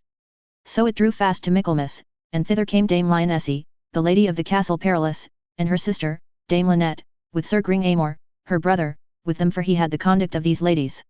And there they were lodged at the device of King Arthur. And upon Michaelmas day the Bishop of Canterbury made the wedding betwixt Sir Gareth and the Lady Lionesse with great solemnity. And King Arthur made Gaheris to wed the damosel Savage, that was Dame Lynette, and King Arthur made Sir Agravaine to wed Dame Lionesse's niece, a fair lady, her name was Dame Laurel. And so when this solemnization was done, then came in the Green Knight, Sir Pertolepe, with 30 knights, and there he did homage and fealty to Sir Gareth, and these knights to hold of him for evermore. Also Sir Pertolepe said, I pray you that at this feast I may be your chamberlain. With a good will, said Sir Gareth, sith it liketh you to take so simple an office. Then came in the Red Knight, with 60 knights with him, and did to Sir Gareth homage and fealty, and all those knights to hold of him for evermore. And then this Sir Perimones prayed Sir Gareth to grant him to be his chief butler at that high feast. I will well, said Sir Gareth, that ye have this office, and it were better. Then came in Sir Persant of Ind, with 100 knights with him, and there he did homage and fealty, and all his knights should do him service, and hold their lands of him for ever, and there he prayed Sir Gareth to make him his sewer chief at the feast. I will well, said Sir Gareth, that ye have it and it were better. Then came the Duke de la Rose with 100 knights with him, and there he did homage and fealty to Sir Gareth, and so to hold their lands of him for ever. And he required Sir Gareth that he might serve him of the wine that day of that feast. I will well, said Sir Gareth, and it were better. Then came in the Red Knight of the Red Lawns, that was Sir Ironside, and he brought with him 300 knights, and there he did homage and fealty, and all these knights to hold their lands of him for ever. And then he asked Sir Gareth to be his carver. I will well, said Sir Gareth, and it please you. Then came into the court 30 ladies, and all they seemed widows, and those 30 ladies brought with them many fair gentlewomen. And all they kneeled down at once unto King Arthur and unto Sir Gareth, and there all those ladies told the king how Sir Gareth delivered them from the Dolorous Tower, and slew the Brown Knight without pity, and therefore we, and our heirs for evermore, will do homage unto Sir Gareth of Orkney. So then the kings and queens, princes and earls, barons and many bold knights, went unto meat, and well may ye wit there were all manner of meat plenteously, all manner revels and games, with all manner of minstrelsy that was used in those days. Also there was great justs 3 days. But the king would not suffer Sir Gareth to joust, because of his new bride, for, as the French book saith, that Dame Lionesse desired of the king that none that were wedded should joust at that feast. So the first day there jousted Sir Lamorak de Gallis, for he overthrew 30 knights, and did passing marvellously deeds of arms, and then King Arthur made Sir Persant and his 2 brethren knights of the Round Table to their lives' end, and gave them great lands. Also the second day there jousted Tristram best, and he overthrew 40 knights, and did their marvellous deeds of arms. And there King Arthur made Ironside, that was the Red Knight of the Red Lawns, a knight of the Table Round to his life's end, and gave him great lands. The third day there jousted Sir Launcelot du Lake, and he overthrew 50 knights, and did many marvellous deeds of arms, that all men wondered on him. And there King Arthur made the Duke de la Rowse a knight of the Round Table to his life's end, and gave him great lands to spend. But when these justs were done, Sir Lamorak and Sir Tristram departed suddenly, and would not be known, for the which King Arthur and all the court were sore displeased. And so they held the court 40 days with great solemnity. And this Sir Gareth was a noble knight, and a well-ruled, and fair-languaged. Thus endeth this tale of Sir Gareth of Orkney that wedded Dame Lionesse of the Castle Perilous. And also Sir Gaheris wedded her sister, Dame Lynette, that was called the Damosel Sauvage. And Sir Agravaine wedded Dame Laurel, a fair lady and great, and mighty lands with great riches gave with them King Arthur, that royally they might live till their lives' end. Here followeth the 8th book, the which is the first book of Sir Tristram de Lyonesse, and who was his father and his mother, and how he was born and fostered, and how he was made knight. Book 8. Chapter 1. How Sir Tristram de Lyonesse was born, and how his mother died at his birth, wherefore she named him Tristram. It was a king that hight Meliodas, and he was lord and king of the country of Lyonesse, and this Meliodas was a likely knight as any was that time living. And by fortune he wedded King Mark's sister of Cornwall, and she was called Elizabeth, that was called both good and fair. And at that time King Arthur reigned, and he was whole king of England, Wales, and Scotland, and of many other realms, howbeit there were many kings that were lords of many countries, but all they held their lands of King Arthur, for in Wales were 2 kings, and in the north were many kings, and in Cornwall and in the west were 2 kings, also in Ireland were 2 or 3 kings, and all were under the obeisance of King Arthur. So was the king of France, and the king of Brittany, and all the lordships unto Rome. So when this King Meliodas had been with his wife, within a while she waxed great with child, and she was a full meek lady, and well she loved her lord, and he her again, so there was great joy betwixt them. Then there was a lady in that country that had loved King Meliodas long, and by no means she never could get his love, therefore she let ordain upon a day, as King Meliodas rode a-hunting, for he was a great chaser, and thereby an enchantment she made him chase in heart by himself alone till that he came to an old castle, and there anon he was taken prisoner by the lady that him loved. When Elizabeth, King Meliodas' wife, missed her lord, and she was nigh out of her wit, and also as great with child as she took a gentlewoman with her, and ran into the forest to seek her lord. And when she was far in the forest she might no farther, for she began to travail fast of her child. And she had many grimly throes, her gentlewoman helped her all that she might. And so by miracle of Our Lady of Heaven she was delivered with great pains. But she had taken such cold for the default of help that deep draughts of death took her, that needs she must die and depart out of this world, there was none other boat. And when this Queen Elizabeth saw that there was none other boat, then she made great dole, and said unto her gentlewoman, When ye see my lord, King Meliodas, recommend me unto him, and tell him what pains I endure here for his love, and how I must die here for his sake for default of good help, and let him wit that I am full sorry to depart out of this world from him, therefore pray him to be friend to my soul. Now let me see my little child, for whom I have had all this sorrow. And when she saw him she said thus, Ah, my little son, thou hast murdered thy mother, and therefore I suppose, thou that art a murderer so young, thou art full likely to be a manly man in thine age. And because I shall die of the birth of thee, I charge thee, gentlewoman, that thou pray my lord, King Meliodas, that when he is christened let call him Tristram, that is as much to say as a sorrowful birth. And therewith this queen gave up the ghost and died. Then the gentlewoman laid her under an umbre of a great tree. And then she lapped the child as well as she might for cold. Right so there came the barons, following after the queen, and when they saw that she was dead, and understood none other but the king was destroyed. Chapter 2. How the stepmother of Sir Tristram had ordained poison for to have poisoned Sir Tristram. Then certain of them would have slain the child, because they would have been lords of the country of Lyonesse. But then through the fair speech of the gentlewoman, and by the means that she made, the most part of the barons would not assent thereto. And then they let carry home the dead queen, and much dole was made for her. Then this meanwhile Merlin delivered King Meliodas out of prison on the morn after his queen was dead. And so when the king was come home the most part of the barons made great joy. But the sorrow that the king made for his queen that might no tongue tell. So then the king let inter her richly, and after he let christen his child as his wife had commanded afore her death. And then he let call him Tristram, the sorrowful born child. Then the King Meliodas endured 7 years without a wife, and all this time Tristram was nourished well. Then it befell that King Meliodas wedded King Howell's daughter of Brittany, and anon she had children of King Meliodas. Then was she heavy and wroth that her children should not rejoice the country of Lyonesse, wherefore this queen ordained for to poison young Tristram. So she let poison be put in a piece of silver in the chamber whereas Tristram and her children were together, unto that intent that when Tristram were thirsty he should drink that drink. And so it fell upon a day, the queen's son, as he was in that chamber, espied the piece with poison, and he weened it had been good drink, and because the child was thirsty he took the piece with poison and drank freely, and therewithal suddenly the child brast and was dead. When the queen of Meliodas wist of the death of her son, wit ye well that she was heavy. But yet the king understood nothing of her treason. Notwithstanding the queen would not leave this, but eft she let ordain more poison, and put it in a piece. And by fortune King Meliodas, her husband, found the piece with wine where was the poison, and he that was much thirsty took the piece for to drink thereout.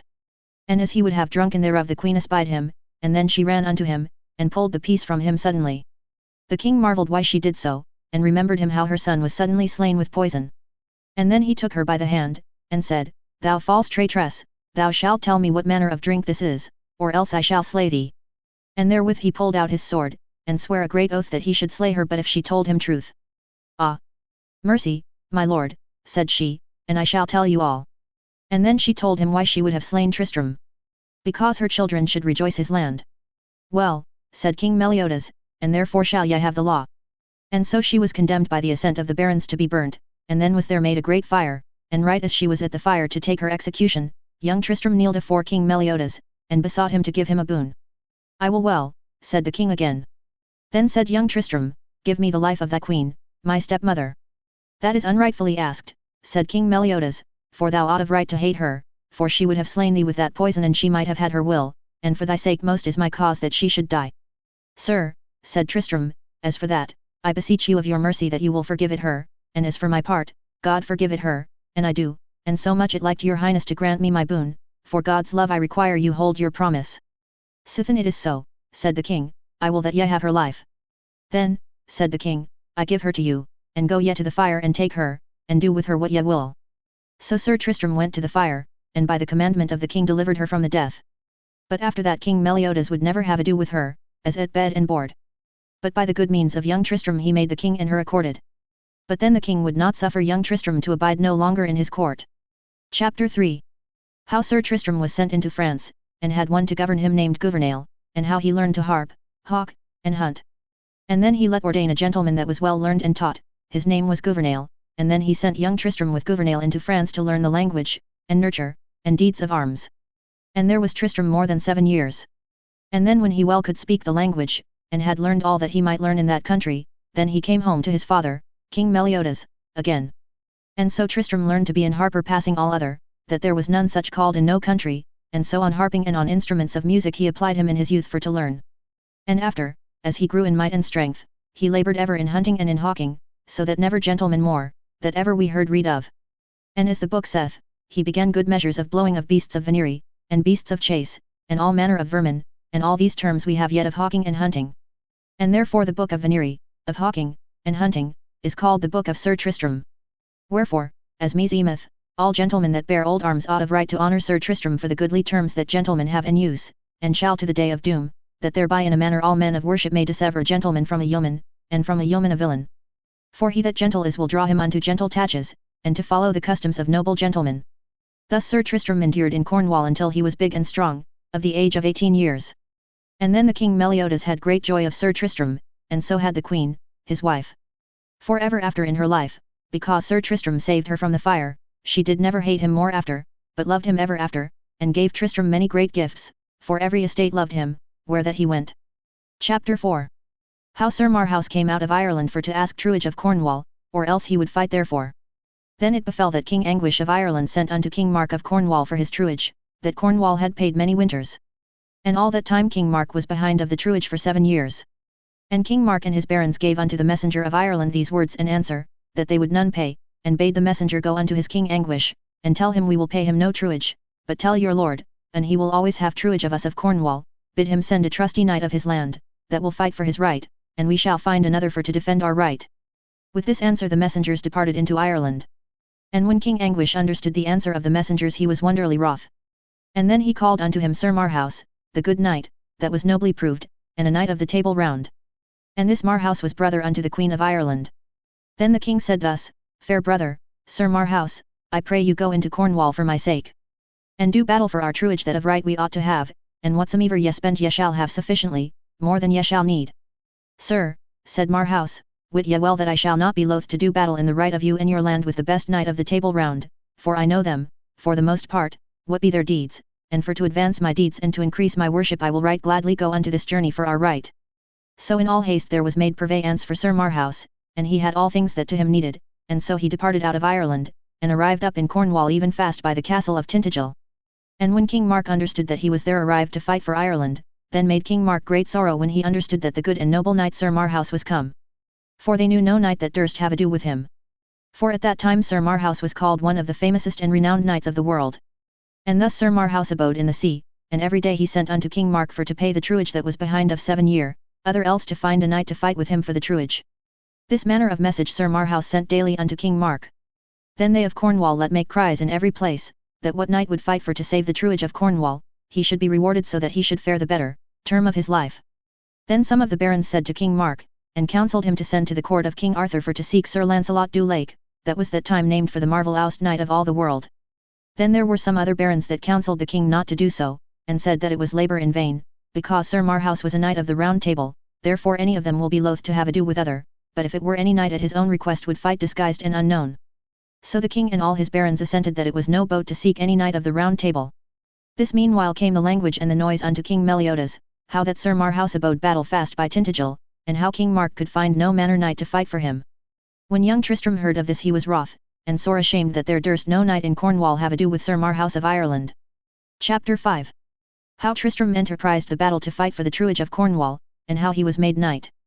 Therewithal Tristram went unto his father, King Meliodas, and asked him counsel what was best to do for to recover Cornwall from truage. For, as meseemeth, said Sir Tristram, it were shame that Sir Marhaus, the Queen's brother of Ireland, should go away unless that he were foughten withal. As for that, said King Meliodas, wit you well, son Tristram, that Sir Marhaus is called one of the best knights of the world, and knight of the Table Round, and therefore I know no knight in this country that is able to match with him. Alas, said Sir Tristram, that I am not made knight, and if Sir Marhaus should thus depart into Ireland, God let me never have worship, and I were made knight I should match him.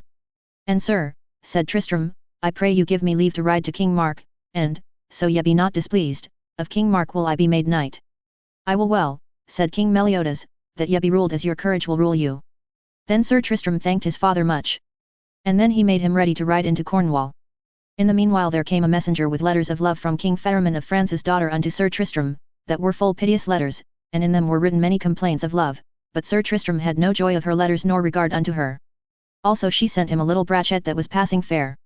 But when the king's daughter understood that Sir Tristram would not love her, as the book saith, she died for sorrow. And then the same squire that brought the letter and the brachet came again unto Sir Tristram, as after ye shall hear in the tale. So this young Sir Tristram rode unto his eme, King Mark of Cornwall.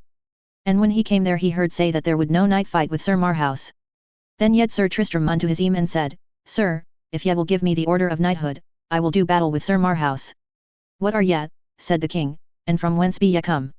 Sir, said Tristram, I come from King Meliodas that wedded your sister, and a gentleman wit ye well I am. King Mark beheld Sir Tristram and saw that he was but a young man of age, but he was passingly well made and big. Fair sir, said the king, what is your name, and where were ye born? Sir, said he again, my name is Tristram, and in the country of Lyonesse was I born. Ye say well, said the king, and if ye will do this battle I shall make you knight. Therefore I come to you, said Sir Tristram, and for none other cause. But then King Mark made him knight. And therewithal, anon as he had made him knight, he sent a messenger unto Sir Marhaus with letters that said that he had found a young knight ready for to take the battle to the uttermost. It may well be, said Sir Marhaus, but tell King Mark I will not fight with no knight but he be of blood royal, that is to say, other king's son, other queen's son, born of a prince or princess. When King Mark understood that, he sent for Sir Tristram de Lyonesse and told him what was the answer of Sir Marhaus. Then said Sir Tristram, sithen that he saith so, let him wit that I am come of father's side and mother's side of as noble blood as he is, for, sir, now shall ye know that I am King Meliodas' son, born of your own sister, Dame Elizabeth, that died in the forest in the birth of me. O Jesu, said King Mark, ye are welcome fair nephew to me. Then in all the haste the king let horse Sir Tristram, and armed him in the best manner that might be had or gotten for gold or silver.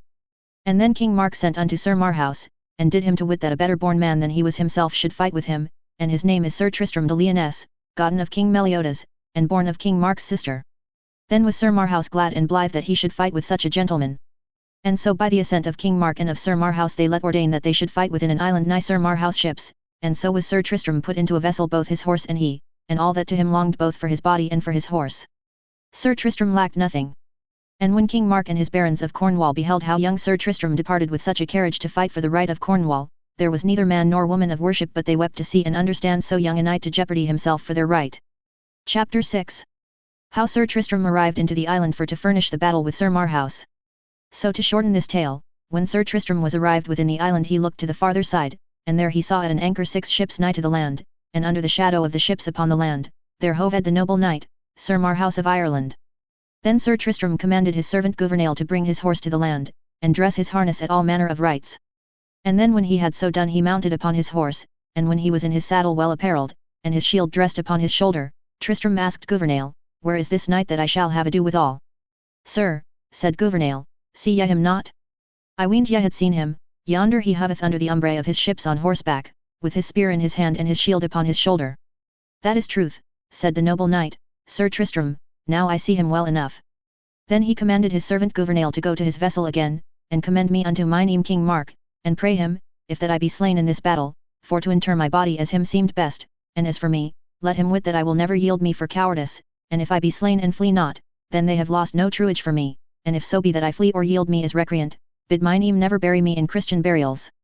"And upon thy life," said Sir Tristram to Gouvernail, "come thou not nigh this island till that thou see me overcome or slain, or else that I win yonder knight." So either departed from other sore weeping. Chapter 7. How Sir Tristram fought against Sir Marhaus and achieved his battle, and how Sir Marhaus fled to his ship. And then Sir Marhaus avist Sir Tristram, and said thus, "Young knight, Sir Tristram, what dost thou here?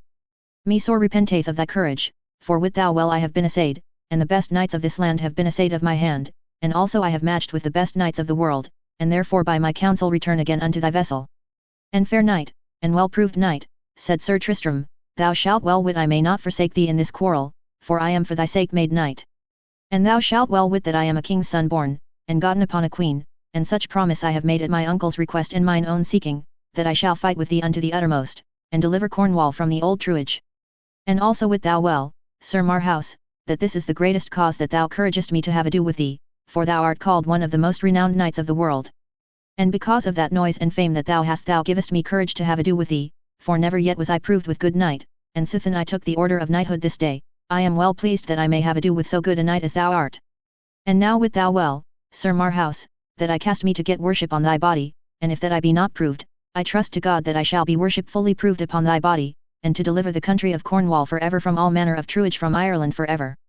When Sir Marhaus had heard him say what he would, he said then thus again, "Fair knight, sithen it is so that thou castest to win worship of me, I let thee wit worship may thou none lose by me if thou mayest stand me 3 strokes, for I let thee wit for my noble deeds proved and seen, King Arthur made me knight of the Table Round."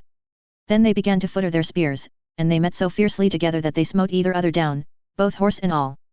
But Sir Marhaus smote Sir Tristram a great wound in the side with his spear, and then they avoided their horses, and pulled out their swords, and threw their shields afore them. And then they lashed together as men that were wild and courageous. And when they had stricken so together long, then they left their strokes, and foined at their breaths and visors, and when they saw that that might not prevail them, then they hurtled together like rams to bear either other down.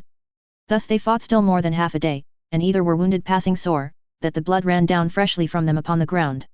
By then Sir Tristram waxed more fresher than Sir Marhaus, and better winded and bigger, and with a mighty stroke he smote Sir Marhaus upon the helm such a buffet that it went through his helm, and through the coif of steel, and through the brain pan. And the sword stuck so fast in the helm and in his brain pan that Sir Tristram pulled thrice at his sword or ever he might pull it out from his head, and there Marhaus fell down on his knees, the edge of Tristram's sword left in his brain pan. And suddenly Sir Marhaus rose grovelling, and threw his sword and his shield from him, and so ran to his ships and fled his way, and Sir Tristram had ever his shield and his sword. And when Sir Tristram saw Sir Marhaus withdraw him, he said, "Ah! Sir Knight of the Round Table, why withdrawest thou thee? Thou dost thyself and thy kin great shame, for I am but a young knight, or now I was never proved, and rather than I should withdraw me from thee, I had rather be hewn in 100 pieces." Sir Marhaus answered no word but yet his way sore groaning. "Well, Sir Knight," said Sir Tristram, I promise thee thy sword and thy shield shall be mine, and thy shield shall I wear in all places where I ride on mine adventures, and in the sight of King Arthur and all the Round Table. Chapter 8. How Sir Marhaus after that he was arrived in Ireland died of the stroke that Sir Tristram had given him, and how Tristram was hurt. Anon Sir Marhaus and his fellowship departed into Ireland. And as soon as he came to the king, his brother, he let search his wounds. And when his head was searched, a piece of Sir Tristram's sword was found therein, and might never be had out of his head for no surgeons, and so he died of Sir Tristram's sword, and that piece of the sword the queen, his sister, kept it for ever with her, for she thought to be revenged and she might. Now turn we again unto Sir Tristram, that was sore wounded, and full sore bled that he might not within a little while, when he had taken cold, unneth stir him of his limbs. And then he set him down softly upon a little hill, and bled fast. Then anon came Gouvernail, his man, with his vessel, and the king and his barons came with procession against him. And when he was come unto the land, King Mark took him in his arms, and the king and Sir Dinas, the seneschal, led Sir Tristram into the castle of Tintagel. And then was he searched in the best manner, and laid in his bed. And when King Mark saw his wounds he wept heartily, and so did all his lords. So God me help, said King Mark, I would not for all my lands that my nephew died. So Sir Tristram lay there a month and more, and ever he was like to die of that stroke that Sir Marhaus smote him first with the spear. For, as the French book saith, the spear's head was envenomed, that Sir Tristram might not be whole. Then was King Mark and all his barons passing heavy, for they deemed none other but that Sir Tristram should not recover. Then the king let send after all manner of leeches and surgeons, both unto men and women, and there was none that would be owed him the life. Then came there a lady that was a right wise lady, and she said plainly unto King Mark, and to Sir Tristram, and to all his barons, that he should never be whole but if Sir Tristram went in the same country that the venom came from, and in that country should he be holpen or else never. Thus said the lady unto the king. When King Mark understood that, he let purvey for Sir Tristram a fair vessel, well victualled, and therein was put Sir Tristram, and Gouvernail with him, and Sir Tristram took his harp with him, and so he was put into the sea to sail into Ireland, and so by good fortune he arrived up in Ireland, even fast by a castle where the king and the queen was, and at his arrival he sat and harped in his bed a merry lay, such one heard they never none in Ireland before that time. And when it was told the king and the queen of such a knight that was such an harper, anon the king sent for him, and let search his wounds, and then asked him his name. Then he answered, I am of the country of Lyonesse, and my name is Tramtrist, that thus was wounded in a battle as I fought for a lady's right. So God me help, said King Anguish, ye shall have all the help in this land that ye may have here, but I let you wit, in Cornwall I had a great loss as ever had king, for there I lost the best knight of the world, his name was Marhaus, a full noble knight, and knight of the Table Round, and there he told Sir Tristram wherefore Sir Marhaus was slain. Sir Tristram made semblant as he had been sorry, and better knew he how it was than the king. Chapter 9. How Sir Tristram was put to the keeping of La Belle Isaud first for to be healed of his wound. Then the king for great favour made Tramtrist to be put in his daughter's ward and keeping, because she was a noble surgeon. And when she had searched him she found in the bottom of his wound that therein was poison, and so she healed him within a while, and therefore Tramtrist cast great love to La Belle Isaud, for she was at that time the fairest maid and lady of the world. And there Tramtrist learned her to harp, and she began to have a great fantasy unto him. And at that time Sir Palomides, the Saracen, was in that country, and well cherished with the king and the queen. And every day Sir Palomides drew unto La Belle Isaud and proffered her many gifts, for he loved her passingly well. All that espied Tramtrist, and full well knew he Sir Palomides for a noble knight and a mighty man. And wit you well Sir Tramtrist had great despite at Sir Palomides, for La Belle Isaud told Tramtrist that Palomides was in wool to be christened for her sake. Thus was there great envy betwixt Tramtrist and Sir Palomides. Then it befell that King Anguish let cry a great justs and a great tournament for a lady that was called the Lady of the Lawns, and she was nigh cousin unto the king. And what man won her, 3 days after he should wed her and have all her lands. This cry was made in England, Wales, Scotland, and also in France and in Brittany. It befell upon a day La Belle Isaud came unto Sir Tramtrist, and told him of this tournament. He answered and said, Fair lady, I am but a feeble knight, and but late I had been dead had not your good ladyship been. Now, fair lady, what would ye I should do in this matter? Well ye wot, my lady, that I may not joust. Ah, Tramtrist, said La Belle Isaud, why will ye not have ado at that tournament? Well I wot Sir Palomides shall be there, and to do what he may, and therefore Tramtrist, I pray you for to be there, for else Sir Palomides is like to win the degree. Madam, said Tramtrist, as for that, it may be so, for he is a proved knight, and I am but a young knight and late made. And the first battle that I did it mishapped me to be sore wounded as ye see. But an I wist ye would be my better lady, at that tournament I will be, so that ye will keep my counsel and let no creature have knowledge that I shall joust but yourself, and such as ye will to keep your counsel, my poor person shall I jeopard there for your sake, that, peradventure, Sir Palomides shall know when that I come.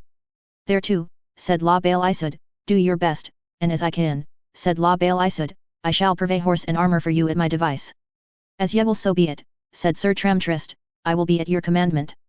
So at the day of justs there came Sir Palomides with a black shield, and he overthrew many knights, that all the people had marvel of him.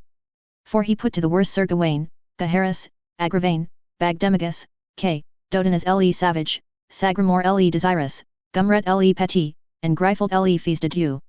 All these the first day Sir Palomides struck down to the earth. And then all manner of knights were adread of Sir Palomides, and many called him the knight with the black shield. So that day Sir Palomides had great worship. Then came King Anguish unto Tramtrist, and asked him why he would not joust. Sir, he said, I was but late hurt, and as yet I dare not adventure me. Then came there the same squire that was sent from the king's daughter of France unto Sir Tristram. And when he had espied Sir Tristram he fell flat to his feet. All that espied La Bale Isoude, what courtesy the squire made unto Sir Tristram. And therewithal suddenly Sir Tristram ran unto his squire, whose name was Hebes le Renoames, and prayed him heartily in no wise to tell his name. Sir, said Hebes, I will not discover your name but if ye command me. Chapter 10. How Sir Tristram won the degree at a tournament in Ireland, and there made Palomides to bear no more harness in a year. Then Sir Tristram asked him what he did in those countries. Sir, he said, I came hither with Sir Gawain for to be made knight, and if it please you, of your hands that I may be made knight. Await upon me is to mourn secretly, and in the field I shall make you a knight. Then had La Bale Isoude great suspicion unto Tramtrist, that he was some man of worship proved, and therewith she comforted herself, and cast more love unto him than she had done tofore. And so on the morn Sir Palomides made him ready to come into the field as he did the first day. And there he smote down the king with the 100 knights, and the king of Scots. Then had La Bale Isoude ordained and well arrayed Sir Tristram in white horse and harness. And right so she let put him out at a privy postern, and so he came into the field as it had been a bright angel. And anon Sir Palomides espied him, and therewith he futtered a spear unto Sir Tramtrist, and he again unto him. And there Sir Tristram smote down Sir Palomides unto the earth. And then there was a great noise of people, some said Sir Palomides had a fall, some said the knight with the black shield had a fall. And wit you well La Bale Isoude was passing glad. And then Sir Gawain and his fellows 9 had marvel what knight it might be that had smitten down Sir Palomides. Then would there none joust with Tramtrist, but all that there were forsook him, most and least. Then Sir Tristram made Hebes a knight, and caused him to put himself forth, and did right well that day. So after Sir Hebes held him with Sir Tristram. And when Sir Palomides had received this fall, wit ye well that he was sore ashamed, and as privily as he might he withdrew him out of the field. All that espied Sir Tristram, and lightly he rode after Sir Palomides and overtook him, and bade him turn, for better he would assay him or ever he departed. Then Sir Palomides turned him, and either lashed at other with their swords. But at the first stroke Sir Tristram smote down Palomides, and gave him such a stroke upon the head that he fell to the earth. So then Tristram bade yield him, and do his commandment, or else he would slay him. When Sir Palomides beheld his countenance, he dread his buffets so, that he granted all his askings. Well said, said Sir Tristram, this shall be your charge. First, upon pain of your life that ye forsake my lady La Bale Isoude, and in no manner wise that ye draw not to her. Also this 12-month and a day that ye bear none armour nor none harness of war. Now promise me this, or here shalt thou die. Alas, said Palomides. For ever am I ashamed. Then he sware as Sir Tristram had commanded him. Then for despite and anger Sir Palomides cut off his harness, and threw them away. And so Sir Tristram turned again to the castle where was La Bale Isoude, and by the way he met with a damosel that asked after Sir Lancelot, that won the dolorous guard worshipfully, and this damosel asked Sir Tristram what he was. For it was told her that it was he that smote down Sir Palomides, by whom the 10 knights of King Arthur's were smitten down. Then the damosel prayed Sir Tristram to tell her what he was, and whether that he were Sir Lancelot du Lake, for she deemed that there was no knight in the world might do such deeds of arms but if it were Lancelot. Fair damosel, said Sir Tristram, wit ye well that I am not Sir Lancelot, for I was never of such prowess, but in God is all that he may make me as good a knight as the good knight Sir Lancelot. Now, gentle knight, said she, put up thy visor, and when she beheld his visage she thought she saw never a better man's visage, nor a better faring knight. And then when the damosel knew certainly that he was not Sir Lancelot, then she took her leave, and departed from him. And then Sir Tristram rode privily unto the postern, where kept him La Bale Isoude, and there she made him good cheer, and thanked God of his good speed.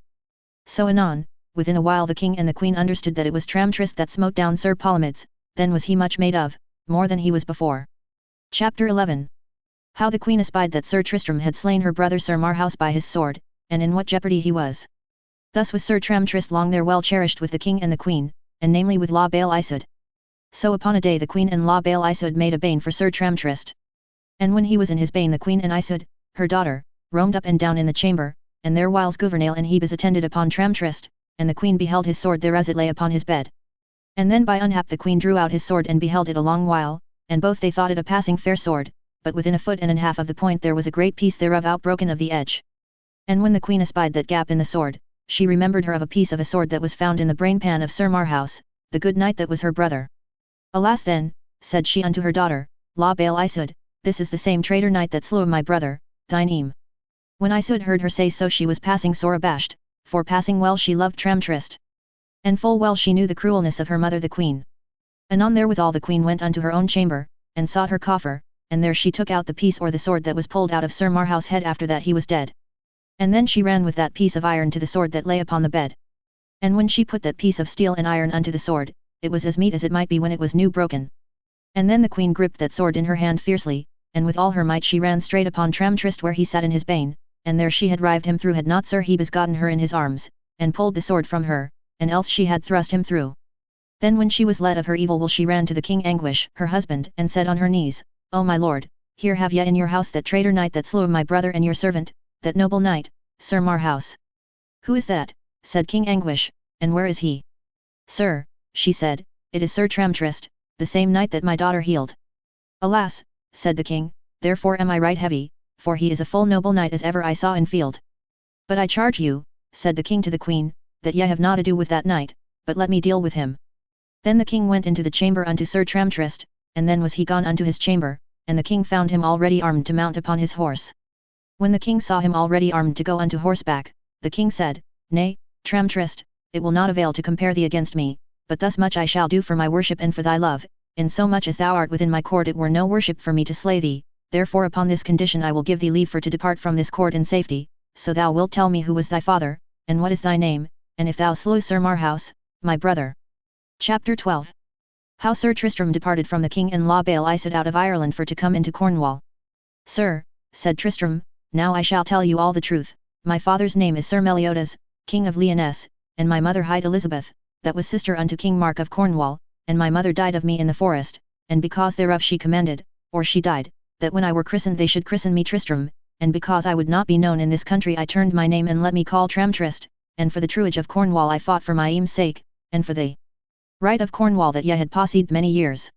And wit ye well, said Tristram unto the king, I did the battle for the love of mine uncle King Mark and for the love of the country of Cornwall, and for to increase mine honour, for that same day that I fought with Sir Marhaus I was made knight, and never or then did I battle with no knight, and from me he went alive, and left his shield and his sword behind. So God me help, said the king, I may not say but ye did as a knight should, and it was your part to do for your quarrel, and to increase your worship as a knight should, howbeit I may not maintain you in this country with my worship, unless that I should displease my barons, and my wife and her kin. Sir, said Tristram, I thank you of your good lordship that I have had with you here, and the great goodness my lady, your daughter, hath shewed me, and therefore, said Sir Tristram, it may so happen that ye shall win more by my life than by my death, for in the parts of England it may happen I may do you service at some season, that ye shall be glad that ever ye shewed me your good lordship. With more I promise you as I am true knight, that in all places I shall be my lady your daughter's servant and knight in right and in wrong, and I shall never fail her, to do as much as a knight may do. Also I beseech your good grace that I may take my leave at my lady your daughter and at all the barons and knights. I will well, said the king. Then Sir Tristram went unto La Belle Isoud and took his leave of her. And then he told her all, what he was, and how he had changed his name because he would not be known, and how a lady told him that he should never be whole till he came into this country where the poison was made, wherethrough I was near my death had not your ladyship been. O gentle knight, said La Belle Isoud, full woe am I of thy departing, for I saw never man that I owed so good will to. And therewithal she wept heartily. Madam, said Sir Tristram, ye shall understand that my name is Sir Tristram de Lyonesse, gotten of King Meliodas, and born of his queen. And I promise you faithfully that I shall be all the days of my life your knight. Gramercy, said La Belle Isoud, and I promise you thereagainst that I shall not be married this 7 years but by your assent, and to whom that ye will I shall be married to him will I have, and he will have me if ye will consent. And then Sir Tristram gave her a ring, and she gave him another, and therewith he departed from her, leaving her making great dole and lamentation, and he straight went unto the court among all the barons, and there he took his leave at most and least, and openly he said among them all, Fair lords, now it is so that I must depart, if there be any man here that I have offended unto, or that any man be with me grieved, let complain him here afore me or that ever I depart, and I shall amend it unto my power. And if there be any that will proffer me wrong, or say of me wrong or shame behind my back, say it now or never, and here is my body to make it good, body against body. And all they stood still, there was not one that would say one word, yet were there some knights that were of the Queen's blood, and of Sir Marhaus' blood, but they would not meddle with him. Chapter 13. How Sir Tristram and King Mark hurted each other for the love of a knight's wife. So Sir Tristram departed, and took the sea, and with good wind he arrived up at Tintagel in Cornwall, and when King Mark was whole in his prosperity there came tidings that Sir Tristram was arrived, and whole of his wounds, thereof was King Mark passing glad, and so were all the barons, and when he saw his time he rode unto his father King Meliodas, and there he had all the cheer that the king and the queen could make him. And then largely King Meliodas and his queen departed of their lands and goods to Sir Tristram. Then by the license of King Meliodas, his father, he returned again unto the court of King Mark, and there he lived in great joy long time, until at the last there befell a jealousy and an unkindness betwixt King Mark and Sir Tristram, for they loved both one lady. And she was an earl's wife that hight Sir Segwarides. And this lady loved Sir Tristram passingly well. And he loved her again, for she was a passing fair lady, and that espied Sir Tristram well. Then King Mark understood that and was jealous, for King Mark loved her passingly well. So it fell upon a day this lady sent a dwarf unto Sir Tristram, and bade him, as he loved her, that he would be with her the night next following. Also she charged you that ye come not to her but if ye be well armed, for her lover was called a good knight. Sir Tristram answered to the dwarf, recommend me unto my lady, and tell her I will not fail but I will be with her the term that she hath set me. And with this answer the dwarf departed. And King Mark espied that the dwarf was with Sir Tristram upon message from Segwarides' wife, then King Mark sent for the dwarf, and when he was come he made the dwarf by force to tell him all, why and wherefore that he came on message from Sir Tristram.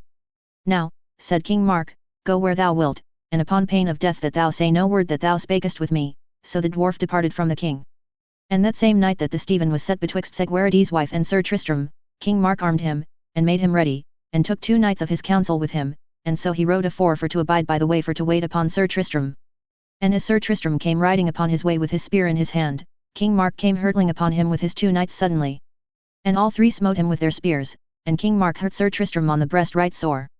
And then Sir Tristram footed his spear, and smote his uncle, King Mark, so sore, that he rashed him to the earth, and bruised him that he lay still in a swoon, and long it was or ever he might wield himself. And then he ran to the one knight, and to the other, and smote them to the cold earth, that they lay still. And therewithal Sir Tristram rode forth sore wounded to the lady, and found her abiding him at a postern. Chapter 14. How Sir Tristram lay with the lady, and how her husband fought with Sir Tristram. And there she welcomed him fair, and either halst other in arms, and so she let put up his horse in the best wise, and then she unarmed him. And so they supped lightly, and went to bed with great joy and pleasance, and so in his raging he took no keep of his green wound that King Mark had given him. And so Sir Tristram bebled both the oversheet and the nether, and pillows, and head sheet. And within a while there came one afore, that warned her that her lord was near hand within a bow draught. So she made Sir Tristram to arise, and so he armed him, and took his horse, and so departed. By then was come Segwarides, her lord, and when he found her bed troubled and broken, and went near and beheld it by candle light, then he saw that there had lain a wounded knight. Ah, false traitress, then he said, why hast thou betrayed me? And therewithal he swung out a sword, and said, but if thou tell me who hath been here, here thou shalt die. Ah, my lord, mercy, said the lady, and held up her hands, saying, slay me not, and I shall tell you all who hath been here. Tell anon, said Segwarides, to me all the truth. Anon for dread she said, here was Sir Tristram with me, and by the way as he came to me ward, he was sore wounded. Ah, false traitress, said Segwarides, where is he become?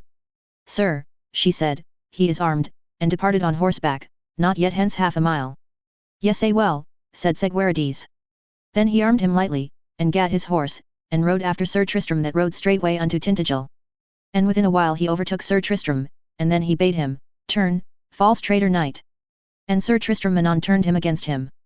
And therewithal Segwarides smote Sir Tristram with a spear that it all to brast, and then he swung out his sword and smote fast at Sir Tristram. Sir knight, said Sir Tristram, I counsel you that ye smite no more, howbeit for the wrongs that I have done you I will forbear you as long as I may. Nay, said Segwarides, that shall not be, for either thou shalt die or I. Then Sir Tristram drew out his sword, and hurtled his horse unto him fiercely, and through the waist of the body he smote Sir Segwarides that he fell to the earth in a swoon. And so Sir Tristram departed and left him there. And so he rode unto Tintagel and took his lodging secretly, for he would not be known that he was hurt. Also Sir Segwarides' men rode after their master, whom they found lying in the field sore wounded, and brought him home on his shield, and there he lay long or that he were whole, but at the last he recovered. Also King Mark would not be known of that Sir Tristram and he had met that night. And as for Sir Tristram, he knew not that King Mark had met with him. And so the king askance came to Sir Tristram, to comfort him as he lay sick in his bed. But as long as King Mark lived he loved never Sir Tristram after that, though there was fair speech, love was there none. And thus it passed many weeks and days, and all was forgiven and forgotten.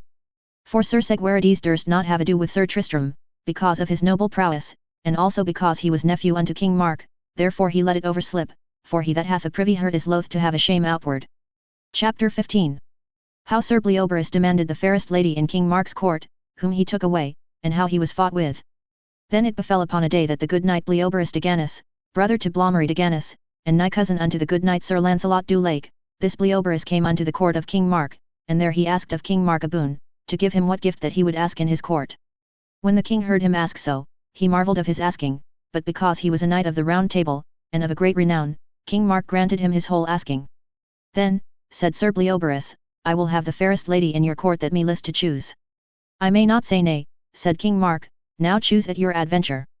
And so Sir Bleoberis did choose Sir Segwarides' wife, and took her by the hand, and so went his way with her, and so he took his horse and guard set her behind his squire, and rode upon his way.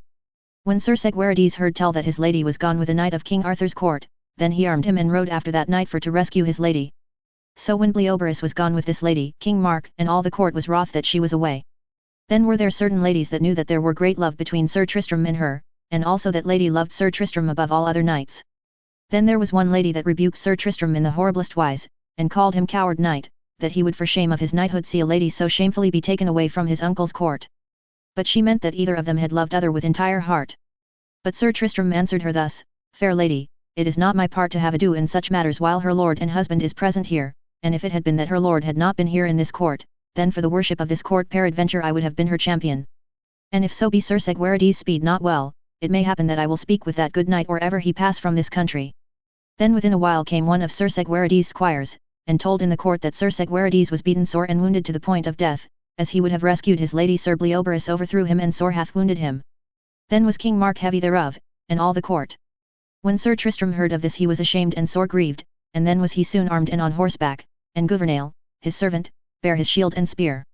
And so as Sir Tristram rode fast he met with Sir Endred his cousin, that by the commandment of King Mark was sent to bring forth, and ever it lay in his power, 2 knights of Arthur's court, that rode by the country to seek their adventures. When Sir Tristram saw Sir Endred he asked him what tidings.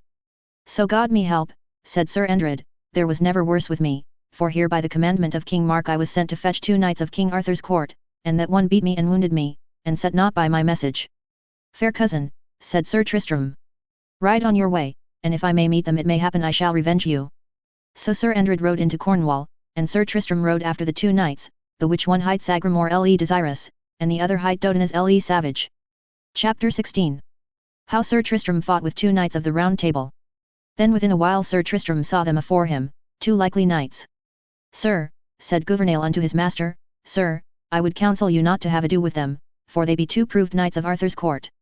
As for that, said Sir Tristram, have ye no doubt but I will have ado with them to increase my worship, for it is many days sithen I did any deeds of arms. Do as ye list, said Gouvernail. And therewithal anon Sir Tristram asked them from whence they came, and whither they would, and what they did in those marches. Sir Sagramore looked upon Sir Tristram, and had scorn of his words, and asked him again, Fair knight, be ye a knight of Cornwall? Whereby ask ye it? Said Sir Tristram. For it is seldom seen, said Sir Sagramore, that ye Cornish knights be valiant men of arms, for within these 2 hours there met us one of your Cornish knights, and great words he spake, and anon with little might he was laid to the earth. And, as I trow, said Sir Sagramore, ye shall have the same hansel that he had. Fair lords, said Sir Tristram, it may so happen that I may better withstand than he did, and whether ye will or nill I will have ado with you, because he was my cousin that ye beat. And therefore here do your best, and wit ye well but if ye quit you the better here upon this ground, 1 knight of Cornwall shall beat you both. When Sir Dodinas le Savage heard him say so he gat a spear in his hand, and said, Sir knight, keep well thyself, and then they departed and came together as it had been thunder. And Sir Dodinas' spear brast in sunder, but Sir Tristram smote him with a more might, that he smote him clean over the horse croup, that nigh he had broken his neck.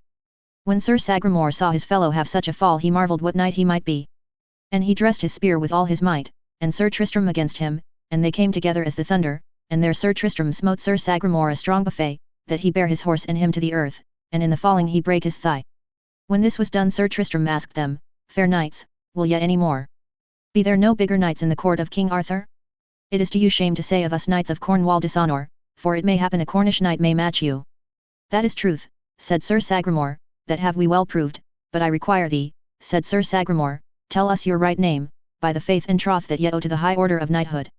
Ye charge me with a great thing, said Sir Tristram, and sithen ye list to wit it, ye shall know and understand that my name is Sir Tristram de Lyonesse, King Meliodas' son, and nephew unto King Mark. Then were they two knights fain that they had met with Tristram, and so they prayed him to abide in their fellowship. Nay, said Sir Tristram, for I must have ado with one of your fellows, his name is Sir Bleoberis de Ganys. God speed you well, said Sir Sagramore and Dodinas. Sir Tristram departed and rode onward on his way. And then was he where before him in a valley where rode Sir Bleoberis, with Sir Segwarides' lady, that rode behind his squire upon a palfrey. Chapter 17. How Sir Tristram fought with Sir Bleoberis for a lady, and how the lady was put to choice to whom she would go. Then Sir Tristram rode more than a pace until that he had overtaken him. Then spake Sir Tristram, Abide, he said, Knight of Arthur's court, bring again that lady, or deliver her to me. I will do neither, said Bleoberis, for I dread no Cornish knight so sore that me list to deliver her. Why, said Sir Tristram, may not a Cornish knight do as well as another knight? This same day 2 knights of your court within this 3 mile met with me, and or ever we departed they found a Cornish knight good enough for them both. What were their names? Said Bleoberis. They told me, said Sir Tristram, that the one of them hight Sir Sagramore le Desirous, and the other hight Dodinas le Savage. Ah, said Sir Bleoberis, have ye met with them? So God me help, they were 2 good knights and men of great worship, and if ye have beat them both ye must needs be a good knight, but if it so be ye have beat them both, yet shall ye not fear me, but ye shall beat me or ever ye have this lady. Then defend you, said Sir Tristram. So they departed and came together like thunder, and either bare other down, horse and all, to the earth. Then they avoided their horses, and lashed together eagerly with swords, and mightily, now tracing and traversing on the right hand and on the left hand more than 2 hours. And sometime they rushed together with such a might that they lay both grovelling on the ground. Then Sir Bleoberis de Ganys stirred aback, and said thus, Now, gentle good knight, a while hold your hands, and let us speak together. Say what ye will, said Tristram, and I will answer you. Sir, said Bleoberis, I would wit of whence ye be, and of whom ye be come, and what is your name? So God me help, said Sir Tristram, I fear not to tell you my name. Wit ye well I am King Meliodas' son, and my mother is King Mark's sister, and my name is Sir Tristram de Lyonesse, and King Mark is mine uncle. Truly, said Bleoberis, I am right glad of you, for ye are he that slew Marhaus the knight, hand for hand in an island, for the truage of Cornwall, also ye overcame Sir Palomides the good knight, at a tournament in an island. Where ye beat Sir Gawain and his 9 fellows. So God me help, said Sir Tristram, wit ye well that I am the same knight, now I have told you my name, tell me yours with good will. Wit ye well that my name is Sir Bleoberis de Ganys, and my brother hight Sir Blommery de Ganys, that is called a good knight, and we be sisters' children unto my lord Sir Lancelot du Lake, that we call one of the best knights of the world. That is truth, said Sir Tristram, Sir Lancelot is called peerless of courtesy and of knighthood, and for his sake, said Sir Tristram, I will not with my good will fight no more with you, for the great love I have to Sir Lancelot du Lake. In good faith, said Bleoberis, as for me I will be loath to fight with you, but sithen ye follow me here to have this lady, I shall proffer you kindness, courtesy and gentleness right here upon this ground. This lady shall be betwixt us both, and to whom that she will go, let him have her in peace. I will well, said Tristram, for, as I deem, she will leave you and come to me. Ye shall prove it anon, said Bleoberis. Chapter 18. How the lady forsook Sir Tristram and abode with Sir Bleoberis, and how she desired to go to her husband.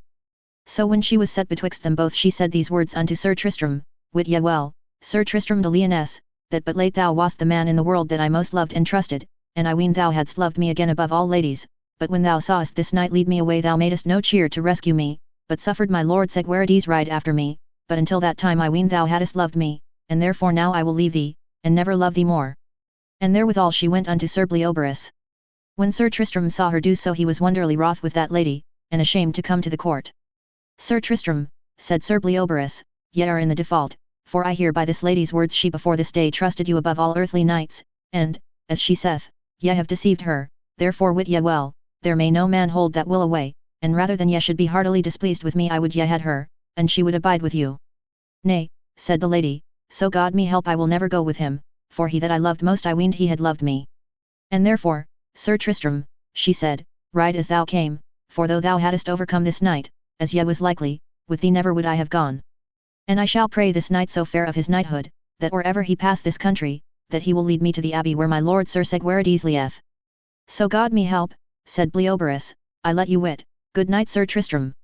Because King Mark gave me the choice of a gift in this court, and so this lady liked me best, notwithstanding, she is wedded and hath a lord, and I have fulfilled my quest, she shall be sent unto her husband again, and in especial most for your sake, Sir Tristram, and if she would go with you I would ye had her. I thank you, said Sir Tristram, but for her love I shall beware what manner a lady I shall love or trust, for had her lord, Sir Segwarides, been away from the court, I should have been the first that should have followed you, but sithen that ye have refused me, as I am true knight I shall her know passingly well that I shall love or trust.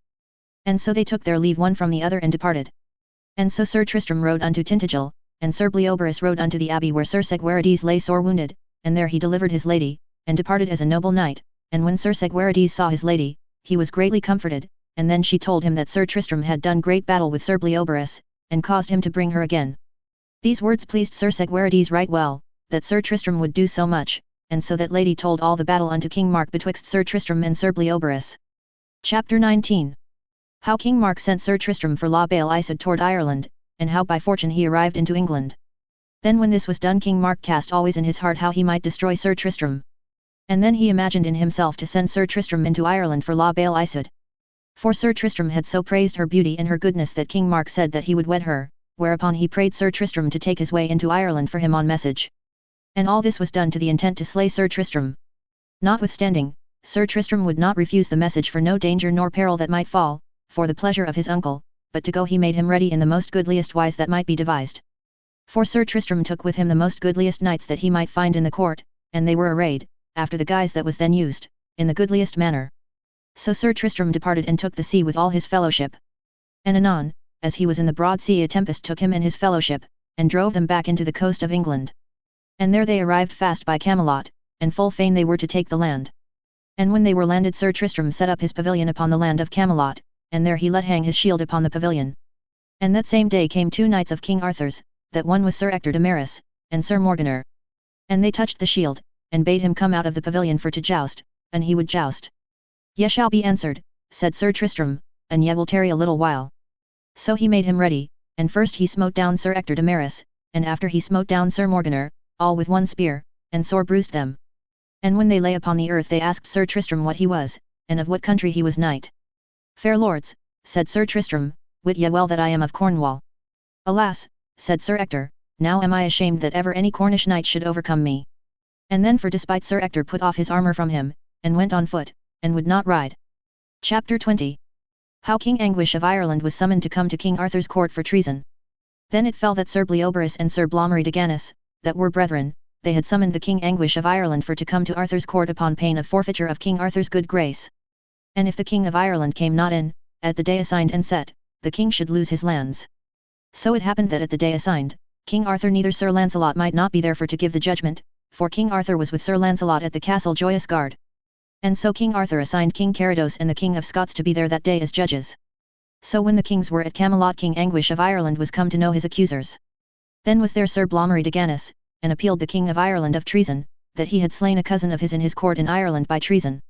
The king was sore abashed of his accusation, for why he was come at the summons of King Arthur, and or he came at Camelot he wist not wherefore he was sent after. And when the king heard Sir Blommery say his will, he understood well there was none other remedy but for to answer him knightly, for the custom was such in those days, that an any man were appealed of any treason or murder he should fight body for body, or else to find another knight for him. And all manner of murders in those days were called treason. So when King Anguish understood his accusing he was passing heavy, for he knew Sir Blommery de Gannis that he was a noble knight, and of noble knights come. Then the King of Ireland was simply purveyed of his answer, therefore the judges gave him respite by the third day to give his answer. So the king departed unto his lodging. The meanwhile there came a lady by Sir Tristram's pavilion making great dole. What aileth you, said Sir Tristram, that ye make such dole? Ah, fair knight, said the lady, I am ashamed unless that some good knight help me, for a great lady of worship sent by me a fair child and a rich, unto Sir Lancelot du Lake, and hereby there met with me a knight, and threw me down from my palfrey, and took away the child from me. Well, my lady, said Sir Tristram, and for my lord Sir Lancelot's sake I shall get you that child again, or else I shall be beaten for it. And so Sir Tristram took his horse, and asked the lady which way the knight rode, and then she told him. And he rode after him. And within a while he overtook that knight. And then Sir Tristram bade him turn and give again the child. Chapter 21. How Sir Tristram rescued a child from a knight, and how Gouvernail told him of King Anguish. The knight turned his horse and made him ready to fight. And then Sir Tristram smote him with a sword such a buffet that he tumbled to the earth. And then he yielded him unto Sir Tristram. Then come thy way, said Sir Tristram, and bring the child to the lady again. So he took his horse meekly and rode with Sir Tristram, and then by the way Sir Tristram asked him his name. Then he said, My name is Breuse sans Pite. So when he had delivered that child to the lady, he said, Sir, as in this the child is well remedied. Then Sir Tristram let him go again that sore repented him after, for he was a great foe unto many good knights of King Arthur's court. Then when Sir Tristram was in his pavilion Gouvernail, his man, came and told him how that King Anguish of Ireland was come thither, and he was put in great distress, and there Gouvernail told Sir Tristram how King Anguish was summoned and appealed of murder. So God me help, said Sir Tristram, these be the best tidings that ever came to me this 7 years, for now shall the King of Ireland have need of my help, for I dare say there is no knight in this country that is not of Arthur's court dare do battle with Sir Malory de Gannis, and for to win the love of the King of Ireland I will take the battle upon me, and therefore Gouvernail bring me, I charge thee, to the king. Then Gouvernail went unto King Anguish of Ireland, and saluted him fair. The king welcomed him and asked him what he would. Sir, said Gouvernail, here is a knight near hand that desireth to speak with you, he bade me say he would do you service. What knight is he? Said the king. Sir, said he, it is Sir Tristram de Lyonesse, that for your good grace that ye showed him in your lands will reward you in this country. Come on, fellow, said the king, with me anon and show me unto Sir Tristram. So the king took a little hackney and but few fellowship with him, until he came unto Sir Tristram's pavilion. And when Sir Tristram saw the king he ran unto him and would have hold in his stirrup. But the king leapt from his horse lightly, and either halsed other in their arms. My gracious lord, said Sir Tristram, gramercy of your great goodnesses showed unto me in your marches and lands, and at that time I promised you to do you service and ever it lay in my power. And, gentle knight, said the king unto Sir Tristram, now have I great need of you, never had I so great need of no knight's help. How so, my good lord? Said Sir Tristram. I shall tell you, said the king, I am summoned and appealed from my country for the death of a knight that was kin unto the good knight Sir Lancelot, wherefore Sir Malory de Gannis, brother to Sir Bleoberis hath appealed me to fight with him, outher to find a knight in my stead. And well I wot, said the king, these that are come of King Ban's blood, as Sir Lancelot and these other, are passing good knights, and hard men for to win in battle as any that I know now living. Sir, said Sir Tristram, for the good lordship ye showed me in Ireland, and for my lady your daughter's sake, La Belle Isoud, I will take the battle for you upon this condition that ye shall grant me 2 things, that one is that ye shall swear to me that ye are in the right, that ye were never consenting to the knight's death. Sir, then said Sir Tristram, when that I have done this battle, if God give me grace that I speed, that ye shall give me a reward, what thing reasonable that I will ask of you. So God me help, said the king, ye shall have whatsoever ye will ask. It is well said, said Sir Tristram. Chapter 22. How Sir Tristram fought for Sir Anguish and overcame his adversary, and how his adversary would never yield him. Now make your answer that your champion is ready, for I shall die in your quarrel rather than to be recreant. I have no doubt of you, said the king, that, an ye should have ado with Sir Lancelot du Lake. Sir, said Sir Tristram, as for Sir Lancelot, he is called the noblest knight of the world, and wit ye well that the knights of his blood are noble men, and dread shame, and as for Bleoberis, brother unto Sir Malory, I have done battle with him, therefore upon my head it is no shame to call him a good knight. It is noised, said the king, that Malory is the hardier knight. Sir, as for that let him be, he shall never be refused, and as he were the best knight that now beareth shield or spear. So King Anguish departed unto King Carados and the kings that were that time as judges, and told them that he had found his champion ready. Then by the commandment of the kings Sir Malory de Gannis and Sir Tristram were sent for to hear the charge. And when they were come before the judges there were many kings and knights beheld Sir Tristram, and much speech they had of him because that he slew Sir Marhaus, the good knight, and because he forjousted Sir Palomides the good knight. So when they had taken their charge they withdrew them to make them ready to do battle. Then said Sir Bleoberis unto his brother, Sir Malory, fair dear brother, remember of what kin we become of, and what a man is Sir Lancelot du Lake, neither farther nor nearer but brothers' children, and there was never none of our kin that ever was shamed in battle, and rather suffer death, brother, than to be shamed. Brother, said Malory, have ye no doubt of me, for I shall never shame none of my blood, howbeit I am sure that yonder knight is called a passing good knight as of his time one of the world, yet shall I never yield me, nor say the loath word, well may he happen to smite me down with his great might of chivalry, but rather shall he slay me than I shall yield me as recreant. God speed you well, said Sir Bleoberis, for ye shall find him the mightiest knight that ever ye had ado withal, for I know him, for I have had ado with him. God me speed, said Sir Malory de Gannis, and therewith he took his horse at the one end of the lists, and Sir Tristram at the other end of the lists. And so they footed their spears and came together as it had been thunder, and there Sir Tristram through great might smote down Sir Blamary and his horse to the earth. Then anon Sir Blamary avoided his horse and pulled out his sword and threw his shield afore him, and bade Sir Tristram alight, for though an horse hath failed me, I trust to God the earth will not fail me. And then Sir Tristram alighted, and dressed him unto battle, and there they lashed together strongly as racing and tracing, foining and dashing, many sad strokes, that the kings and knights had great wonder that they might stand, for ever they fought like woodmen, so that there was never knight seen fight more fiercely than they did, for Sir Blamary was so hasty that he would have no rest, that all men wondered that they had breath to stand on their feet, and all the place was bloody that they fought in. And at the last, Sir Tristram smote Sir Blamary such a buffet upon the helm that he there fell down upon his side. And Sir Tristram stood and beheld him. Chapter 23. How Sir Blamary desired Tristram to slay him, and how Sir Tristram spared him, and how they took appointment. Then when Sir Blamary might speak, he said thus, Sir Tristram de Lyonesse, I require thee, as thou art a noble knight, and the best knight that ever I found, that thou wilt slay me out, for I would not live to be made lord of all the earth, for I have liefer die with worship than live with shame, and needs, Sir Tristram, thou must slay me, or else thou shalt never win the field, for I will never say the loath word. And therefore if thou dare slay me, I require thee. When Sir Tristram heard him say so knightly, he wist not what to do with him, he remembering him of both parties, of what blood he was come, and for Sir Launcelot's sake he would be loath to slay him, and in the other party in no wise he might not choose, but that he must make him to say the loath word, or else to slay him. Then Sir Tristram stirred aback, and went to the kings that were judges, and there he kneeled down tofore them, and besought them for their worships, and for King Arthur's and Sir Launcelot's sake, that they would take this matter in their hands. For, my fair lords, said Sir Tristram, it were shame and pity that this noble knight that yonder lieth should be slain, for ye hear well, shamed will he not be, and I pray to God that he never be slain nor shamed for me. And as for the king for whom I fight for, I shall require him, as I am his true champion and true knight in this field, that he will have mercy upon this good knight. So God me help, said King Anguish, I will for your sake, Sir Tristram, be ruled as ye will have me, for I know you for my true knight, and therefore I will heartily pray the kings that be here as judges to take it in their hands. And the kings that were judges called Sir Bleoberis to them, and asked him his advice. My lords, said Bleoberis, though my brother be beaten, and hath the worse through might of arms, I dare say, though Sir Tristram hath beaten his body he hath not beaten his heart, and I thank God he is not shamed this day, and rather than he should be shamed I require you, said Bleoberis, let Sir Tristram slay him out. It shall not be so, said the kings, for his part adversary, both the king and the champion, have pity of Sir Blamary's knighthood. My lords, said Bleoberis, I will right well as ye will. Then the kings called the king of Ireland, and found him goodly and treatable. And then, by all their advices Sir Tristram and Sir Bleoberis took up Sir Blamary, and the two brethren were accorded with King Anguish, and kissed and made friends for ever.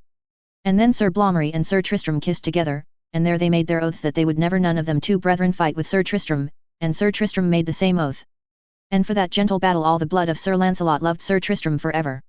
Then King Anguish and Sir Tristram took their leave, and sailed into Ireland with great noblesse and joy. So when they were in Ireland the king let make it known throughout all the land how and in what manner Sir Tristram had done for him. Then the queen and all that there were made the most of him that they might. But the joy that La Belle Isaud made of Sir Tristram there might no tongue tell, for of all men earthly she loved him most. Chapter 24. How Sir Tristram demanded La Belle Isaud for King Mark, and how Sir Tristram and Isaud drank the love drink. Then upon a day King Anguish asked Sir Tristram why he asked not his boon, for whatsomever he had promised him he should have it without fail.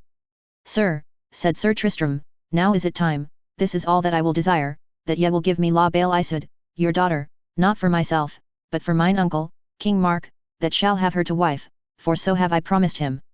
Alas, said the king, I had liefer than all the land that I have ye would wed her yourself. Sir, and I did then I were shamed for ever in this world, and false of my promise. Therefore, said Sir Tristram, I pray you hold your promise that ye promised me, for this is my desire, that ye will give me La Belle Isaud to go with me into Cornwall for to be wedded to King Mark, mine uncle. As for that, said King Anguish, ye shall have her with you to do with her what it please you, that is for to say if that ye list to wed her yourself, that is me liefest, and if ye will give her unto King Mark, your uncle, that is in your choice. So, to make short conclusion, La Belle Isaud was made ready to go with Sir Tristram, and Dame Bragwaine went with her for her chief gentlewoman, with many other. Then the queen, Isaud's mother, gave to her and Dame Bragwaine, her daughter's gentlewoman, and unto Gouvernail a drink, and charged them that what day King Mark should wed, that same day they should give him that drink, so that King Mark should drink to La Belle Isaud, and then, said the queen, I undertake either shall love other the days of their life. So this drink was given unto Dame Bragwaine, and unto Gouvernail. And then anon Sir Tristram took the sea, and La Belle Isoude, and when they were in their cabin, it happed so that they were thirsty, and they saw a little flasket of gold stand by them, and it seemed by the colour and the taste that it was noble wine. Then Sir Tristram took the flasket in his hand, and said, Madam Isoude, here is the best drink that ever ye drank, that Dame Bragwaine, your maiden, and Gouvernail, my servant, have kept for themselves. Then they laughed and made good cheer, and either drank to other freely. And they thought never drink that ever they drank to other was so sweet nor so good. But by that their drink was in their bodies, they loved either other so well that never their love departed for weal neither for woe. And thus it happed the love first betwixt Sir Tristram and La Belle Isoude, the which love never departed the days of their life. So then they sailed till by fortune they came nigh a castle that hight Ploer, and thereby arrived for to repose them, weening to them to have had good harbourage. But anon as Sir Tristram was within the castle they were taken prisoners, for the custom of the castle was such, who that rode by that castle and brought any lady, he must needs fight with the lord, that hight Briouner.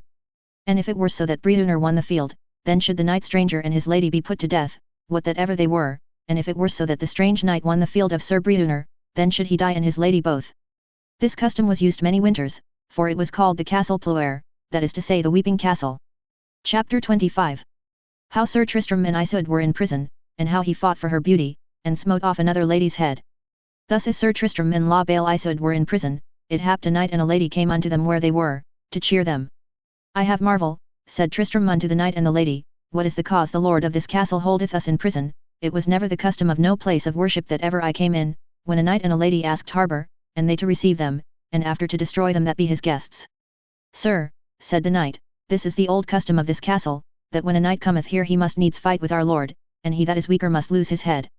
And when that is done, if his lady that he bringeth be fouler than our lord's wife, she must lose her head, and if she be fairer proved than is our lady, then shall the lady of this castle lose her head. So God me help, said Sir Tristram, this is a foul custom and a shameful. But one advantage have I, said Sir Tristram, I have a lady is fair enough, fairer saw I never in all my life days. And I doubt not for lack of beauty she shall not lose her head, and rather than I should lose my head I will fight for it on a fair field. Wherefore, Sir Knight, I pray you tell your lord that I will be ready as to mourn with my lady, and myself to do battle, if it be so I may have my horse and mine armour. Sir, said that knight, I undertake that your desire shall be sped right well. And then he said, take your rest, and look that ye be up betimes and make you ready and your lady, for ye shall want no thing that you behoveth. And therewith he departed, and on the morn betimes that same night came to Sir Tristram, and fetched him out and his lady, and brought him horse and armour that was his own, and bade him make him ready to the field, for all the estates and commons of that lordship were there ready to behold that battle and judgment. Then came Sir Briouner, the lord of that castle, with his lady in his hand, muffled, and asked Sir Tristram where was his lady, for an thy lady be fairer than mine, with thy sword smite off my lady's head, and if my lady be fairer than thine, with my sword I must strike off her head. And if I may win thee, yet shall thy lady be mine, and thou shalt lose thy head. Sir, said Tristram, this is a foul custom and horrible, and rather than my lady should lose her head, yet had I liefer lose my head. Nay, nay, said Sir Briouner, the ladies shall be first showed together, and the one shall have her judgment. Nay, I will not so, said Sir Tristram, for here is none that will give righteous judgment. But I doubt not, said Sir Tristram, my lady is fairer than thine, and that will I prove and make good with my hand. And whosomever he be that will say the contrary I will prove it on his head. And therewith Sir Tristram showed La Belle Isoude, and turned her thrice about with his naked sword in his hand. And when Sir Briouner saw that, he did the same wise turn his lady. But when Sir Briouner beheld La Belle Isoude, him thought he saw never a fairer lady, and then he dread his lady's head should be off. And so all the people that were there present gave judgment that La Belle Isoude was the fairer lady and the better maid. How now, said Sir Tristram, meseemeth it were pity that my lady should lose her head, but because thou and she of long time have used this wicked custom, and by you both have many good knights and ladies been destroyed, for that cause it were no loss to destroy you both. So God me help, said Sir Briouner, for to say the sooth, thy lady is fairer than mine, and that me sore repenteth. And so I hear the people privily say, for of all women I saw none so fair, and therefore, and thou wilt slay my lady, I doubt not but I shall slay thee and have thy lady. Thou shalt win her, said Sir Tristram, as dear as ever knight won lady. And because of thine own judgment. As thou wouldst have done to my lady if that she had been fouler, and because of the evil custom, give me thy lady, said Sir Tristram. And therewithal Sir Tristram strode unto him and took his lady from him, and with an ox stroke he smote off her head clean. Well, knight, said Sir Briouner, now hast thou done me a despite. Chapter 26. How Sir Tristram fought with Sir Briouner, and at the last smote off his head. Now take thine horse, sithen I am ladyless I will win thy lady and I may. Then they took their horses and came together as it had been the thunder, and Sir Tristram smote Sir Breduner clean from his horse, and lightly he rose up, and as Sir Tristram came again by him he thrust his horse throughout both the shoulders, that his horse hurled here and there and fell dead to the ground. And ever Sir Breduner ran after to have slain Sir Tristram, but Sir Tristram was light and nimble, and voided his horse lightly.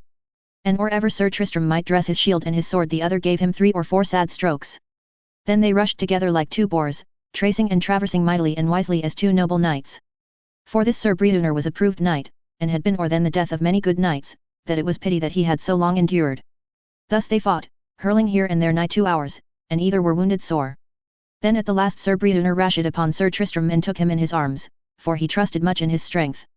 Then was Sir Tristram called the strongest and the highest knight of the world, for he was called bigger than Sir Lancelot, but Sir Lancelot was better breathed. So anon Sir Tristram thrust Sir Breduner down grovelling, and then he unlaced his helm and struck off his head. And then all they that longed to the castle came to him, and did him homage and fealty, praying him that he would abide there still a little while to forego that foul custom. Sir Tristram granted thereto. The meanwhile one of the knights of the castle rode unto Sir Galahad, the oat prince, the which was Sir Breduner's son, which was a noble knight, and told him what misadventure his father had and his mother. Chapter 27. How Sir Galahad fought with Sir Tristram, and how Sir Tristram yielded him and promised to fellowship with Lancelot. Then came Sir Galahad, and the king with the 100 knights with him, and this Sir Galahad proffered to fight with Sir Tristram hand for hand. And so they made them ready to go unto battle on horseback with great courage. Then Sir Galahad and Sir Tristram met together so hard that either bare other down, horse and all, to the earth. And then they avoided their horses as noble knights, and dressed their shields, and drew their swords with ire and rancour, and they lashed together many sad strokes, and one while striking, another while foining, tracing, and traversing as noble knights. Thus they fought long, near half a day, and either were sore wounded. At the last Sir Tristram waxed light and big, and doubled his strokes, and drove Sir Galahad aback on the one side and on the other, so that he was like to have been slain. With that came the king with the 100 knights, and all that fellowship went fiercely upon Sir Tristram. When Sir Tristram saw them coming upon him, then he wist well he might not endure.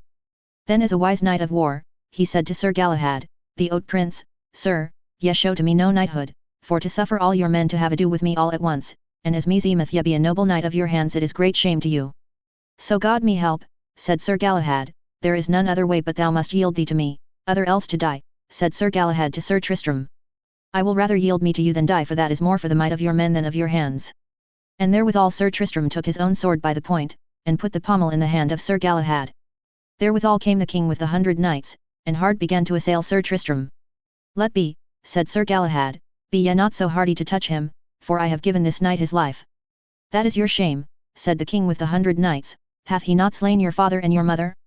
As for that, said Sir Galahad, I may not wite him greatly, for my father had him in prison, and enforced him to do battle with him, and my father had such a custom that was a shameful custom, that what knight came there to ask harbour his lady must needs die, but if she were fairer than my mother, and if my father overcame that knight he must needs die. This was a shameful custom and usage, a knight for his harbour asking to have such harbourage. And for this custom I would never draw about him. So God me help, said the king, this was a shameful custom. Truly, said Sir Galahad, so seemed me, and meseemed it had been great pity that this knight should have been slain. For I dare say he is the noblest man that beareth life, but if it were Sir Lancelot du Lake. Now, fair knight, said Sir Galahad, I require thee tell me thy name, and of whence thou art, and whither thou wilt. Sir, he said, my name is Sir Tristram de Lyonesse, and from King Mark of Cornwall I was sent on message unto King Anguish of Ireland, for to fetch his daughter to be his wife, and here she is ready to go with me into Cornwall, and her name is La Belle Isoude. And, Sir Tristram, said Sir Galahad, the oat prince, well be ye found in these marches, and so ye will promise me to go unto Sir Lancelot du Lake, and accompany with him, ye shall go where ye will, and your fair lady with you, and I shall promise you never in all my days shall such customs be used in this castle as have been used.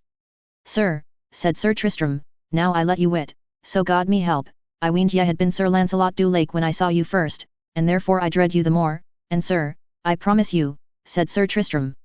As soon as I may I will see Sir Lancelot and in fellowship me with him, for of all the knights of the world I most desire his fellowship. Chapter 28. How Sir Lancelot met with Sir Carados bearing away Sir Gawain, and of the rescue of Sir Gawain. And then Sir Tristram took his leave when he saw his time, and took the sea. And in the meanwhile word came unto Sir Lancelot and to Sir Tristram that Sir Carados, the mighty king, that was made like a giant, fought with Sir Gawain, and gave him such strokes that he swooned in his saddle, and after that he took him by the collar and pulled him out of his saddle, and fast bound him to the saddle-bow, and so rode his way with him toward his castle. And as he rode, by fortune Sir Lancelot met with Sir Carados, and anon he knew Sir Gawain that lay bound after him. "Ah," said Sir Lancelot unto Sir Gawain, "how stands it with you?" "Never so hard," said Sir Gawain, "unless that ye help me, for so God me help, without ye rescue me I know no knight that may, but outher you or Sir Tristram." Wherefore Sir Lancelot was heavy of Sir Gawain's words. And then Sir Lancelot bade Sir Carados, "Lay down that knight and fight with me." "Thou art but a fool," said Sir Carados, "for I will serve you in the same wise." "As for that," said Sir Lancelot, "spare me not, for I warn thee I will not spare thee." And then he bound Sir Gawain hand and foot, and so threw him to the ground. And then he gat his spear of his squire, and departed from Sir Lancelot to fetch his course. And so either met with other, and brake their spears to their hands, and then they pulled out swords, and hurtled together on horseback more than an hour. And at the last Sir Lancelot smote Sir Carados such a buffet upon the helm that it pierced his brain pan. So then Sir Lancelot took Sir Carados by the collar and pulled him under his horse's feet, and then he alighted and pulled off his helm and struck off his head. And then Sir Lancelot unbound Sir Gawain.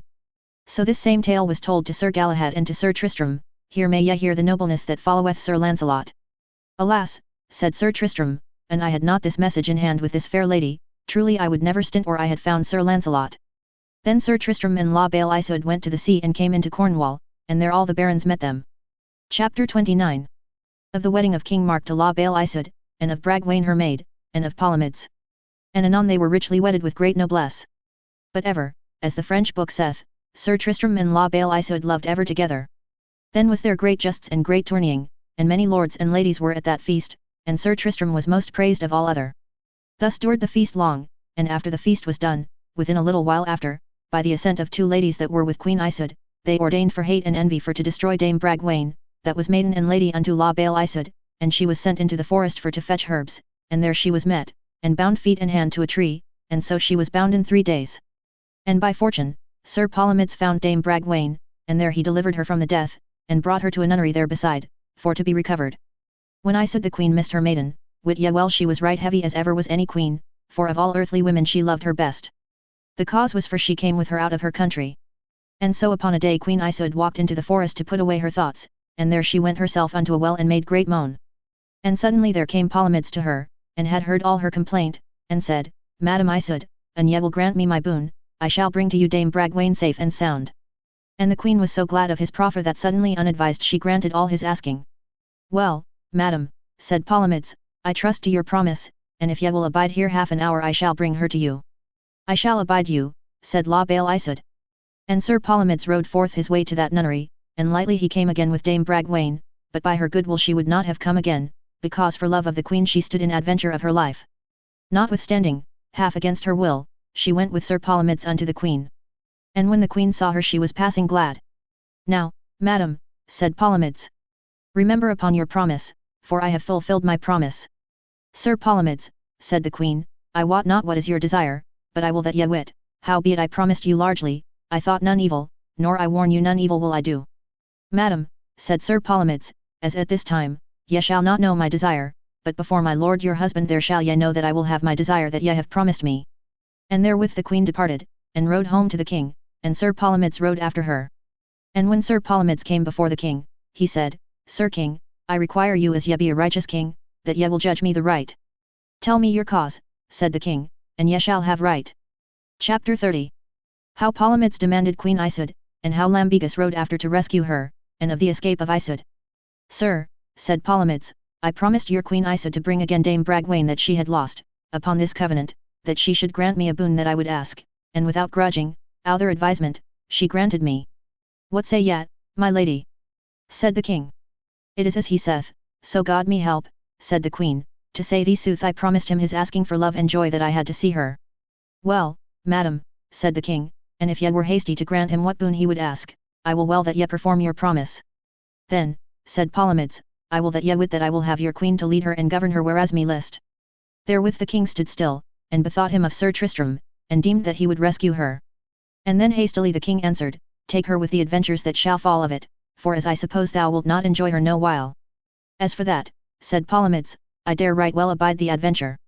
And so, to make short tale, Sir Palomides took her by the hand and said, "Madam, grudge not to go with me, for I desire nothing but your own promise. As for that, said the queen, I fear not greatly to go with thee, howbeit thou hast me at advantage upon my promise, for I doubt not I shall be worshipfully rescued from thee.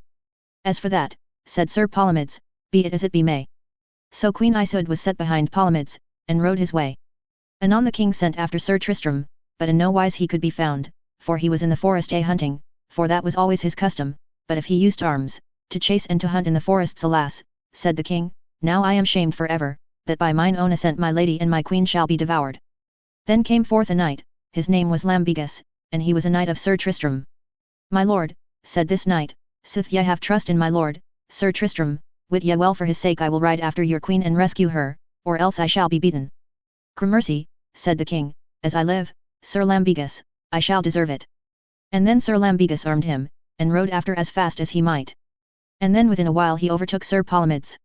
And then Sir Palomides left the queen. What art thou, said Palomides, art thou Tristram? Nay, he said, I am his servant, and my name is Sir Lambegus. That me repenteth, said Palomides. I had liefer thou hadst been Sir Tristram. I believe you well, said Lambegus. But when thou meetest with Sir Tristram thou shalt have thy hands full. And then they hurtled together and all to brast their spears, and then they pulled out their swords, and hewed on helms and hauberks. At the last Sir Palomides gave Sir Lambegus such a wound that he fell down like a dead knight to the earth. Then he looked after La Belle Iseud, and then she was gone he nist where. Wit ye well Sir Palomides was never so heavy. So the queen ran into the forest, and there she found a well, and therein she had thought to have drowned herself. And as good fortune would, there came a knight to her that had a castle thereby, his name was Sir Adtherp. And when he found the queen in that mischief he rescued her, and brought her to his castle.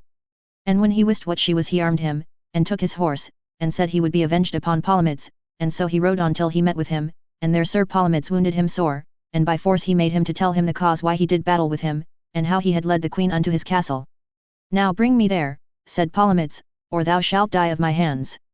Sir, said Sir Adtherp, I am so wounded I may not follow, but ride you this way and it shall bring you into my castle, and there within is the queen. Then Sir Palomides rode still till he came to the castle. And at a window La Belle Iseud saw Sir Palomides, then she made the gates to be shut strongly. And when he saw he might not come within the castle, he put off his bridle and his saddle, and put his horse to pasture, and set himself down at the gate like a man that was out of his wit that recked not of himself. Chapter 31. How Sir Tristram rode after Palomides, and how he found him and fought with him, and by the means of Iseud the battle ceased. Now turn we unto Sir Tristram, that when he was come home and wist La Belle Iseud was gone with Sir Palomides, wit ye well he was wroth out of measure. Alas, said Sir Tristram, I am this day shamed. Then he cried to Gouvernail his man, haste thee that I were armed and on horseback, for well I wot Lambegus hath no might nor strength to withstand Sir Palomides, alas that I have not been in his stead. So anon as he was armed and horsed Sir Tristram and Gouvernail rode after into the forest, and within a while he found his knight Lambegus almost wounded to the death, and Sir Tristram bare him to a forester, and charged him to keep him well.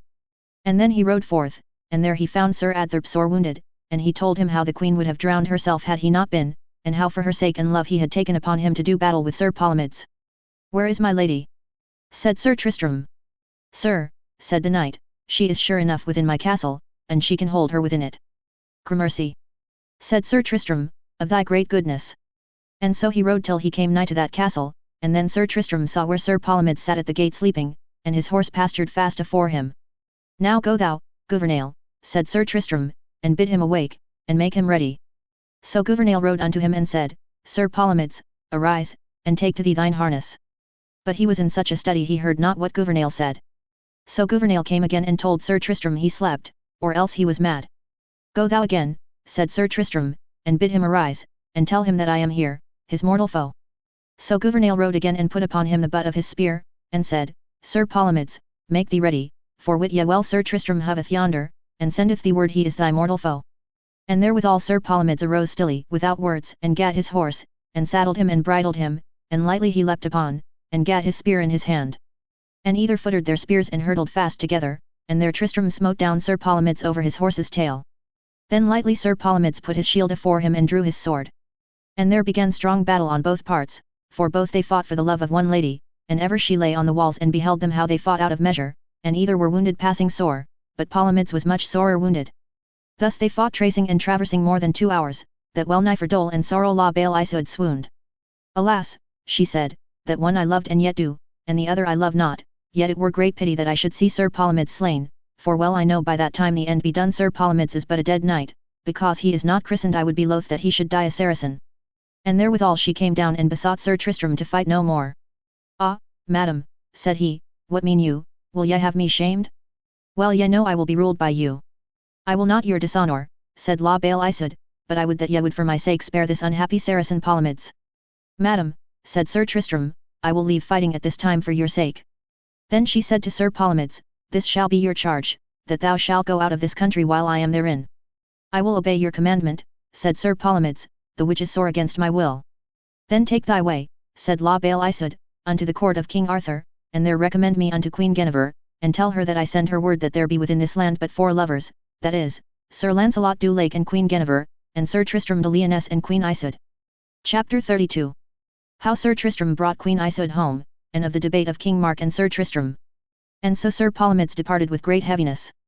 And Sir Tristram took the queen and brought her again to King Mark, and then was there made great joy of her homecoming. Who was cherished but Sir Tristram? Then Sir Tristram let fetch Sir Lambegus, his knight, from the forester's house, and it was long or he was whole, but at the last he was well recovered. Thus they lived with joy and play a long while. But ever Sir Endred, that was nigh cousin to Sir Tristram, lay in a watch to wait betwixt Sir Tristram and La Belle Isoude, for to take them and slander them. So upon a day Sir Tristram talked with La Belle Isoude in a window, and that espied Sir Endred, and told it to the king. Then King Mark took a sword in his hand and came to Sir Tristram, and called him false traitor, and would have stricken him. But Sir Tristram was nigh him, and ran under his sword, and took it out of his hand. And then the king cried, where are my knights and my men? I charge you slay this traitor. But at that time there was not one would move for his words. When Sir Tristram saw that there was not one would be against him, he shook the sword to the king, and made countenance as though he would have stricken him. And then King Mark fled, and Sir Tristram followed him, and smote upon him 5 or 6 strokes flatling on the neck, that he made him to fall upon the nose. And then Sir Tristram yet his way and armed him, and took his horse and his man, and so he rode into that forest. And thereupon a day Sir Tristram met with 2 brethren that were knights with King Mark, and there he struck off the head of the one, and wounded the other to the death, and he made him to bear his brother's head in his helm unto the king, and 30 more there he wounded. And when that knight came before the king to say his message, he there died afore the king and the queen. Then King Mark called his council unto him, and asked advice of his barons what was best to do with Sir Tristram. Sir, said the barons, in especial Sir Dinas, the seneschal, sir, we will give you counsel for to send for Sir Tristram, for we will that ye wit many men will hold with Sir Tristram and he were hard bestead.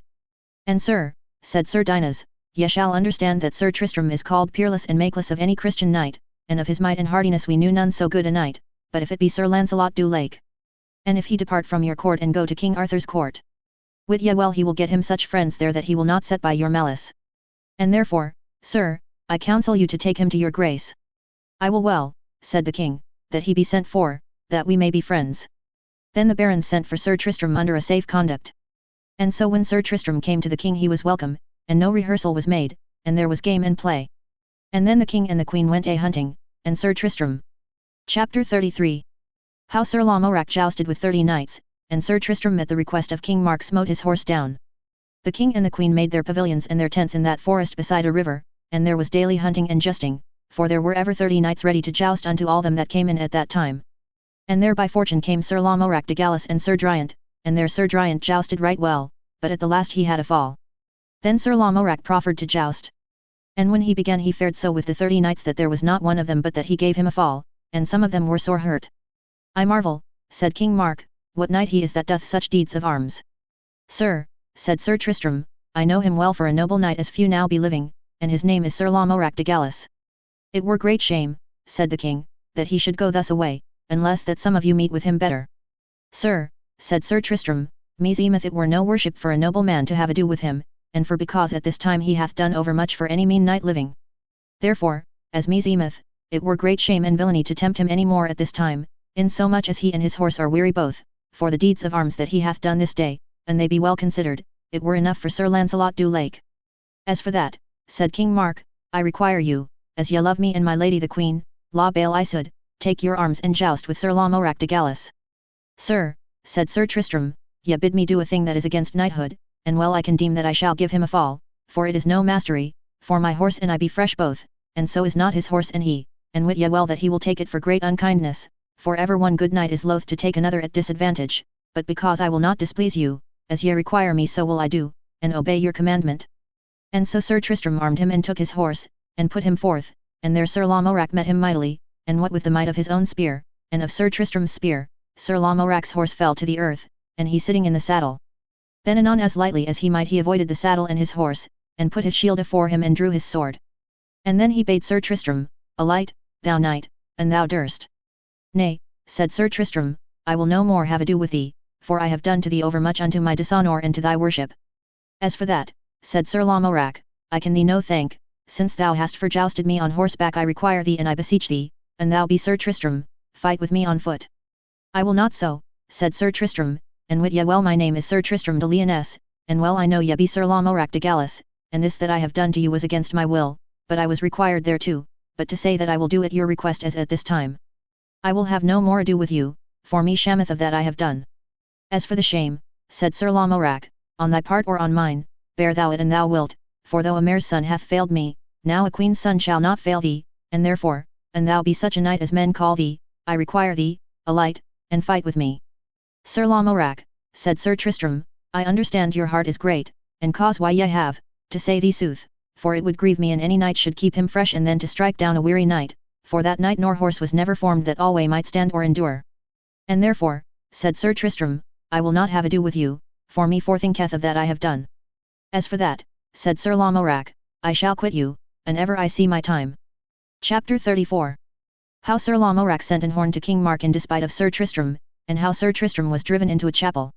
So he departed from him with Sir Driant, and by the way they met with a knight that was sent from Morgan le Fay unto King Arthur, and this knight had a fair horn harnessed with gold, and the horn had such a virtue that there might no lady nor gentlewoman drink of that horn but if she were true to her husband, and if she were false she should spill all the drink, and if she were true to her lord she might drink peaceable. And because of the Queen Guinevere, and in the despite of Sir Lancelot, this horn was sent unto King Arthur, and by force Sir Lamorak made that knight to tell all the cause why he bare that horn. Now shalt thou bear this horn, said Lamorak, unto King Mark, or else choose thou to die for it, for I tell thee plainly, in despite and reproof of Sir Tristram thou shalt bear that horn unto King Mark his uncle and say thou to him that I sent it him for to assay his lady, and if she be true to him he shall prove her. So the knight went his way unto King Mark, and brought him that rich horn. And said that Sir Lamorak sent it him, and thereto he told him the virtue of that horn. Then the king made Queen Isoude to drink thereof, and 100 ladies, and there were but 4 ladies of all those that drank clean. Alas, said King Mark, this is a great despite, and sware a great oath that she should be burnt and the other ladies. Then the barons gathered them together, and said plainly they would not have those ladies burnt for an horn made by sorcery, that came from as false a sorceress and witch as then was living. For that horn did never good, but caused strife and debate, and always in her days she had been an enemy to all true lovers. So there were many knights made their avow, and ever they met with Morgan le Fay, that they would show her short courtesy. Also Sir Tristram was passing wroth that Sir Lamorak sent that horn unto King Mark, for well he knew that it was done in the despite of him. And therefore he thought to quite Sir Lamorak. Then Sir Tristram used daily and nightly to go to Queen Isoude when he might, and ever Sir Endred his cousin watched him night and day for to take him with La Belle Isoude. And so upon a night Sir Endred espied the hour and the time when Sir Tristram went to his lady. Then Sir Endred gat unto him 12 knights, and at midnight he set upon Sir Tristram secretly and suddenly and there Sir Tristram was taken naked abed with La Belle Isoude, and then was he bound hand and foot, and so was he kept until day. And then by the assent of King Mark, and of Sir Endred, and of some of the barons, Sir Tristram was led unto a chapel that stood upon the sea rocks, therefore to take his judgment, and so he was led bounden with 40 knights. And when Sir Tristram saw that there was none other boot but needs that he must die, then said he, Fair lords, remember what I have done for the country of Cornwall, and in what jeopardy I have been in for the will of you all, for when I fought for the truage of Cornwall with Sir Marhaus, the good knight, I was promised for to be better rewarded, when ye all refused to take the battle, therefore, as ye be good gentle knights, see me not thus shamefully to die, for it is shame to all knighthood thus to see me die, for I dare say, said Sir Tristram, that I never met with no knight but I was as good as he, or better. Fie upon thee, said Sir Endred, false traitor that thou art, with thine avaunting, for all thy boast thou shalt die this day. O Endred, Endred, said Sir Tristram, thou shouldst be my kinsman, and now thou art to me full unfriendly, but an there were no more but thou and I, thou wouldst not put me to death. No. Said Sir Endred, and therewith he drew his sword, and would have slain him. When Sir Tristram saw him make such countenance he looked upon both his hands that were fast bounden unto 2 knights, and suddenly he pulled them both to him, and unwrapped his hands, and then he leapt unto his cousin Sir Endred and wrested his sword out of his hands, then he smote Sir Endred that he fell to the earth, and so Sir Tristram fought till that he had killed 10 knights. So then Sir Tristram gat the chapel and kept it mightily. Then the cry was great, and the people drew fast unto Sir Andred, mo than 100. When Sir Tristram saw the people draw unto him, he remembered he was naked, and spurred fast the chapel door, and brake the bars of a window, and so he leapt out and fell upon the crags in the sea. And so at that time Sir Andred nor none of his fellows might get to him, at that time. Chapter 35. How Sir Tristram was holpen by his men, and of Queen Isoud which was put in a lazar coat, and how Tristram was hurt. So when they were departed, Gouvernail, and Sir Lambegus, and Sir Central de Lushon, that were Sir Tristram's men, sought their master. When they heard he was escaped then they were passing glad, and on the rocks they found him, and with towels they pulled him up. And then Sir Tristram asked them where was La Belle Isoud, for he weened she had been had away of Andred's people. Sir, said Gouvernail, she is put in a lazar coat. Alas, said Sir Tristram, this is a full ungoodly place for such a fair lady, and if I may she shall not be long there. And so he took his men and went there as was La Belle Isoud, and fetched her away, and brought her into a forest to a fair manor, and Sir Tristram there abode with her. So the good knight bade his men go from him, for at this time I may not help you. So they departed all save Gouvernail. And so upon a day Sir Tristram yet into the forest for to disport him, and then it happened that there he fell asleep. And there came a man that Sir Tristram aforehand had slain his brother, and when this man had found him he shot him through the shoulder with an arrow, and Sir Tristram leapt up and killed that man. And in the meantime it was told King Mark how Sir Tristram and La Belle Isoud were in that same manner, and as soon as ever he might thither he came with many knights to slay Sir Tristram. And when he came there he found him gone, and there he took La Belle Isoud home with him, and kept her straight that by no means never she might wit nor send unto Tristram, nor he unto her. And then when Sir Tristram came toward the old manor he found the track of many horses, and thereby he wist his lady was gone. And then Sir Tristram took great sorrow, and endured with great pain long time, for the arrow that he was hurt withal was envenomed.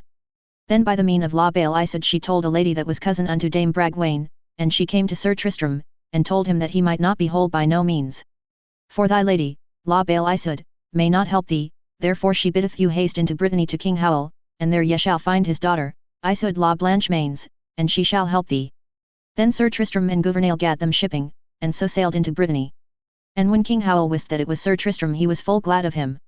Sir, he said, I am come into this country to have help of your daughter, for it is told me that there is none other may heal me but she, and so within a while she healed him. Chapter 36. How Sir Tristram served in war King Howel of Brittany, and slew his adversary in the field. There was an earl that hight Grip, and this earl made great war upon the king, and put the king to the worse, and besieged him. And on a time Sir Cahidius, that was son to King Howel, as he issued out he was sore wounded, nigh to the death. Then Gouvernail went to the king and said, Sir, I counsel you to desire my lord, Sir Tristram, as in your need to help you. I will do by your counsel, said the king. And so he yet unto Sir Tristram, and prayed him in his wars to help him, for my son, Sir Cahidius, may not go into the field. Sir, said Sir Tristram, I will go to the field and do what I may. Then Sir Tristram issued out of the town with such fellowship as he might make, and did such deeds that all Brittany spake of him. And then, at the last, by great might and force, he slew the Earl Grip with his own hands, and more than 100 knights he slew that day. And then Sir Tristram was received worshipfully with procession.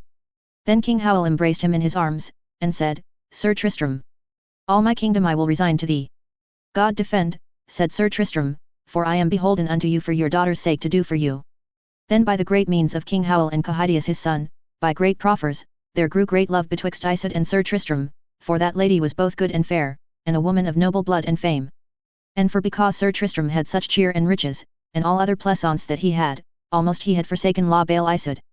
And so upon a time Sir Tristram agreed to wed Isoud la Blanchemains. And at the last they were wedded, and solemnly held their marriage. And so when they were abed both Sir Tristram remembered him of his old lady La Belle Isoud. And then he took such a thought suddenly that he was all dismayed, and other cheer made he none but with clipping and kissing, as for other fleshly lusts Sir Tristram never thought nor had ado with her, such mention maketh the French book, also it maketh mention that the lady weened there had been no pleasure but kissing and clipping. And in the meantime there was a knight in Brittany, his name was Supinabiles. And he came over the sea into England, and then he came into the court of King Arthur, and there he met with Sir Lancelot du Lake, and told him of the marriage of Sir Tristram. Then said Sir Lancelot, Fie upon him, untrue knight to his lady, that so noble a knight as Sir Tristram is should be found to his first lady false, La Belle Isoud, Queen of Cornwall, but say ye him this, said Sir Lancelot, that of all knights in the world I loved him most, and had most joy of him, and all was for his noble deeds, and let him wit the love between him and me is done for ever, and that I give him warning from this day forth as his mortal enemy. Chapter 37. How Sir Supinabiles told Sir Tristram how he was defamed in the court of King Arthur, and of Sir Lamorak. Then departed Sir Supinobiles unto Brittany again, and there he found Sir Tristram, and told him that he had been in King Arthur's court. Then said Sir Tristram, Heard ye anything of me? So God me help, said Sir Supinobiles, there I heard Sir Lancelot speak of you great shame, and that ye be a false knight to your lady, and he bade me do you to wit that he will be your mortal enemy in every place where he may meet you. That me repenteth, said Tristram, for of all knights I love to be in his fellowship. So Sir Tristram made great moan and was ashamed that noble knights should defame him for the sake of his lady. And in this meanwhile La Belle Isaud made a letter unto Queen Guinevere, complaining her of the untruth of Sir Tristram, and how he had wedded the king's daughter of Brittany. Queen Guinevere sent her another letter, and bade her be of good cheer, for she should have joy after sorrow, for Sir Tristram was so noble a knight called, that by crafts of sorcery ladies would make such noble men to wed them. But in the end, Queen Guinevere said, It shall be thus, that he shall hate her, and love you better than ever he did tofore. So leave we Sir Tristram in Brittany, and speak we of Sir Lamorak de Gallis, that as he sailed his ship fell on a rock and perished all, save Sir Lamorak and his squire, and there he swam mightily, and fishers of the Isle of Servage took him up, and his squire was drowned, and the shipmen had great labour to save Sir Lamorak's life, for all the comfort that they could do. And the lord of that isle, hight Sir Nabon el Noir, a great mighty giant. And this Sir Nabon hated all the knights of King Arthur's, and in no wise he would do them favour. And these fishers told Sir Lamorak all the guise of Sir Nabon, how there came never knight of King Arthur's but he destroyed him. And at the last battle that he did was slain Sir Nanon le Petit, the which he put to a shameful death in despite of King Arthur, for he was drawn limb meal. That forthinketh me, said Sir Lamorak, for that knight's death, for he was my cousin, and if I were at mine ease as well as ever I was, I would revenge his death. Peace, said the fishers, and make here no words, for or ever ye depart from hence Sir Nabon must know that ye have been here, or else we should die for your sake. So that I be whole, said Lamorak, of my disease that I have taken in the sea, I will that ye tell him that I am a knight of King Arthur's, for I was never afeard to reny my lord. Chapter 38. How Sir Tristram and his wife arrived in Wales, and how he met there with Sir Lamorak. Now turn we unto Sir Tristram, that upon a day he took a little barget, and his wife Isoud la Blanche Mains, with Sir Cahidius her brother, to play them in the coasts. And when they were from the land, there was a wind drove them into the coast of Wales upon this Isle of Servage, whereas was Sir Lamorak, and there the barget all to rove, and their dame Isoud was hurt, and as well as they might they gat into the forest, and there by a well he saw Segwarides and a damosel. And then either saluted other. Sir, said Segwarides, I know you for Sir Tristram de Lyonesse, the man in the world that I have most cause to hate, because ye departed the love between me and my wife, but as for that, said Sir Segwarides, I will never hate a noble knight for a light lady, and therefore, I pray you, be my friend, and I will be yours unto my power, for wit ye well ye are hard bestead in this valley, and we shall have enough to do either of us to succour other. And then Sir Segwarides brought Sir Tristram to a lady thereby that was born in Cornwall, and she told him all the perils of that valley, and how there came never knight there but he were taken prisoner or slain. Wit you well, fair lady, said Sir Tristram, that I slew Sir Marhaus and delivered Cornwall from the truage of Ireland, and I am he that delivered the King of Ireland from Sir Blommery de Gannis, and I am he that beat Sir Palomides, and wit ye well I am Sir Tristram de Lyonesse, that by the grace of God shall deliver this woeful Isle of Servage. So Sir Tristram was well eased.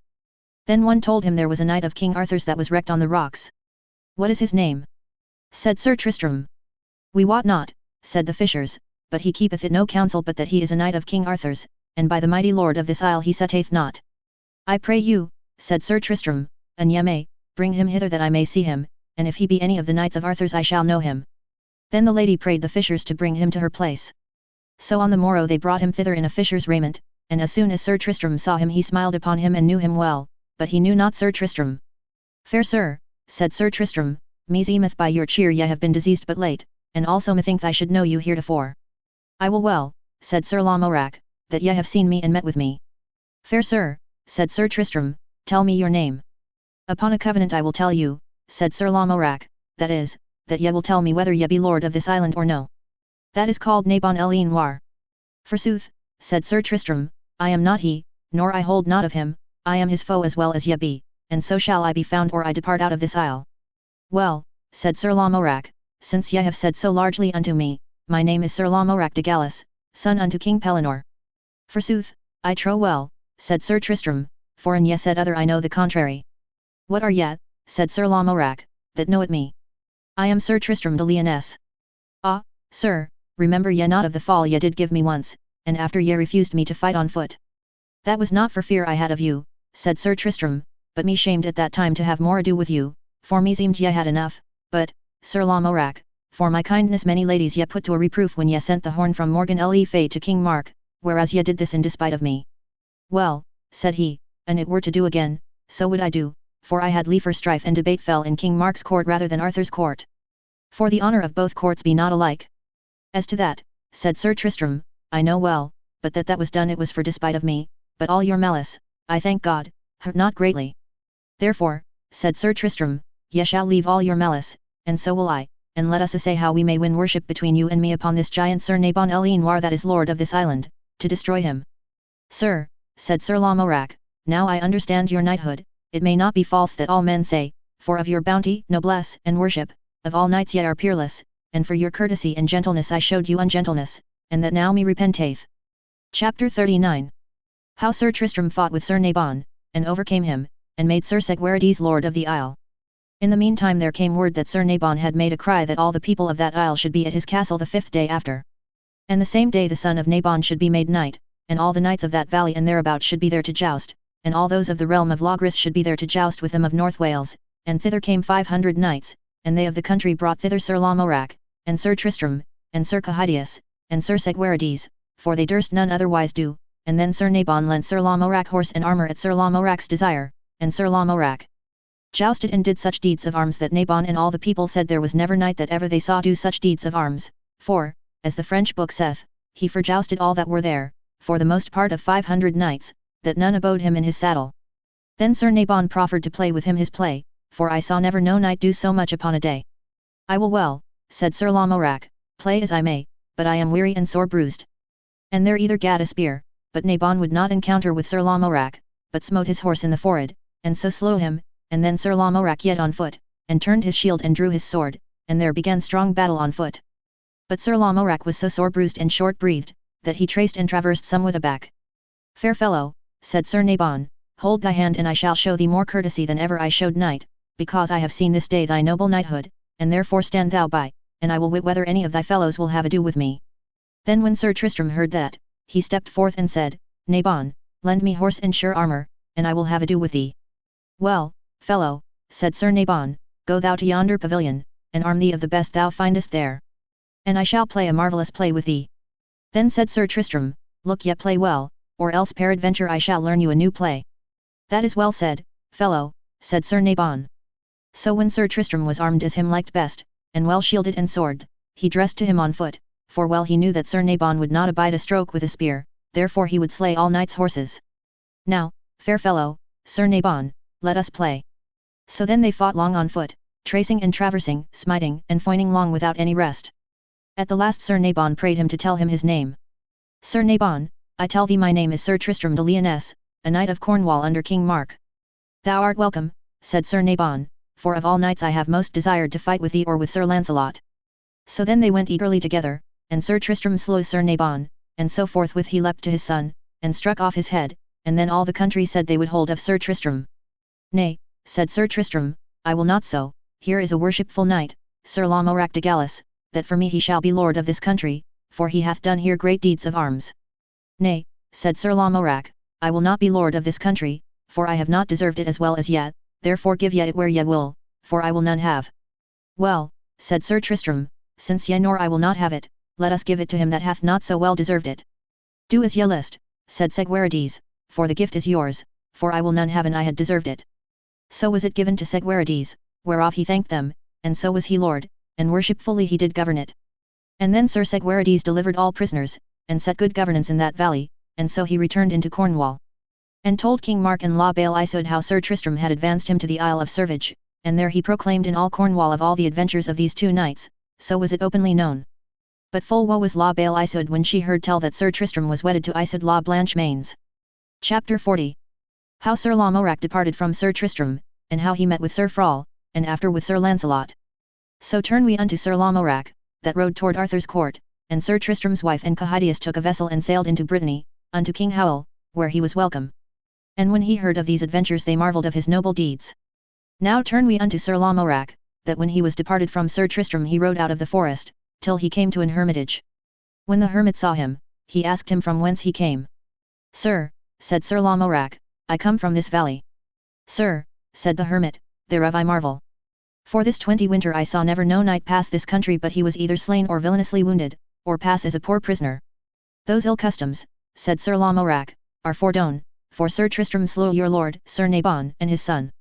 Then was the hermit glad, and all his brethren, for he said there was never such a tyrant among Christian men.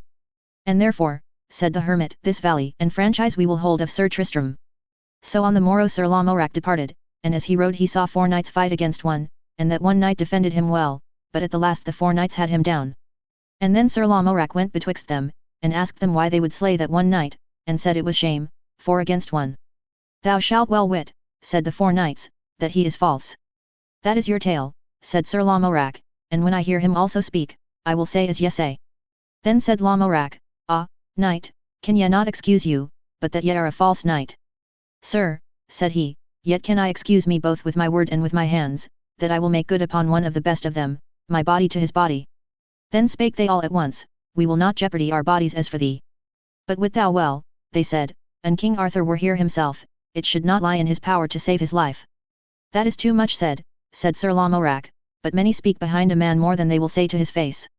And because of your words ye shall understand that I am one of the simplest of King Arthur's court, in the worship of my lord now do your best, and in despite of you I shall rescue him. And then they lashed all at once to Sir Lamorak, but anon at 2 strokes Sir Lamorak had slain 2 of them, and then the other 2 fled. So then Sir Lamorak turned again to that knight, and asked him his name. Sir, he said, my name is Sir Frol of the Out Isles. Then he rode with Sir Lamorak and bare him company. And as they rode by the way they saw a seemly knight riding against them, and all in white. Ah, said Frol, yonder knight jousted late with me and smote me down, therefore I will joust with him. Ye shall not do so, said Sir Lamorak, by my counsel, and ye will tell me your quarrel, whether ye jousted at his request, or he at yours. Nay, said Sir Frol, I jousted with him at my request. Sir, said Lamorak, then will I counsel you deal no more with him, for meseemeth by his countenance he should be a noble knight, and no japer, for methinks he should be of the Table Round.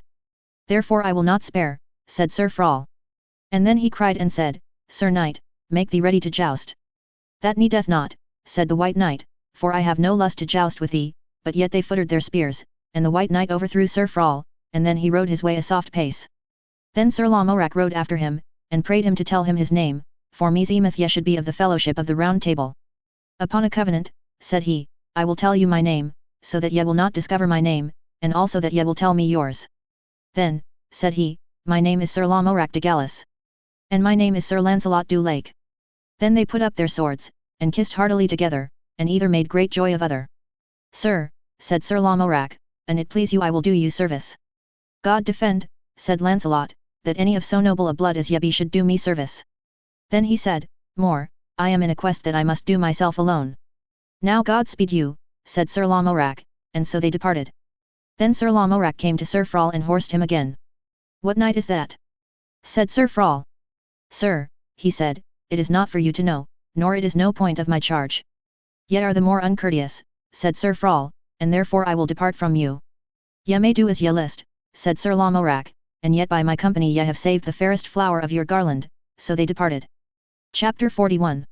How Sir Lamorak slew Sir Frol, and of the courteous fighting with Sir Belliance his brother. Then within 2 or 3 days Sir Lamorak found a knight at a well sleeping, and his lady sat with him and waked. Right so came Sir Gawain and took the knight's lady, and set her up behind his squire. So Sir Lamorak rode after Sir Gawain, and said, Sir Gawain, turn again. And then said Sir Gawain, What will ye do with me? For I am nephew unto King Arthur. Sir, said he, for that cause I will spare you, else that lady should abide with me, or else ye should joust with me. Then Sir Gawain turned him and ran to him that ought the lady, with his spear, but the knight with pure might smote down Sir Gawain, and took his lady with him. All this Sir Lamorak saw, and said to himself, But I revenge my fellow he will say of me dishonour in King Arthur's court. Then Sir Lamorak returned and proffered that knight to joust. Sir, said he, I am ready. And there they came together with all their might, and there Sir Lamorak smote the knight through both sides that he fell to the earth dead. Then that lady rode to that knight's brother that hight Belliance le Orgulus, that dwelt fast thereby, and then she told him how his brother was slain. Alas, said he, I will be revenged.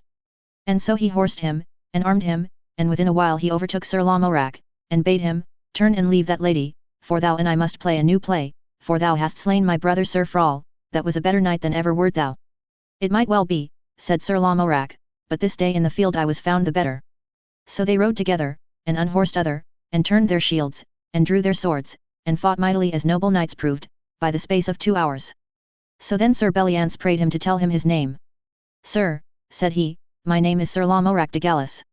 Ah, said Sir Belliance, thou art the man in the world that I most hate, for I slew my sons for thy sake, where I saved thy life, and now thou hast slain my brother Sir Frall.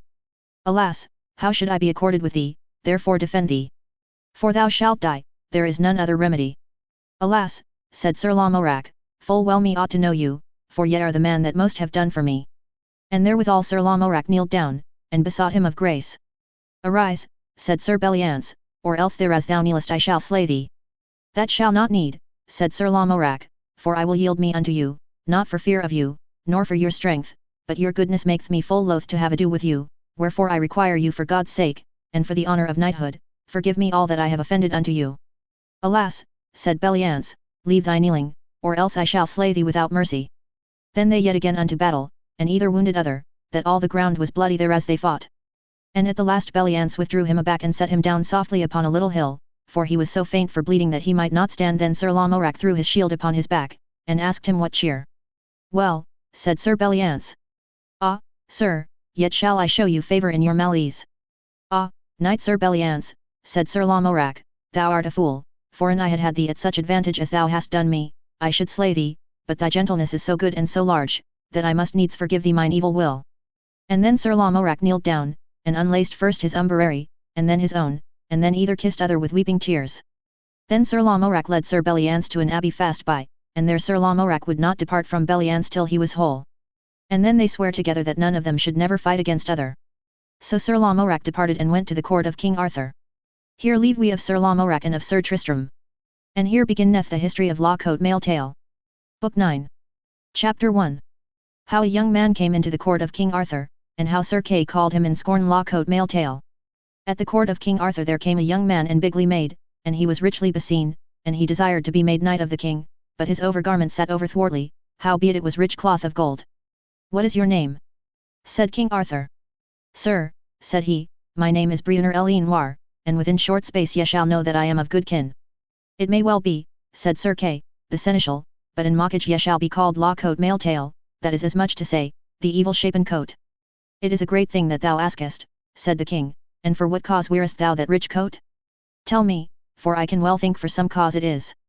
Sir, he answered, I had a father, a noble knight, and as he rode a-hunting, upon a day it happed him to lay him down to sleep, and there came a knight that had been long his enemy, and when he saw he was fast asleep he all to hew him, and this same coat had my father on the same time, and that maketh this coat to sit so evil upon me.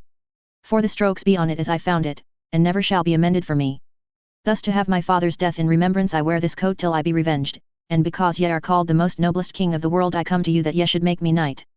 Sir, said Sir Lamorak and Sir Gaheris, it were well done to make him knight, for him beseemeth well of person and of countenance, that he shall prove a good man, and a good knight, and a mighty, for, sir, an ye be remembered, even such one was Sir Launcelot du Lake when he came first into this court, and full few of us knew from whence he came, and now is he proved the man of most worship in the world, and all your court and all your round table is by Sir Launcelot worshipped and amended more than by any knight now living. That is truth, said the king, and tomorrow at your request I shall make him knight. So on the morrow there was an hart found, and thither rode King Arthur with a company of his knights to slay the hart. And this young man that Sir Kay named La Cote Male Tale was there left behind with Queen Guinevere, and by sudden adventure there was an horrible lion kept in a strong tower of stone, and it happened that he at that time brake loose, and came hurling afore the queen and her knights. And when the queen saw the lion she cried and fled, and prayed her knights to rescue her. And there was none of them all but 12 that abode, and all the other fled. Then said La Cote Male Tale, now I see well that all coward knights be not dead, and therewithal he drew his sword and dressed him afore the lion. And that lion gaped wide and came upon him ramping to have slain him. And he then smote him in the midst of the head such a mighty stroke that it clave his head in sunder, and dashed to the earth. Then was it told the queen how the young man that Sir Kay named by scorn La Cote Male Tale had slain the lion. With that the king came home.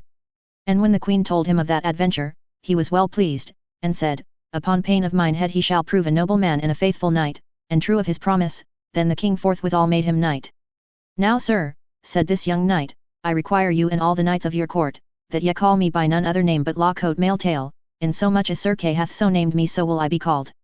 I assent me well thereto, said the king. Chapter 2. How a damosel came into the court and desired a knight to take on him an inquest, which La Cote Male Tail emprised. Then that same day there came a damosel into the court, and she brought with her a great black shield, with a white hand in the midst holding a sword. Other picture was there none in that shield. When King Arthur saw her he asked her from whence she came and what she would.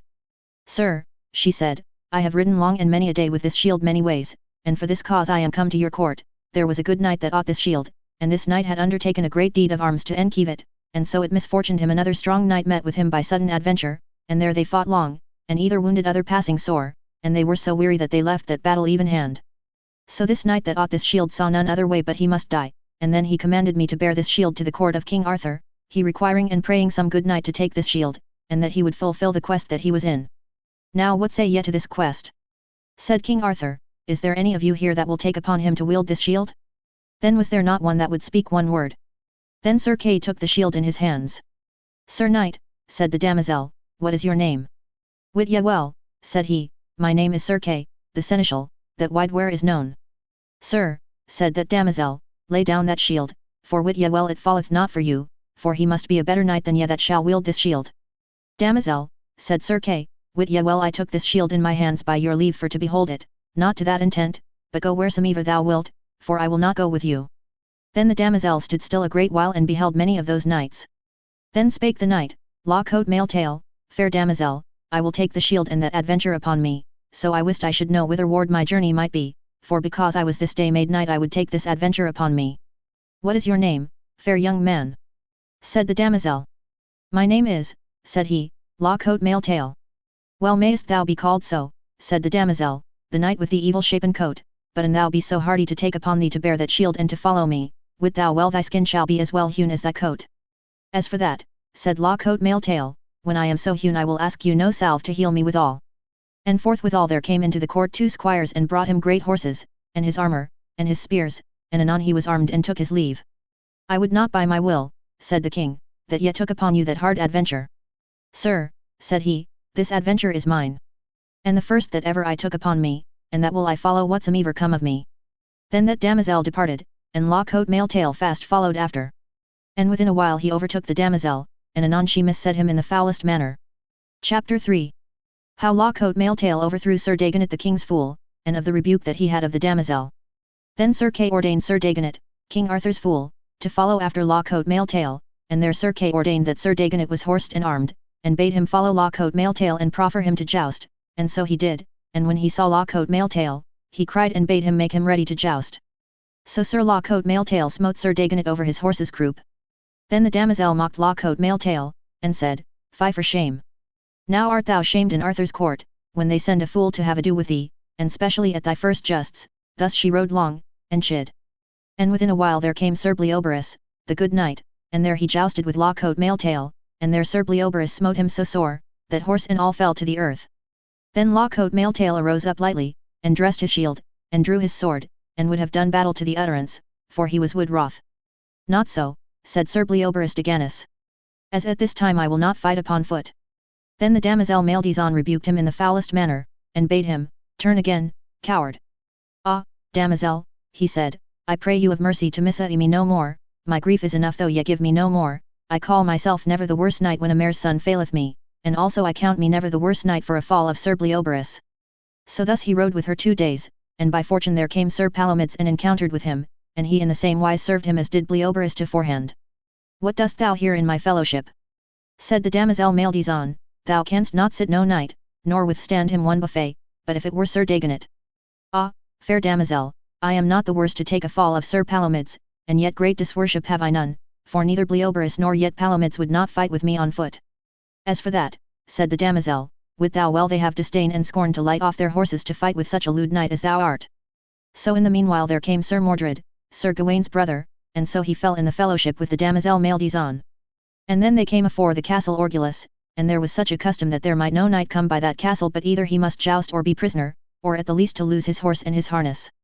And there came out 2 knights against them, and Sir Mordred jousted with the foremost, and that knight of the castle smote Sir Mordred down off his horse.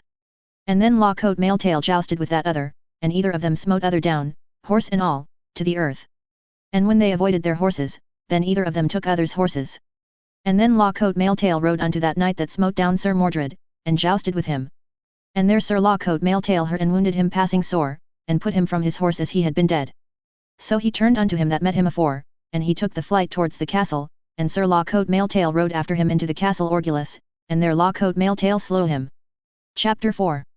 How Law-Coat Mail-Tail fought against 100 knights, and how he escaped by the mean of a lady. And anon there came 100 knights about him and assailed him, and when he saw his horse should be slain he alighted and voided his horse, and put the bridle under his feet, and so put him out of the gate.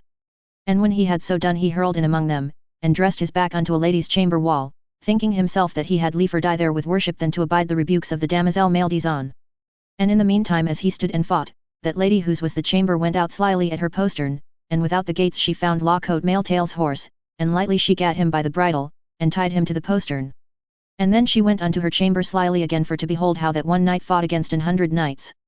And when she had beheld him long she went to a window behind his back, and said, Thou knight, thou fightest wonderly well, but for all that at the last thou must needs die, but, and thou canst through thy mighty prowess, win unto yonder postern.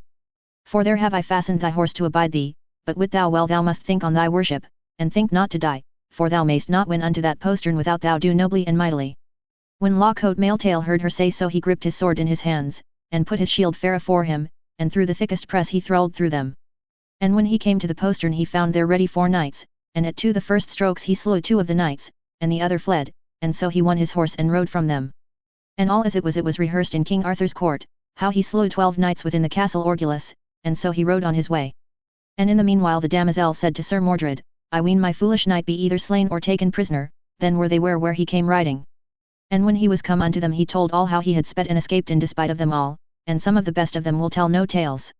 Thou liest falsely, said the damosel, that dare I make good, but as a fool and a dastard to all knighthood they have let thee pass. That may ye prove, said Law-Coat Mail-Tail. With that she sent a courier of hers, that rode alway with her, for to know the truth of this deed, and so he rode thither lightly, and asked how and in what manner that Law-Coat Mail-Tail was escaped out of the castle.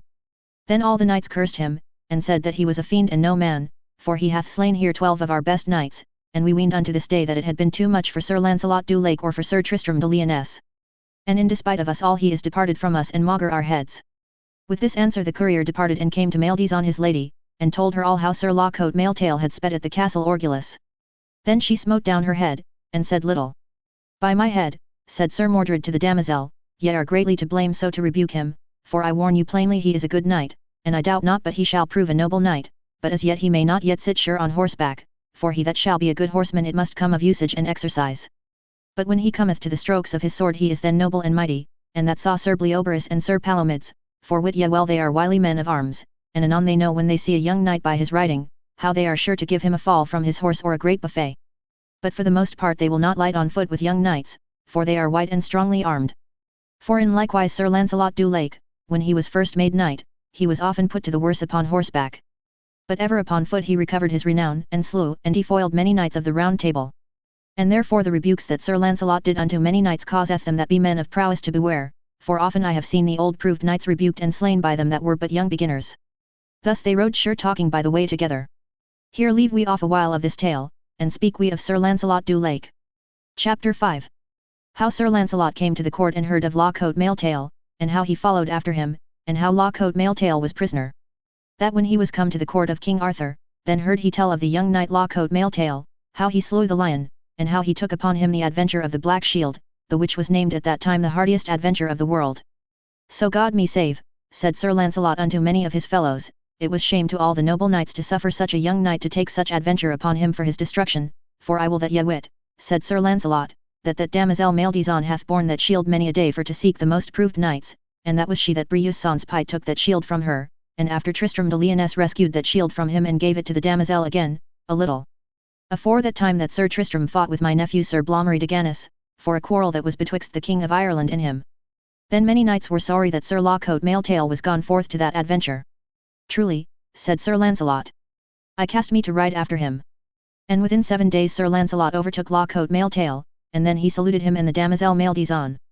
And when Sir Mordred saw Sir Lancelot, then he left their fellowship, and so Sir Lancelot rode with them all a day, and ever that damosel rebuked Law-Coat Mail-Tail, and then Sir Lancelot answered for him, then she left off, and rebuked Sir Lancelot. So this meantime Sir Tristram sent by a damosel a letter unto Sir Lancelot, excusing him of the wedding of Isoud la Blanche Mains, and said in the letter, as he was a true knight he had never ado fleshly with Isoud la Blanche Mains, and passing courteously and gently Sir Tristram wrote unto Sir Lancelot, ever beseeching him to be his good friend and unto La Belle Isoude of Cornwall, and that Sir Lancelot would excuse him if that ever he saw her. And within short time by the grace of God, said Sir Tristram, that he would speak with La Belle Isoude, and with him right hastily. Then Sir Lancelot departed from the damosel and from Sir La Cote Male Tail, for to oversee that letter, and to write another letter unto Sir Tristram de Lyonesse. And in the meanwhile La Cote Male Tail rode with the damosel until they came to a castle that hight Pendragon, and there were 6 knights stood afore him, and one of them proffered to joust with La Cote Male Tail. And there La Cote Male Tail smote him over his horse's croup. And then the 5 knights set upon him all at once with their spears, and there they smote La Cote Male Tail down, horse and man. And then they alighted suddenly, and set their hands upon him all at once, and took him prisoner, and so led him unto the castle and kept him as prisoner. And on the morn Sir Lancelot arose, and delivered the damosel with letters unto Sir Tristram, and then he took his way after La Cote Male Tail, and by the way upon a bridge there was a knight proffered Sir Lancelot to joust, and Sir Lancelot smote him down, and then they fought upon foot a noble battle together, and a mighty, and at the last Sir Lancelot smote him down grovelling upon his hands and his knees. And then that knight yielded him, and Sir Lancelot received him fair. Sir, said the knight, I require thee tell me your name, for much my heart giveth unto you. Nay, said Sir Lancelot, as at this time I will not tell you my name, unless then that ye tell me your name. Certainly, said the knight, my name is Sir Nerovens, that was made knight of my lord Sir Lancelot du Lake. Ah, Nerovens de Lisle, said Sir Lancelot, I am right glad that ye are proved a good knight, for now wit ye well my name is Sir Lancelot du Lake. Alas, said Sir Nerovens de Lisle, what have I done? And therewithal flatling he fell to his feet, and would have kissed them, but Sir Lancelot would not let him, and then either made great joy of other. And then Sir Nerovens told Sir Lancelot that he should not go by the castle of Pendragon, for there is a lord, a mighty knight, and many knights with him, and this night I heard say that they took a knight prisoner yesterday that rode with a damosel, and they say he is a knight of the Round Table. Chapter 6. How Sir Lancelot fought with 6 knights, and after with Sir Brian, and how he delivered the prisoners. Ah, said Sir Lancelot, that knight is my fellow, and him shall I rescue or else I shall lose my life therefore. And therewithal he rode fast till he came before the castle of Pendragon, and anon therewithal there came 6 knights, and all made them ready to set upon Sir Lancelot at once. Then Sir Lancelot footed his spear, and smote the foremost that he brake his back in sunder, and 3 of them hit and 3 failed. And then Sir Lancelot passed through them, and lightly he turned in again, and smote another knight through the breast and throughout the back more than an ell, and therewithal his spear brake. So then all the remnant of the 4 knights drew their swords and lashed at Sir Lancelot. And at every stroke Sir Lancelot bestowed so his strokes that at 4 strokes sundry they avoided their saddles, passing sore wounded, and forthwithal he rode hurling into that castle. And anon the lord of the castle, that was that time cleaped Sir Brian de les Isles, the which was a noble man and a great enemy unto King Arthur, within a while he was armed and upon horseback. And then they footed their spears and hurled together so strongly that both their horses rashed to the earth. And then they avoided their saddles, and dressed their shields, and drew their swords, and flang together as would men, and there were many strokes given in a while. At the last Sir Lancelot gave to Sir Brian such a buffet that he kneeled upon his knees, and then Sir Lancelot rashed upon him, and with great force he pulled off his helm, and when Sir Brian saw that he should be slain he yielded him, and put him in his mercy and in his grace. Then Sir Lancelot made him to deliver all his prisoners that he had within his castle, and therein Sir Lancelot found of Arthur's knights 30, and 40 ladies, and so he delivered them, and then he rode his way. And anon as La Cote Male Tail was delivered he gat his horse, and his harness, and his damosel Maledis on. The meanwhile Sir Nerovens, that Sir Lancelot had foughten with all afore at the bridge, he sent a damosel after Sir Lancelot to wit how he sped at the castle of Pendragon. And then they within the castle marvelled what knight he was, when Sir Brian and his knights delivered all those prisoners. Have ye no marvel, said the damosel, for the best knight in this world was here, and did this journey, and wit ye well, she said, it was Sir Lancelot. Then was Sir Brian full glad, and so was his lady, and all his knights, that such a man should win them. And when the damosel and La Cote Male Tail understood that it was Sir Lancelot du Lake that had ridden with them in fellowship, and that she remembered her how she had rebuked him and called him coward, then was she passing heavy. Chapter 7. How Sir Lancelot met with the damosel named Maledis, and named her the damosel Bien Pensant. So then they took their horses and rode forth apace after Sir Lancelot. And within 2 mile they overtook him, and saluted him, and thanked him, and the damosel cried Sir Lancelot mercy of her evil deed and saying, for now I know the flower of all knighthood is departed even between Sir Tristram and you. For God know it, said the damosel, that I have sought you my lord, Sir Lancelot and Sir Tristram long, and now I thank God I have met with you, and once at Camelot I met with Sir Tristram, and there he rescued this black shield with the white hand holding a naked sword that Sir Breuse Sans Pied had taken from me. Now, fair damosel, said Sir Lancelot, who told you my name? Sir, said she, there came a damosel from a knight that ye fought withal at the bridge, and she told me your name was Sir Lancelot du Lake. Blame have she then, said Sir Lancelot, but her lord, Sir Nerovens, hath told her. But, damosel, said Sir Lancelot, upon this covenant I will ride with you.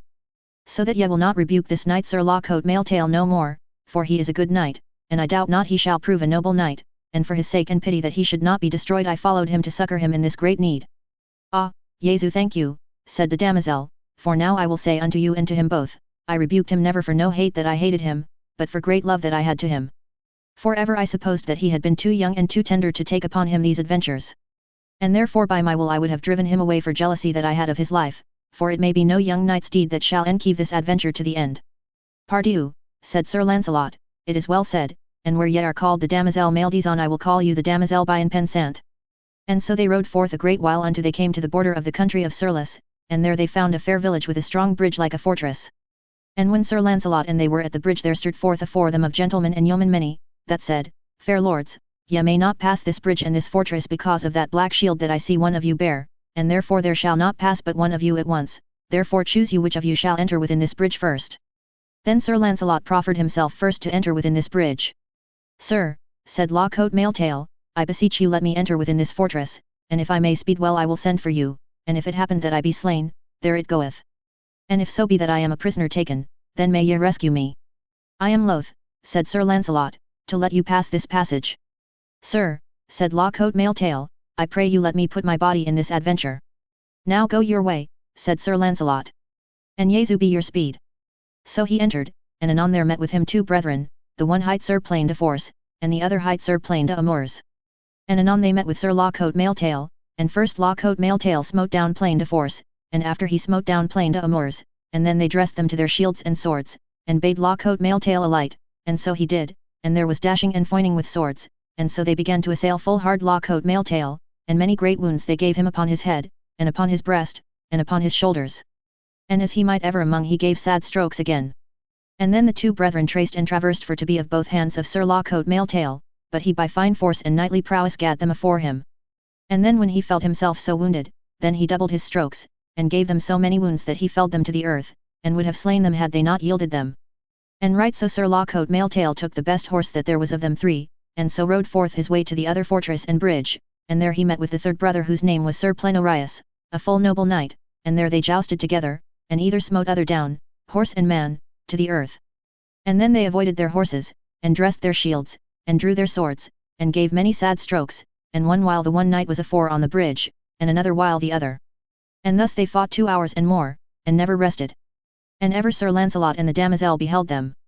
Alas, said the damosel, my knight fighteth passing sore and overlong. Now may ye see, said Sir Lancelot, that he is a noble knight, for to consider his first battle, and his grievous wounds, and even forthwithal so wounded as he is, it is marvel that he may endure this long battle with that good knight. Chapter 8. How Lacote Mailtail was taken prisoner, and after rescued by Sir Lancelot, and how Sir Lancelot overcame 4 brethren.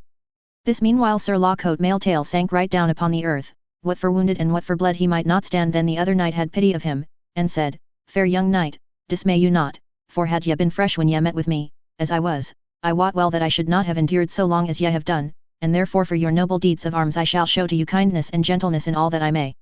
And forthwithal this noble knight, Sir Plenorius, took him up in his arms, and led him into his tower. And then he commanded him the wine, and made to search him and to stop his bleeding wounds.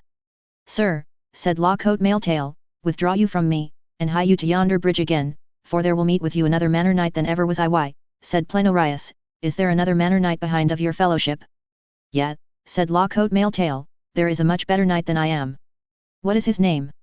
Said Plenorius. Ye shall not know for me, said Lacote Mailtail. Well, said the knight, he shall be encountered with all whatsoever he be. Then Sir Plenorius heard a knight call that said, Sir Plenorius, where art thou? Either thou must deliver me the prisoner that thou hast led unto thy tower, or else come and do battle with me. Then Plenorius gat his horse, and came with a spear in his hand walloping toward Sir Lancelot, and then they began to foot their spears, and came together as thunder, and smote either other so mightily that their horses fell down under them. And then they avoided their horses, and pulled out their swords, and like 2 bulls they lashed together with great strokes and foins, but ever Sir Lancelot recovered ground upon him, and Sir Plenorius traced to have gone about him. But Sir Lancelot would not suffer that, but bare him backer and backer, till he came nigh his tower gate. And then said Sir Lancelot, I know thee well for a good knight, but wit thou well thy life and death is in my hand, and therefore yield thee to me, and thy prisoner. The other answered no word, but struck mightily upon Sir Lancelot's helm, that the fire sprang out of his eyes. Then Sir Lancelot doubled his strokes so thick, and smote at him so mightily, that he made him kneel upon his knees. And therewith Sir Lancelot leapt upon him, and pulled him grovelling down. Then Sir Plenorius yielded him, and his tower, and all his prisoners at his will. Then Sir Lancelot received him and took his troth, and then he rode to the other bridge, and there Sir Lancelot jousted with other 3 of his brethren, the one hight Pilauns, and the other hight Pelogris, and the third Sir Pelandris. And first upon horseback Sir Lancelot smote them down, and afterward he beat them on foot, and made them to yield them unto him, and then he returned unto Sir Plenorius, and there he found in his prison King Carados of Scotland, and many other knights, and all they were delivered. And then Sir Lawcote Mailtail came to Sir Lancelot, and then Sir Lancelot would have given him all these fortresses and these bridges. Nay, said Lawcote Mailtail, I will not have Sir Plenorius' livelihood, with that he will grant you, my lord Sir Lancelot, to come unto King Arthur's court, and to be his knight, and all his brethren, I will pray you, my lord, to let him have his livelihood. I will well, said Sir Lancelot. With this that he will come to the court of King Arthur and become his man, and his brethren 5. And as for you, Sir Plenorius, I will undertake, said Sir Lancelot, at the next feast, so there be a place voided, that ye shall be knight of the Round Table. Sir, said Plenorius, at the next feast of Pentecost I will be at Arthur's court, and at that time I will be guided and ruled as King Arthur and ye will have me. Then Sir Lancelot and Sir Lawcote Mailtail reposed them there, unto the time that Sir Lawcote Mailtail was whole of his wounds, and there they had merry cheer, and good rest, and many good games, and there were many fair ladies. Chapter 9. How Sir Lancelot made Lawcote Mailtail lord of the castle of Pendragon, and after was made knight of the Round Table. And in the meanwhile came Sir Kay the seneschal and Sir Brandiles, and anon they fellowshipped with them. And then within 10 days, then departed those knights of Arthur's court from these fortresses. And as Sir Lancelot came by the castle of Pendragon there he put Sir Brian de les Isles from his lands, for cause he would never be withhold with King Arthur, and all that castle of Pendragon and all the lands thereof he gave to Sir Lawcote Mailtail. And then Sir Lancelot sent for Nerovens that he made once knight, and he made him to have all the rule of that castle and of that country, under Lawcote Mailtail, and so they rode to Arthur's court all wholly together. And at Pentecost next following there was Sir Plenorius and Sir Lawcote Mailtail, called otherwise by right Sir Briuner el Noir, both made knights of the Table Round, and great lands King Arthur gave them, and there Briuner el Noir wedded that damosel Maildizon. And after she was called Beauvivante.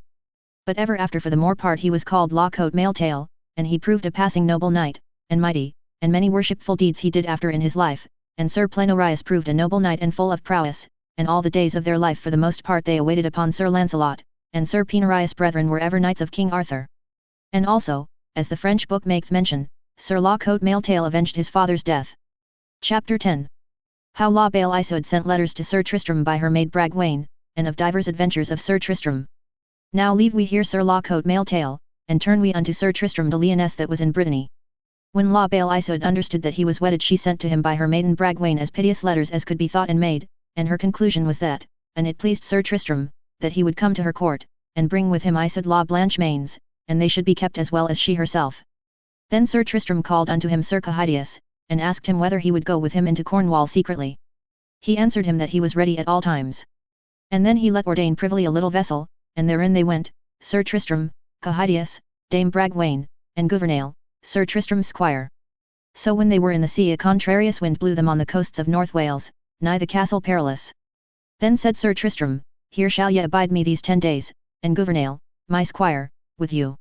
And if so be I come not again by that day take the next way into Cornwall, for in this forest are many strange adventures, as I have heard say, and some of them I cast me to prove or I depart. And when I may I shall hie me after you. Then Sir Tristram and Kehydius took their horses and departed from their fellowship.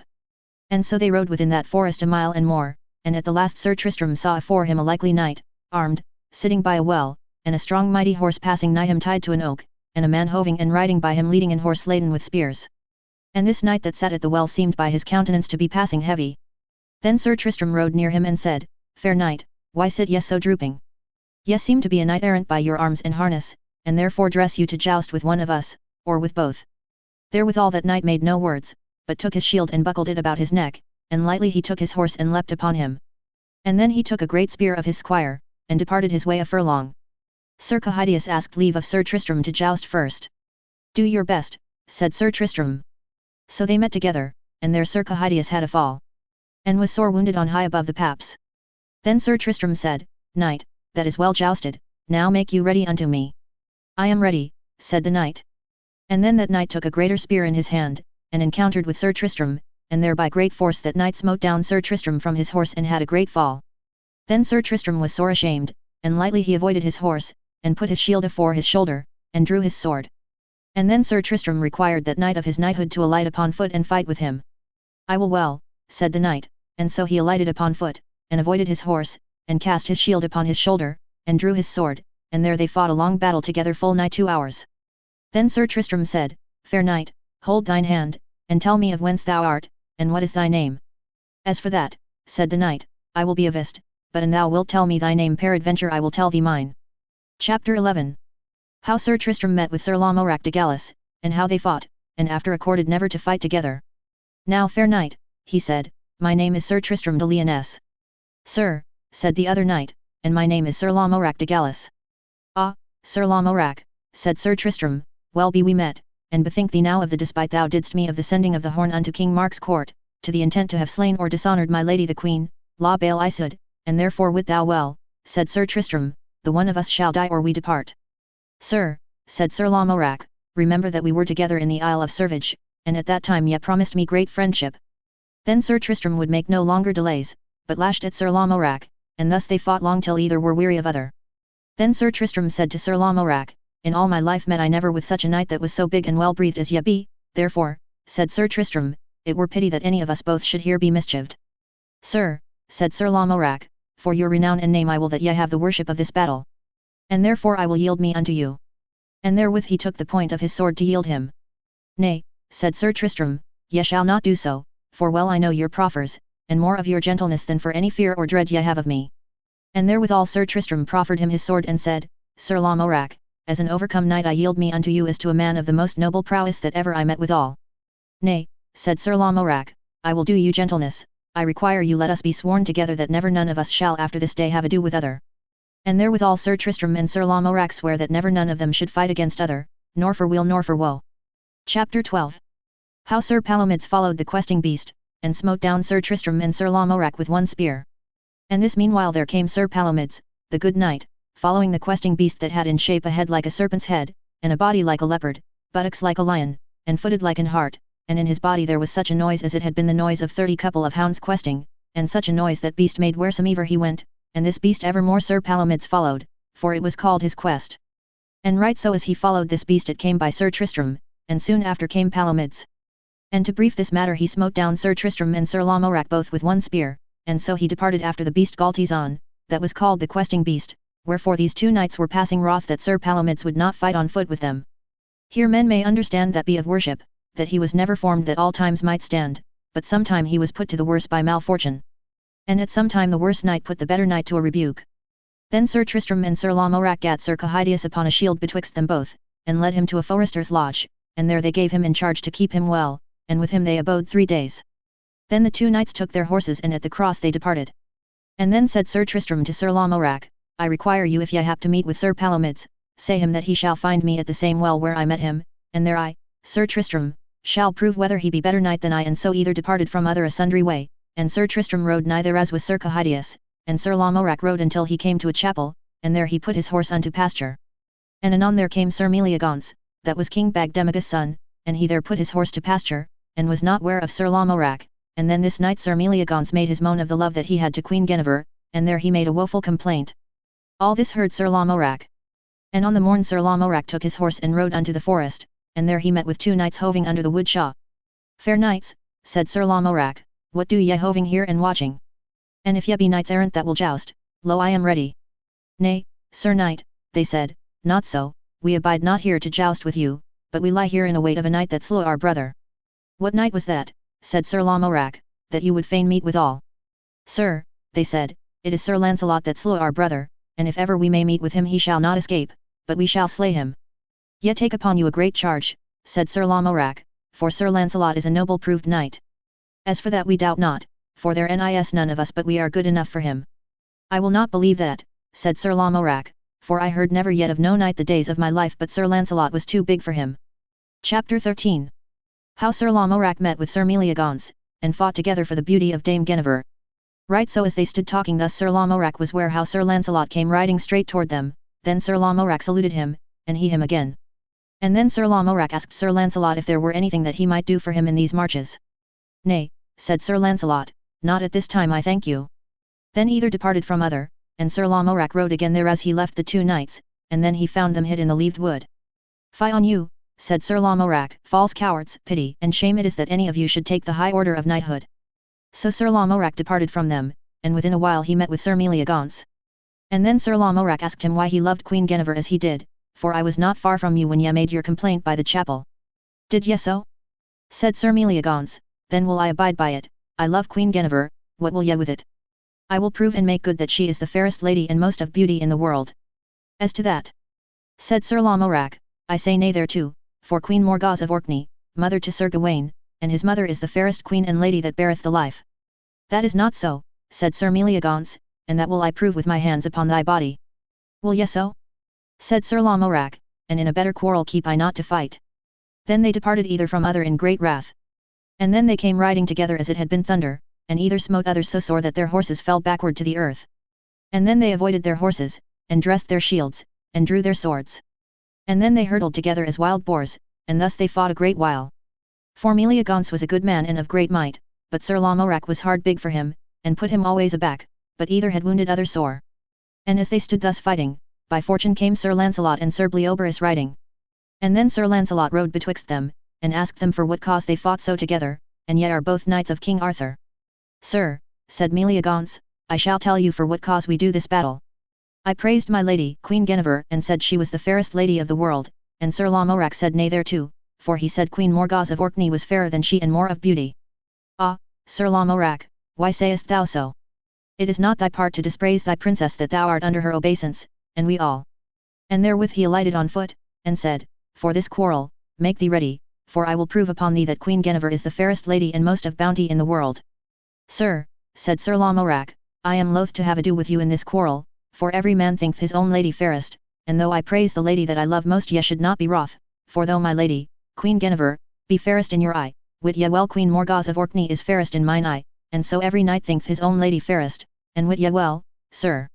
Ye are the man in the world except Sir Tristram that I am most loathest to have ado with all, but, an ye will needs fight with me I shall endure you as long as I may. Then spake Sir Bleoberis and said, my lord Sir Lancelot, I wist you never so misadvised as ye are now, for Sir Lamorak saith you but reason and knightly, for I warn you I have a lady, and methink that she is the fairest lady of the world. Were this a great reason that ye should be wroth with me for such language? And well ye wot, that Sir Lamorak is as noble a knight as I know, and he hath aught you and us ever good will, and therefore I pray you be good friends. Then Sir Lancelot said unto Sir Lamorak, I pray you forgive me mine evil will, and if I was misadvised I will amend it. Sir, said Sir Lamorak, the amends is soon made betwixt you and me. And so Sir Lancelot and Sir Bleoberis departed, and Sir Meliagance and Sir Lamorak took their horses, and either departed from other. And within a while came King Arthur, and met with Sir Lamorak, and jousted with him, and there he smote down Sir Lamorak, and wounded him sore with a spear, and so he rode from him, wherefore Sir Lamorak was wroth that he would not fight with him on foot, howbeit that Sir Lamorak knew not King Arthur. Chapter 14. How Sir Kay met with Sir Tristram, and after of the shame spoken of the knights of Cornwall, and how they jousted. Now leave we of this tale, and speak we of Sir Tristram, that as he rode he met with Sir Kay the seneschal, and there Sir Kay asked Sir Tristram of what country he was. He answered that he was of the country of Cornwall. It may well be, said Sir Kay, for yet heard I never that ever good knight came out of Cornwall. That is evil spoken, said Sir Tristram, but an it please you to tell me your name I require you. Sir, wit ye well, said Sir Kay, that my name is Sir Kay, the seneschal. Is that your name? Said Sir Tristram, now wit ye well that ye are named the shamefullest knight of your tongue that now is living, howbeit ye are called a good knight, but ye are called unfortunate, and passing overthwart of your tongue. And thus they rode together till they came to a bridge. And there was a knight would not let them pass till one of them jousted with him, and so that knight jousted with Sir Kay, and there that knight gave Sir Kay a fall, his name was Sir Tor, Sir Lamorak's half-brother. And then they two rode to their lodging, and there they found Sir Brandiles, and Sir Tor came thither anon after. And as they sat at supper these four knights, three of them spake all shame by Cornish knights. Sir Tristram heard all that they said and he said but little, but he thought the more, but at that time he discovered not his name. Upon the morn Sir Tristram took his horse and abode them upon their way. And there Sir Brandiles proffered to joust with Sir Tristram, and Sir Tristram smote him down, horse and all, to the earth. Then Sir Tor le Fils de Vichour encountered with Sir Tristram, and there Sir Tristram smote him down, and then he rode his way, and Sir Kay followed him, but he would not of his fellowship. Then Sir Brandiles came to Sir Kay and said, I would wit fain what is that knight's name. Come on with me, said Sir Kay, and we shall pray him to tell us his name. So they rode together till they came nigh him, and then they were where he sat by a well, and had put off his helm to drink at the well. And when he saw them come he laced on his helm lightly, and took his horse, and proffered them to joust. Nay, said Sir Brandiles, we jousted late enough with you, we come not in that intent. But for this we come to require you of knighthood to tell us your name. My fair knights, sithen that is your desire, and to please you. Ye shall wit that my name is Sir Tristram de Lyonesse, nephew unto King Mark of Cornwall. In good time, said Sir Brandiles, and well be ye found, and wit ye well that we be right glad that we have found you, and we be of a fellowship that would be right glad of your company. For ye are the knight in the world that the noble fellowship of the Round Table most desireth to have the company of.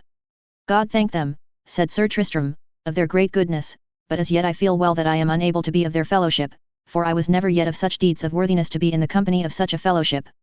Ah, said Sir Kay, and ye be Sir Tristram de Lyonesse, ye are the man called now most of prowess except Sir Launcelot du Lake, for he beareth not the life, Christian nor heathen, that can find such another knight, to speak of his prowess, and of his hands, and his truth withal.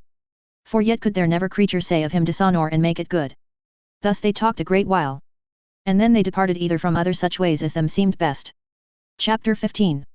How King Arthur was brought into the Forest Perilous, and how Sir Tristram saved his life. Now shall ye hear what was the cause that King Arthur came into the Forest Perilous, that was in North Wales, by the means of a lady. Her name was Anor, and this lady came to King Arthur at Cardiff, and she by fair promise and fair behests made King Arthur to ride with her into that Forest Perilous, and she was a great sorceress, and many days she had loved King Arthur, and because she would have him to lie by her she came into that country. So when the king was gone with her many of his knights followed after King Arthur when they missed him, as Sir Launcelot, Brandiles and many other, and when she had brought him to her tower she desired him to lie by her, and then the king remembered him of his lady, and would not lie by her for no craft that she could do. Then every day she would make him ride into that forest with his own knights, to the intent to have had King Arthur slain. For when this lady Anor saw that she might not have him at her will, then she laboured by false means to have destroyed King Arthur, and slain. Then the Lady of the Lake that was always friendly to King Arthur, she understood by her subtle crafts that King Arthur was like to be destroyed. And therefore this Lady of the Lake, that hight Nimue, came into that forest to seek after Sir Launcelot du Lake or Sir Tristram for to help King Arthur, for as that same day this Lady of the Lake knew well that King Arthur should be slain, unless that he had help of one of these two knights. And thus she rode up and down till she met with Sir Tristram, and anon as she saw him she knew him. O my lord Sir Tristram, she said, well be ye met, and blessed be the time that I have met with you, for this same day, and within these 2 hours, shall be done the foulest deed that ever was done in this land. O fair damosel, said Sir Tristram, may I amend it? Come on with me, she said, and that in all the haste ye may, for ye shall see the most worshipfullest knight of the world hard bestead. Then said Sir Tristram, I am ready to help such a noble man. He is neither better nor worse, said the Lady of the Lake, but the noble King Arthur himself. God defend, said Sir Tristram, that ever he should be in such distress. Then they rode together a great pace, until they came to a little turret or castle, and underneath that castle they saw a knight standing upon foot fighting with 2 knights, and so Sir Tristram beheld them, and at the last the 2 knights smote down the one knight, and that one of them unlaced his helm to have slain him. And the Lady Anor gat King Arthur's sword in her hand to have stricken off his head. And therewithal came Sir Tristram with all his might, crying, Traitress, traitress, leave that. And anon there Sir Tristram smote the one of the knights through the body that he fell dead, and then he rashed to the other and smote his back asunder, and in the meanwhile the Lady of the Lake cried to King Arthur, let not that false lady escape. Then King Arthur overtook her, and with the same sword he smote off her head. And the Lady of the Lake took up her head and hung it up by the hair of her saddle-bow. And then Sir Tristram horsed King Arthur and rode forth with him, but he charged the Lady of the Lake not to discover his name as at that time. When the king was horsed he thanked heartily Sir Tristram, and desired to wit his name, but he would not tell him, but that he was a poor knight adventurous, and so he bare King Arthur fellowship till he met with some of his knights. And within a while he met with Sir Ector de Maris, and he knew not King Arthur nor Sir Tristram, and he desired to joust with one of them. Then Sir Tristram rode unto Sir Ector, and smote him from his horse. And when he had done so he came again to the king and said, My lord, yonder is one of your knights, he may bear you fellowship, and another day that deed that I have done for you I trust to God ye shall understand that I would do you service. Alas, said King Arthur, let me wit what ye are? Not at this time, said Sir Tristram. So he departed and left King Arthur and Sir Ector together. Chapter 16. How Sir Tristram came to law Bale Isoude, and how Cahydeius began to love Bale Isoude, and of a letter that Tristram found. And then at a day set Sir Tristram and Sir Lamorak met at the well, and then they took Cahydeius at the forester's house, and so they rode with him to the ship where they left Dame Bragwaine and Gouvernail, and so they sailed into Cornwall all wholly together. And by assent and information of Dame Bragwaine when they were landed they rode unto Sir Dinas, the seneschal, a trusty friend of Sir Tristram's. And so Dame Bragwaine and Sir Dinas rode to the court of King Mark, and told the queen, La Bale Isoude, that Sir Tristram was nigh her in that country. Then for very pure joy La Bale Isoude swooned, and when she might speak she said, Gentle knight seneschal, help that I might speak with him, outher my heart will brast. Then Sir Dinas and Dame Bragwaine brought Sir Tristram and Cahydeius privily unto the court, unto a chamber whereas La Bale Isoude had assigned it, and to tell the joys that were betwixt La Bale Isoude and Sir Tristram, there is no tongue can tell it, nor heart think it, nor pen write it. And as the French book maketh mention, at the first time that ever Sir Cahydeius saw La Bale Isoude he was so enamoured upon her that for very pure love he might never withdraw it. And at the last, as ye shall hear or the book be ended, Sir Cahydeius died for the love of La Bale Isoude. And then privily he wrote unto her letters and ballads of the most goodliest that were used in those days. And when La Bale Isoude understood his letters she had pity of his complaint, and unavised she wrote another letter to comfort him withal. And Sir Tristram was all this while in a turret at the commandment of La Bale Isoude, and when she might she came unto Sir Tristram. So on a day King Mark played at the chess under a chamber window, and at that time Sir Tristram and Sir Cahydeius were within the chamber over King Mark, and as it mishapped Sir Tristram found the letter that Cahydeius sent unto La Bale Isoude, also he had found the letter that she wrote unto Cahydeius, and at that same time La Bale Isoude was in the same chamber. Then Sir Tristram came unto La Bale Isoude and said, Madam, here is a letter that was sent unto you, and here is the letter that ye sent unto him that sent you that letter. Alas, madam, the good love that I have loved you, and many lands and riches have I forsaken for your love, and now ye are a traitress to me, the which doth me great pain. But as for thee, Sir Cahydeius, I brought thee out of Brittany into this country, and thy father, King Howel, I won his lands. Howbeit I wedded thy sister Isoude La Blanchemains for the goodness she did unto me. And yet, as I am true knight, she is a clean maiden for me, but wit thou well, Sir Cahydeius, for this falsehood and treason thou hast done me, I will revenge it upon thee. And therewithal Sir Tristram drew out his sword and said, Sir Cahydeius, keep thee, and then La Bale Isoude swooned to the earth. And when Sir Cahydeius saw Sir Tristram come upon him he saw none other boot, but leapt out at a bay window even over the head where sat King Mark playing at the chess. And when the king saw one come hurling over his head he said, Fellow, what art thou, and what is the cause thou leapest out at that window? My lord the king, said Cahydeius, it fortuned me that I was asleep in the window above your head, and as I slept I slumbered, and so I fell down. And thus Sir Cahydeius excused him. Chapter 17. How Sir Tristram departed from Tintagel, and how he sorrowed and was so long in a forest till he was out of his mind. Then Sir Tristram dread sore lest he were discovered unto the king that he was there, wherefore he drew him to the strength of the tower, and armed him in such armour as he had for to fight with them that would withstand him. And so when Sir Tristram saw there was no resistance against him he sent Gouvernail for his horse and his spear, and nightly he rode forth out of the castle openly, that was called the castle of Tintagel. And even at gate he met with Jing Allen, Sir Gawaine's son. And anon Sir Jing Allen put his spear in his rest, and ran upon Sir Tristram and brake his spear, and Sir Tristram at that time had but a sword, and gave him such a buffet upon the helm that he fell down from his saddle, and his sword slid adown, and carved asunder his horse's neck. And so Sir Tristram rode his way into the forest, and all this doing saw King Mark. And then he sent a squire unto the hurt knight, and commanded him to come to him, and so he did. And when King Mark wist that it was Sir Jing Allen he welcomed him and gave him an horse, and asked him what knight it was that had encountered with him. Sir, said Jing Allen, I wot not what knight he was, but well I wot that he sight and maketh great dole. Then Sir Tristram within a while met with a knight of his own, that hight Sir Fergus. And when he had met with him he made great sorrow, insomuch that he fell down off his horse in a swoon, and in such sorrow he was in 3 days and 3 nights. Then at the last Sir Tristram sent unto the court by Sir Fergus, for to spur what tidings. And so as he rode by the way he met with a damosel that came from Sir Palomides, to know and seek how Sir Tristram did. Then Sir Fergus told her how he was almost out of his mind. Alas, said the damosel, where shall I find him? In such a place, said Sir Fergus. Then Sir Fergus found Queen Isoude sick in her bed, making the greatest dole that ever any earthly woman made. And when the damosel found Sir Tristram she made great dole because she might not amend him, for the more she made of him the more was his pain. And at the last Sir Tristram took his horse and rode away from her. And then was it 3 days or that she could find him, and then she brought him meat and drink. But he would none, and then another time Sir Tristram escaped away from the damosel, and it happed him to ride by the same castle where Sir Palomides and Sir Tristram did battle when La Bale Isoude departed them. And there by fortune the damosel met with Sir Tristram again, making the greatest dole that ever earthly creature made, and she yede to the lady of that castle and told her of the misadventure of Sir Tristram. Alas, said the lady of that castle, where is my lord, Sir Tristram? Right here by your castle, said the damosel. In good time, said the lady, is he so nigh me, he shall have meat and drink of the best, and an harp I have of his whereupon he taught me, for of goodly harping he beareth the prize in the world. So this lady and damosel brought him meat and drink, but he ate little thereof. Then upon a night he put his horse from him, and then he unlaced his armour, and then Sir Tristram would go into the wilderness, and brast down the trees and boughs. And other while when he found the harp that the lady sent him, then would he harp, and play thereupon and weep together. And sometime when Sir Tristram was in the wood that the lady wist not where he was, then would she sit her down and play upon that harp, then would Sir Tristram come to that harp, and hearken thereto, and sometime he would harp himself. Thus he there endured a quarter of a year. Then at the last he ran his way, and she wist not where he was become.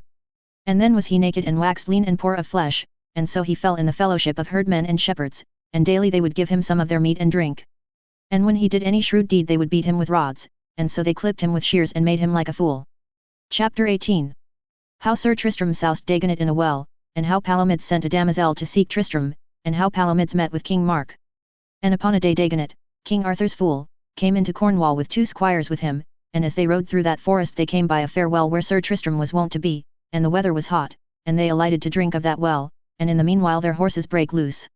Right so Sir Tristram came unto them, and first he soused Sir Dagonet in that well, and after his squires, and thereat laughed the shepherds, and forthwithal he ran after their horses and brought them again one by one, and right so, wet as they were, he made them leap up and ride their ways. Thus Sir Tristram endured there an half-year naked, and would never come in town nor village. The meanwhile the damosel that Sir Palomides sent to seek Sir Tristram, she yede unto Sir Palomides and told him all the mischief that Sir Tristram endured. Alas, said Sir Palomides, it is great pity that ever so noble a knight should be so mischieved for the love of a lady, but nevertheless, I will go and seek him. And comfort him and I may. Then a little before that time La Bale Isoude had commanded Sir Kehydius out of the country of Cornwall. So Sir Kehydius departed with a dolorous heart, and by adventure he met with Sir Palomides, and they fellowshipped together, and either complained to other of their hot love that they loved La Bale Isoude.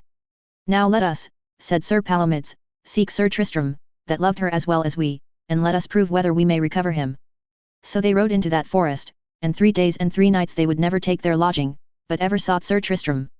And upon a time, by adventure, they met with King Mark that was ridden from his men all alone. When they saw him Sir Palomides knew him, but Sir Kehydius knew him not. Ah, false king, said Sir Palomides, it is pity thou hast thy life, for thou art a destroyer of all worshipful knights, and by thy mischief and thy vengeance thou hast destroyed that most noble knight, Sir Tristram de Lyonesse. And therefore defend thee, said Sir Palomides, for thou shalt die this day. That were shame, said King Mark, for yet 2 are armed and I am unarmed.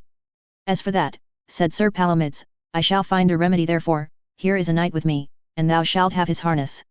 Nay, said King Mark, I will not have ado with you, for cause have ye none to me, for all the mises that Sir Tristram hath was for a letter that he found, for as to me I did to him no displeasure, and God knoweth I am full sorry for his disease and malady. So when the king had thus excused him they were friends.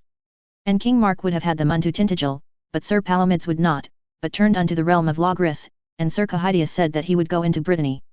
Now turn we unto Sir Dagonet again, that when he and his squires were upon horseback he deemed that the shepherds had sent that fool to array them so, because that they laughed at them, and so they rode unto the keepers of beasts and all to beat them.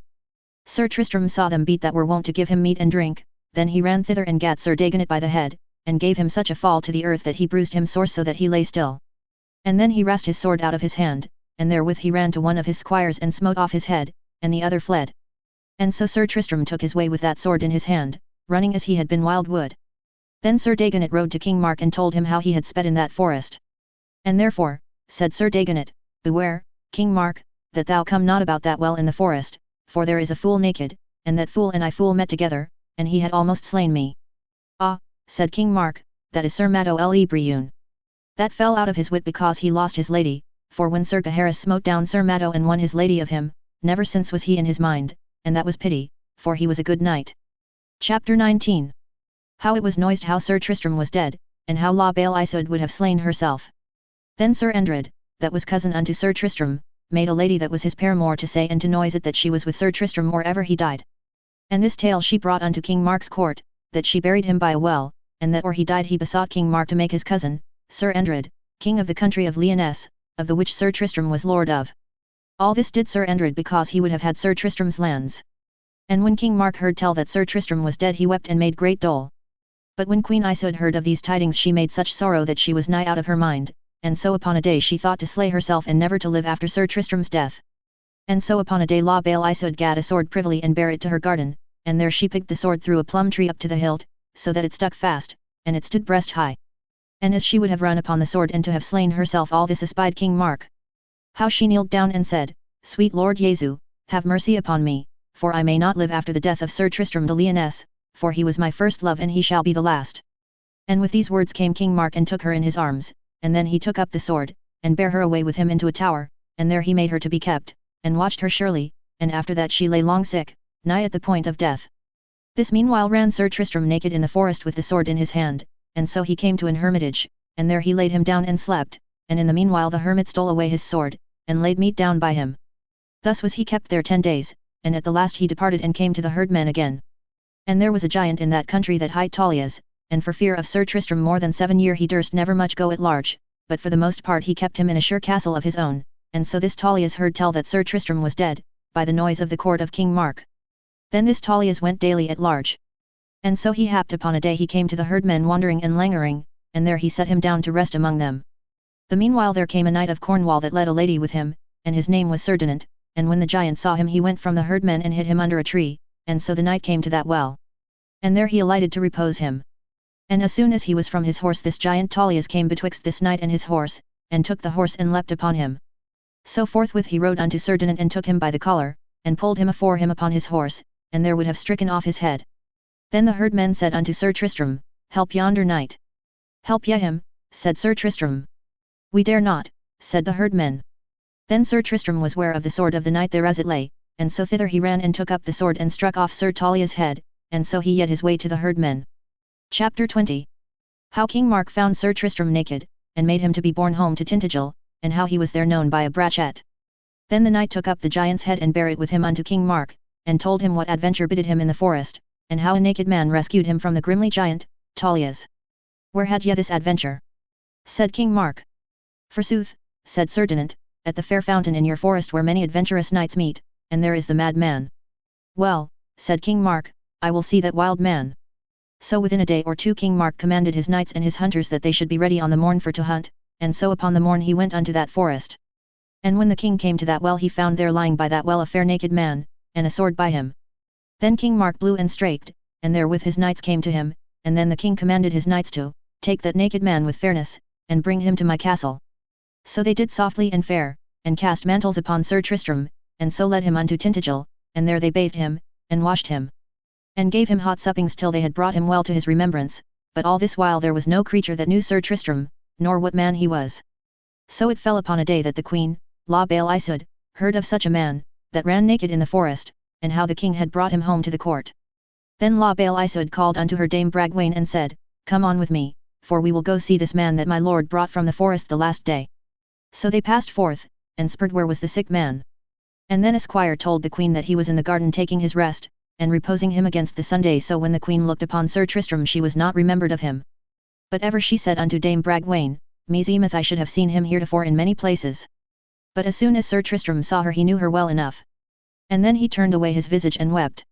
Then the queen had always a little brachet with her that Sir Tristram gave her the first time that ever she came into Cornwall, and never would that brachet depart from her but if Sir Tristram was nigh there as was La Belle Iseud, and this brachet was sent from the king's daughter of France unto Sir Tristram for great love. And anon as this little brachet felt a savour of Sir Tristram, she leapt upon him and licked his leers and his ears, and then she whined and quested, and she smelled at his feet and at his hands, and on all parts of his body that she might come to. Ah, my lady, said Dame Bragwaine unto La Belle Iseud, alas, alas, said she, I see it is mine own lord, Sir Tristram. And thereupon Iseud fell down in a swoon, and so lay a great while. And when she might speak she said, My lord Sir Tristram, blessed be God ye have your life, and now I am sure ye shall be discovered by this little brachet, for she will never leave you. And also I am sure as soon as my lord, King Mark, do know you he will banish you out of the country of Cornwall, or else he will destroy you, for God's sake, mine own lord, grant King Mark his will, and then draw you unto the court of King Arthur, for there are ye beloved, and ever when I may I shall send unto you, and when ye list ye may come to me, and at all times early and late I will be at your commandment, to live as poor a life as ever did queen or lady. O madam, said Sir Tristram, go from me, for mickle anger and danger have I escaped for your love. Chapter 21. How King Mark, by the advice of his council, banished Sir Tristram out of Cornwall the term of 10 years. Then the queen departed, but the brachet would not from him, and therewithal came King Mark, and the brachet set upon him, and bade at them all. Therewithal Sir Andred spake and said, Sir, this is Sir Tristram, I see by the brachet. Nay, said the king, I cannot suppose that. Then the king asked him upon his faith what he was, and what was his name. So God me help, said he, my name is Sir Tristram de Lyonesse, now do by me what ye list. Ah, said King Mark, me repenteth of your recovery. And then he let call his barons to judge Sir Tristram to the death. Then many of his barons would not assent thereto, and in especial Sir Dinas the seneschal and Sir Fergus. And so by the advice of them all Sir Tristram was banished out of the country for 10 years, and thereupon he took his oath upon a book before the king and his barons. And so he was made to depart out of the country of Cornwall, and there were many barons brought him unto his ship, of the which some were his friends and some his foes. And in the meanwhile there came a knight of King Arthur's, his name was Dinadan, and his coming was for to seek after Sir Tristram. Then they showed him where he was armed at all points going to the ship. Now fair knight, said Sir Dinadan, or ye pass this court that ye will joust with me I require thee. With a good will, said Sir Tristram, and these lords will give me leave. Then the barons granted thereto, and so they ran together, and there Sir Tristram gave Sir Dinadan a fall. And then he prayed Sir Tristram to give him leave to go in his fellowship. Ye shall be right welcome, said then Sir Tristram. And so they took their horses and rode to their ships together, and when Sir Tristram was in the sea he said, Greet well King Mark and all mine enemies, and say them I will come again when I may, and well am I rewarded for the fighting with Sir Marhaus, and delivered all this country from servage, and well am I rewarded for the fetching and costs of Queen Iseud out of Ireland, and the danger that I was in first and last, and by the way coming home what danger I had to bring again Queen Iseud from the castle Ploer, and well am I rewarded when I fought with Sir Bleoberis for Sir Segwarides' wife, and well am I rewarded when I fought with Sir Blommery de Gannis for King Anguish, father unto La Bale Iseud, and well am I rewarded when I smote down the good knight, Sir Lamorak de Gallis, at King Mark's request, and well am I rewarded when I fought with the king with the 100 knights, and the king of North Gallis, and both these would have put his land in servage, and by me they were put to a rebuke. And well am I rewarded for the slaying of Taulias, the mighty giant, and many other deeds have I done for him, and now have I my warison. And tell King Mark that many noble knights of the Table Round have spared the barons of this country for my sake. Also am I not well rewarded when I fought with the good knight Sir Palomides and rescued Queen Iseud from him, and at that time King Mark said afore all his barons I should have been better rewarded. And forthwithal he took the sea. Chapter 22. How a damosel sought help to help Sir Lancelot against 30 knights, and how Sir Tristram fought with them. And at the next landing, fast by the sea, there met with Sir Tristram and with Sir Dinadan, Sir Ector de Maris and Sir Bors de Gannis, and there Sir Ector jousted with Sir Dinadan, and he smote him and his horse down. And then Sir Tristram would have jousted with Sir Bors, and Sir Bors said that he would not joust with no Cornish knights, for they are not called men of worship, and all this was done upon a bridge. And with this came Sir Bleoberis and Sir Driant, and Sir Bleoberis proffered to joust with Sir Tristram, and there Sir Tristram smote down Sir Bleoberis. Then said Sir Bors de Gannis, I wist never Cornish knight of so great valour nor so valiant as that knight that beareth the trappings embroidered with crowns. And then Sir Tristram and Sir Dinadan departed from them into a forest, and there met them a damosel that came for the love of Sir Lancelot to seek after some noble knights of King Arthur's court for to rescue Sir Lancelot. And so Sir Lancelot was ordained. For by the treason of Queen Morgan le Fay to have slain Sir Lancelot, and for that cause she ordained 30 knights to lie in await for Sir Lancelot, and this damosel knew this treason. And for this cause the damosel came for to seek noble knights to help Sir Lancelot. For that night, or the day after, Sir Lancelot should come where these 30 knights were. And so this damosel met with Sir Bors and Sir Ector and with Sir Driant, and there she told them all four of the treason of Morgan le Fay, and then they promised her that they would be nigh where Sir Lancelot should meet with the 30 knights. And if so be they said upon him we will do rescues as we can. So the damosel departed, and by adventure the damosel met with Sir Tristram and with Sir Dinadan, and there the damosel told them all the treason that was ordained for Sir Lancelot. Fair damosel, said Sir Tristram, bring me to that same place where they should meet with Sir Lancelot. Then said Sir Dinadan, what will ye do? It is not for us to fight with 30 knights, and wit you well I will not thereof, as to match 1 knight 2 or 3 is enough and they be men, but for to match 15 knights that will I never undertake. Fie for shame, said Sir Tristram, do but your part. Nay, said Sir Dinadan, I will not thereof but if ye will lend me your shield, for ye bear a shield of Cornwall, and for the cowardice that is named to the knights of Cornwall, by your shields ye be ever forborne. Nay, said Sir Tristram, I will not depart from my shield for her sake that gave it me. But one thing, said Sir Tristram, I promise thee, Sir Dinadan, but if thou wilt promise me to abide with me, here I shall slay thee. For I desire no more of thee but answer one night. And if thy heart will not serve thee, stand by and look upon me and them. Sir, said Sir Dinadan, I promise you to look upon and to do what I may to save myself, but I would I had not met with you. So then anon these 30 knights came fast by these 4 knights, and they were ware of them, and either of other. And so these 30 knights let them pass, for this cause, that they would not wrath them, if case be that they had ado with Sir Lancelot, and the 4 knights let them pass to this intent, that they would see and behold what they would do with Sir Lancelot. And so the 30 knights passed on and came by Sir Tristram and by Sir Dinadan, and then Sir Tristram cried on high, Lo, here is a knight against you for the love of Sir Lancelot. And there he slew 2 with 1 spear and 10 with his sword. And then came in Sir Dinadan and he did passing well, and so of the 30 knights there went but 10 away, and they fled. All this battle saw Sir Bors de Ganis and his 3 fellows, and then they saw well it was the same knight that jousted with them at the bridge, then they took their horses and rode unto Sir Tristram, and praised him and thanked him of his good deeds.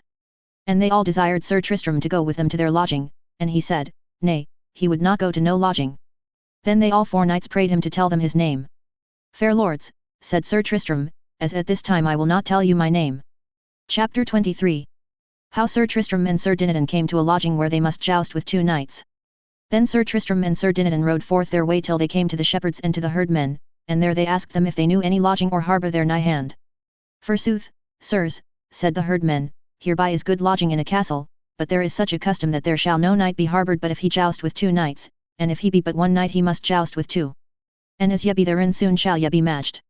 There is shrewd harbour, said Sir Dinadan, lodge where ye will, for I will not lodge there. Fie for shame, said Sir Tristram, are ye not a knight of the Table Round? Wherefore ye may not with your worship refuse your lodging. Not so, said the herdmen, for an ye be beaten and have the worse ye shall not be lodged there, and if ye beat them ye shall be well harboured. Ah, said Sir Dinadan, they are 2 sure knights. Then Sir Dinadan would not lodge there in no manner but as Sir Tristram required him of his knighthood, and so they rode thither. And to make short tale, Sir Tristram and Sir Dinadan smote them down both, and so they entered into the castle and had good cheer as they could think or devise. And when they were unarmed, and thought to be merry and in good rest, there came in at the gates Sir Palomides and Sir Gaheris, requiring to have the custom of the castle. What array is this? Said Sir Dinadan, I would have my rest. That may not be, said Sir Tristram, now must we needs defend the custom of this castle, insomuch as we have the better of the lords of this castle, and therefore, said Sir Tristram, needs must ye make you ready. In the devil's name, said Sir Dinadan, came I into your company. And so they made them ready, and Sir Gaheris encountered with Sir Tristram, and Sir Gaheris had a fall, and Sir Palomides encountered with Sir Dinadan, and Sir Dinadan had a fall, then was it fall for fall. So then must they fight on foot. That would not Sir Dinadan, for he was so sore bruised of the fall that Sir Palomides gave him. Then Sir Tristram unlaced Sir Dinadan's helm, and prayed him to help him. I will not, said Sir Dinadan. For I am sore wounded of the 30 knights that we had but late ago to do withal. But ye fair, said Sir Dinadan unto Sir Tristram, as a madman and as a man that is out of his mind that would cast himself away, and I may curse the time that ever I saw you, for in all the world are not 2 such knights that be so wood as is Sir Lancelot and ye Sir Tristram, for once I fell in the fellowship of Sir Lancelot as I have done now with you, and he set me a work that a quarter of a year I kept my bed. Jesu defend me, said Sir Dinadan, from such 2 knights, and specially from your fellowship. Then, said Sir Tristram, I will fight with them both. Then Sir Tristram bade them come forth both, for I will fight with you. Then Sir Palomides and Sir Gaheris dressed them, and smote at them both. Then Dinadan smote at Sir Gaheris a stroke or 2, and turned from him. Nay, said Sir Palomides, it is too much shame for us 2 knights to fight with one. And then he did bid Sir Gaheris stand aside with that knight that hath no list to fight. Then they rode together and fought long, and at the last Sir Tristram doubled his strokes, and drove Sir Palomides aback more than 3 strides. And then by one ascent Sir Gaheris and Sir Dinadan went betwixt them, and departed them in sunder. And then by assent of Sir Tristram they would have lodged together. But Sir Dinadan would not lodge in that castle. And then he cursed the time that ever he came in their fellowship, and so he took his horse, and his harness, and departed. Then Sir Tristram prayed the lords of that castle to lend him a man to bring him to a lodging, and so they did, and overtook Sir Dinadan, and rode to their lodging 2 mile thence with a good man in a priory, and there they were well at ease. And that same night Sir Bors and Sir Bleoberis, and Sir Ector and Sir Driant, abode still in the same place there as Sir Tristram fought with the 30 knights, and there they met with Sir Lancelot the same night, and had made promise to lodge with Sir Colgrevance the same night.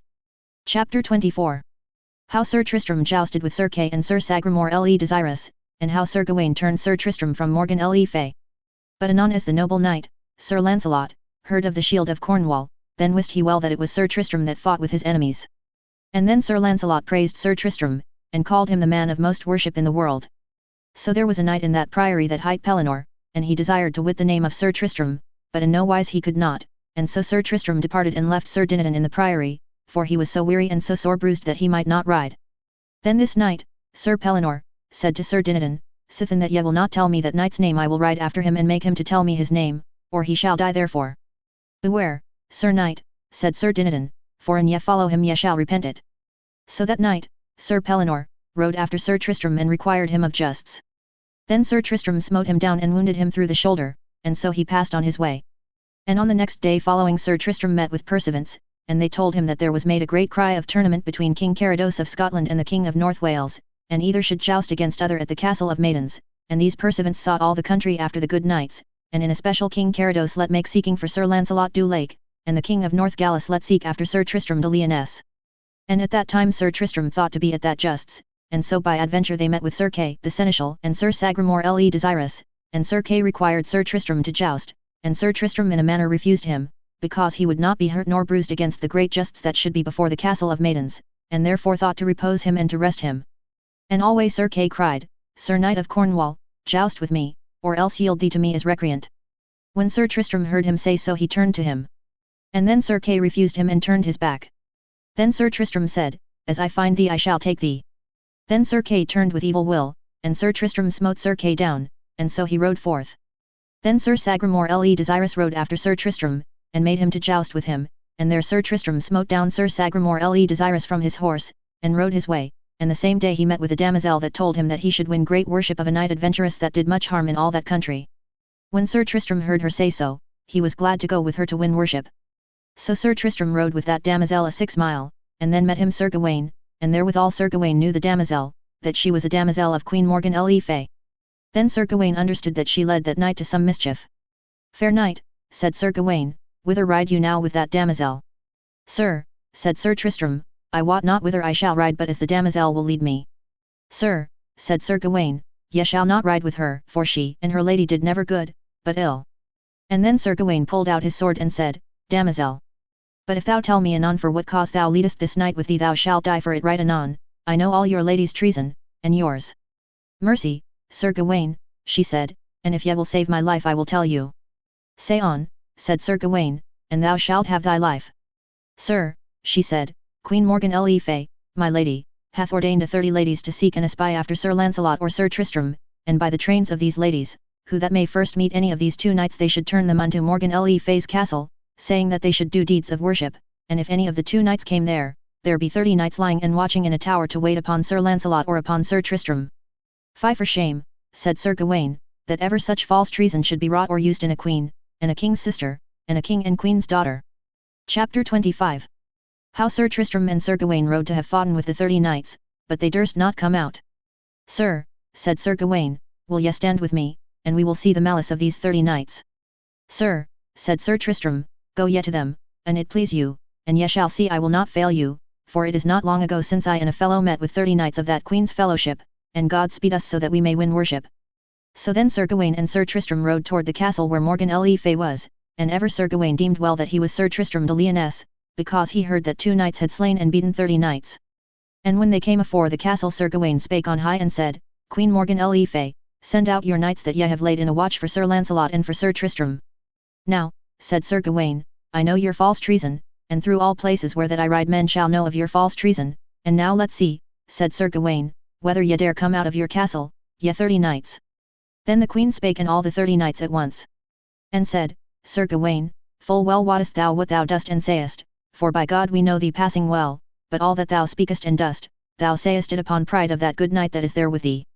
For there be some of us that know full well the hands of that knight over all well. And wit thou well, Sir Gawain, it is more for his sake than for thine that we will not come out of this castle. For wit ye well, Sir Gawain, the knight that beareth the arms of Cornwall, we know him and what he is. Then Sir Gawain and Sir Tristram departed and rode on their ways a day or 2 together, and there by adventure, they met with Sir Kay and Sir Sagramore le Desirous. And then they were glad of Sir Gawain, and he of them, but they wist not what he was with the shield of Cornwall, but by deeming. And thus they rode together a day or 2. And then they were ware of Sir Breuse sans Pite chasing a lady for to have slain her, for he had slain her paramour afore. Hold you all still, said Sir Gawain, and show none of you forth, and ye shall see me reward yonder false knight, for an he espy you he is so well horsed that he will escape away. And then Sir Gawain rode betwixt Sir Breuse and the lady, and said, False knight, leave her, and have ado with me. When Sir Breuse saw no more but Sir Gawain, he footed his spear, and Sir Gawain against him, and there Sir Breuse overthrew Sir Gawain, and then he rode over him, and overthwart him 20 times to have destroyed him. And when Sir Tristram saw him do so villainous a deed, he hurled out against him.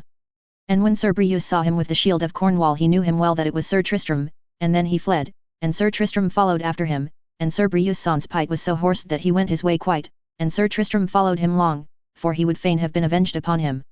And so when he had long chased him, he saw a fair well, and thither he rode to repose him, and tied his horse till a tree.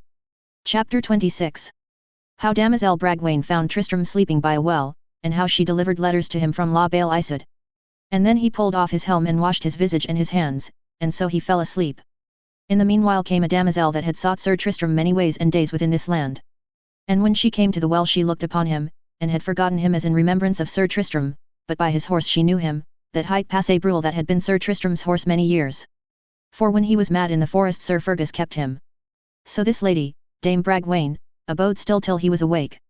So when she saw him wake she saluted him, and he her again, for either knew other of old acquaintance. Then she told him how she had sought him long and broad, and there she told him how she had letters from Queen La Belle Isoude. Then anon Sir Tristram read them, and wit ye well he was glad, for therein was many a piteous complaint. Then Sir Tristram said, Lady Bragwaine, ye shall ride with me till that tournament be done at the Castle of Maidens, and then shall bear letters and tidings with you. And then Sir Tristram took his horse and sought lodging, and there he met with a good ancient knight and prayed him to lodge with him. Right so came Gouvernail unto Sir Tristram, that was glad of that lady. So this old knight's name was Sir Pellounes, and he told of the great tournament that should be at the Castle of Maidens. And there Sir Lancelot and 32 knights of his blood had ordained shields of Cornwall. And right so there came one unto Sir Pellounes, and told him that Sir Persides de Blois was come home. Then that knight held up his hands and thanked God of his coming home. And there Sir Pellounes told Sir Tristram that in 2 years he had not seen his son, Sir Persides. Sir, said Sir Tristram, I know your son well enough for a good knight. So on a time Sir Tristram and Sir Persides came to their lodging both at once, and so they unarmed them, and put upon them their clothing. And then these 2 knights each welcomed other. And when Sir Persides understood that Sir Tristram was of Cornwall, he said he was once in Cornwall, and there I jousted afore King Mark, and so it happed me at that time to overthrow 10 knights, and then came to me Sir Tristram de Lyonesse and overthrew me, and took my lady away from me, and that shall I never forget, but I shall remember me and ever I see my time. Ah, said Sir Tristram, now I understand that ye hate Sir Tristram. What deem ye, ween ye that Sir Tristram is not able to withstand your malice? Yes, said Sir Persides, I know well that Sir Tristram is a noble knight and a much better knight than I, yet shall I not owe him my good will. Right as they stood thus talking at a bay window of that castle, they saw many knights riding to and fro toward the tournament. And then was Sir Tristram ware of a likely knight riding upon a great black horse, and a black covered shield. What knight is that, said Sir Tristram, with the black horse and the black shield? He seemeth a good knight. I know him well, said Sir Persides, he is one of the best knights of the world. Then is it Sir Lancelot, said Tristram. Nay, said Sir Persides, it is Sir Palomides, that is yet unchristened. Chapter 27. How Sir Tristram had a fall with Sir Palomides, and how Lancelot overthrew 2 knights. Then they saw much people of the country salute Sir Palomides. And within a while after there came a squire of the castle, that told Sir Pellounes that was lord of that castle, that a knight with a black shield had smitten down 13 knights. Fair brother, said Sir Tristram unto Sir Persides, let us cast upon us cloaks, and let us go see the play. Not so, said Sir Persides, we will not go like knaves thither, but we will ride like men and good knights to withstand our enemies. So they armed them, and took their horses and great spears, and thither they went. Thereas many knights assayed themselves before the tournament. And anon Sir Palomides saw Sir Persides, and then he sent a squire unto him and said, Go thou to the yonder knight with the green shield and therein a lion of gold, and say him I require him to joust with me, and tell him that my name is Sir Palomides. When Sir Persides understood that request of Sir Palomides, he made him ready, and there anon they met together, but Sir Persides had a fall. Then Sir Tristram dressed him to be revenged upon Sir Palomides, and that saw Sir Palomides that was ready and so was not Sir Tristram, and took him at an advantage and smote him over his horse's tail when he had no spear in his rest. Then stirred up Sir Tristram and took his horse lightly, and was wroth out of measure, and sore ashamed of that fall. Then Sir Tristram sent unto Sir Palomides by Gouvernail, and prayed him to joust with him at his request. Nay, said Sir Palomides, as at this time I will not joust with that knight, for I know him better than he weeneth. And if he be wroth he may ride it to morn at the Castle of Maidens, where he may see me and many other knights. With that came Sir Dinadan, and when he saw Sir Tristram wroth he list not to jape. Lo, said Sir Dinadan, here may a man prove, be a man never so good yet may he have a fall, and he was never so wise but he might be overseen, and he rideth well that never fell. So Sir Tristram was passing wroth, and said to Sir Persides and to Sir Dinadan, I will revenge me. Right so as they stood talking there came by Sir Tristram a likely knight riding passing soberly and heavily with a black shield. What knight is that? Said Sir Tristram unto Sir Persides. I know him well, said Sir Persides, for his name is Sir Bryant of North Wales, so he passed on among other knights of North Wales. And there came in Sir Launcelot du Lake with a shield of the arms of Cornwall, and he sent a squire unto Sir Bryant, and required him to joust with him. Well, said Sir Bryant, sithen I am required to joust I will do what I may, and there Sir Launcelot smote down Sir Bryant from his horse a great fall. And then Sir Tristram marvelled what knight he was that bare the shield of Cornwall. Whatsoever he be, said Sir Dinadan, I warrant you he is of King Ban's blood, the which be knights of the most noble prowess in the world, for to account so many for so many. Then there came 2 knights of North Gallis, that one hight Hugh de la Montagne, and the other Sir Madoc de la Montagne, and they challenged Sir Launcelot foot hot.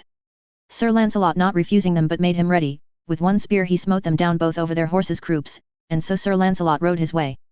By the good Lord, said Sir Tristram, he is a good knight that beareth the shield of Cornwall, and meseemeth he rideth in the best manner that ever I saw knight ride. Then the King of North Gallis rode unto Sir Palomides and prayed him heartily for his sake to joust with that knight that hath done us of North Gallis despite. Sir, said Sir Palomides, I am full loath to have ado with that knight, and cause why is, for as to morn the great tournament shall be, and therefore I will keep myself fresh by my will. Nay, said the King of North Gallis, I pray you require him of justs. Sir, said Sir Palomides, I will joust at your request, and require that knight to joust with me, and often I have seen a man have a fall at his own request. Chapter 28. How Sir Launcelot jousted with Palomides and overthrew him, and after he was assailed with 12 knights. Then Sir Palomides sent unto Sir Launcelot a squire, and required him of justs. Fair fellow, said Sir Launcelot, tell me thy lord's name. Sir, said the squire, my lord's name is Sir Palomides, the good knight. In good hour, said Sir Launcelot, for there is no knight that I saw this 7 years that I had liefer ado withal than with him. And so either knights made them ready with 2 great spears. Nay, said Sir Dinadan, ye shall see that Sir Palomides will quit him right well. It may be so, said Sir Tristram, but I undertake that knight with the shield of Cornwall shall give him a fall. I believe it not, said Sir Dinadan. Right so they spurred their horses and footed their spears, and either hit other, and Sir Palomides brake a spear upon Sir Launcelot, and he sat and moved not, but Sir Launcelot smote him so lightly that he made his horse to avoid the saddle, and the stroke brake his shield and the hauberk, and had he not fallen he had been slain. How now, said Sir Tristram. I wist well by the manner of their riding both that Sir Palomides should have a fall. Right so Sir Launcelot rode his way, and rode to a well to drink and to repose him, and they of North Gallis espied him whither he rode, and then there followed him 12 knights for to have mischieved him, for this cause that upon the morn at the tournament of the Castle of Maidens that he should not win the victory. So they came upon Sir Launcelot suddenly, and unneth he might put upon him his helm and take his horse, but they were in hands with him, and then Sir Launcelot gat his spear, and rode through them, and there he slew a knight and brake a spear in his body. Then he drew his sword and smote upon the right hand and upon the left hand, so that within a few strokes he had slain other 3 knights, and the remnant that abode he wounded them sore all that did abide. Thus Sir Launcelot escaped from his enemies of North Wales, and then Sir Launcelot rode his way till a friend, and lodged him till on the morn, for he would not the first day have ado in the tournament because of his great labour. And on the first day he was with King Arthur thereas he was set on high upon a scaffold to discern who was best worthy of his deeds. So Sir Launcelot was with King Arthur, and jousted not the first day. Chapter 29. How Sir Tristram behaved him the first day of the tournament, and there he had the prize. Now turn we unto Sir Tristram de Lyonesse, that commanded Gouvernail, his servant, to ordain him a black shield with none other remembrance therein.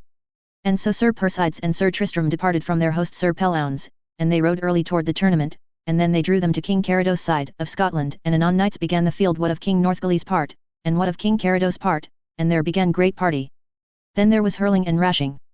Right so came in Sir Persides and Sir Tristram, and so they did fare that they put the King of North Gallis aback. Then came in Sir Bleoberis de Ganis and Sir Gaheris with them of North Gallis, and then was Sir Persides smitten down and almost slain, for more than 40 horsemen went over him. For Sir Bleoberis did great deeds of arms, and Sir Gaheris failed him not. When Sir Tristram beheld them, and saw them do such deeds of arms, he marvelled what they were. Also Sir Tristram thought shame that Sir Persides was so done to. And then he gat a great spear in his hand, and then he rode to Sir Gaheris and smote him down from his horse. And then was Sir Bleoberis wroth, and gat a spear and rode against Sir Tristram in great ire, and there Sir Tristram met with him, and smote Sir Bleoberis from his horse. So then the king with the 100 knights was wroth, and he horsed Sir Bleoberis and Sir Gaheris again, and there began a great medley, and ever Sir Tristram held them passing short, and ever Sir Bleoberis was passing busy upon Sir Tristram, and there came Sir Dinadan against Sir Tristram, and Sir Tristram gave him such a buffet that he swooned in his saddle. Then anon Sir Dinadan came to Sir Tristram and said, Sir, I know thee better than thou weenest, but here I promise thee my troth I will never come against thee more, for I promise thee that sword of thine shall never come on mine helm. With that came Sir Bleoberis, and Sir Tristram gave him such a buffet that down he laid his head, and then he caught him so sore by the helm that he pulled him under his horse's feet. And then King Arthur blew to lodging. Then Sir Tristram departed to his pavilion, and Sir Dinadan rode with him, and Sir Persides and King Arthur then, and the kings upon both parties, marvelled what knight that was with the black shield. Many said their advice, and some knew him for Sir Tristram, and held their peace and would not say. So that first day King Arthur, and all the kings and lords that were judges, gave Sir Tristram the prize, howbeit they knew him not, but named him the knight with the black shield. Chapter 30. How Sir Tristram returned against King Arthur's party because he saw Sir Palomides on that party. Then upon the morn Sir Palomides returned from the king of Northgalis, and rode to King Arthur's side, where was King Carados, and the king of Ireland, and Sir Launcelot's kin, and Sir Gawaine's kin. So Sir Palomides sent the damosel unto Sir Tristram that he sent to seek him when he was out of his mind in the forest, and this damosel asked Sir Tristram what he was and what was his name? As for that, said Sir Tristram, tell Sir Palomides ye shall not wit as at this time unto the time I have broken 2 spears upon him. But let him wit thus much, said Sir Tristram, that I am the same knight that he smote down in over evening at the tournament, and tell him plainly on what party that Sir Palomides be I will be of the contrary party. Sir, said the damosel, ye shall understand that Sir Palomides will be on King Arthur's side, where the most noble knights of the world be. In the name of God, said Sir Tristram, then will I be with the king of Northgalis, because Sir Palomides will be on King Arthur's side, and else I would not but for his sake. So when King Arthur was come they blew unto the field, and then there began a great party, and so King Carados jousted with the king of the 100 knights, and there King Carados had a fall, then was there hurling and rushing, and right so came in knights of King Arthur's, and they bare aback the king of Northgalis' knights. Then Sir Tristram came in, and began so roughly and so bigly that there was none might withstand him, and thus Sir Tristram dured long. And at the last Sir Tristram fell among the fellowship of King Ban, and there fell upon him Sir Bors de Ganis, and Sir Ector de Maris, and Sir Blommery de Ganis, and many other knights. And then Sir Tristram smote on the right hand and on the left hand, that all lords and ladies spake of his noble deeds. But at the last Sir Tristram should have had the worse had not the king with the 100 knights been. And then he came with his fellowship and rescued Sir Tristram, and brought him away from those knights that bear the shields of Cornwall. And then Sir Tristram saw another fellowship by themselves, and there were 40 knights together, and Sir Kay, the seneschal, was their governor. Then Sir Tristram rode in amongst them, and there he smote down Sir Kay from his horse, and there he fared among those knights like a greyhound among conies. Then Sir Launcelot found a knight that was sore wounded upon the head. Sir, said Sir Launcelot, who wounded you so sore? Sir, he said, a knight that beareth a black shield, and I may curse the time that ever I met with him, for he is a devil and no man. So Sir Launcelot departed from him and thought to meet with Sir Tristram, and so he rode with his sword drawn in his hand to seek Sir Tristram, and then he espied him how he hurled here and there, and at every stroke Sir Tristram well nigh smote down a knight. O mercy Jesu! Said the king, sith the times I bear arms saw I never no knight do so marvellous deeds of arms. And if I should set upon this knight, said Sir Launcelot to himself, I did shame to myself, and therewithal Sir Launcelot put up his sword. And then the king with the 100 knights and 100 more of North Wales set upon the 20 of Sir Launcelot's kin, and they 20 knights held them ever together as wild swine, and none would fail other. And so when Sir Tristram beheld the noblesse of these 20 knights he marvelled of their good deeds, for he saw by their fare and by their rule that they had liefer die than avoid the field. Now Jesu, said Sir Tristram, well may he be valiant and full of prowess that hath such a sword of noble knights unto his kin, and full like is he to be a noble man that is their leader and governor. He meant it by Sir Launcelot du Lake. So when Sir Tristram had beholden them long he thought shame to see 200 knights battering upon 20 knights. Then Sir Tristram rode unto the king with the 100 knights and said, Sir, leave your fighting with those 20 knights, for ye win no worship of them, ye be so many and they so few, and wit ye well they will not out of the field I see by their cheer and countenance, and worship get ye none and ye slay them. Therefore leave your fighting with them, for I to increase my worship I will ride to the 20 knights and help them with all my might and power. Nay, said the king with the 100 knights, ye shall not do so, now I see your courage and courtesy I will withdraw my knights for your pleasure, for evermore a good knight will favour another, and like will draw to like. Chapter 31. How Sir Tristram found Palomides by a well, and brought him with him to his lodging. Then the king with the 100 knights withdrew his knights. And all this while, and long tofore, Sir Launcelot had watched upon Sir Tristram with a very purpose to have fellowshipped with him. And then suddenly Sir Tristram, Sir Dinadan, and Gouvernail, his man, rode their way into the forest, that no man perceived where they went. So then King Arthur blew unto lodging, and gave the King of Northgalis the prize because Sir Tristram was upon his side. Then Sir Lancelot rode here and there, so wood as lion that fought his fill, because he had lost Sir Tristram, and so he returned unto King Arthur. And then in all the field was a noise that with the wind it might be heard 2 mile thence, how the lords and ladies cried, the knight with the black shield hath won the field. Alas, said King Arthur, where is that knight become? It is shame to all those in the field so to let him escape away from you, but with gentleness and courtesy ye might have brought him unto me to the castle of maidens. Then the noble King Arthur went unto his knights and comforted them in the best wise that he could, and said, My fair fellows, be not dismayed, howbeit ye have lost the field this day. And many were hurt and sore wounded, and many were whole. My fellows, said King Arthur, look that ye be of good cheer, for tomorrow I will be in the field with you and revenge you of your enemies. So that night King Arthur and his knights reposed themselves. The damosel that came from La Bale said unto Sir Tristram, all the while the tournament was doing she was with Queen Guinevere, and ever the queen asked her for what cause she came into that country. Madam, she answered, I come for none other cause but from my lady La Bale said to wit of your welfare. For in no wise she would not tell the queen that she came for Sir Tristram's sake. So this lady, Dame Bragwaine, took her leave of Queen Guinevere, and she rode after Sir Tristram. And as she rode through the forest she heard a great cry, then she commanded her squire to go into the forest to wit what was that noise. And so he came to a well, and there he found a knight bound until a tree crying as he had been wood, and his horse in his harness standing by him. And when he espied that squire, therewith he abrade and brake himself loose, and took his sword in his hand, and ran to have slain the squire. Then he took his horse and fled all that ever he might unto Dame Bragwaine, and told her of his adventure. Then she rode unto Sir Tristram's pavilion, and told Sir Tristram what adventure she had found in the forest.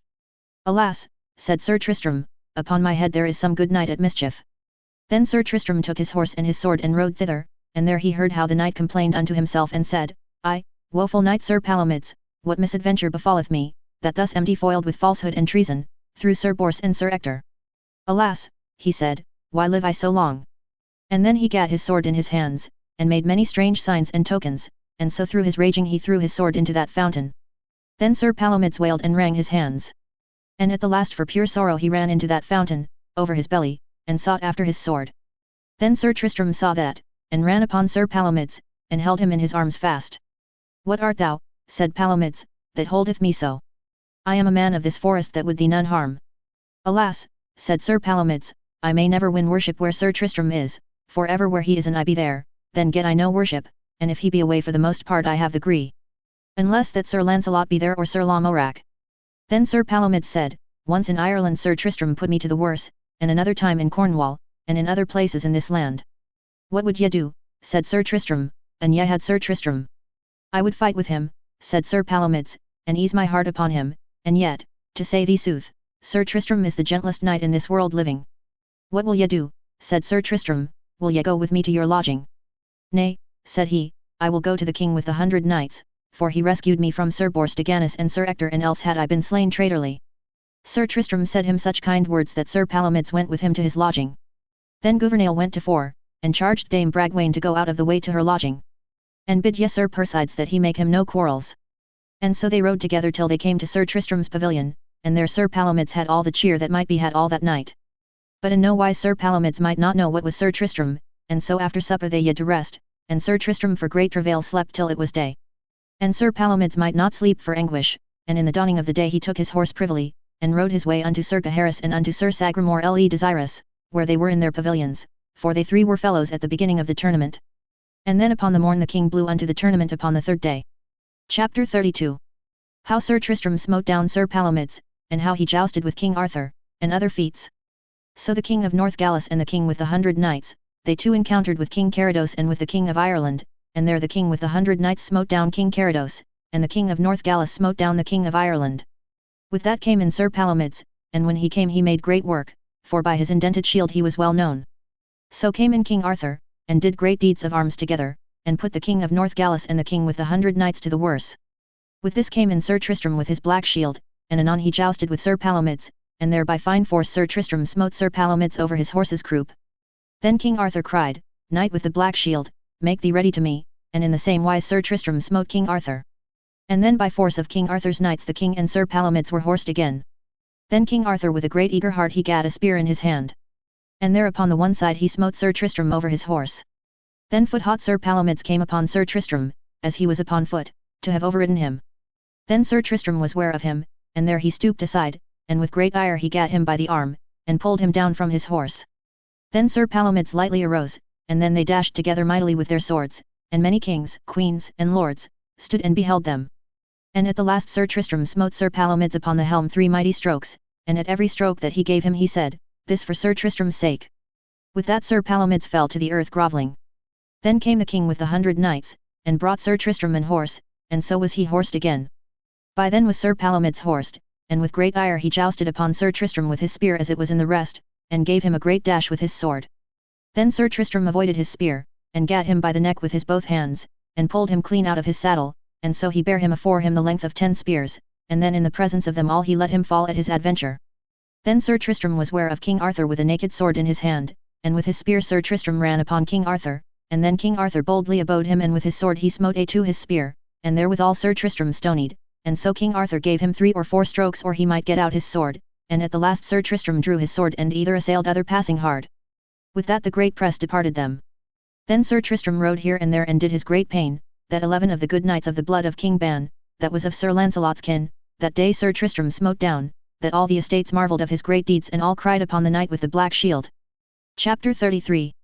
How Sir Launcelot hurt Sir Tristram, and how after Sir Tristram smote down Sir Palomides. Then this cry was so large that Sir Launcelot heard it. And then he gat a great spear in his hand and came towards the cry. Then Sir Launcelot cried, "The knight with the black shield, make thee ready to joust with me." When Sir Tristram heard him say so he gat his spear in his hand, and either abashed down their heads, and came together as thunder, and Sir Tristram's spear brake in pieces, and Sir Launcelot by malfortune struck Sir Tristram on the side a deep wound nigh to the death, but yet Sir Tristram avoided not his saddle, and so the spear brake.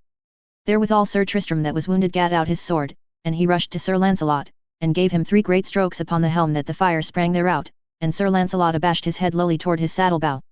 And therewithal Sir Tristram departed from the field, for he felt him so wounded that he weened he should have died, and Sir Dinadan espied him and followed him into the forest. Then Sir Launcelot abode and did many marvellous deeds. So when Sir Tristram was departed by the forest's side he alighted, and unlaced his harness and freshed his wound, then weened Sir Dinadan that he should have died. "Nay, nay," said Sir Tristram, "Dinadan never dread thee, for I am heart whole, and of this wound I shall soon be whole, by the mercy of God." By that Sir Dinadan was where came Palomides riding straight upon them. And then Sir Tristram was ware that Sir Palomides came to have destroyed him.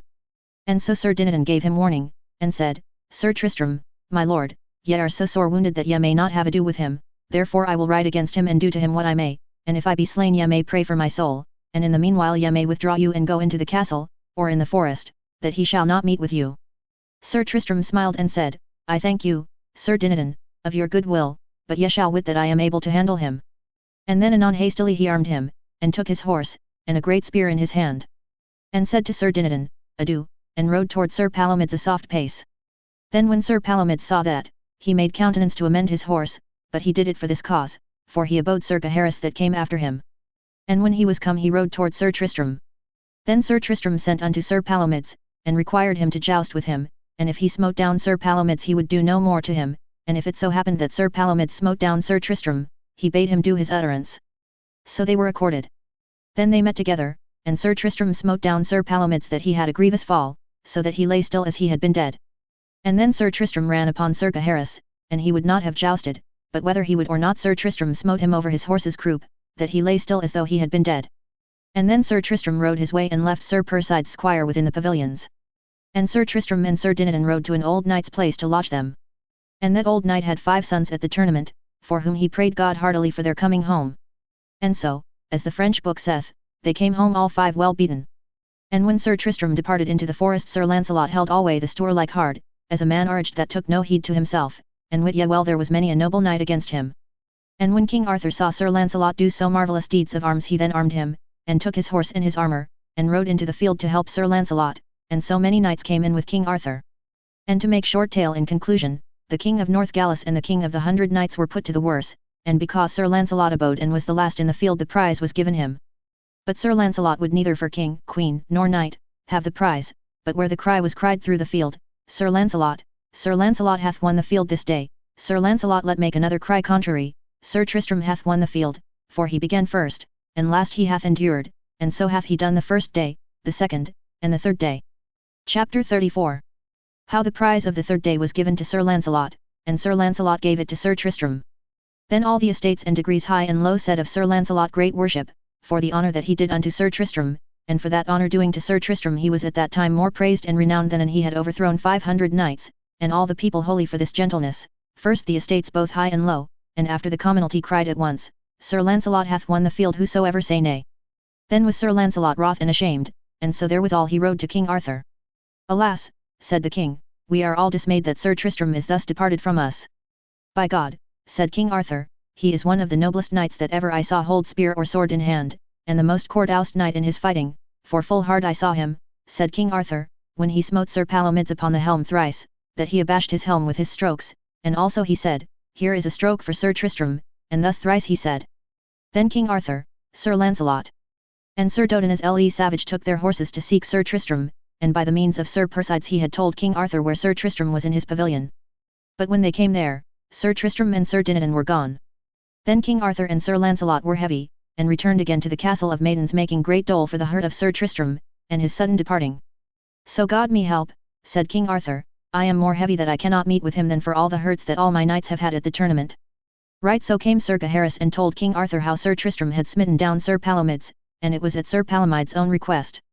Alas, said King Arthur, that was great dishonour to Sir Palomides, inasmuch as Sir Tristram was sore wounded, and now may we all, kings, and knights, and men of worship, say that Sir Tristram may be called a noble knight, and one of the best knights that ever I saw the days of my life. For I will that ye all, kings and knights, know, said King Arthur, that I never saw knight do so marvellously as he hath done these 3 days, for he was the first that began and that longest held on, save this last day. And though he was hurt, it was a manly adventure of 2 noble knights, and when 2 noble men encounter needs must the one have the worse, like as God will suffer at that time. As for me, said Sir Lancelot, for all the lands that ever my father left me I would not have hurt Sir Tristram and I had known him at that time, that I hurt him was for I saw not his shield. For an I had seen his black shield, I would not have meddled with him for many causes, for late he did as much for me as ever did knight, and that is well known that he had ado with 30 knights, and no help save Sir Dinadan. And one thing shall I promise, said Sir Lancelot, Sir Palomides shall repent it as in his unkindly dealing for to follow that noble knight that I by mishap hurted thus. Sir Lancelot said all the worship that might be said by Sir Tristram. Then King Arthur made a great feast to all that would come. And thus we let pass King Arthur, and a little we will turn unto Sir Palomides, that after he had a fall of Sir Tristram, he was nigh hand arched out of his wit for despite of Sir Tristram. And so he followed him by adventure. And as he came by a river, in his woodness he would have made his horse to have leapt over, and the horse failed footing and fell in the river, wherefore Sir Palomides was adread lest he should have been drowned, and then he avoided his horse, and swam to the land, and let his horse go down by adventure. Chapter 35. How Palomides came to the castle where Sir Tristram was, and of the quest that Sir Lancelot and 10 knights made for Sir Tristram. And when he came to the land he took off his harness, and sat roaring and crying as a man out of his mind. Right so came a damosel even by Sir Palomides, that was sent from Sir Gawain and his brother unto Sir Mordred, that lay sick in the same place with that old knight where Sir Tristram was. For, as the French book saith, Sir Persides hurt so Sir Mordred a 10 days afore, and had it not been for the love of Sir Gawain and his brother, Sir Persides had slain Sir Mordred. And so this damosel came by Sir Palomides, and she and he had language together, the which pleased neither of them, and so the damosel rode her ways till she came to the old knight's place, and there she told that old knight how she met with the woodest knight by adventure that ever she met withal. What bare he in his shield? Said Sir Tristram. It was indented with white and black, said the damosel. Ah, said Sir Tristram, that was Sir Palomides, the good knight. For well I know him, said Sir Tristram. For one of the best knights living in this realm. Then that old knight took a little hackney, and rode for Sir Palomides, and brought him unto his own manor, and full well knew Sir Tristram Sir Palomides, but he said but little, for at that time Sir Tristram was walking upon his feet, and well amended of his hurts, and always when Sir Palomides saw Sir Tristram he would behold him full marvellously, and ever him seemed that he had seen him. Then would he say unto Sir Dinadan, and ever I may meet with Sir Tristram he shall not escape mine hands. I marvel, said Sir Dinadan, that ye boast behind Sir Tristram, for it is but late that he was in your hands, and ye in his hands, why would ye not hold him when ye had him? For I saw myself twice or thrice that ye gat but little worship of Sir Tristram. Then was Sir Palomides ashamed. So leave we them a little while in the old castle with the old knight Sir Darras. Now shall we speak of King Arthur, that said to Sir Lancelot, had not ye been we had not lost Sir Tristram, for he was here daily unto the time ye met with him, and in an evil time, said Arthur, ye encountered with him. My lord Arthur, said Lancelot, ye put upon me that I should be cause of his departition, God know it was against my will. But when men be hot in deeds of arms oft they hurt their friends as well as their foes. And my lord, said Sir Lancelot, ye shall understand that Sir Tristram is a man that I am loath to offend, for he hath done for me more than ever I did for him as yet. But then Sir Lancelot made bring forth a book, and then Sir Lancelot said, Here we are 10 knights that will swear upon a book never to rest one night where we rest another this 12-month until that we find Sir Tristram. And as for me, said Sir Lancelot, I promise you upon this book that an I may meet with him, either with fairness or foulness I shall bring him to this court, or else I shall die therefore. And the names of these 10 knights that had undertaken this quest were these following: first was Sir Lancelot, Sir Ector de Maris, Sir Bors de Ganis and Bleoberis and Sir Blommery de Ganis, and Lucan the butler, Sir Owain, Sir Galahad Lionel, and Galiodin. So these 10 noble knights departed from the court of King Arthur, and so they rode upon their quest together until they came to a cross where departed 4 ways, and there departed the fellowship in 4 to seek Sir Tristram. And as Sir Lancelot rode by adventure he met with Dame Bragwaine that was sent into that country to seek Sir Tristram, and she fled as fast as her palfrey might go. So Sir Lancelot met with her and asked her why she fled. Ah, fair knight, said Dame Bragwaine, I flee for dread of my life, for here followeth me Sir Breuse sans Pite to slay me. Hold you nigh me, said Sir Lancelot.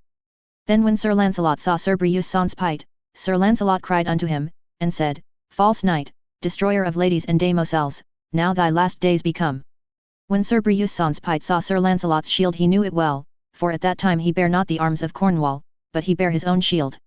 And then Sir Breuse fled, and Sir Lancelot followed after him. But Sir Breuse was so well horsed that when him list to flee he might well flee, and also abide when him list. And then Sir Lancelot returned unto Dame Bragwaine, and she thanked him of his great labour. Chapter 34. How Sir Tristram, Sir Palomides and Sir Dinadan were taken and put in prison. Now will we speak of Sir Lucan the butler, that by fortune he came riding to the same place there as was Sir Tristram, and in he came in none other intent but to ask harbour. Then the porter asked what was his name. Tell your lord that my name is Sir Lucan, the butler, a knight of the Round Table.